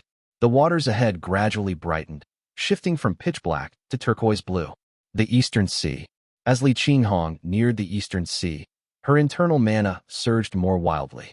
It was clearly affected by the spiritual aura of falling water rising storm. Li Quantao looked slightly uncomfortable. It was evidently his first time near the Eastern Sea. Yu Yue softly explained. Jiangnan is an upper evil spirit storage. You're used to that. This kind of energy will feel unfamiliar and uncomfortable at first. The group followed the water vein forward, which widened rapidly. At this moment, multicolored light flickered in Li Shiji's eyes as he grew more vigilant, peering intently into the depths. The Eastern Sea is in utter chaos now. Though it is not war-torn like Sioux State with its civil war, it's far from peaceful. We must stay cautious. Something's wrong. Although his perception technique was strong, Li Qinghong, augmented by vast sky-fierce sparrow, was even more attuned to demonic energy. Her almond-shaped eyes narrowed, and she raised her spear and spoke coldly. Fellow cultivator, why not show yourself? Sure enough, as soon as she spoke, the sea before them churned violently. Several figures dressed in wildly different garb appeared. Some wore the outfits of outer sea cultivators, while others were dressed in black smoke-wreathed demonic robes. There was even one in the feathered robe of a Taoist. Their cultivation levels varied, but 7 had appeared in total, and 2 were late-stage Foundation Establishment realm. The leader wore a neat, white, ancient-style feathered robe. His aura was refined, with handsome brows and bright eyes. He smiled faintly and said, "Fellow cultivators, what a fine catch today." The sharp-eyed Yu Yue only needed a quick glance to identify their attire. He quickly sent a mana voice transmission, mostly Eastern Sea and Northern Devil cultivators. The man in front is likely from the Eastern Sea. His turned-back sleeves show a faint pine needle pattern. He probably claims descent from the Green Pine Dao lineage, likely the Chuani Dao Gate. Someone from Chuani Dao. Li Shiji remained silent for a breath. It was his first time encountering cultivators from an Eastern Sea sect, and he didn't dare call the man's bluff. He merely said in a low voice, "Fellow cultivators, we are merely passing through. There's no reason for conflict without cause." The young man at the front let out a laugh and waved his snowy white sleeves, speaking bluntly, "Don't bother hiding it. This water vein runs straight from Chengshui tomb. Its branches lie beneath it. You're clearly remnants of the purple gold devil Dao fleeing the collapse. We've been watching for a while now, and you're the third group to come through. The four heard this and realized the matter couldn't end peacefully. Li Qinghong drew her spear, purple lightning gathering and erupting in a flash as she swept it at the young man before her, coldly declaring, "Go." Boom. The young man glanced at her in surprise, white light rising in his palm.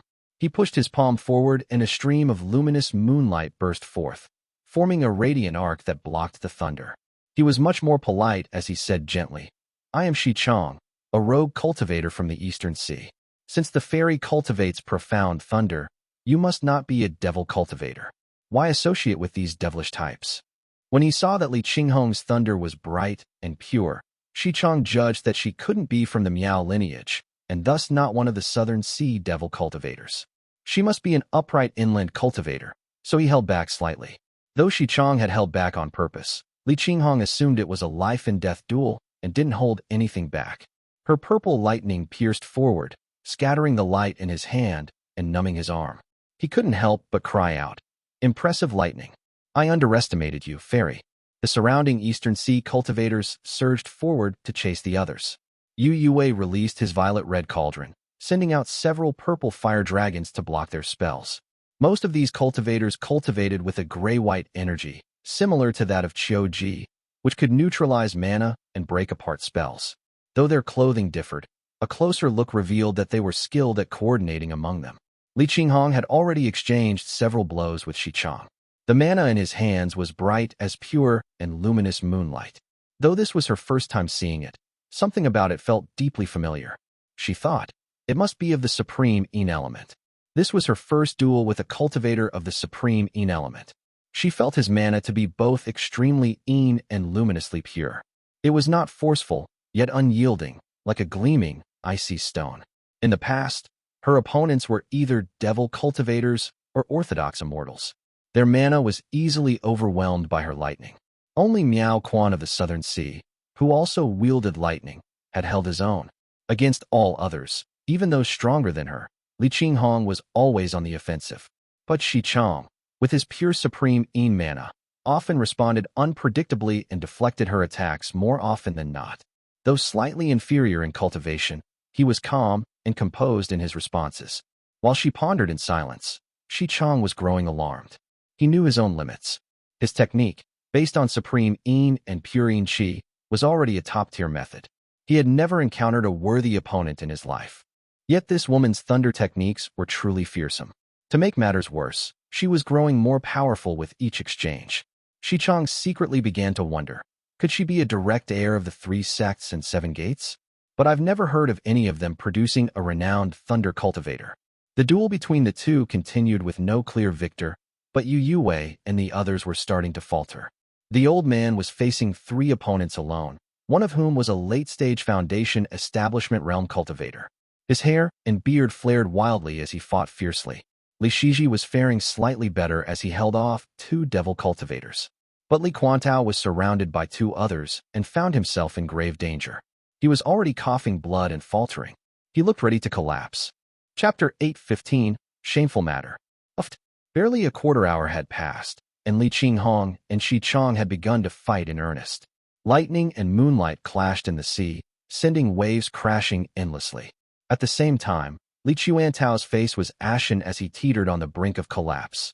He had been fighting non-stop and was long exhausted. He had been besieged by 2 devil cultivators earlier and had already sustained injuries. His condition worsened with each clash, and a single moment of distraction led to a heavy palm strike to the chest.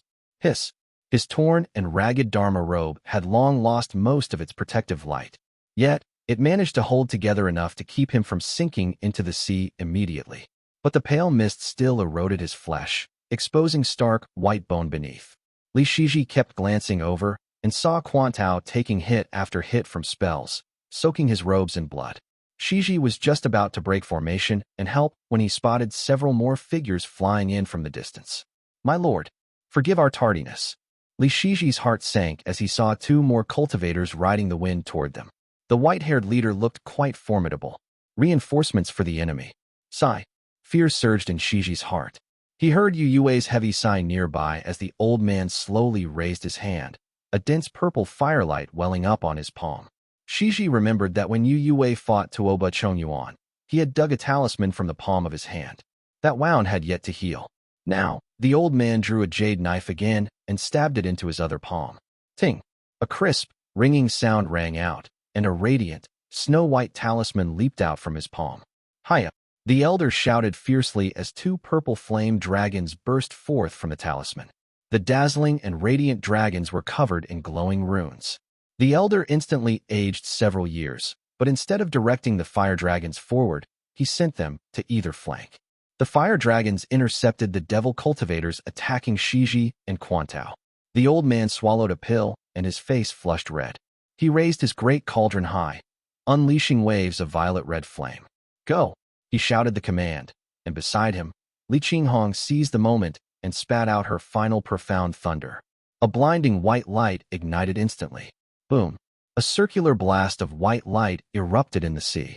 The thunder cracked like a mountain collapsing, stirring violent waves and transforming scalding steam into a dense purple lightning cascade that blinded everyone.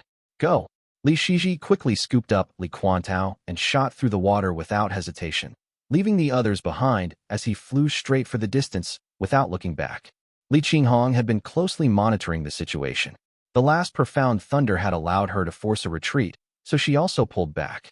The cyan sparrow plume on her body lit up with blue-white brilliance, enhancing her purple lightning as she vanished into the sky. My lord! Shi Chong emerged from the purple-white thunderlight and coughed twice, spitting a bit of blood into his palm. His eyes shone brightly as he gazed at the distant horizon where Li Qinghong had vanished on a bolt of lightning. He sighed. What exquisite profound thunder! It must be the Tao of thunder steering and cloud dwelling. My lord, shall we pursue them? Pursue? Shi Chong chuckled and said, could we even catch them? He flew above the sea's surface, looking into the far distance as he murmured, Jiangnan, after all, was once home to an immortal mansion. Many righteous lineages still dwell there. His subordinate followed his gaze and asked, my lord, haven't you heard that Jiangnan no longer has any supreme Yindao lineage, even though it was where the Moonlight Origin Mansion once stood? Ha! Shi Chong laughed warmly and replied, do you know why that is? When he saw his subordinate silently shake his head, Shi Chong continued with a grin. Jiangnan was once the land of the Moonlight Origin Mansion. Their techniques were deeply hidden, but not entirely lost. Even Donghua passed down several supreme Yin methods. Yet do you know why they can't be cultivated anymore? He paused, then smiled widely. Guess what the Moonlight Origin Mansion used to cultivate supreme Yin? The subordinate began to sense something amiss and cautiously replied, could it be something rare like constant pure Yin Qi or essence of origin light? Wrong. Shi Chong laughed aloud and shook his head. He ground his teeth as he said, they used the damn supreme Yin Moonlight. Supreme Yin Moonlight? The subordinate was stunned into silence. Shi Chong muttered, they used supreme Yin Moonlight for Qi cultivation. How extravagant. How absurdly extravagant. That would be like the bright Yang using radiant sky stones, or azure manifestation using the primordial vault secret to train. Once the moon mansion vanished, how could any of their techniques still be practiced? If I could just obtain even a portion of supreme Yin Moonlight, Shi Chong whispered, the purple mansion realm would be within reach. That's the purple mansion realm. He sighed, then quickly refocused and ordered, bring that old man here for questioning. That violet flame of his is interesting.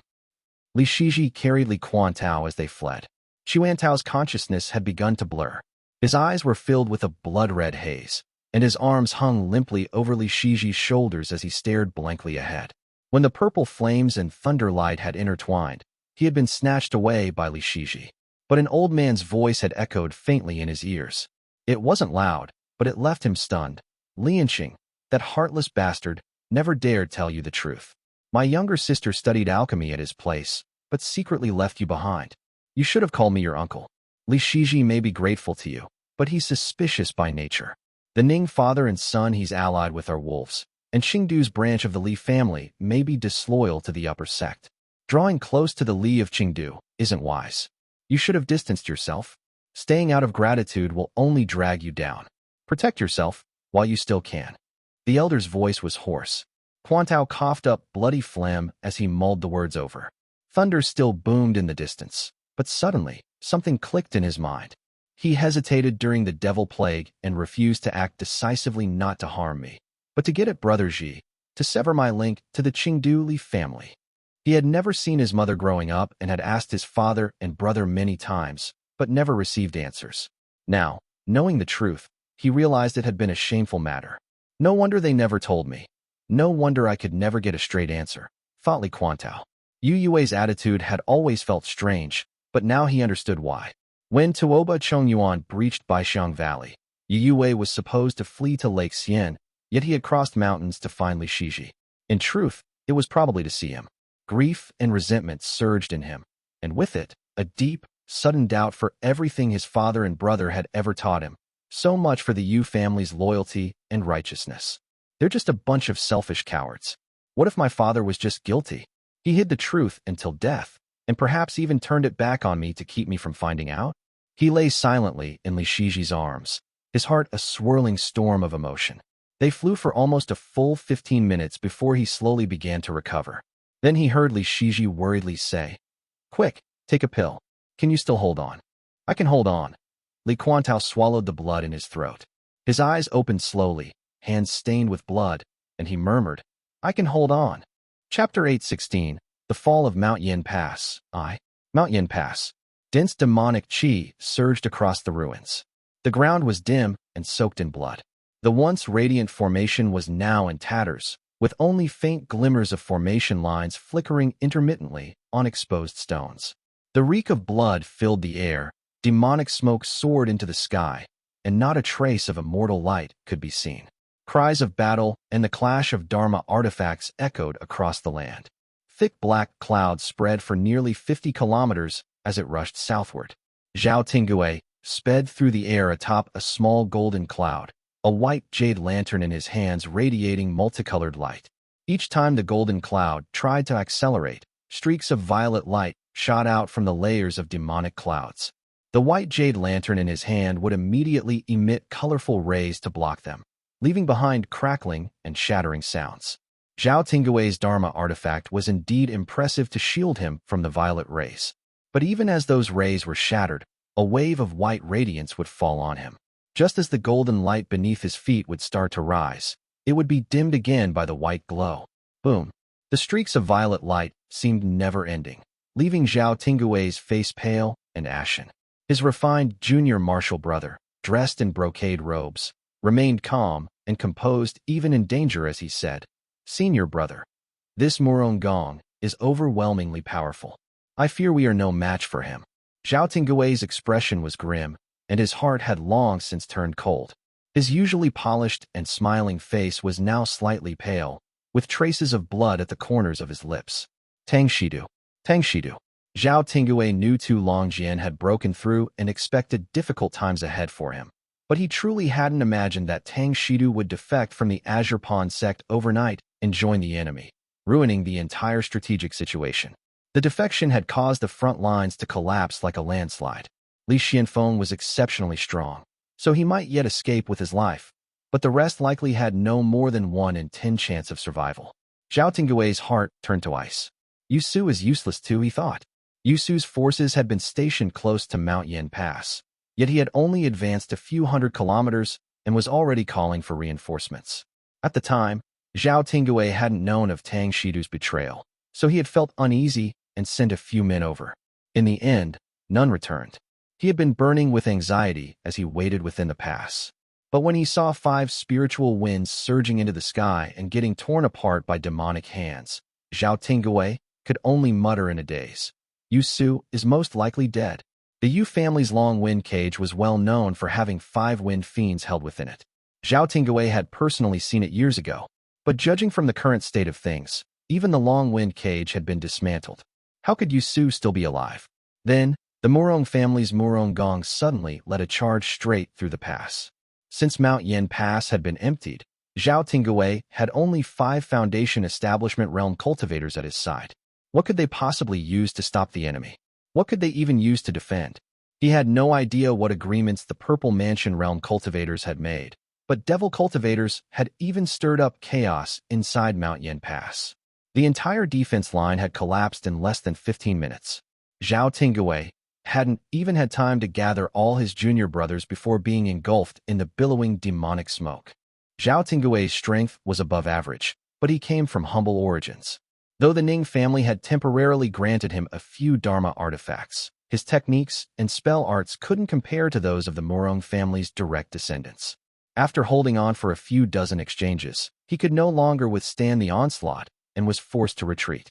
If not for his few Dharma artifacts, Zhao Tingwei would have long since fallen to the devil cultivators.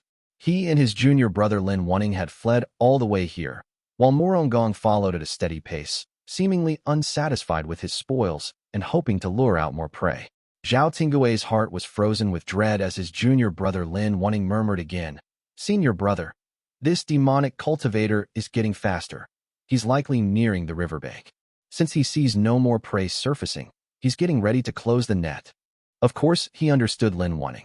Murong had just shattered the Great Formation at Mount Yen Pass with his own strength. Though he had used a Dharma artifact, the power it lent him was very real. The two of them likely had no way to escape. Boom.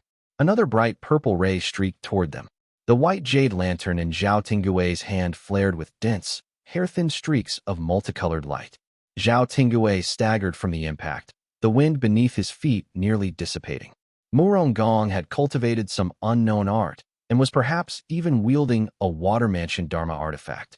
Every time his spell struck, a dispersing force would follow, preventing the Dharma artifact beneath Zhao Tingwei's feet from ever fully activating. After suffering 2 more strikes, Zhao Tingwei suddenly fell silent. He stared deeply into the fog of demonic mist ahead and spoke quietly. "Wuning, we've come this far, and it's only Murong chasing us. I'll use the white blossom lamp to block this demon for you. Take the fortune-rising cloud and flee south on your own." Lin Wuning was stunned. Countless feelings churned in his heart, and though he wanted to protest, the words stayed lodged in his chest. Lin Wuning hadn't thought much of his senior brother earlier.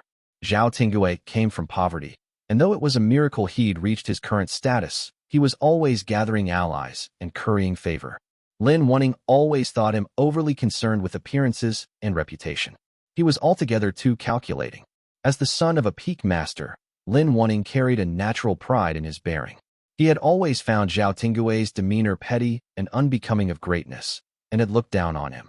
But over time, he came to realize that Zhao Tingwei, though constantly scheming and striving, genuinely cared for the disciples of his own peak.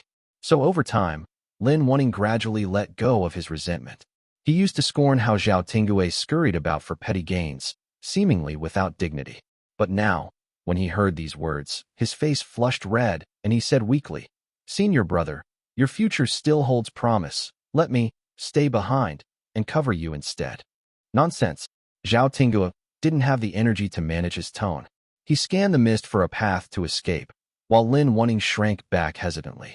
Zhao Tingwei murmured, "I gave my word to Li Shijuan, promised Li Qinghong, and in the end, Mount Yen Pass fell within 15 minutes. I couldn't even find my own brothers, let alone Li Yuexiang." Lin Wuning could only reply, "How can this be your fault, senior brother? I know Li Yuexiang is Li Shiji's sister, and Li Xianfeng is terrifying. Li Qinghong is strong too. But how many of them will even make it back? There's no need to." Zhao Tingwei shook his head and replied quietly, "I shouldn't have sent anyone out. Mount Yen Pass fell in 15 minutes, and the majority of the blame is mine. Every major clan north of the Yu River had cultivators within the pass. If I survive alone, I'll be condemned by all and hated by everyone." Zhao Tingwei said quietly, "What face do I have left to return across the river?" Seeing his junior brother still bewildered, he had to explain, "I've long known this day would come. I knew my end would not be good ever since the sect sent me with no backing or support to rally cultivators. They even stripped me of every Foundation Establishment realm cultivator under my command." Lin Wuning looked at him, somewhat dazed, as Zhao Tingwei simply said, "In the past, the Qi family didn't care about anyone's opinion, but now they've grown weak and can no longer act so domineering. The pass falling in 15 minutes. Someone will have to take the blame for such a crushing defeat. From top to bottom, first to last." Lin Wuning seemed to slowly understand. Zhao Tingwei placed the golden cloud beneath his feet and channeled all his mana into the white jade-like lamp. He looked at his junior brother twice and finally said, "You often said I was overly scheming and ambitious. I know it's hard for you to understand. But before I came up the mountain, I was just a farmer's son carrying nothing but a sickle. If I didn't fight for every inch, I wouldn't have survived. Later I realized that if I didn't scramble, I'd die. But if I scrambled too hard, I'd still die. But I realized that too late. All the cultivators thought I had the Ning family backing me, but they were wrong. I had nothing behind me. My fate was sealed long ago. It was only a matter of time before I was sacrificed." He poured his mana into the cloud and sent Lin Wanting southward, letting out a heavy yet gentle sigh as he muttered, "I've always known you looked down on me, but that won't stop me from saving you. Master brought me up the mountain and taught me to cherish my junior brothers, and I've never forgotten that." Radiant white light burst from his body as the Dharma artifact in his hand shone brilliantly, blocking the sweeping violet light. Blood streamed from all 7 orifices as he turned to face his opponent. The openly mocking look on Murongong's face gave way to seriousness. Lin Wanting bowed his head and charged out of the dark clouds. The flying cloud beneath his feet moved faster and faster, plunging him deep into the heavy mist. Below him was a sea of demonic haze and strewn corpses. After flying for several kilometers, the demonic aura finally began to fade. He flew blindly through the wind until he saw the roaring Great River. It was only after crossing it and heading further south that the terror in his heart gradually subsided. His senior brother's words echoed within him for a long while. He was grateful, but also overwhelmed and at a loss. Further south is Moongaze Lake. After a brief moment of hesitation, Lin Wanting didn't land or issue any warnings, fearing to waste precious time. He instead veered toward Mount Bianyan and calculated silently. If he could bring reinforcements back in time, perhaps he could still save Zhao Tinggui.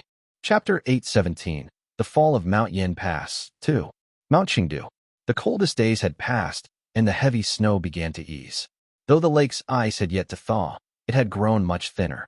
Li Xianxian finished drawing a talisman, folded his sleeves, and strolled through the mountain.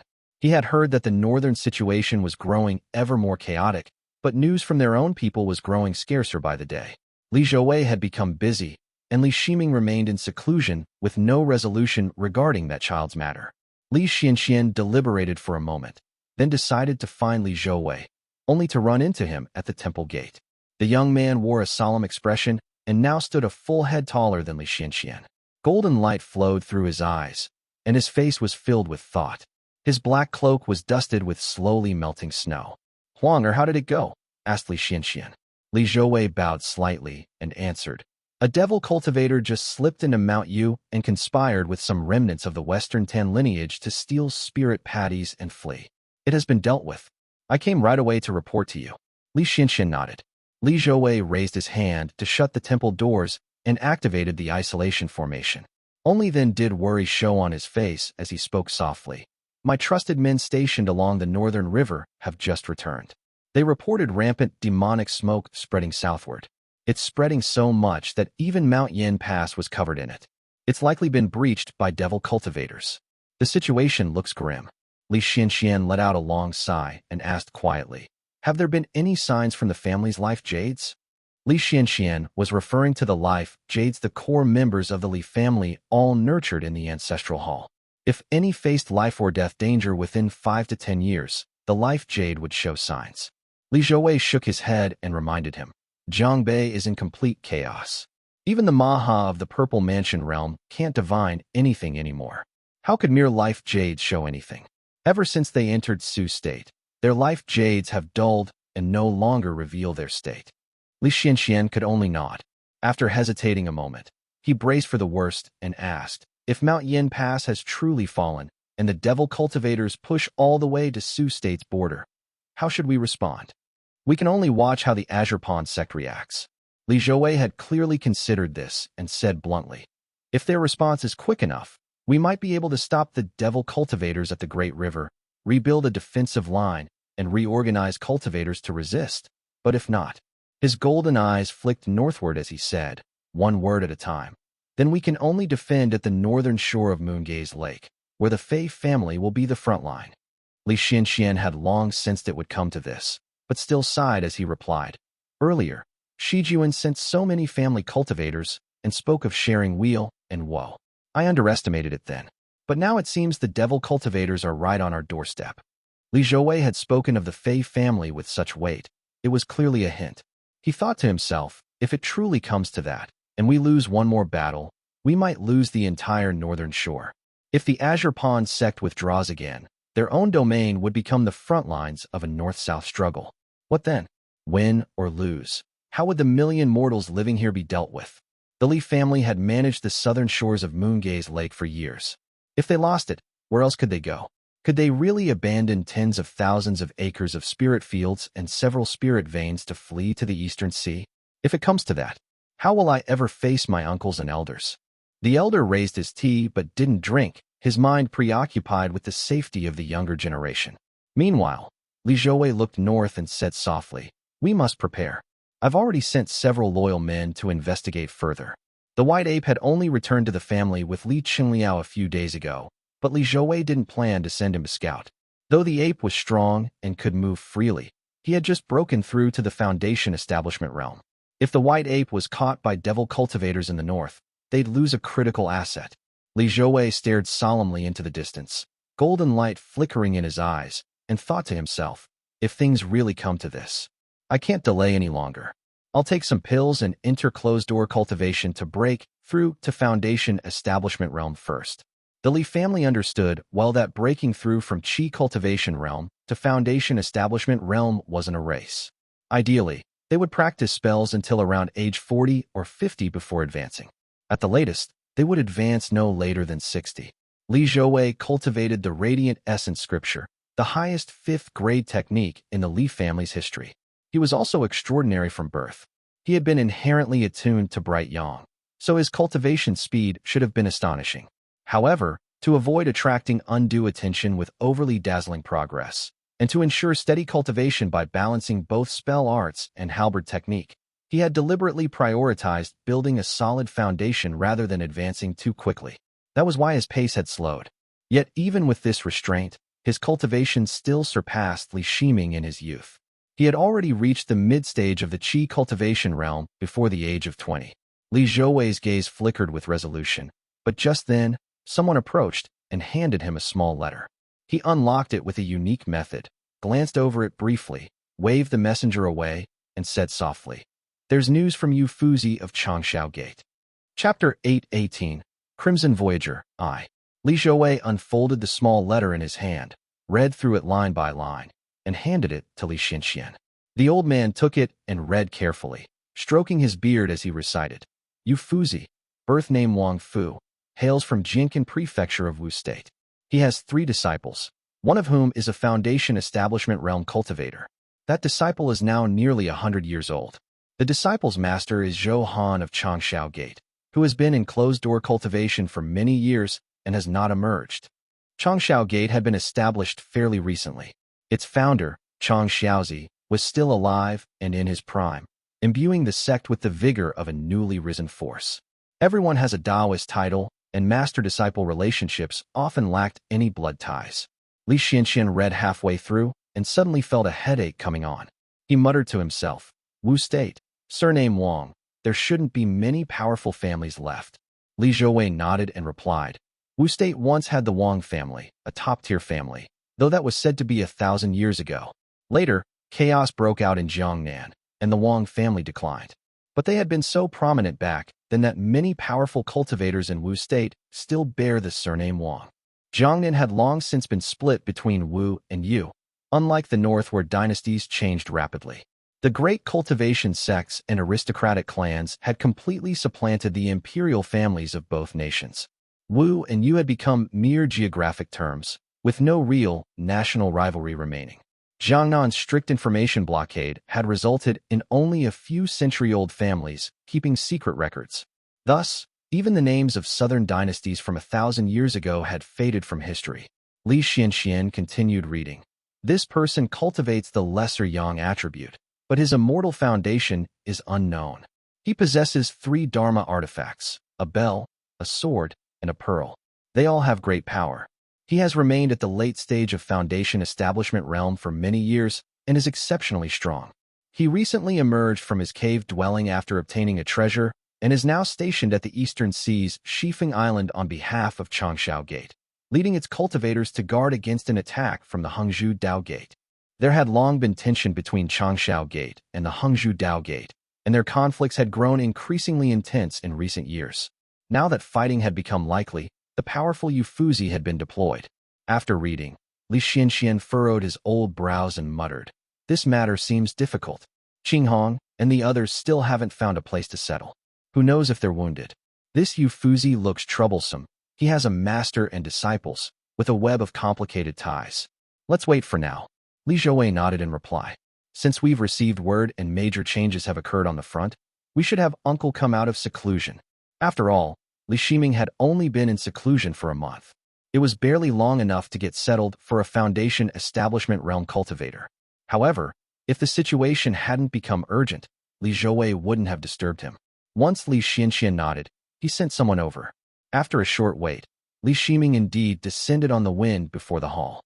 The radiant light around him had yet to fade, bringing a warm breeze into the hall. He asked directly, "How are things at home?" Li Xianxian took his hand and began explaining the northern disturbances, then passed him the letter. After reading it, Li Shiming replied with mixed feelings, "The news from the north is so dire. We may need to wait longer to learn the full picture. Has Zhouwei found out anything about Shifeng Island and any intelligence on Hangzhou Dao Gate?" Since the Radiant Sky Stone concerned Li Shiming's Dao to the Purple Mansion realm, he took it very seriously. Li Zhouwei had come prepared and answered softly. Changsha Gate's Shifeng Island lies over 500 kilometers north of Splitreed Island. The island itself is decent, with a chain of scattered reefs forming a powerful grand formation. It's well defended. As for Hangzhou Dao Gate's Tianzhu Island, it lies over 250 kilometers east of Splitreed Island. It's held by Yu Zhuang, a late Foundation Establishment realm cultivator. The two sects have already spilled blood multiple times, and relations are quite strained. Li Shiming nodded quietly. It was the perfect time to get involved, but they couldn't spare the manpower. He could only say comfortingly, "It's fine. The man just left for the Eastern Sea, so it'll be at least 4 or 5 years before he can be reassigned. Let's wait for news from the north first."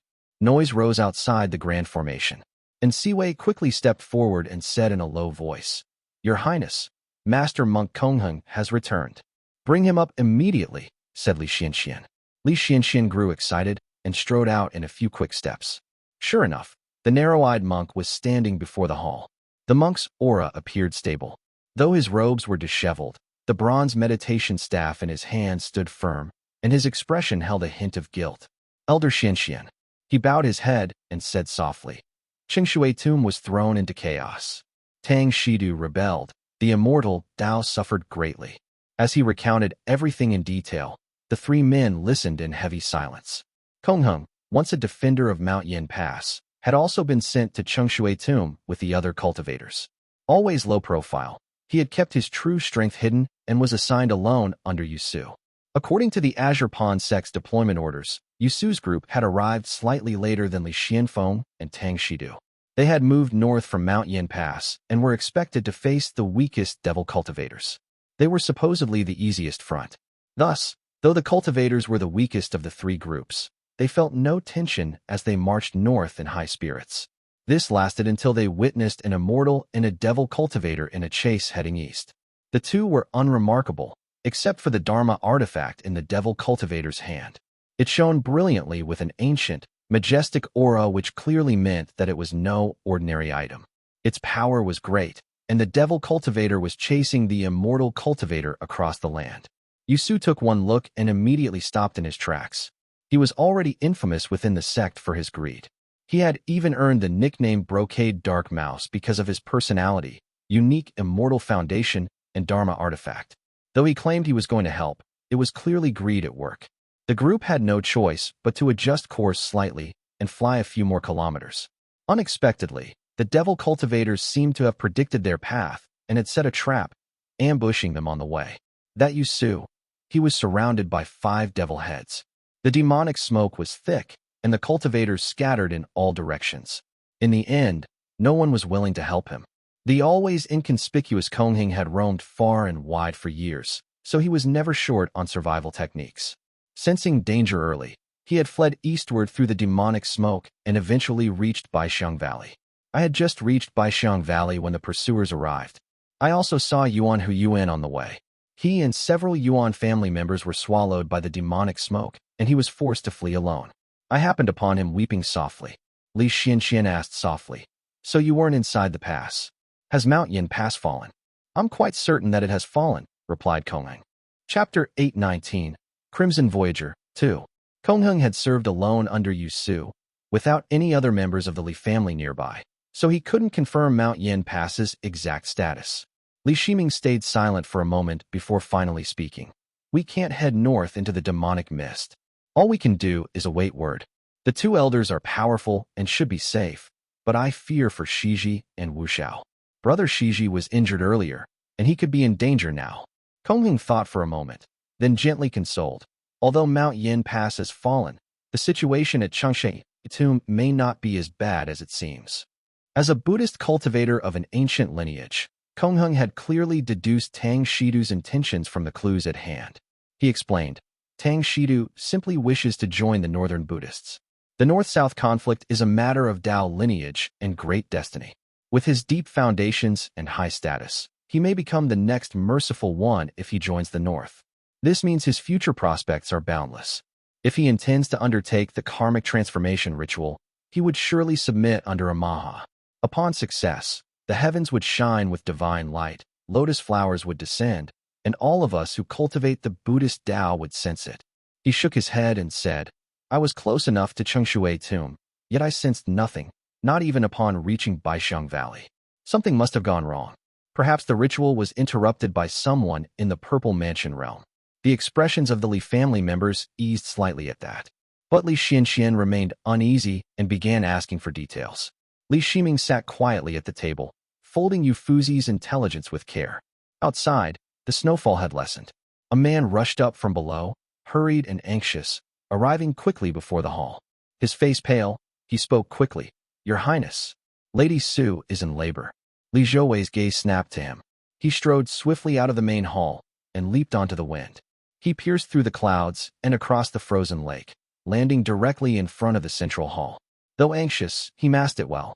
He strode through the corridor and neared the palace gate of the rear hall. The scent of blood had already reached his nose. Li Zhouwei's ears twitched at the sound of panicked cries. His expression darkened as he pushed the door open, and his breath caught. A suffocating wave of blood-tinged heat rushed out, mingled with an odd fragrance that nearly induced nausea. The lamps had all toppled, and the floor was dotted with glimmering beads of blood that gleamed gold under the flickering light.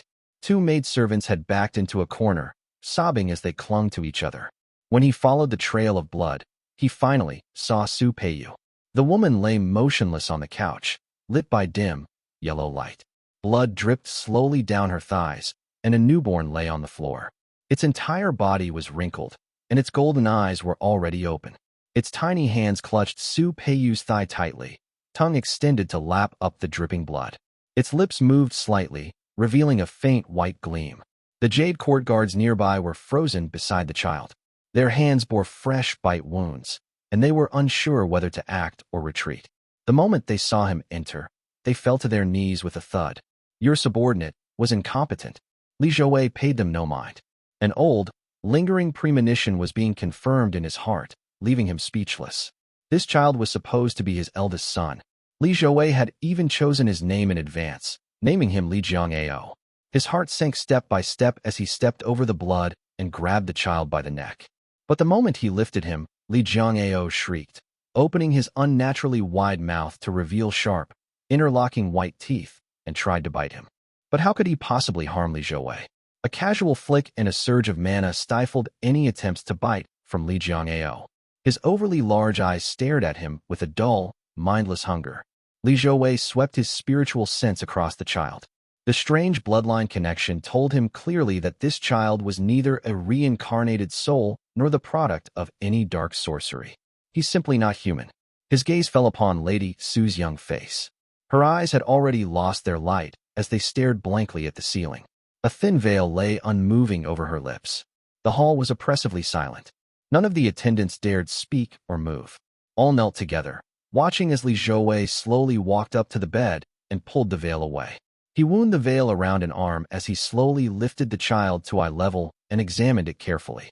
One hand supported the child from beneath, the other clutched its throat. His fingers pressed against the tiny neck of Li Jiangao without moving. His eyes narrowed as he felt the faint pulsing of blood beneath the skin. The child seemed to sense the threat of death. Its golden eyes widened into orbs, glaring back with fierce, unblinking hostility. Mingwang! Mingwang! As father and son stared each other down, Li Zhouwei's grip slowly tightened. Li Xianxian rushed forward, calling twice urgently. But an unfazed Li Zhouwei casually unwound the veil around his wrist and wrapped the child. It was less wrapping and more binding. His eyes returned to Lady Su's face.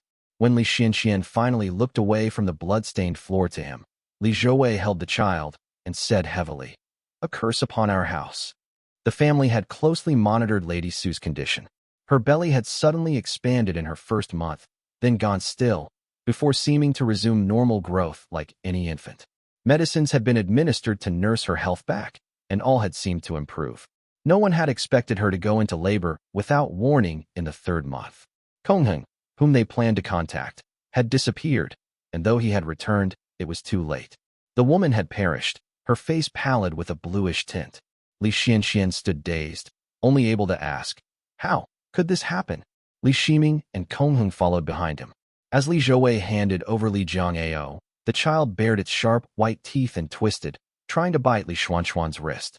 But Li Zhouwei had bound him tightly, so he couldn't turn over. Li Xianxian recoiled at the sight of those jagged teeth and golden eyes. He turned to Kongheng, voice trembling with disbelief. "Master Monk, this." Kongheng's eyes flickered as well. He lowered his gaze and chanted several Buddhist verses before reaching out to take Li Jiangao, examining him closely before responding quietly. "Not quite human. He was affected by your highness. Bright Yang is not an ordinary force. It's far more volatile than the 12 essences.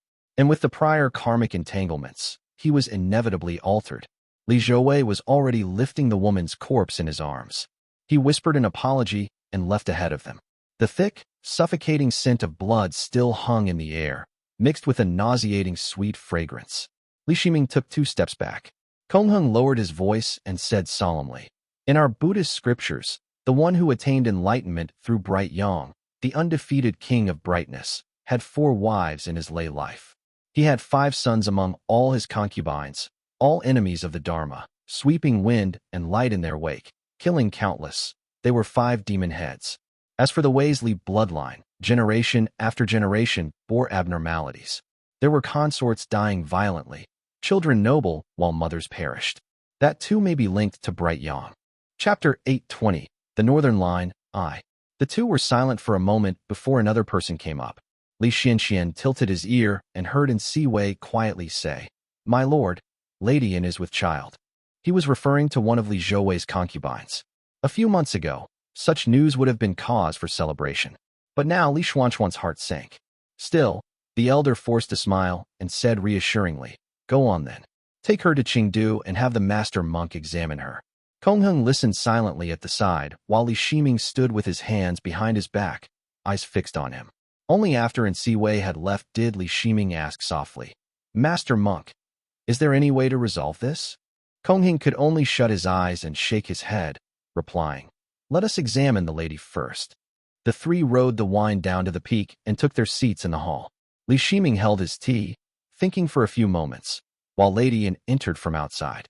She had a rounder face and looked gentler than Lady Su. She stepped forward nervously, about to bow, but was quickly helped up by Li Xianxian. Kongheng glanced over her, took her pulse, and began forming hand seals.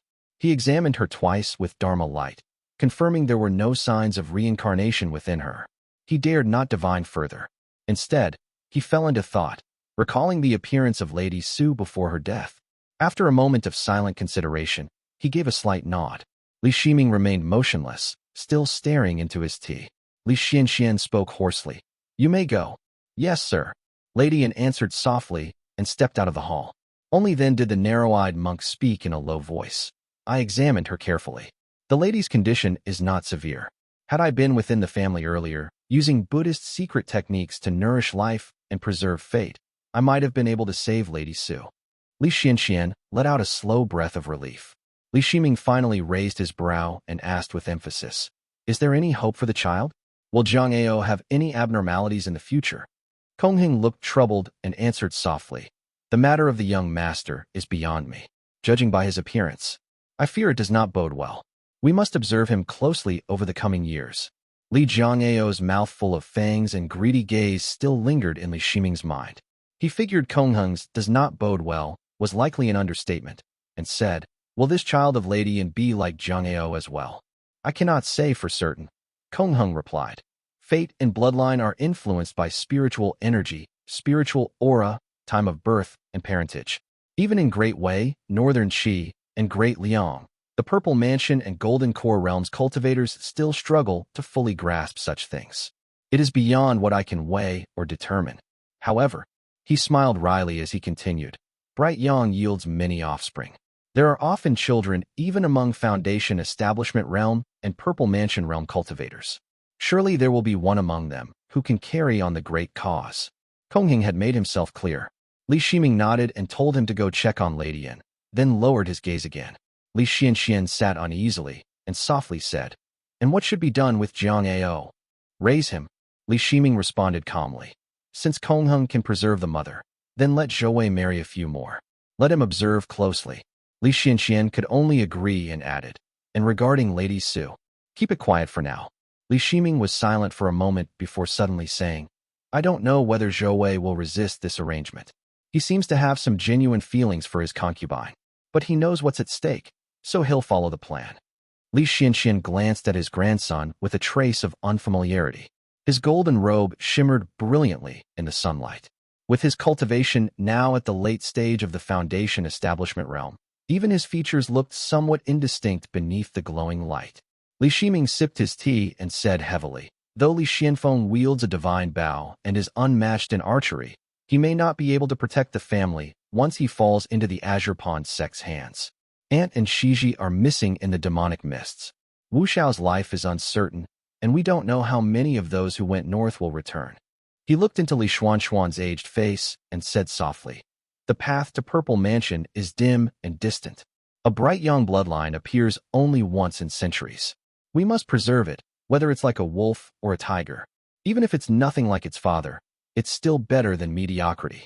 If Bright Yang proves too wild, then let Li Jiangao be used. Though he is not human in nature, beasts too know how to mate.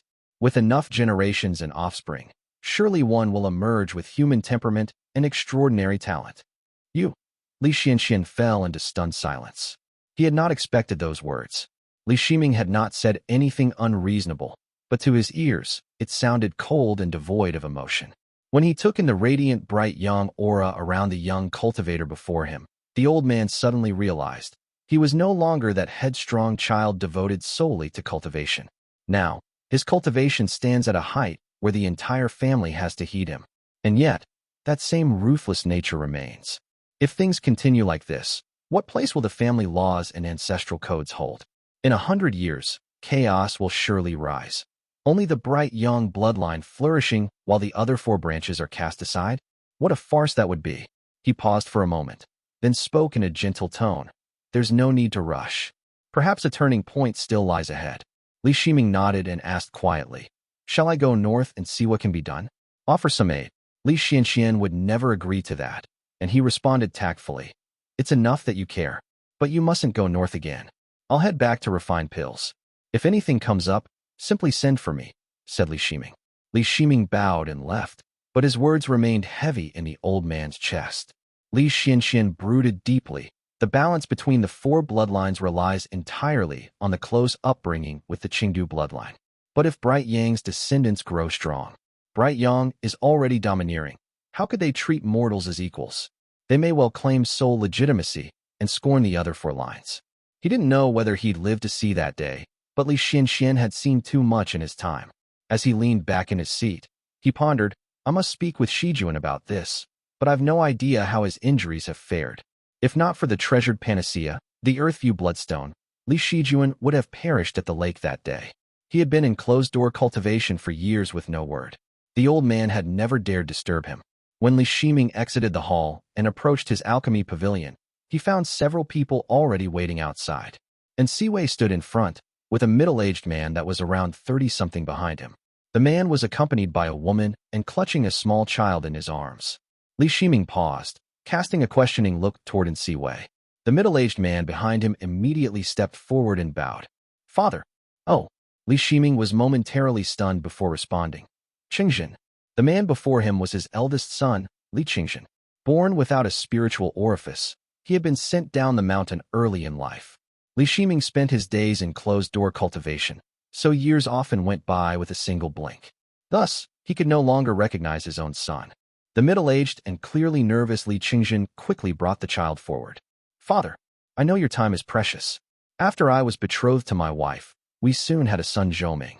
You were in seclusion, and we didn't dare enter the mountain. Today, the boy has been tested and was found to have a spiritual orifice. I truly didn't dare delay, so I came up the mountain, thick-skinned as it may be. Even with a heart of stone, Li Shiming couldn't move for a moment after hearing that. He pulled the child closer to inspect him, and upon further examination, confirmed that the child's innate ability was, indeed, very poor. Grandfather, the child called out with wide, hopeful eyes. Li Shiming could only take his hand. A bittersweet ache welled in his heart, and unable to face them, he waved a hand to hide his emotions. Let him stay here for now. You may leave if there's nothing else. The couple thanked him profusely and withdrew. For some reason, Li Shiming suddenly asked, how have the two of them been living?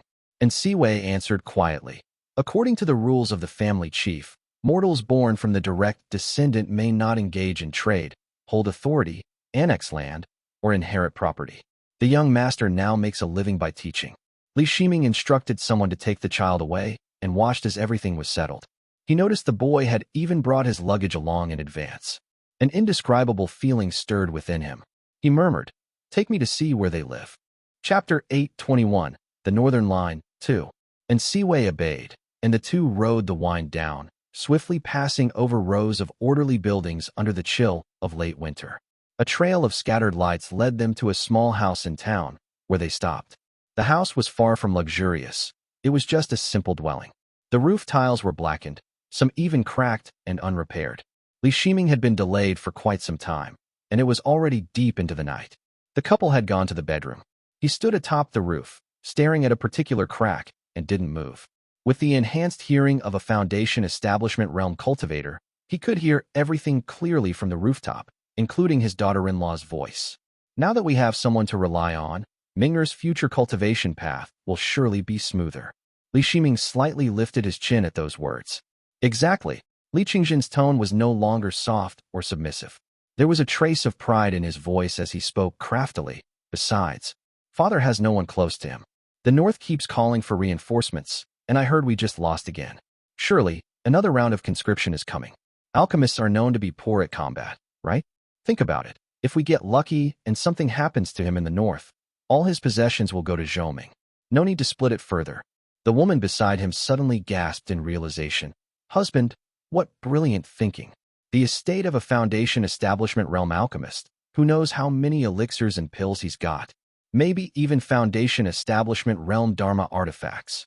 The couple discussed delightedly, while Siwei listened with sweat forming on his brow. His expression grew darker with every word. On the other hand, Li Shiming remained calm. He raised a hand to stop him, then took flight without looking back, heading toward the mountain. The moon hung bright in the sky, its silver glow falling across his face. Li Shiming waved his hand. No need to report this to the family chief. Let me be the heartless one first. I can't blame others. Wishing for my death is only human. As for double-faced words, honeyed speech, veiled daggers, and scheming for gain, he said softly, my father taught me the same way. He won't need his father to teach him. After a few rounds in the mortal world, he'll figure it out himself. Perhaps he'll be better than I was. By the shores of Moongaze Lake, Li Zhouwei descended on the wind and landed on the lakeside. The snow atop Moongaze Lake had melted, and early spring greenery was spreading along the shore, painting a pleasant scene. In the end, Su Peiyu was merely a concubine. He buried her at the foot of Lijing Mountain. The guards and maids were strictly watched, and no word had leaked out. Li Jiangao's birth, too, remained a silent affair, known only to a few from Chengdu. He walked along the shore for a while, slowly settling his thoughts. He hadn't truly loved Su Peiyu. Bright young blood often seduced others, and those with weak wills fell quickly into carnal desire. He had thought himself generous by giving her the status and life she wanted. She'd lived contentedly, and yet died suddenly, because of all this. As Li Zhouwei continued walking, someone came forward to report, and Siwei's voice was low and heavy. "Your Highness, someone from the north has arrived again." Though Siwei was normally reserved, he had reason to be upset. His father, and Jian, had just gone missing in the north, and cultivators like Chun Mufeng, Li Wan, and Li Minggong had all vanished. Now the Azure Pawn sect had sent someone again, likely to conscript more. Li Zhouwei had expected it. It had only arrived later than he'd thought. He lifted himself on the wind and asked, "Who did they send? Where is Zhao Tinggui?" And Siwei descended into the mountain with him and replied, "The envoy calls himself Ning Hyun. It's him." When Li Zhouwei reached the front of the hall, he could already hear Li Xuanxuan's polite voice from afar. The elder offered pleasantries, to which Ning Hyun replied with a laugh. "Elder, you are too kind. I visited your esteemed family once before, when I was young and brash. I even crossed hands with Taoist Qinghong back then." Li Zhouwei stepped sideways into the hall. Li Shiming had yet to arrive, so he stood off to the side. Ning Hyun glanced at him briefly, then took a second, longer look.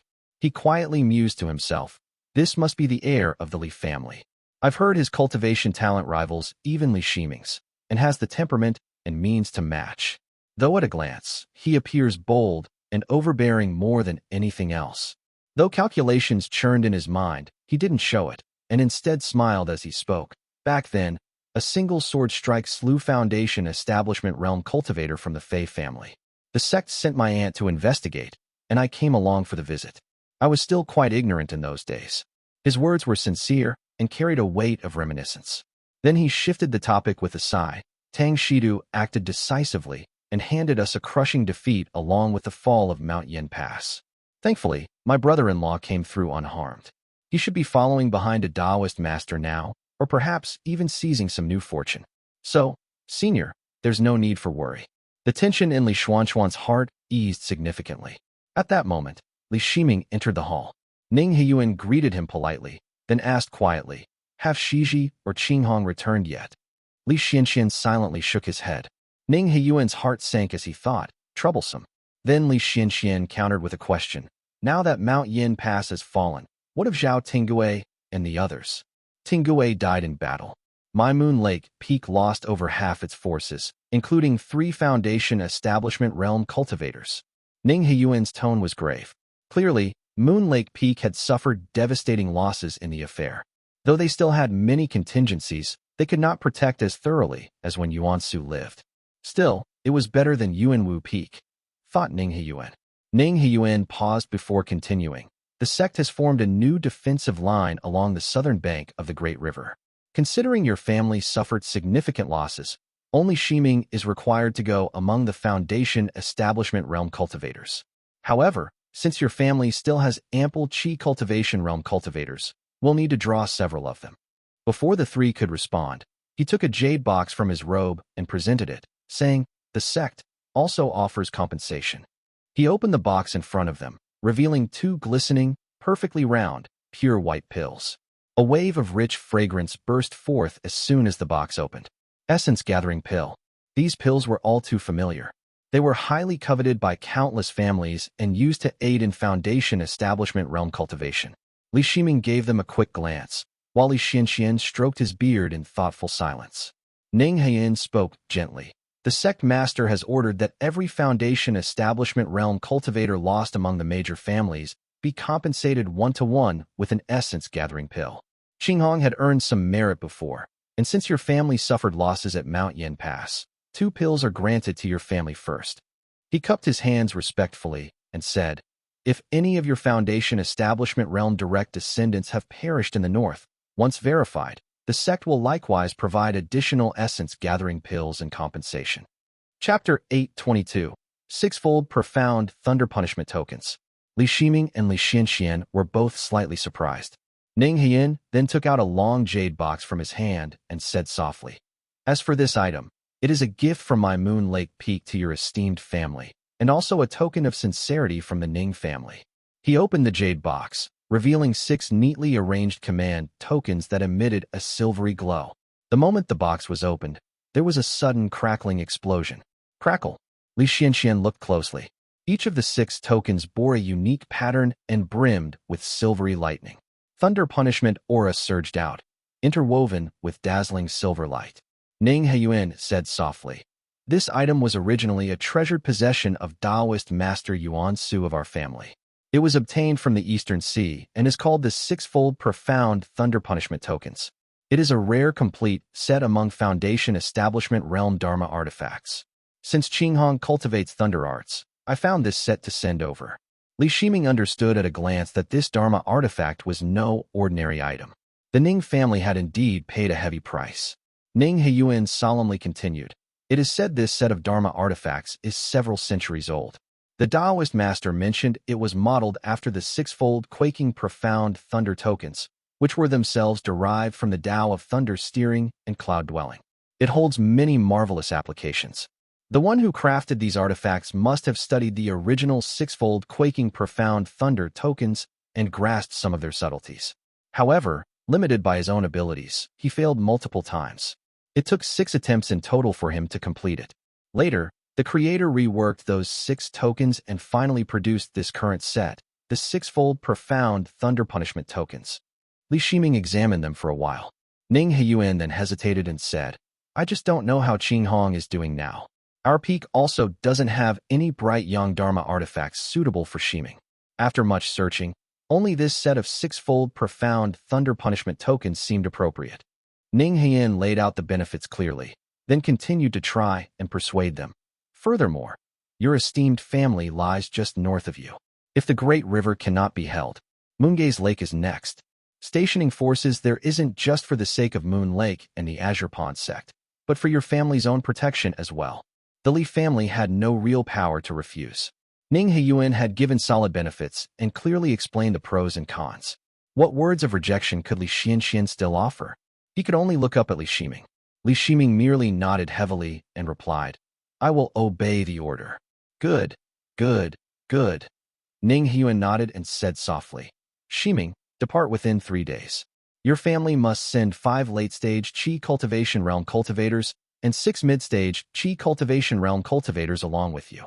As for embryonic breathing realm and early-stage Qi Cultivation Realm cultivators, your family may decide as you see fit. My task is heavy, and I still need to visit the next family. I won't delay further." He bowed respectfully and departed, riding the wind. He left behind the 2 jade boxes in the hall. Li Shiming picked up the one containing the essence-gathering pills, examined it, and said, "The pattern doesn't resemble a human pill, nor does it match the Azure Pond sect's pill-refining techniques. It used a few demonic creatures, likely something Azure Pond sect acquired from elsewhere. It feels quite familiar." Li Xianxian looked up. After carefully examining it for a long while, Li Shiming exhaled softly and confirmed, "It's the Xiao family's method." Identifying the origin of a pill based on its refinement method was an incredibly difficult task. Li Shiming normally wouldn't have this ability, but he had studied under Xiao Yuanci and had seen all these techniques before. If my guess is right, this batch of essence-gathering pills was likely refined by Master, or perhaps even by Taoist Master shooting himself. Li Xianxian put away the jade box containing the 6-fold profound thunder punishment tokens and said slowly, "They've become generous now." Li Zhouwei exchanged a glance with him and said softly, "It's simply that Foundation Establishment Realm cultivators are too scarce in Jiangnan. They're urgently supplying the families with essence-gathering pills so the old family elders and younger Qi Cultivation Realm cultivators can attempt breakthroughs. Only then can the situation be stabilized by the new Foundation Establishment Realm cultivators." Li Xianxian voiced the concern first. But Qi Cultivation Realm cultivators. Their family no longer had as many Qi Cultivation Realm cultivators as before. When he calculated what manpower they had available, especially late-stage Qi Cultivation Realm cultivators, they were truly stretched thin. He continued, "Shameful is already at late stage, and Dongha must go as well. If I include myself, we're still short by 2. Chenghui is still at the Eastern Sea and has also reached late-stage Qi Cultivation Realm by now. Let Anhuai and Liao go." Li Shiming let out a deep breath and said, "Chenghuai's cultivation is still a bit lacking, but he can reach the late stage with a talisman pill." Only Liao, Minggong, Chenghuai, and Chenghui remained among Radiant Lure Generation's outstanding juniors. Now that Minggong's whereabouts were unknown, once they obeyed this conscription order, only Chenghui in the Eastern Sea would remain.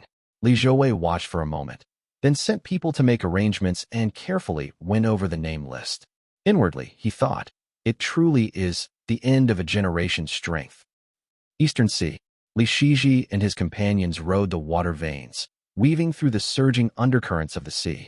Li Chuantao's waterwall pearl was exceptionally useful, gathering white water to form a giant sturgeon that sped through the current at incredible speed. Though severely injured, the Dharma artifact's radiance did not fade in the slightest. It even maintained a high-speed spell art on its own, clearly demonstrating the extraordinary marvels of this ancient Dharma artifact. Yu Yue is most likely dead, thought Li Shiji. Although Yu Yue didn't have many years left, Li Shiji hadn't expected him to stay behind to cover their retreat. Whatever the reason, they now owed the old man a debt of gratitude. Beside them, Li Quantao appeared dejected and distraught. After swallowing several pills, his complexion improved slightly, though anxiety still lingered on his face. As they traveled through the seawater, they gradually neared the shallow sea coast. Faint, thunderous rumbles could still be heard, most likely from cultivators engaged in battle above. From time to time, a streak of fierce and violent sword light slashed into the water, causing the water veins to tremble. This area was near Wanyu's sword gate, so it was likely the sword gate's disciples. The group was in poor condition and had no desire to stir trouble. They traveled swiftly with the current. They had originally planned to land at Lake Xian Dock under Profound Peak Gate's control. However, with the conflict between North and South, much of Lake Xian had already fallen into the hands of devil cultivators, forcing them to head further south. However, just as they emerged from the water vein, they discovered the surrounding waters were already tightly sealed off. Not only had the route from the eastern sea back to the inland been blocked, but a figure riding the wind immediately approached and shouted coldly.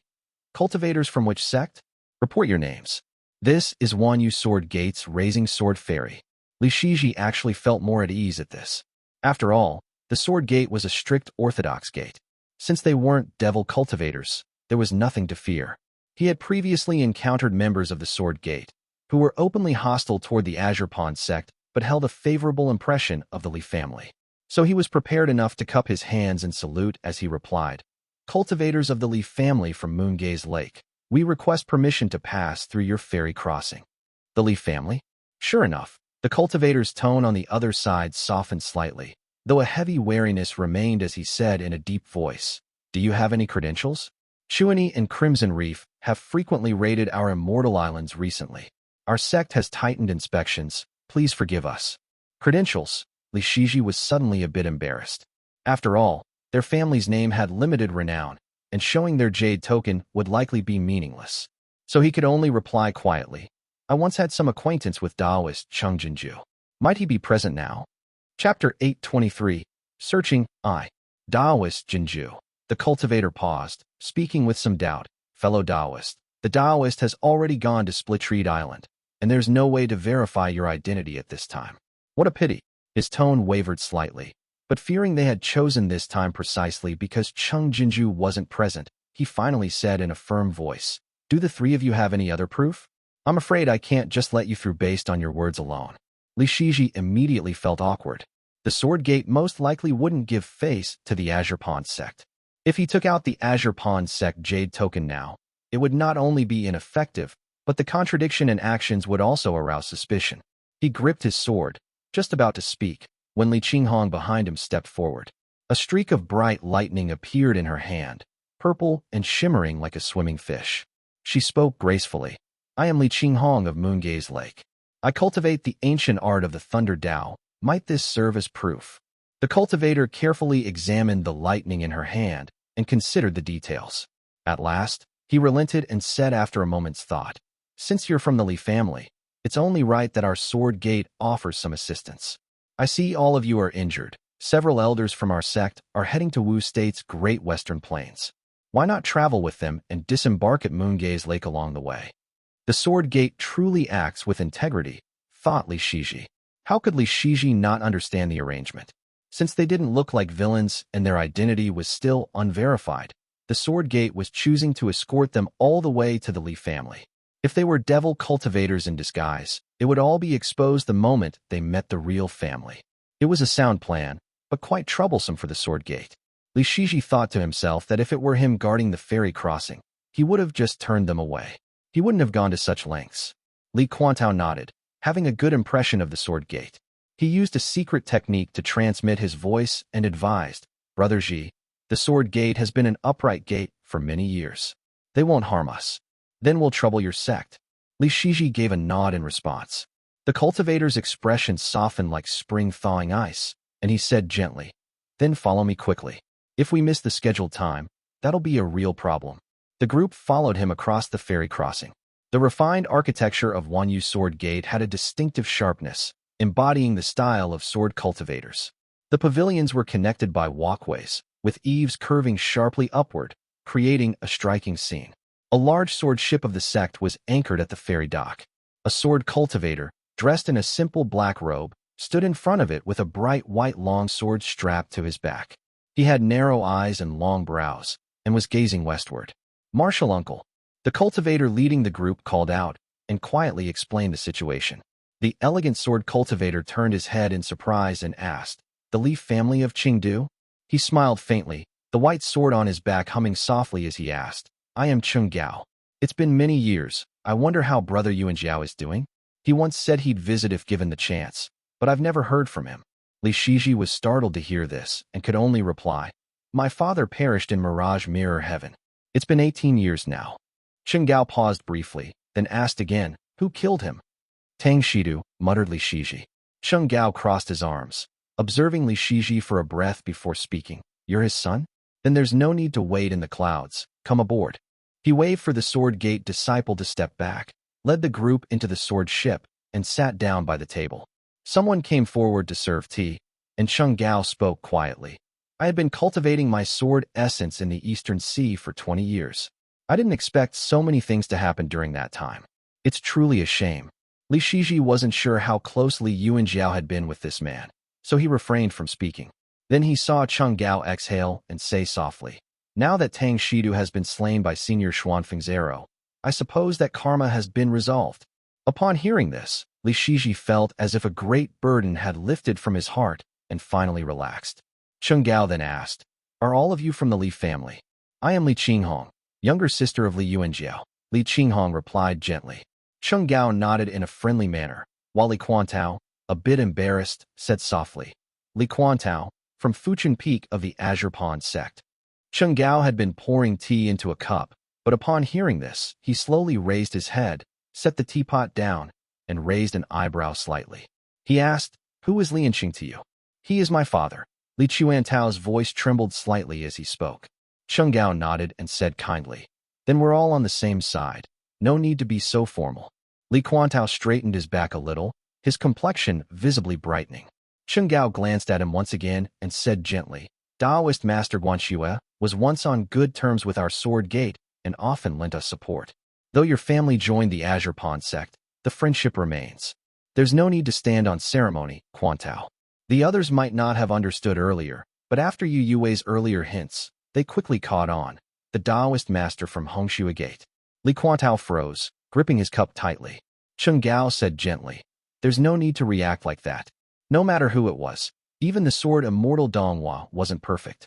Not everyone who besieged him back then was evil. Some entanglements aren't about right or wrong, but simply fate's mischief. His words were like a sudden awakening, causing Li Quantao's eyes to redden slightly as the pent-up frustration in his heart dissipated. He slowly took a sip of tea and asked, Senior, may I ask, what exactly happened to our family's Taoist master? Chongyuan nodded gently and rested one hand on the table as he began to explain. Back then, the Changzhen wondrous arts were released when Donghua fell.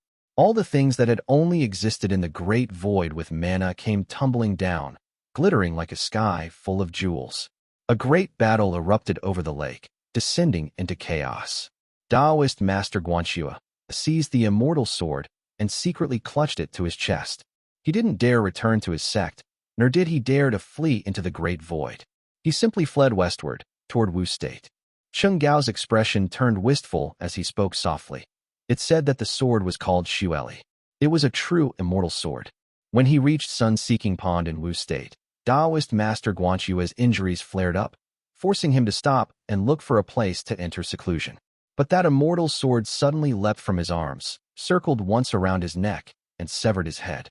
Caught off guard, Taoist Master Guanchua was wrapped in sword chi and dared not move a muscle. He stood alone above the pond, and soon perished. The immortal sword then escaped into the great void, never to be seen again. Since it was described as an immortal sword, Li Quantao did not question why a purple mansion realm cultivator would die from decapitation, and instead said, "Thank you for informing me, Senior." Chongyuan simply nodded and replied, "I'm heading to Ganzi Prefecture in the Great Western Plains to meet someone, so I can't talk further now. But when you have time, do come visit me at the Sword Gate." Li Quantao nodded, of course. After a few sips of tea, the sword cultivator pointed beneath them and said softly, "We've arrived at Moongaze Lake." A cultivator from the Li family had already come aboard to check and was overjoyed to see the group.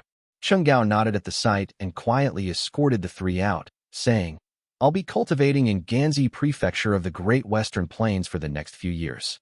If any of you come west, feel free to visit."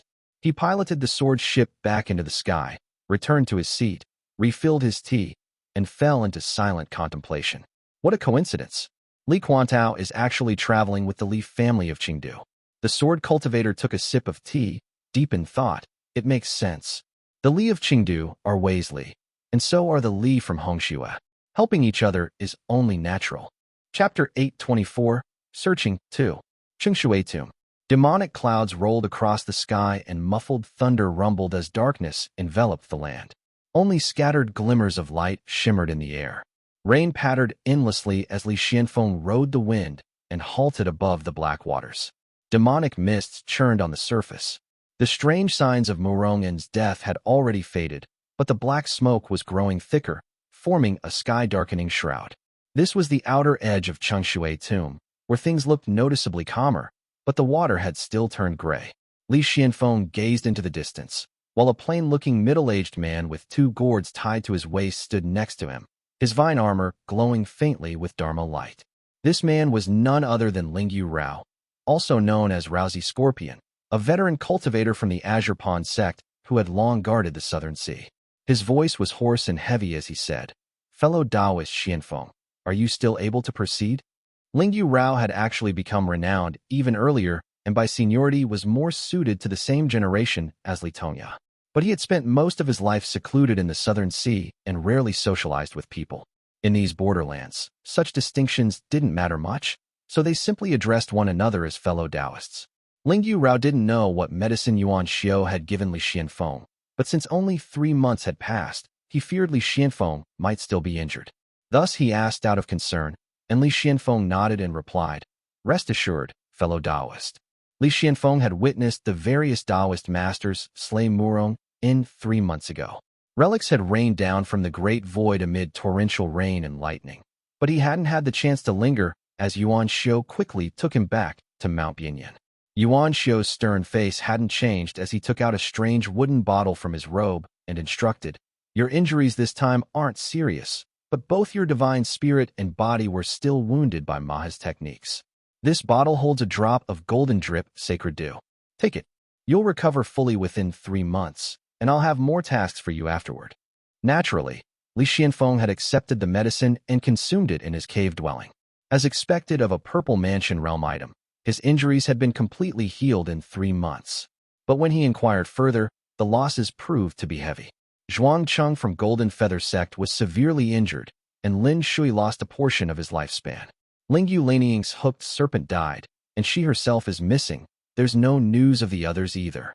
Not only had forces from all sides suffered casualties, but the Azure Pond sect's defensive line had also contracted significantly. It had originally been centered around Mount Bianyan, with Mount Yin Pass on one side and Baixiang Valley and Lake Xian on the other. They had once occupied the majority of Sioux State. Now, both fronts had suffered heavy losses. The eastern Baiguang Valley had fared slightly better as they retreated to the edge of Mount Yu, while the western Mount Yin Pass had fallen all the way back to the riverbanks. They only held Mount Bianyan in the central region of Sioux State. The few defensive lines that remained barely covered a quarter of Sioux State. Worse still, a new force had joined in from the north, the Gao family of Jinghua. This undoubtedly added more pressure to the Purple Mansion realm forces in the Great Void. Fortunately, the Gao family faced the Golden Feather sect, meaning the Azure Pawn sect wouldn't have to face this demonic force directly. Li Xuanfeng's mission to scout Chengshui tomb was partly due to sect orders, but also a personal search for signs of his kin. If his guess was right, Ling Yurao likely had similar intentions. The two drifted through the demonic mist for some time. A few Qi cultivation realm cultivators flying over the tainted land below naturally couldn't detect them. After circling the outskirts twice, Ling Yurao quietly used mana to transmit a message into Li Xuanfeng's ear. Fellow Taoist Xianfeng, I have a question I've been meaning to ask, though I don't know if I should. Li Xianfeng cast him a light glance while his spiritual sense continued scanning the ground below. He replied via mana transmission, "Speak freely, fellow Taoist." Ling Yurao's voice was slightly hoarse as he said quietly, "I heard you recently received a reward, a rare pill called the Gung Metal Triple Qi Pill. I wonder, what are its properties?" Li Xianfeng had expected this question, but it wasn't something he could answer, so he apologized, saying, "This pill was given to me by a Taoist master. I'm afraid I cannot speak of it casually without his permission." Though Ling Yurao's eyes were narrow, they carried a calm and calculating glint. He looked deeply at Li Xianfeng and said quietly, "The High Sect intends to send me to reclaim Baisheng Valley and Lake Xian in an attempt to prevent the northern devil cultivators from linking up with those in Jiangnan and the Eastern Sea. If they join forces and strengthen each other, they may launch a combined assault." Li Xianfeng responded calmly, "You are powerful, fellow Taoist, and will surely not fail expectations.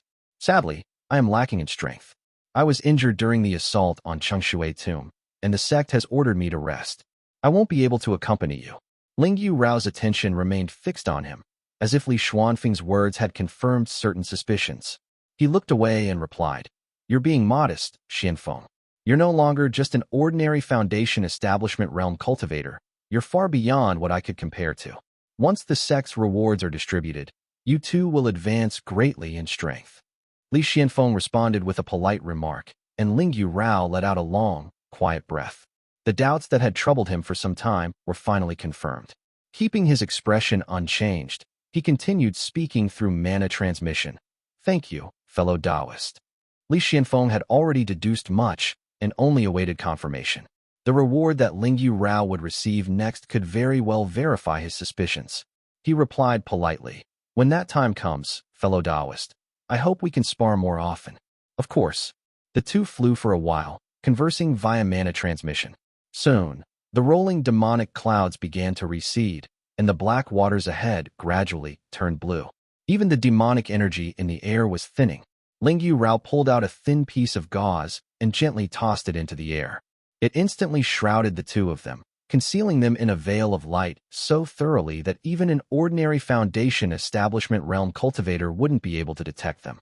They followed the blue water for some distance before sensing the presence of Foundation establishment realm cultivators, and even the familiar aura of a Southern Dao lineage belonging to the Purple Mansion and Golden Core Dao lineages. A sizable number of devil cultivators in the north also practiced methods of the Purple Mansion Dao and Golden Core Dao. However, their methods were often more extreme, frequently relying on blood essence for faster, more convenient cultivation. To northern cultivators, the Purple Mansion and Golden Core Daos was often seen as merely a branch of devil cultivation itself and was frequently referred to as the Purple Gold Devil Dao. Meanwhile, what was called the Diverse Mansion Unified Furnace Devil Dao in Jiangnan was known in the north as the Heavenborn Devil Dao. In the end, it all came down to differing perspectives. Thus, whenever southern and northern cultivators clashed, it was common for each side to call the other devil scum. Unless one practiced the ancient immortal Tao of Qi ingestion and internal cultivation, almost everyone would be labeled a devil by someone, no matter where they went.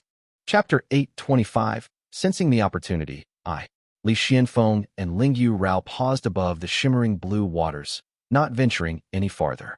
While Ling Yurao focused intently on the scene, Li Xianfeng began to ponder. Since Yuan Xiu, Qiu Shui, and the others are already in the Great Void and are likely even watching directly over Chengshui tomb, why do we need to investigate? This blue water must be some anomaly caused by the Great Ning Palace. There must be another reason we were sent. As he was thinking, Ling Yurao glanced twice at the blue water below and sent a mana transmission. Fellow Taoist Xianfeng, the waters above Chengshui tomb have transformed into converging water. They're certainly unnatural. Li Xianfeng considered the matter for a moment as he examined the luminous blue water amid the dark mist, then asked, could it be related to the dragon species? Perhaps not the dragon species exactly, replied Lingyu Rao. The Lingyu family originated from Mount Yu and was one of the rare families not descended from northern migrants. As native southerners, they had their own inherited knowledge. Lingyu Rao said quietly, you may not know, but the Gao family, now known for their true flame, originally rose from the shores of Yin State's converging sea and had a lineage tied to converging water. Even the Tuoba family once attempted to seize the converging water and water mansion lineages. My concern is that transforming the entirety of Chengshui tomb into a converging water marsh would take immense effort, even for Purple Mansion realm cultivators, unless a special spiritual artifact is involved. Why go to such lengths? With such doubts weighing on them, one pondering the motives of Purple Mansion realm cultivators, while the other speculated about northern cultivators, the two refused to proceed farther north. Li Xianfeng activated his perception technique, golden light glinting in his eyes as he scanned the clouds, and asked, do you know what Dao lineage the royal descendants of Ning State cultivate? Lingyu Rao thought for a moment and replied, they cultivate the true essence. They even have a realm called Anhuai heaven hidden within the Great Void. At their peak, they had several Purple Mansion realm cultivators. Whether they ever produced a true monarch, that we cannot say for sure. Li Xianfeng considered this, then raised his head in unison with Lingyu Rao to look eastward. As expected, a golden immortal radiance pierced through the demonic fog. Shimmering hues of true essence and Dharma artifact light reflected across the blue waters. Lingyu Rao slowly lifted his gaze, eyes contemplative, and murmured, it's the Golden Feather Sect. Li Xuanfeng's heart settled, and he activated his Dharma artifact at the same time as Lingyu Rao. Sure enough, he heard Lingyu Rao say, when a Taoist master is in the Great Void, what could possibly escape their sight? If they ordered us to investigate, this is no simple task. So this is where it all leads. Both men now clearly understood the situation. Li Xianfeng paused in thought, then spoke quietly. Why would Taoist Master Yuan Xiu conceal his intentions behind a scouting mission? It is likely the Golden Feather Sect doesn't want their own people to know. We must tread carefully. His words hinted at the underlying discord among the sections. Lingyu Rao nodded in agreement, his face revealing approval. The two rose into the wind together, following the Golden Feather Sect's cultivators from a distance. They had only flown a few kilometers when demonic light flickered in the air. A group of devil cultivators had broken into fierce combat with each other. Blood red and white lights clashed, black mist surged, and droplets of blood rain fell sporadically from the sky. Li Xuanfeng's earlier confusion began to ease as Lingyu Rao commented, no wonder we saw no patrolling devil cultivators on our way, so there was internal discord. Li Xianfeng activated his perception technique again and peered into the demonic clouds. Sure enough, the sky was filled with devil cultivators locked in chaotic battle. Rays of light, demonic mist, blood essence, and pale smoke intermingled. The chaos was tearing through the sky with shattering bursts of Dharma light. High above, several figures were locked in fierce battle. A black-robed youth wielded a long spear, dark energy swirling around it. He had bright eyes, refined features, and a striking presence. His spear was pointed straight at a devil cultivator before him. His opponent had an ugly expression on his face. Surrounded by violet light and clad in vibrant, yet ornate robes, he was likely a direct descendant of the Murong family. The two appeared to have just clashed and now faced each other warily. Li Xianfeng glanced at the spear-wielding youth and was struck by a sense of familiarity. He narrowed his eyes slightly and exclaimed, Zhongqian. This was none other than Zhongqian, the youth who had once led Li Xianfeng into the grotto heaven. After entering, he had vanished without a trace. Li Xianfeng had long assumed he'd met a bad end, having heard nothing of him for years. Never thought he'd fall to the devil Dao. Suspicion stirred in his heart, but then he saw the Murong devil cultivator, wrapped in purple light, stare deeply at Zhongqian and murmur, fellow Taoist, what game are you playing? You suddenly led troops out of formation, so surely you've gained the blessing of the Golden Feather Sect and the Azure Pond Sect. But as a devil cultivator, what good end awaits you in the south? It was Murong In who failed to recognize your talent and could not tolerate a heroic youth like you. If you back down now, I'll personally recommend you to the Purple Mansion Realm cultivators. Zhongqian did not respond. He stood firm with his spear and thrust forward, sending black clouds rolling and striking the violet radiance. It was only when the violent clash scattered dark smoke through the air that he spoke. Morong Gong. This is my first time clashing with the Purple Essence Dao. Let's see some real skill. Li Xianfeng watched as the two fought fiercely. Below them, devil cultivators were clashing among themselves, while Buddhist cultivators released golden light in retaliation.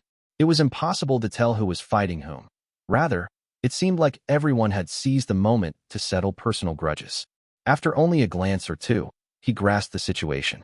The northern forces were extremely fragmented. There were Buddhist cultivators of the 7 Dharma forms, numerous devil Daos, and even Purple Mansion Realm and Golden Core Realm cultivators. Many of them were simply devil cultivators conscripted from surrounding regions. They were all greedy and self-serving, harboring grudges against each other while coveting one another's possessions. Zhongqian had secretly assembled a force and marched south, only to be intercepted. Yet the devil cultivators on both sides had already descended into chaos. They were settling old debts, seizing opportunities, and battling in a disorderly frenzy. Lingyu Rao watched for a while as he slowly grasped the situation and said quietly, "Fellow Taoist Xianfeng, looks like the devil cultivators are having a mutiny among themselves." Li Xianfeng responded calmly. If they were not backed by Purple Mansion Realm cultivators, how could a mutiny like this even occur? Lingyu Rao replied, "Exactly. But could the Golden Feather sect really be backing these devil cultivators? That would be strange indeed." Lingyu Rao's confusion was understandable. These devil cultivators consumed human blood and human pills. Their conduct and cultivation techniques were thoroughly demonic. Worse still, they had slain countless cultivators from Jiangnan.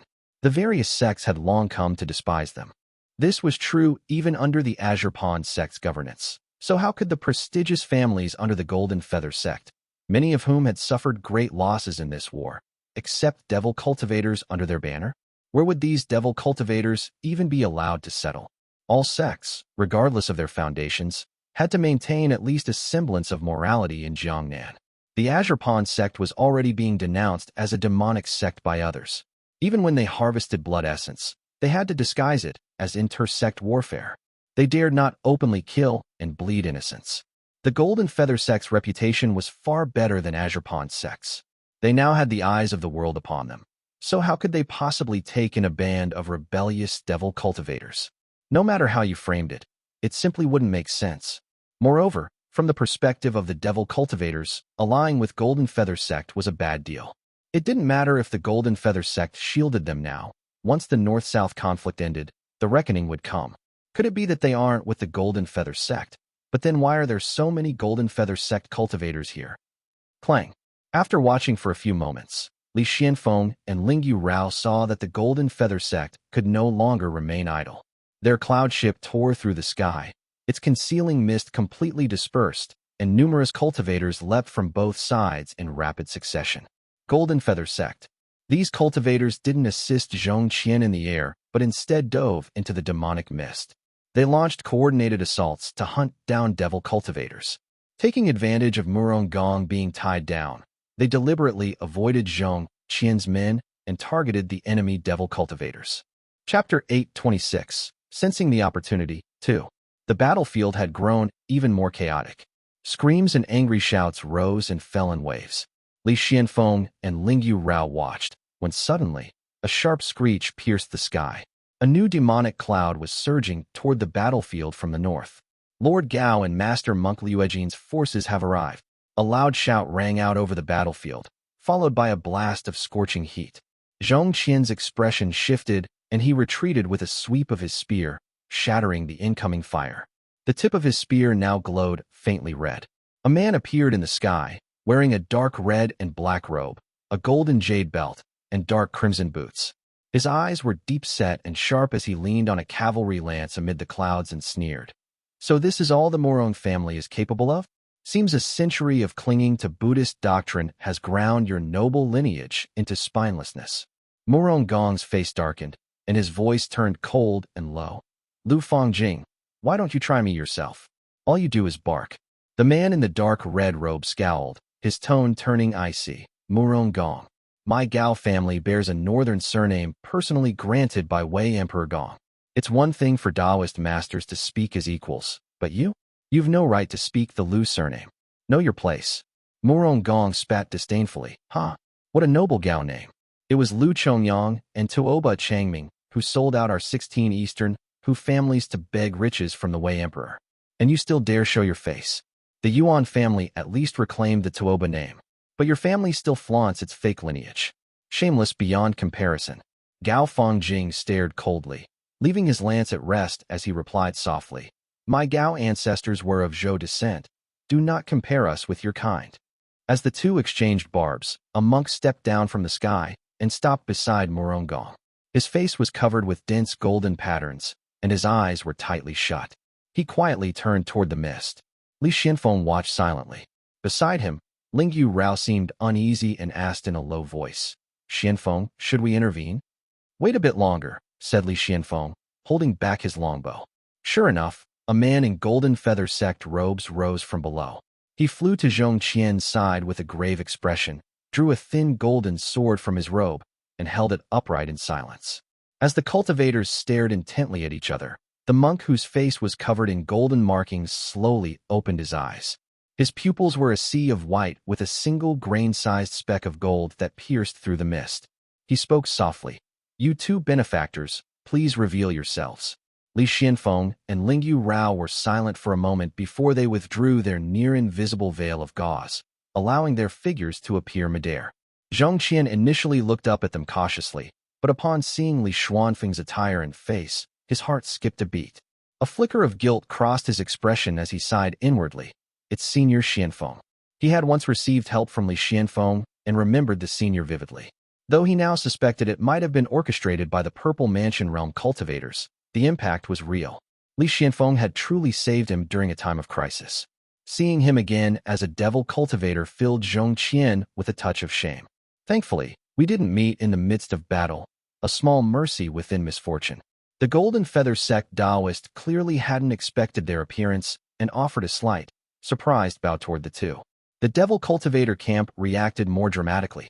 The gold-marked Buddhist cultivator examined them quietly, while Murong Gong's face twisted with a mix of fear and hatred. His lips moved, and he sneered coldly. A Shalu dog. Your Wei-blooded kin has arrived. Gao Fongjing appeared not to hear his words. He carefully studied Li Xianfeng in silence, though the grip on his spear noticeably tightened. The appearance of the two caused a tense stalemate in the sky, until Murong Gong finally muttered darkly, What are you two waiting for? Boom. A burst of mana light exploded in the sky. The gold-marked monk clasped his hands together, catching Ling Yu Rao's curved blade. Gao Fongjing twirled his lance, encircling the two, and a surge of golden-red true flame erupted, forcing them to raise their Dharma artifacts in defense. Murong Gong raised his head, locking eyes with Li Xianfeng. Radiant lines began to glow along the lower half of his face. He slowly lifted his longbow, a speck of golden light resting on the string. Damn it! He stepped closer on violet energy, already regretting his earlier words. Had he known Li Xianfeng and the others would appear, he'd never have provoked Gao Fongjing. He had simply thought everything under control and let disdain slip through. Though he looked down on the Shalu family and scorned their character, Gao Fongjing's strength was undeniably superior and the best suited to face Li Xianfeng. Fine then, the Shalu family are petty men.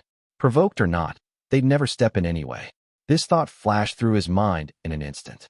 A buzzing rang in his ears, and pain stabbed his chest. He instantly formed a seal and summoned a mass of violet clouds, plunging into them to evade the arrow's light. It was, indeed, the best move. Li Xuanfeng's name had grown well known, and enemies no longer dared to face his magical arrows head-on. They would always dodge first.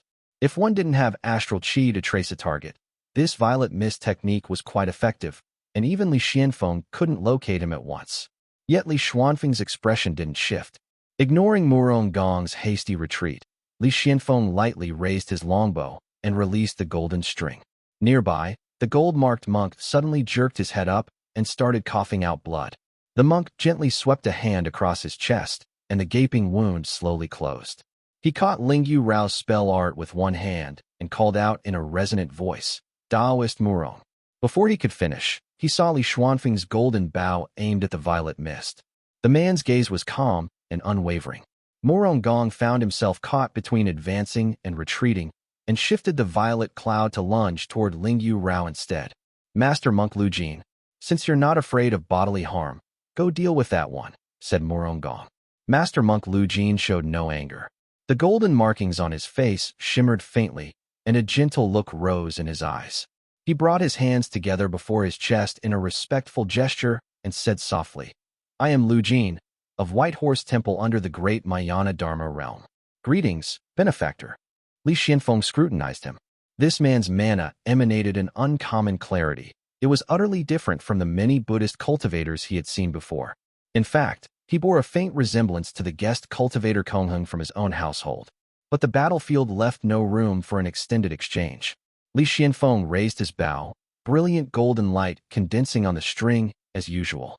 Lu Jin stared intently at the arrow's glow, his voice calm and low. The arrow is a weapon that harms. It cannot appear in the Buddha's land. Chapter 8:27. Chang Yun. As his lips parted, a streak of golden light emerged and rippled outward like waves. Lu Jin retreated a step, coughing up 2 droplets of blood, and a small hole appeared on his chest. Li Xianfeng frowned slightly. His last arrow's strength had clearly weakened. As he drew his bow again, he saw Lu Jin retrieve a scroll from his sleeve. He held it with both hands and gently shook it open. Countless shimmering golden runes burst from the scripture, scattering through the air like rain and filling the sky before him. But Li Xianfeng had already struck him twice and paid it no mind as he loosed the golden light from his bowstring. Buzz. Liu Ejin's Dharma body trembled, and he coughed up more blood. Realizing his technique was ineffective, he hesitated for only 2 breaths before opening his lips to chant a spell. Li Xianfeng felt a murmured chant stream into his ears, causing his mind to twist in pain. The profound pearl talisman seed floating above his chi si did not stir and release a cool current as it once had. It remained still and was trembling faintly in the air. Just as I thought. Li Xianfeng had already sensed something was off back in the pristine heavens pool below of the Xinyo pristine marsh seal. When Maha Pai Jiao attacked, he had never felt the cooling sensation of the talisman seed. Instead, he had been fully exposed to the multicolored light. He had only vaguely realized it then, but now the truth was clear in his heart. I consumed the human pill. Although the talisman seed didn't immediately vanish due to certain reasons, it has already detached from my chi si. All my current cultivation stems from borrowing its power. To seek its protection again would be difficult. His head throbbed with pain and his eyes narrowed, but his grip on the bow remained steady. A flash of golden light burst outward, aimed once again at Lu Jin. Master Monk Lu Jin observed him closely, but couldn't tell if his spell had taken effect. However, the more intensely Xuanfeng's headache grew, the less he delayed. He knocked 5 arrows on the string in an instant, and their buzzing echoed swiftly through the mist. A strong sense of danger welled up in Liu Ejin's heart. He formed a hand seal, and the scattered golden light condensed into a kasaya of glittering light that draped over his body. As their duel reached a critical moment, the other battle was also heating up. Gao Fongjing nearby was engulfed in golden-red true flame. His cavalry lance swept forth, creating arcs of red light that forced his 2 opponents into retreat. Golden-red brilliance blazed from his eyes, and the searing true flame boiled mist from beneath his feet. Zhongqian's spear had turned red-hot from the heat. The golden feather sect cultivator beside him was wreathed in black smoke, and the golden sword in his hand was already warping. He urgently transmitted using a secret technique. Senior Masters, please help us. This man is truly difficult to handle. True Flame was among the top-tier spiritual flames for refining artifacts, and known for melting Dharma artifacts with ease. Gao Fongjing was used to rendering enemy gear useless halfway into a fight. He chuckled darkly. You cultivate gung metal, yet foolishly draw in both metal and water chi to have it both ways. Running into my blazing true flame? That's just your bad luck. Boom. Just as he finished speaking, an explosive crack burst out beside him. Liu Ejin's kasaya had been shattered, sending golden streams of light flying everywhere. His entire Dharma body was covered in cracks as it flickered with multicolored lights. One hand clutched the massive hollow in his chest, while the other was pressed against his lips. His eyes gleamed startlingly bright, and his voice echoed through the air like a grand bell. Li Xuanfeng's fist was clenched pale, the markings on his face flickering in and out of visibility. Liu Ejin's incantation didn't just cause pain. It seemed to carry the power of awakening and repentance. It was clearly targeted specifically at Li Xianfeng. As the chanting grew faster, the heavenly gilded helm within his chi suddenly stirred, showing signs of unrest.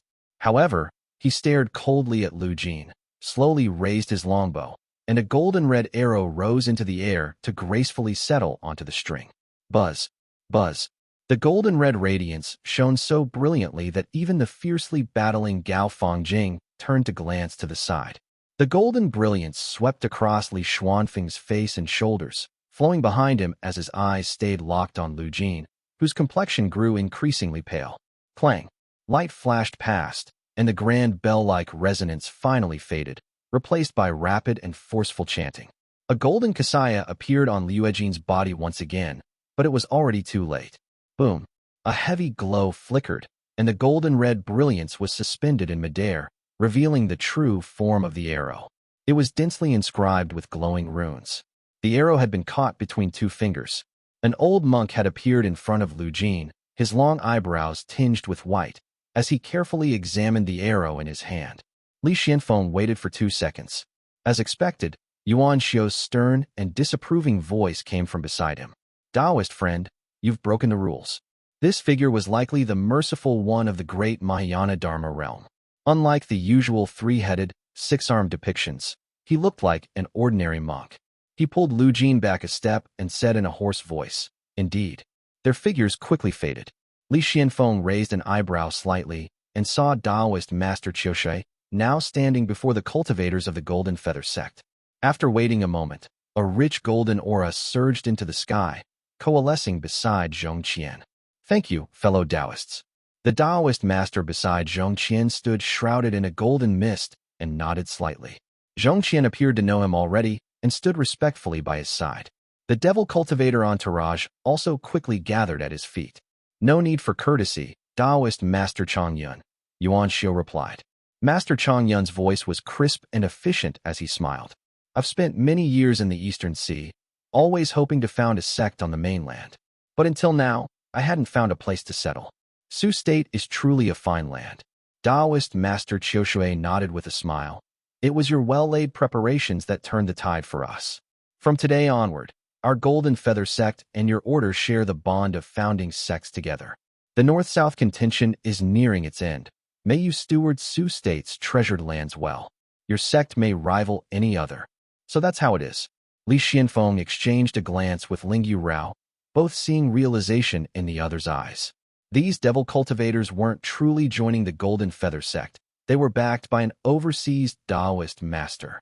These devil cultivators would soon establish sects under this Taoist master's command in Sioux State, allowing the Cyan Plume sect and the Azure Pond sect to remain clean of association. Even Li Xianfeng and Lingyu Rao were merely investigating the area and had only acted accordingly. After all, founding sects as devil cultivators, we can't afford to appear too close. Lingyu Rao chuckled coldly in his heart, but give it 100 years, and they'll be washed clean. Just another orthodox sect in Sioux State. Ha ha ha.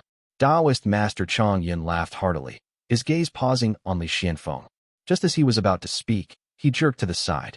The other Taoist masters turned in unison toward the center of Chengshui tomb. A shimmering light was descending from the sky, radiating an alluring glow. Li Xianfeng stared at it for a moment and thought, it must be the great Ning Palace. Judging from the Taoist master's tones, the ultimate goal of both the northern and southern Tao lineages is this great Ning Palace. Chapter 828. Ready and set to depart, I. Taoist Master Chang Yun paused briefly and then spoke. It's the great Mahayana Dharma realm again. They still shrink from battle, even at such a critical juncture. Any thoughts, fellow Taoists?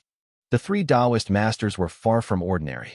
However, the great Mahayana Dharma realm was renowned among Buddhist cultivators for their survival skills. While Li Xuanfeng's arrow was powerful, the monk's rescue of Lu Jin had been rough and imprecise. It was more like taking the opportunity to withdraw than an act of necessity. Taoist Master Chengshui said slowly, "There's nothing surprising about it. The great Mahayana Dharma realm has always been like this. Half ancient, half modern, and ever wavering. If not for that, they wouldn't have fallen from being the premier Buddhist sect to where they are now.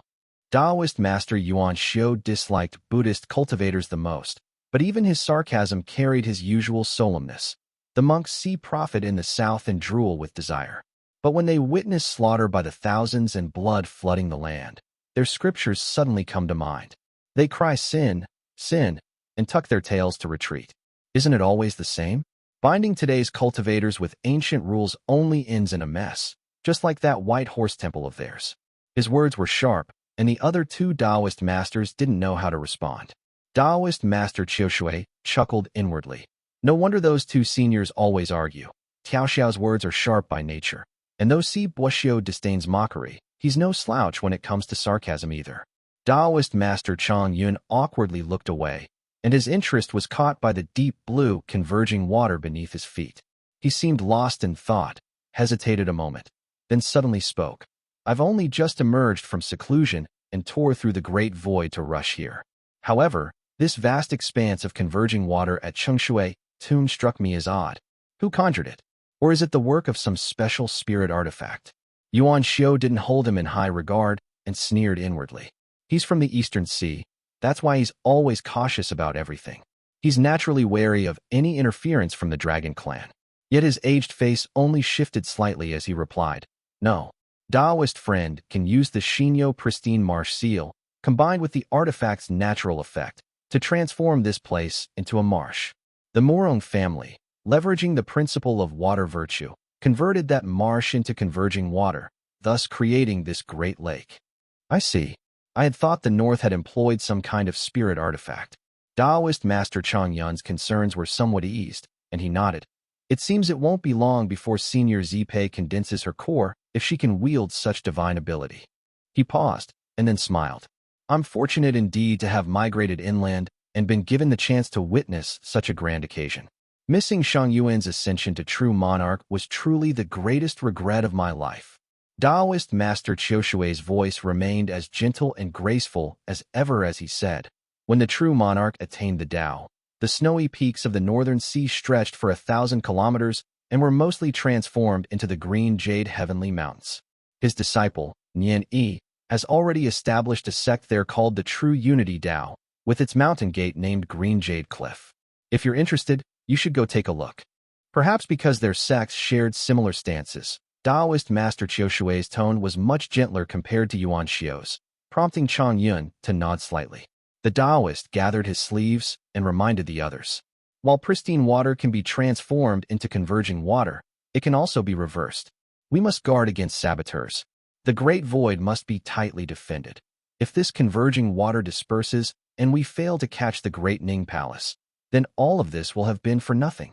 Of course, Yuan Xiu replied stiffly. There are too many eyes watching within the great void. Who would dare commit such a grave offense and risk the wrath of both northern and southern Tao lineages? Not even the great Wang or Xie families could bear that burden, let alone our sections. Li Xianfeng stood silently to the side, matched by Lingyu Rao on the opposite side. They were like two statues, yet neither missed a single word spoken by the Taoist masters. Li Xianfeng suddenly realized, it seems neither Ning Heiyuan joining my expedition nor the immense impact of the Xia pristine marsh seal was a coincidence. It had all been arranged long ago. Taoist Master Zipei, the most powerful in the south, personally acted to turn Chengshui tomb into a marsh. Then the north stepped in to convert it into converging water. Every step was deliberate. Though the north and south are at odds, their coordination is flawless. They contend in the small and cooperate in the great. The world is like a bird caught in a cage. Much like a fish in a net, there is not a sliver of a chance of escape. His gaze fell, yet he heard Taoist Master Chang Yun's voice again. Since the great Ning Palace has descended, let us each send our envoys.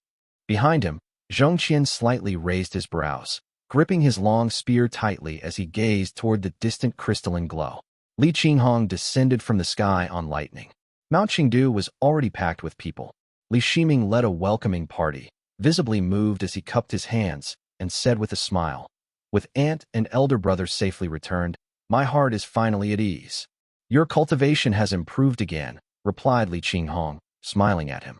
Although only Xiqing among the Xie generation had been raised personally by her, She was still easier to approach than most, and Ximing and the others were all quite familiar with her. Li Ximing stepped aside, and Li Xianxian, standing behind him with a smile, said, I knew all along that those devil cultivators wouldn't stand a chance with Qinghong commanding thunder and lightning. The entire Li family was overjoyed by the two's safe return, and the heavy atmosphere atop the mountain was instantly swept away. Li Shiji looked around and asked, But where is our Minghuang? This, Li Xianxian paused and let out a deep sigh before answering. It's truly unfortunate. He entered seclusion just a few days ago to break through. But there's a difficult matter involved, it's a long story, and we'll need to ask Shiji about it. Li Shiji understood that there was something inconvenient to say, but he didn't want to neglect Li Quantao. He turned slightly and said gently, Quantao is seriously injured. Let him recuperate on my mountain for now. There are many family matters to attend to. I must go inspect them first. Li Quantao had been absorbed in examining the great formation on the mountain. But when he heard Li Shiji, the soreness and exhaustion rushed in all at once. He nodded and replied, I know a bit about formations. This mountain setup is quite clever. Go ahead, brother Shiji. I'll take this chance to heal. And Siwei escorted him down, and the others rode the wind upward. Li Qinghong relayed all that had happened and shared the good news from Chongyuan that Li Xianfeng was unharmed, putting everyone at ease. Li Ximing led the group onto Lijing Mountain. He activated the formation, circled around to the rear mountain, and unsealed several layers of wards, revealing a residence made of green stone. The residence had 2 wings to the left and right, with a circular white stone pond in the center. Li Qinghong let out a soft sigh and said, It's been many years since I last returned to this old house. Chapter 829, Ready and Set to Depart, 2. This was the very house built by the Li family's founder and his 4 sons when they had first established their family. Back then, Li Yuanxiu had managed family affairs from here, and Qinghong had lived here briefly. Their memories were still fresh. The house had since been reinforced with formations, and the ground now glimmered faintly with light. Li Ximing and the others seldom visited this place. As they strode into the back courtyard, Li Qinghong caught sight of a stone cage placed precisely at the courtyard center. The cage had no extra engravings, and only a faint glow indicated it was lined with formation arrays. At its very center, a child crouched, hugging his knees and lying sideways on the ground. The child's golden eyes swept over them when he saw them approach. His cheeks were covered in tiny feather-like scales, and he stared at them blankly. Li Xianxian said, This is Jiang Ao. He briefly explained the child's birth and Kongheng's suspicions, then sighed gloomily. He's only a few months old, but refuses breast milk and cooked food. He only craves raw flesh. He doesn't understand scolding or words. Whenever he sees a person, he pounces on them to try and devour them like a beast. Li Shiji sighed inwardly, examined the child closely, and flicked out a ray of heavenly glow to capture him. The child immediately revealed a look of greed, biting at the glow with rows of white teeth. He didn't stop trying to chew even as his mouth filled with blood from the recoil. This, after a few more moments of observation, Li Shiji let out a deep breath and said softly, This is Ming Huang's child. Li Xianxian looked up at him, but it was Li Ximing who spoke first. Brother, I heard that there's a veiled Yindao lineage in Chun State's Jizhong, known as the Kingdom of Women. Perhaps seeking a bride from there might help. It's not that simple. I've been researching everywhere ever since I learned of this. Li Shiji spoke softly. The Wei Emperor sought to gather all Dao lineages under his rule, and the veiled Yin lineage suffered greatly. Its practitioners were forced into the imperial harem or turned into eunuch cultivators. Thus it has practically vanished since the Wei dynasty. The only place where it still exists is Chen State. But that place is a kingdom of women, where Yin and Yang are reversed. So how could they possibly send one of their own out to marry? They might only allow someone like Zhou Wei to marry into their state. Li Ximing was taken aback. But after a moment of thought, it was understandable. Li Shiji gently set down Li Jiangao and spoke again. What I mean is, there's no need to completely dismiss the matter. Anything involving a fate tied to metallic essence often carries strange outcomes. Have a few more children and see how things develop. As for Jiang Ao, he seemed troubled as well and could only say, Let's raise him for now. Perhaps there will one day be a method to cure his disorder. After all, he is our blood. We can't just end things hastily. Everyone nodded and took a seat in the main hall of the old residence. Li Qinghong, never one for ostentation, had already transformed her long feathered robe into a plain white garment. She spoke softly. Though we faced a demonic calamity, we gained quite a bit in return. She retrieved several storage pouches from her robes and laid them out on the table, along with 2 Dharma artifacts. One was a dimly glowing small jar, while the other was a gray, misty short blade. There was also a fist-sized pile of black shards, the remnants of Chimen Difu's Dharma artifact that Li Qinghong had conveniently gathered. The storage pouches from Qi Cultivation Realm cultivators weren't worth mentioning. The truly valuable ones had belonged to Qiu Ji and the Devil Cultivator Go. But having managed the household for many years, Li Xianxian considered even the smallest scrap valuable. He took out the Qi Cultivation Realm pouches, sorted the blood-nourishing items from the mundane, and as a former market steward with a sharp eye, quickly made an estimate. These Qi Cultivation Realm goods alone are worth 10 years of our family's profits. After all, those devil cultivators had plundered and looted plenty, so they had quite a few treasures in their pouches.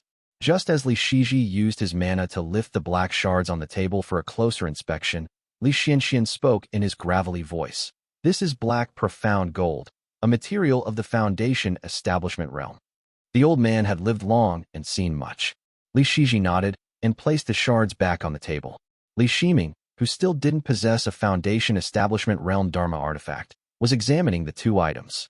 Li Qinghong said softly, "These were obtained by me and Shiji during a life-and-death battle in the north. Shiji still doesn't have a decent magic sword, so I intend to arrange them this way." She handed the intricately patterned demonic jar to Li Shiming and said quietly, "This artifact was refined by the devil for many years and contains many good things, but it suits his devil techniques. If I were to use it, not only would it be powerless, it might even be damaged." Li Shiming's palm lit up slightly, and black smoke rose from the demonic jar. He shook his head and said, "Aunt, your thunder technique is particularly effective against demons. My bright young isn't weak either, but even I can't use this. Why don't we?" Li Qinghong interrupted softly. "You and I will be heading north in a few days. Guangzhong is filled with cultivators, especially those from the Azure Pond sect, but perhaps even other sects will send representatives. Take this item and exchange it for a Dharma artifact that suits you." Li Shiming had already guessed as much by the time his aunt finished and nodded. Li Qinghong then handed the gray, misty blade to Li Shiji and instructed, "You have broader connections within the sect. Perhaps you can trade this for a proper Dharma sword." Li Shiji nodded. Li Qinghong then took inventory of the remaining contents in the storage pouches and arranged for them all to be added to the family's reserves. She then asked, "How is the family's current collection of spell arts?" Li Xianxian knew these things like the back of his hand and responded immediately, 27 low-grade spell arts, 15 of grade 1, 7 of grade 2, and 3 of grade 3.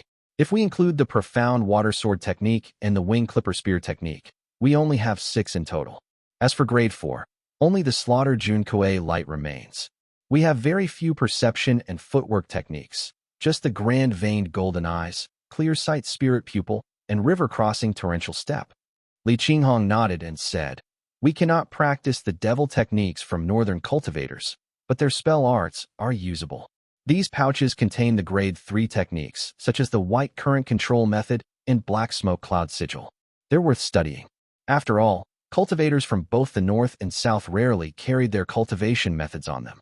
It was nearly impossible to acquire spells from fallen enemies.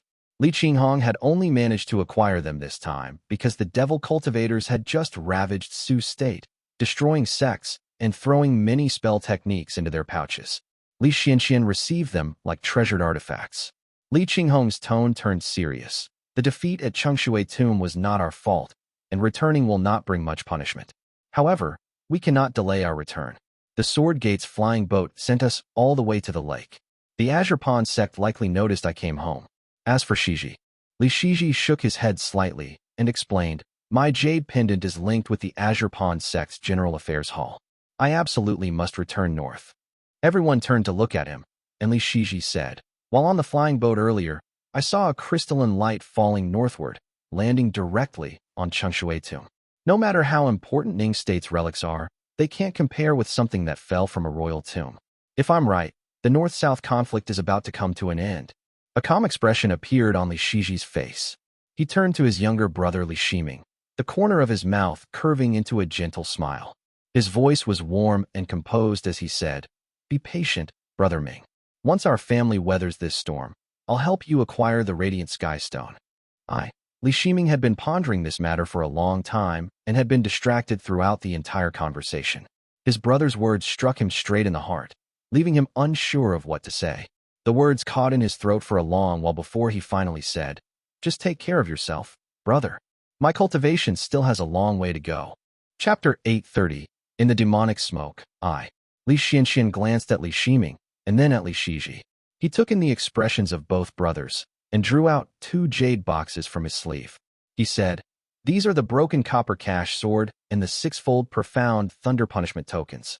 The copper cash was Yu Mujin's Dharma artifact.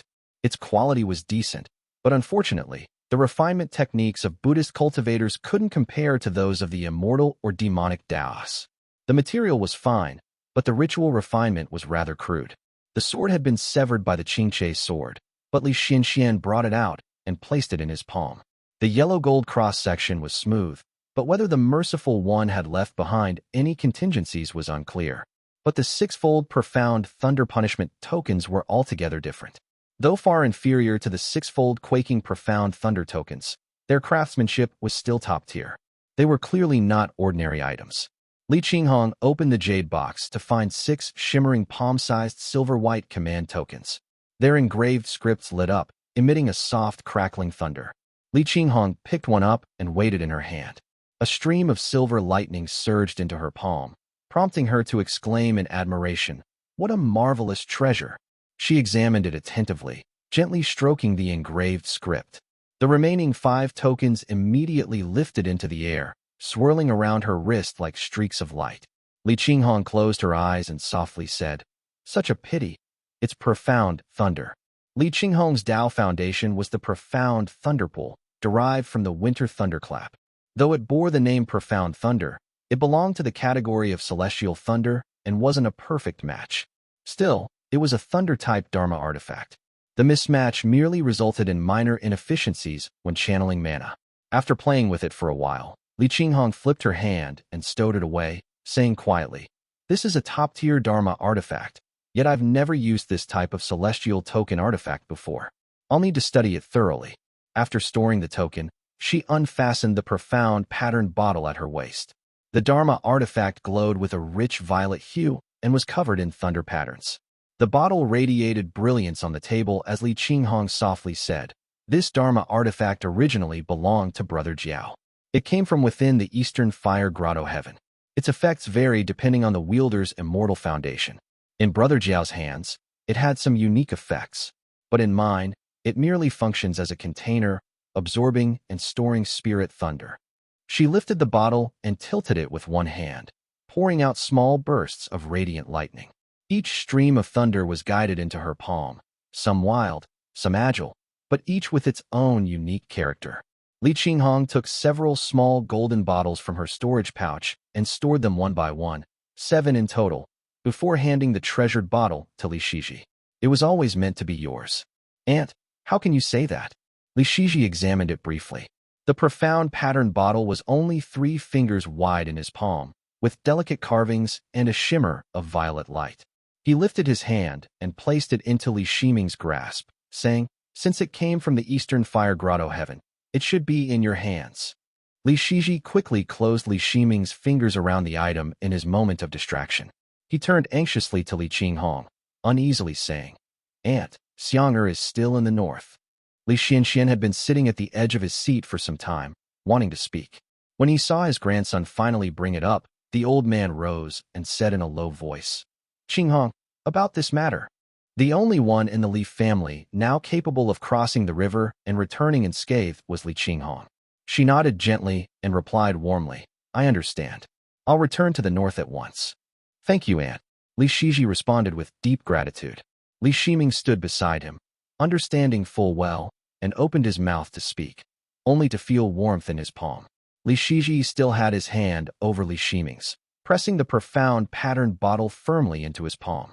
All words of protest stuck in Li Shiming's throat, and finally he only uttered, "Be careful, Aunt." Li Qinghong nodded and replied, "Time is of the essence. Shiming will come with me to the north." "Shiji," Recover with Li Quantao and follow us in a few days. I'll head back to Chengdu to prepare. Li Shiming stood up, and the aunt and nephew soared away on the wind together. Li Shiji escorted them to the courtyard gate, and then wandered restlessly around the ancestral house before returning to his seat. Li Xianxian was sorting various spirit items, his aged face drooping but otherwise unreadable. He lifted his gaze, and, seeing the somber look on Li Shiji's face, said hoarsely, Shiming spent years in seclusion and saw Yuexiang only a few times. How deep could his affection be? Don't take it to heart. He is a bit cold, but not heartless to such an extent. Grandfather, Li Shiji sighed softly, his lips trembling. Only now did the pain show on his face. He replied, I don't want Aunt to take risks either. I understand Shiming's mind, and I know Yuexiang's chances are slim. But what if there's still a sliver of hope? His remaining words turned to ash in his mouth. He hadn't known Li Yuexiang had gone north. Only later did he learn it had been arranged by the family. He wasn't the only one who lacked feeling. Mount Yin Pass. Demonic smoke rolled thick across the ground, with scattered motes of dim light rising through the gloom. Fragments of collapsed white stone lay all around the darkened ruins. The bloodstains had long since dried, leaving only a few shards of bone strewn across the wreckage. The ruins were utterly deserted, but a flicker of black light slithered out from a crack in the rocks, transforming into a black serpent that glided silently through the desolation. Li Wuxiao's black serpent eye stayed on the demonic smoke as he slithered forward. It had been months since he had fled from Chengshui tomb, and this was his first time reappearing at Mount Yin Pass. The war between North and South had plunged the skies into chaos. Li Wuxiao had seen Chengshui tomb flood with pristine water and immortal radiance collapse. Thus he had reverted to his true form without hesitation, shrank down, and dove into the underground waters, fleeing southward without a glance back. As a native hooked serpent of the Eastern Sea, Li Wuxiao was no stranger to survival. Having lived so long in such perilous waters, escape was second nature to him. Once he was within his element, the water, he easily shook off pursuers and fled ever southward. But Li Wuxiao hadn't expected Mount Yin Pass to fall. Demonic smoke cloaked the land all along his path, and he'd been attacked 3 times in his blind flight. He had almost lost his life in those battles. The only reason I blend in with this demonic smoke is because I was born in the Eastern Sea, am covered head to tail in demonic qi, and never trained in any orthodox sect's true path or technique. If I were like those other sect mount beasts glowing with righteous light, I'd have been slain long ago. Just as Li Wuxiao was slithering over the ruins, a sudden streak of black light fell from the sky and landed before him, transforming into a black-robed man who stared at him in suspicion. Caught red-handed, Li Wuxiao did not panic. He lifted his snake head and looked straight at the man, only to hear him speak in a cold tone. Fellow Taoist, which unit are you from, and why are you loitering here? Since Li Wuxiao was covered in demonic qi and prowling the ruins, the man couldn't determine his allegiance. Who would guess a defeated straggler from Chengshui tomb was still wandering the demon-blighted land? Chapter 831. In the Demonic Smoke, 2. The thick demonic aura on the man clearly gave him away as a northern devil cultivator or rogue. So Li Wuxiao flicked his tongue and answered, I am a protector under Master Monk Kongheng of Yin State. And what about you? What unit are you from to be prying this much? The snake demon spoke with conviction, but inwardly grumbled, damn it, using that monk's name again. I've practically been his mount these past months. What a disgrace. The man hesitated. Though most Buddhist cultivator forces were now centered around the way of emptiness, way of compassion, and way of virtue, representatives of all 7 northern sects had shown up. Who could say where this Kongheng fit in? Still, seeing the snake demon so confident, he replied coldly, I've never heard of any master monk Kongheng. Blind, are you? Li Wuxiao cursed aloud, slapped the ground with his tail. He pointed directly at him, and roared, My master is someone even Master Monk Uxian of the Great Desire sect begged in vain for a single debate. And you, a petty devil cultivator, dare bark at someone of such stature. Uxian had indeed led the initial assault on Mount Yin Pass as a master of the Tao of Great Desire, only to be repelled by Li Qinghong and others. The tale held truth, and with the black serpent holding his head high, his bearing was indeed quite intimidating. This snake's mouth is vile, thought the devil cultivator. The devil cultivator was already half convinced once he heard the name Uxian, but being cursed so thoroughly still left him displeased. A trace of doubt lingered in his heart as he said coldly, "If you truly serve such a great master, you must be well versed in scripture." "Huh, you asked for this." Li Wuxiao sneered in response and began rapidly reciting the respected cultivator's subduing words that Kongheng had once taught him. The cryptic and profound incantations echoed through the air. Combined with his earlier claims, it immediately made the devil cultivator in front of him flinch and panic. Plagued fool of a snake. Buddhist cultivator's scriptures were notoriously strange and unpredictable. The devil cultivator didn't want to risk getting converted mid-interrogation, so he hurled an insult to save face and quickly took to the wind, vanishing into the black mist. "Huh." Li Wuxiao spat in the direction of his retreating figure and slithered back into the ruins. The man was likely one of the Foundation establishment realm cultivators stationed here. After that little farce, it seemed he wouldn't be facing any more interference. Most of the devil cultivators stationed here withdrew after the incident at Chengshui tomb, and that master monk also returned to the north. Otherwise, that guy wouldn't have been so easy to fool. Li Wuxiao had also seen the shimmering lights descending from the north. He wasn't surprised, but muttered inwardly, "Humans are so obsessed with appearances. If you want to kill, then just kill. Why the need for so many pretenses and disputes? They fight and struggle until they die, all for some hollow display." Li Wuxiao had seen plenty of this in the Eastern Sea. Whenever some dragon son from the water palaces needed an immortal foundation for alchemy or forging, the local demonic creatures simply lined up to be slaughtered. There was no need for wars or disputes, none of this endless back and forth. That said, Li Wuxiao still envied the refinement of inland cultivators. Even Purple Mansion realm cultivators had to feign civility when killing those at Foundation establishment realm, and senseless slaughter was rarer. Life was far more comfortable that way. He lowered his head and moved through the ruins. Before long, he reached the place where he had once been stationed. After digging around for a bit, he unearthed a halberd. The halberd had a simple design and was remarkably light. Inscribed upon it were the words, "Li family of Qingdu, Chen family of Lijing, Chen Mufeng." So the kid died here after all. Li Wuxiao had met this man before, back when he was captured and brought to the Li family. Chen Mufeng had still been a boy then, and they'd crossed paths. Damn it, the snake demon scowled and pried up a few large stones. Sure enough, he found half of Chen Mufeng's skull. He dug up the other half from the soil. It was already rotted, so the snake demon wiped them clean, pieced them together, and stashed them in his storage pouch. Humans have a tradition of burying the dead. I'll bring it back for Chen Dongha to give him a proper burial, thought Li Wuxiao. He blinked a few times, searched the area twice, and dragged out a few corpses of Li family members. Thankfully, he didn't recognize any of them. He stowed them all away and cursed. Damn it, dying right on the spot. Now in human form, his eyelid twitched as he scanned the area again. He silently let out a breath of relief when there was no sign of Encheng's corpse. That guy had once worked alongside him mining beneath Moongaze Lake. He had always been smiling under his bald head, with a hearty appetite and a tendency to slack off, though he could run surprisingly fast. He looked around once more. There had also been a burly man wielding a golden hammer, probably named Li Wan, who was also missing.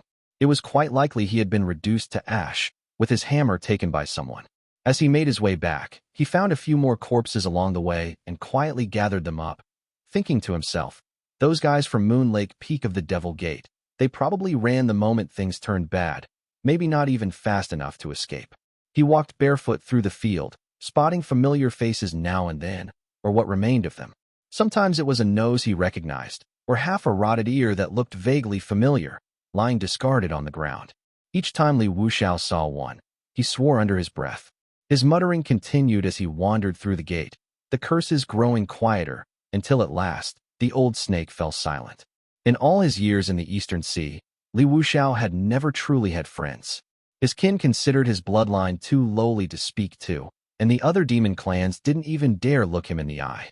It was only after arriving at the Li family that Li Wuxiao came to understand the concept of acquaintances and friends. Despite his foul mouth and gruff demeanor, people like Encheng and Chen Dongha didn't mind him. Perhaps there had been some mutual benefit, but they treated him with camaraderie nonetheless. Li Yuexiang had been just a little girl. She was sweet and well-behaved. Xiao Guilwan's children were all sharp and clever. Back then, Li Wuxiao had been assigned to guard her by Li Yuanjiao. Li Yuexiang had always liked white dresses since she was young. She once told Li Wuxiao, "I usually stay on the mountain. Uncle Wu Xiao, you don't have to wait on me all the time.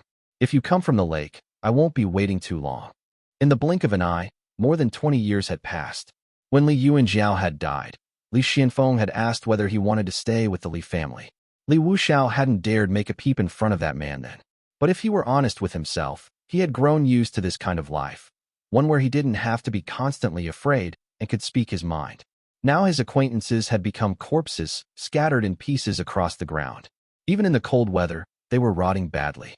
For the first time, Li Wuxiao furrowed his brow over a few mere Qi cultivation realm humans. The old snake wandered all the way to the collapsed formation center. His spiritual sense swept the ruins, and after rummaging for a bit, he suddenly caught sight of a broken sword. The broken sword was just over a foot long. A wooden charm dangled from its hilt, 1 palm long and 2 fingers wide, stained in dried black blood. Delicate and graceful words were written on it. I've long awaited your return. Devil winds howled as the old snake glanced at the charm, then at the charred marks on the stone and the dark bloodstains. He stared for 2 seconds, then turned back to the charm and let out a raspy hiss, the choked, guttural sound unique to grieving serpents. Chapter 832, Great Ning Palace. Li Wuxiao had his spirituality seized at an early age and was subsequently handed over to the Li family. Later, when Li Yuanjiao died before he could transfer it, a wisp of the connection had been released. Later, Li Shijuan had used the 6 dams life-matching unique technique again, and the spirituality was first with Li Shijuan, then quickly transferred to Li Yuexiang. There was a connection between him and the spirituality. Once the master died, the life-bound demonic creature would instantly perish. When he was with Li Yuanjiao, he often used this link to find his way to Li Yuanjiao upon being summoned. The Su state was in turmoil, so the connection couldn't be established, but if the spirituality had been extinguished, Li Wuxiao would have died instantly. Yet he had remained unharmed all along, and saw no sign of the spirituality being released and returning. So he felt secure and never truly considered that Li Yuexiang might be in trouble. She must have transferred the spirituality in advance, that's why I didn't notice. At that moment, a wooden talisman floated by. Caught off guard, Li Wuxiao froze. The words "I've long awaited your return" caught his eye, making him bare his fangs and let out a furious roar. The demonic serpent swept his sleeve firmly, lifting a slab of broken stone to reveal scorched ashes that contained several delicate bone fragments. He reached out to brush away the ashes, staining his hand gray and black. Though the weather was cold, his palm felt scorching hot. After turning the ashes over a few times, he used mana to shake out a few fragments. The fragments had a porcelain-like texture with a faint red hue. Li Wuxiao exhaled, circulating his mana, and quickly pieced the fragments back into their original form. It was a red ceramic bead, covered in cracks. He recognized it as a personal belonging of Li Yuexiang, called Glazed Dusk. It had been seized by Li Yuanjiao during an attack on the Li family by devil cultivators like Qiuji. Named by Li Qinghong, it had passed through many hands before ending up with Li Yuexiang. It served as a decent defensive Dharma artifact in the Qi cultivation realm.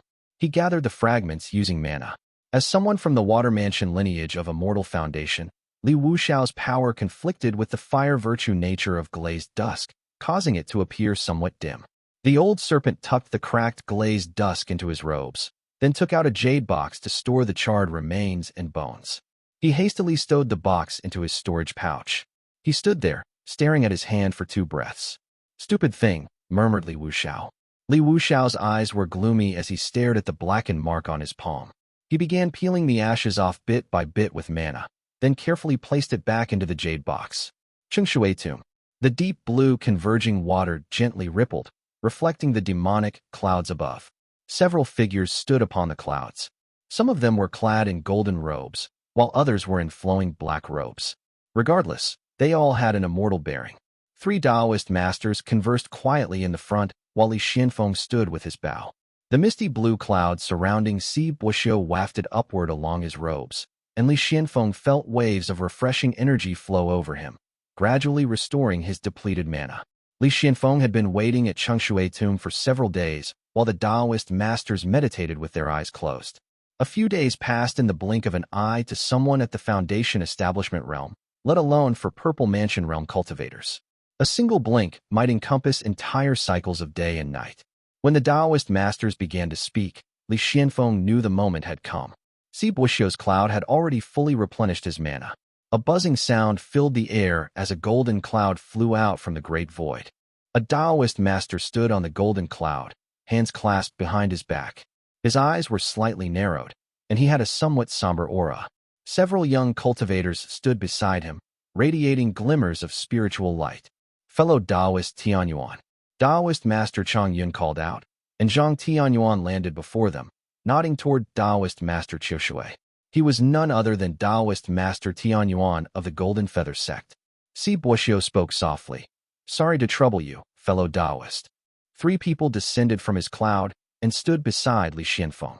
There was one middle-aged man and 2 youths, all wearing the Azure Pond Sect's robes. None appeared arrogant, and they nodded slightly toward Li Xianfeng in greeting. The Golden Feather Sect's territory now stretches from Yu State into Central Wu State. Their current strength far surpasses the Azure Pond Sect's. Li Xianfeng thought to himself. The Golden Feather Sect was at its peak. Chengshui and Tianyuan often traveled, laying out strategies everywhere.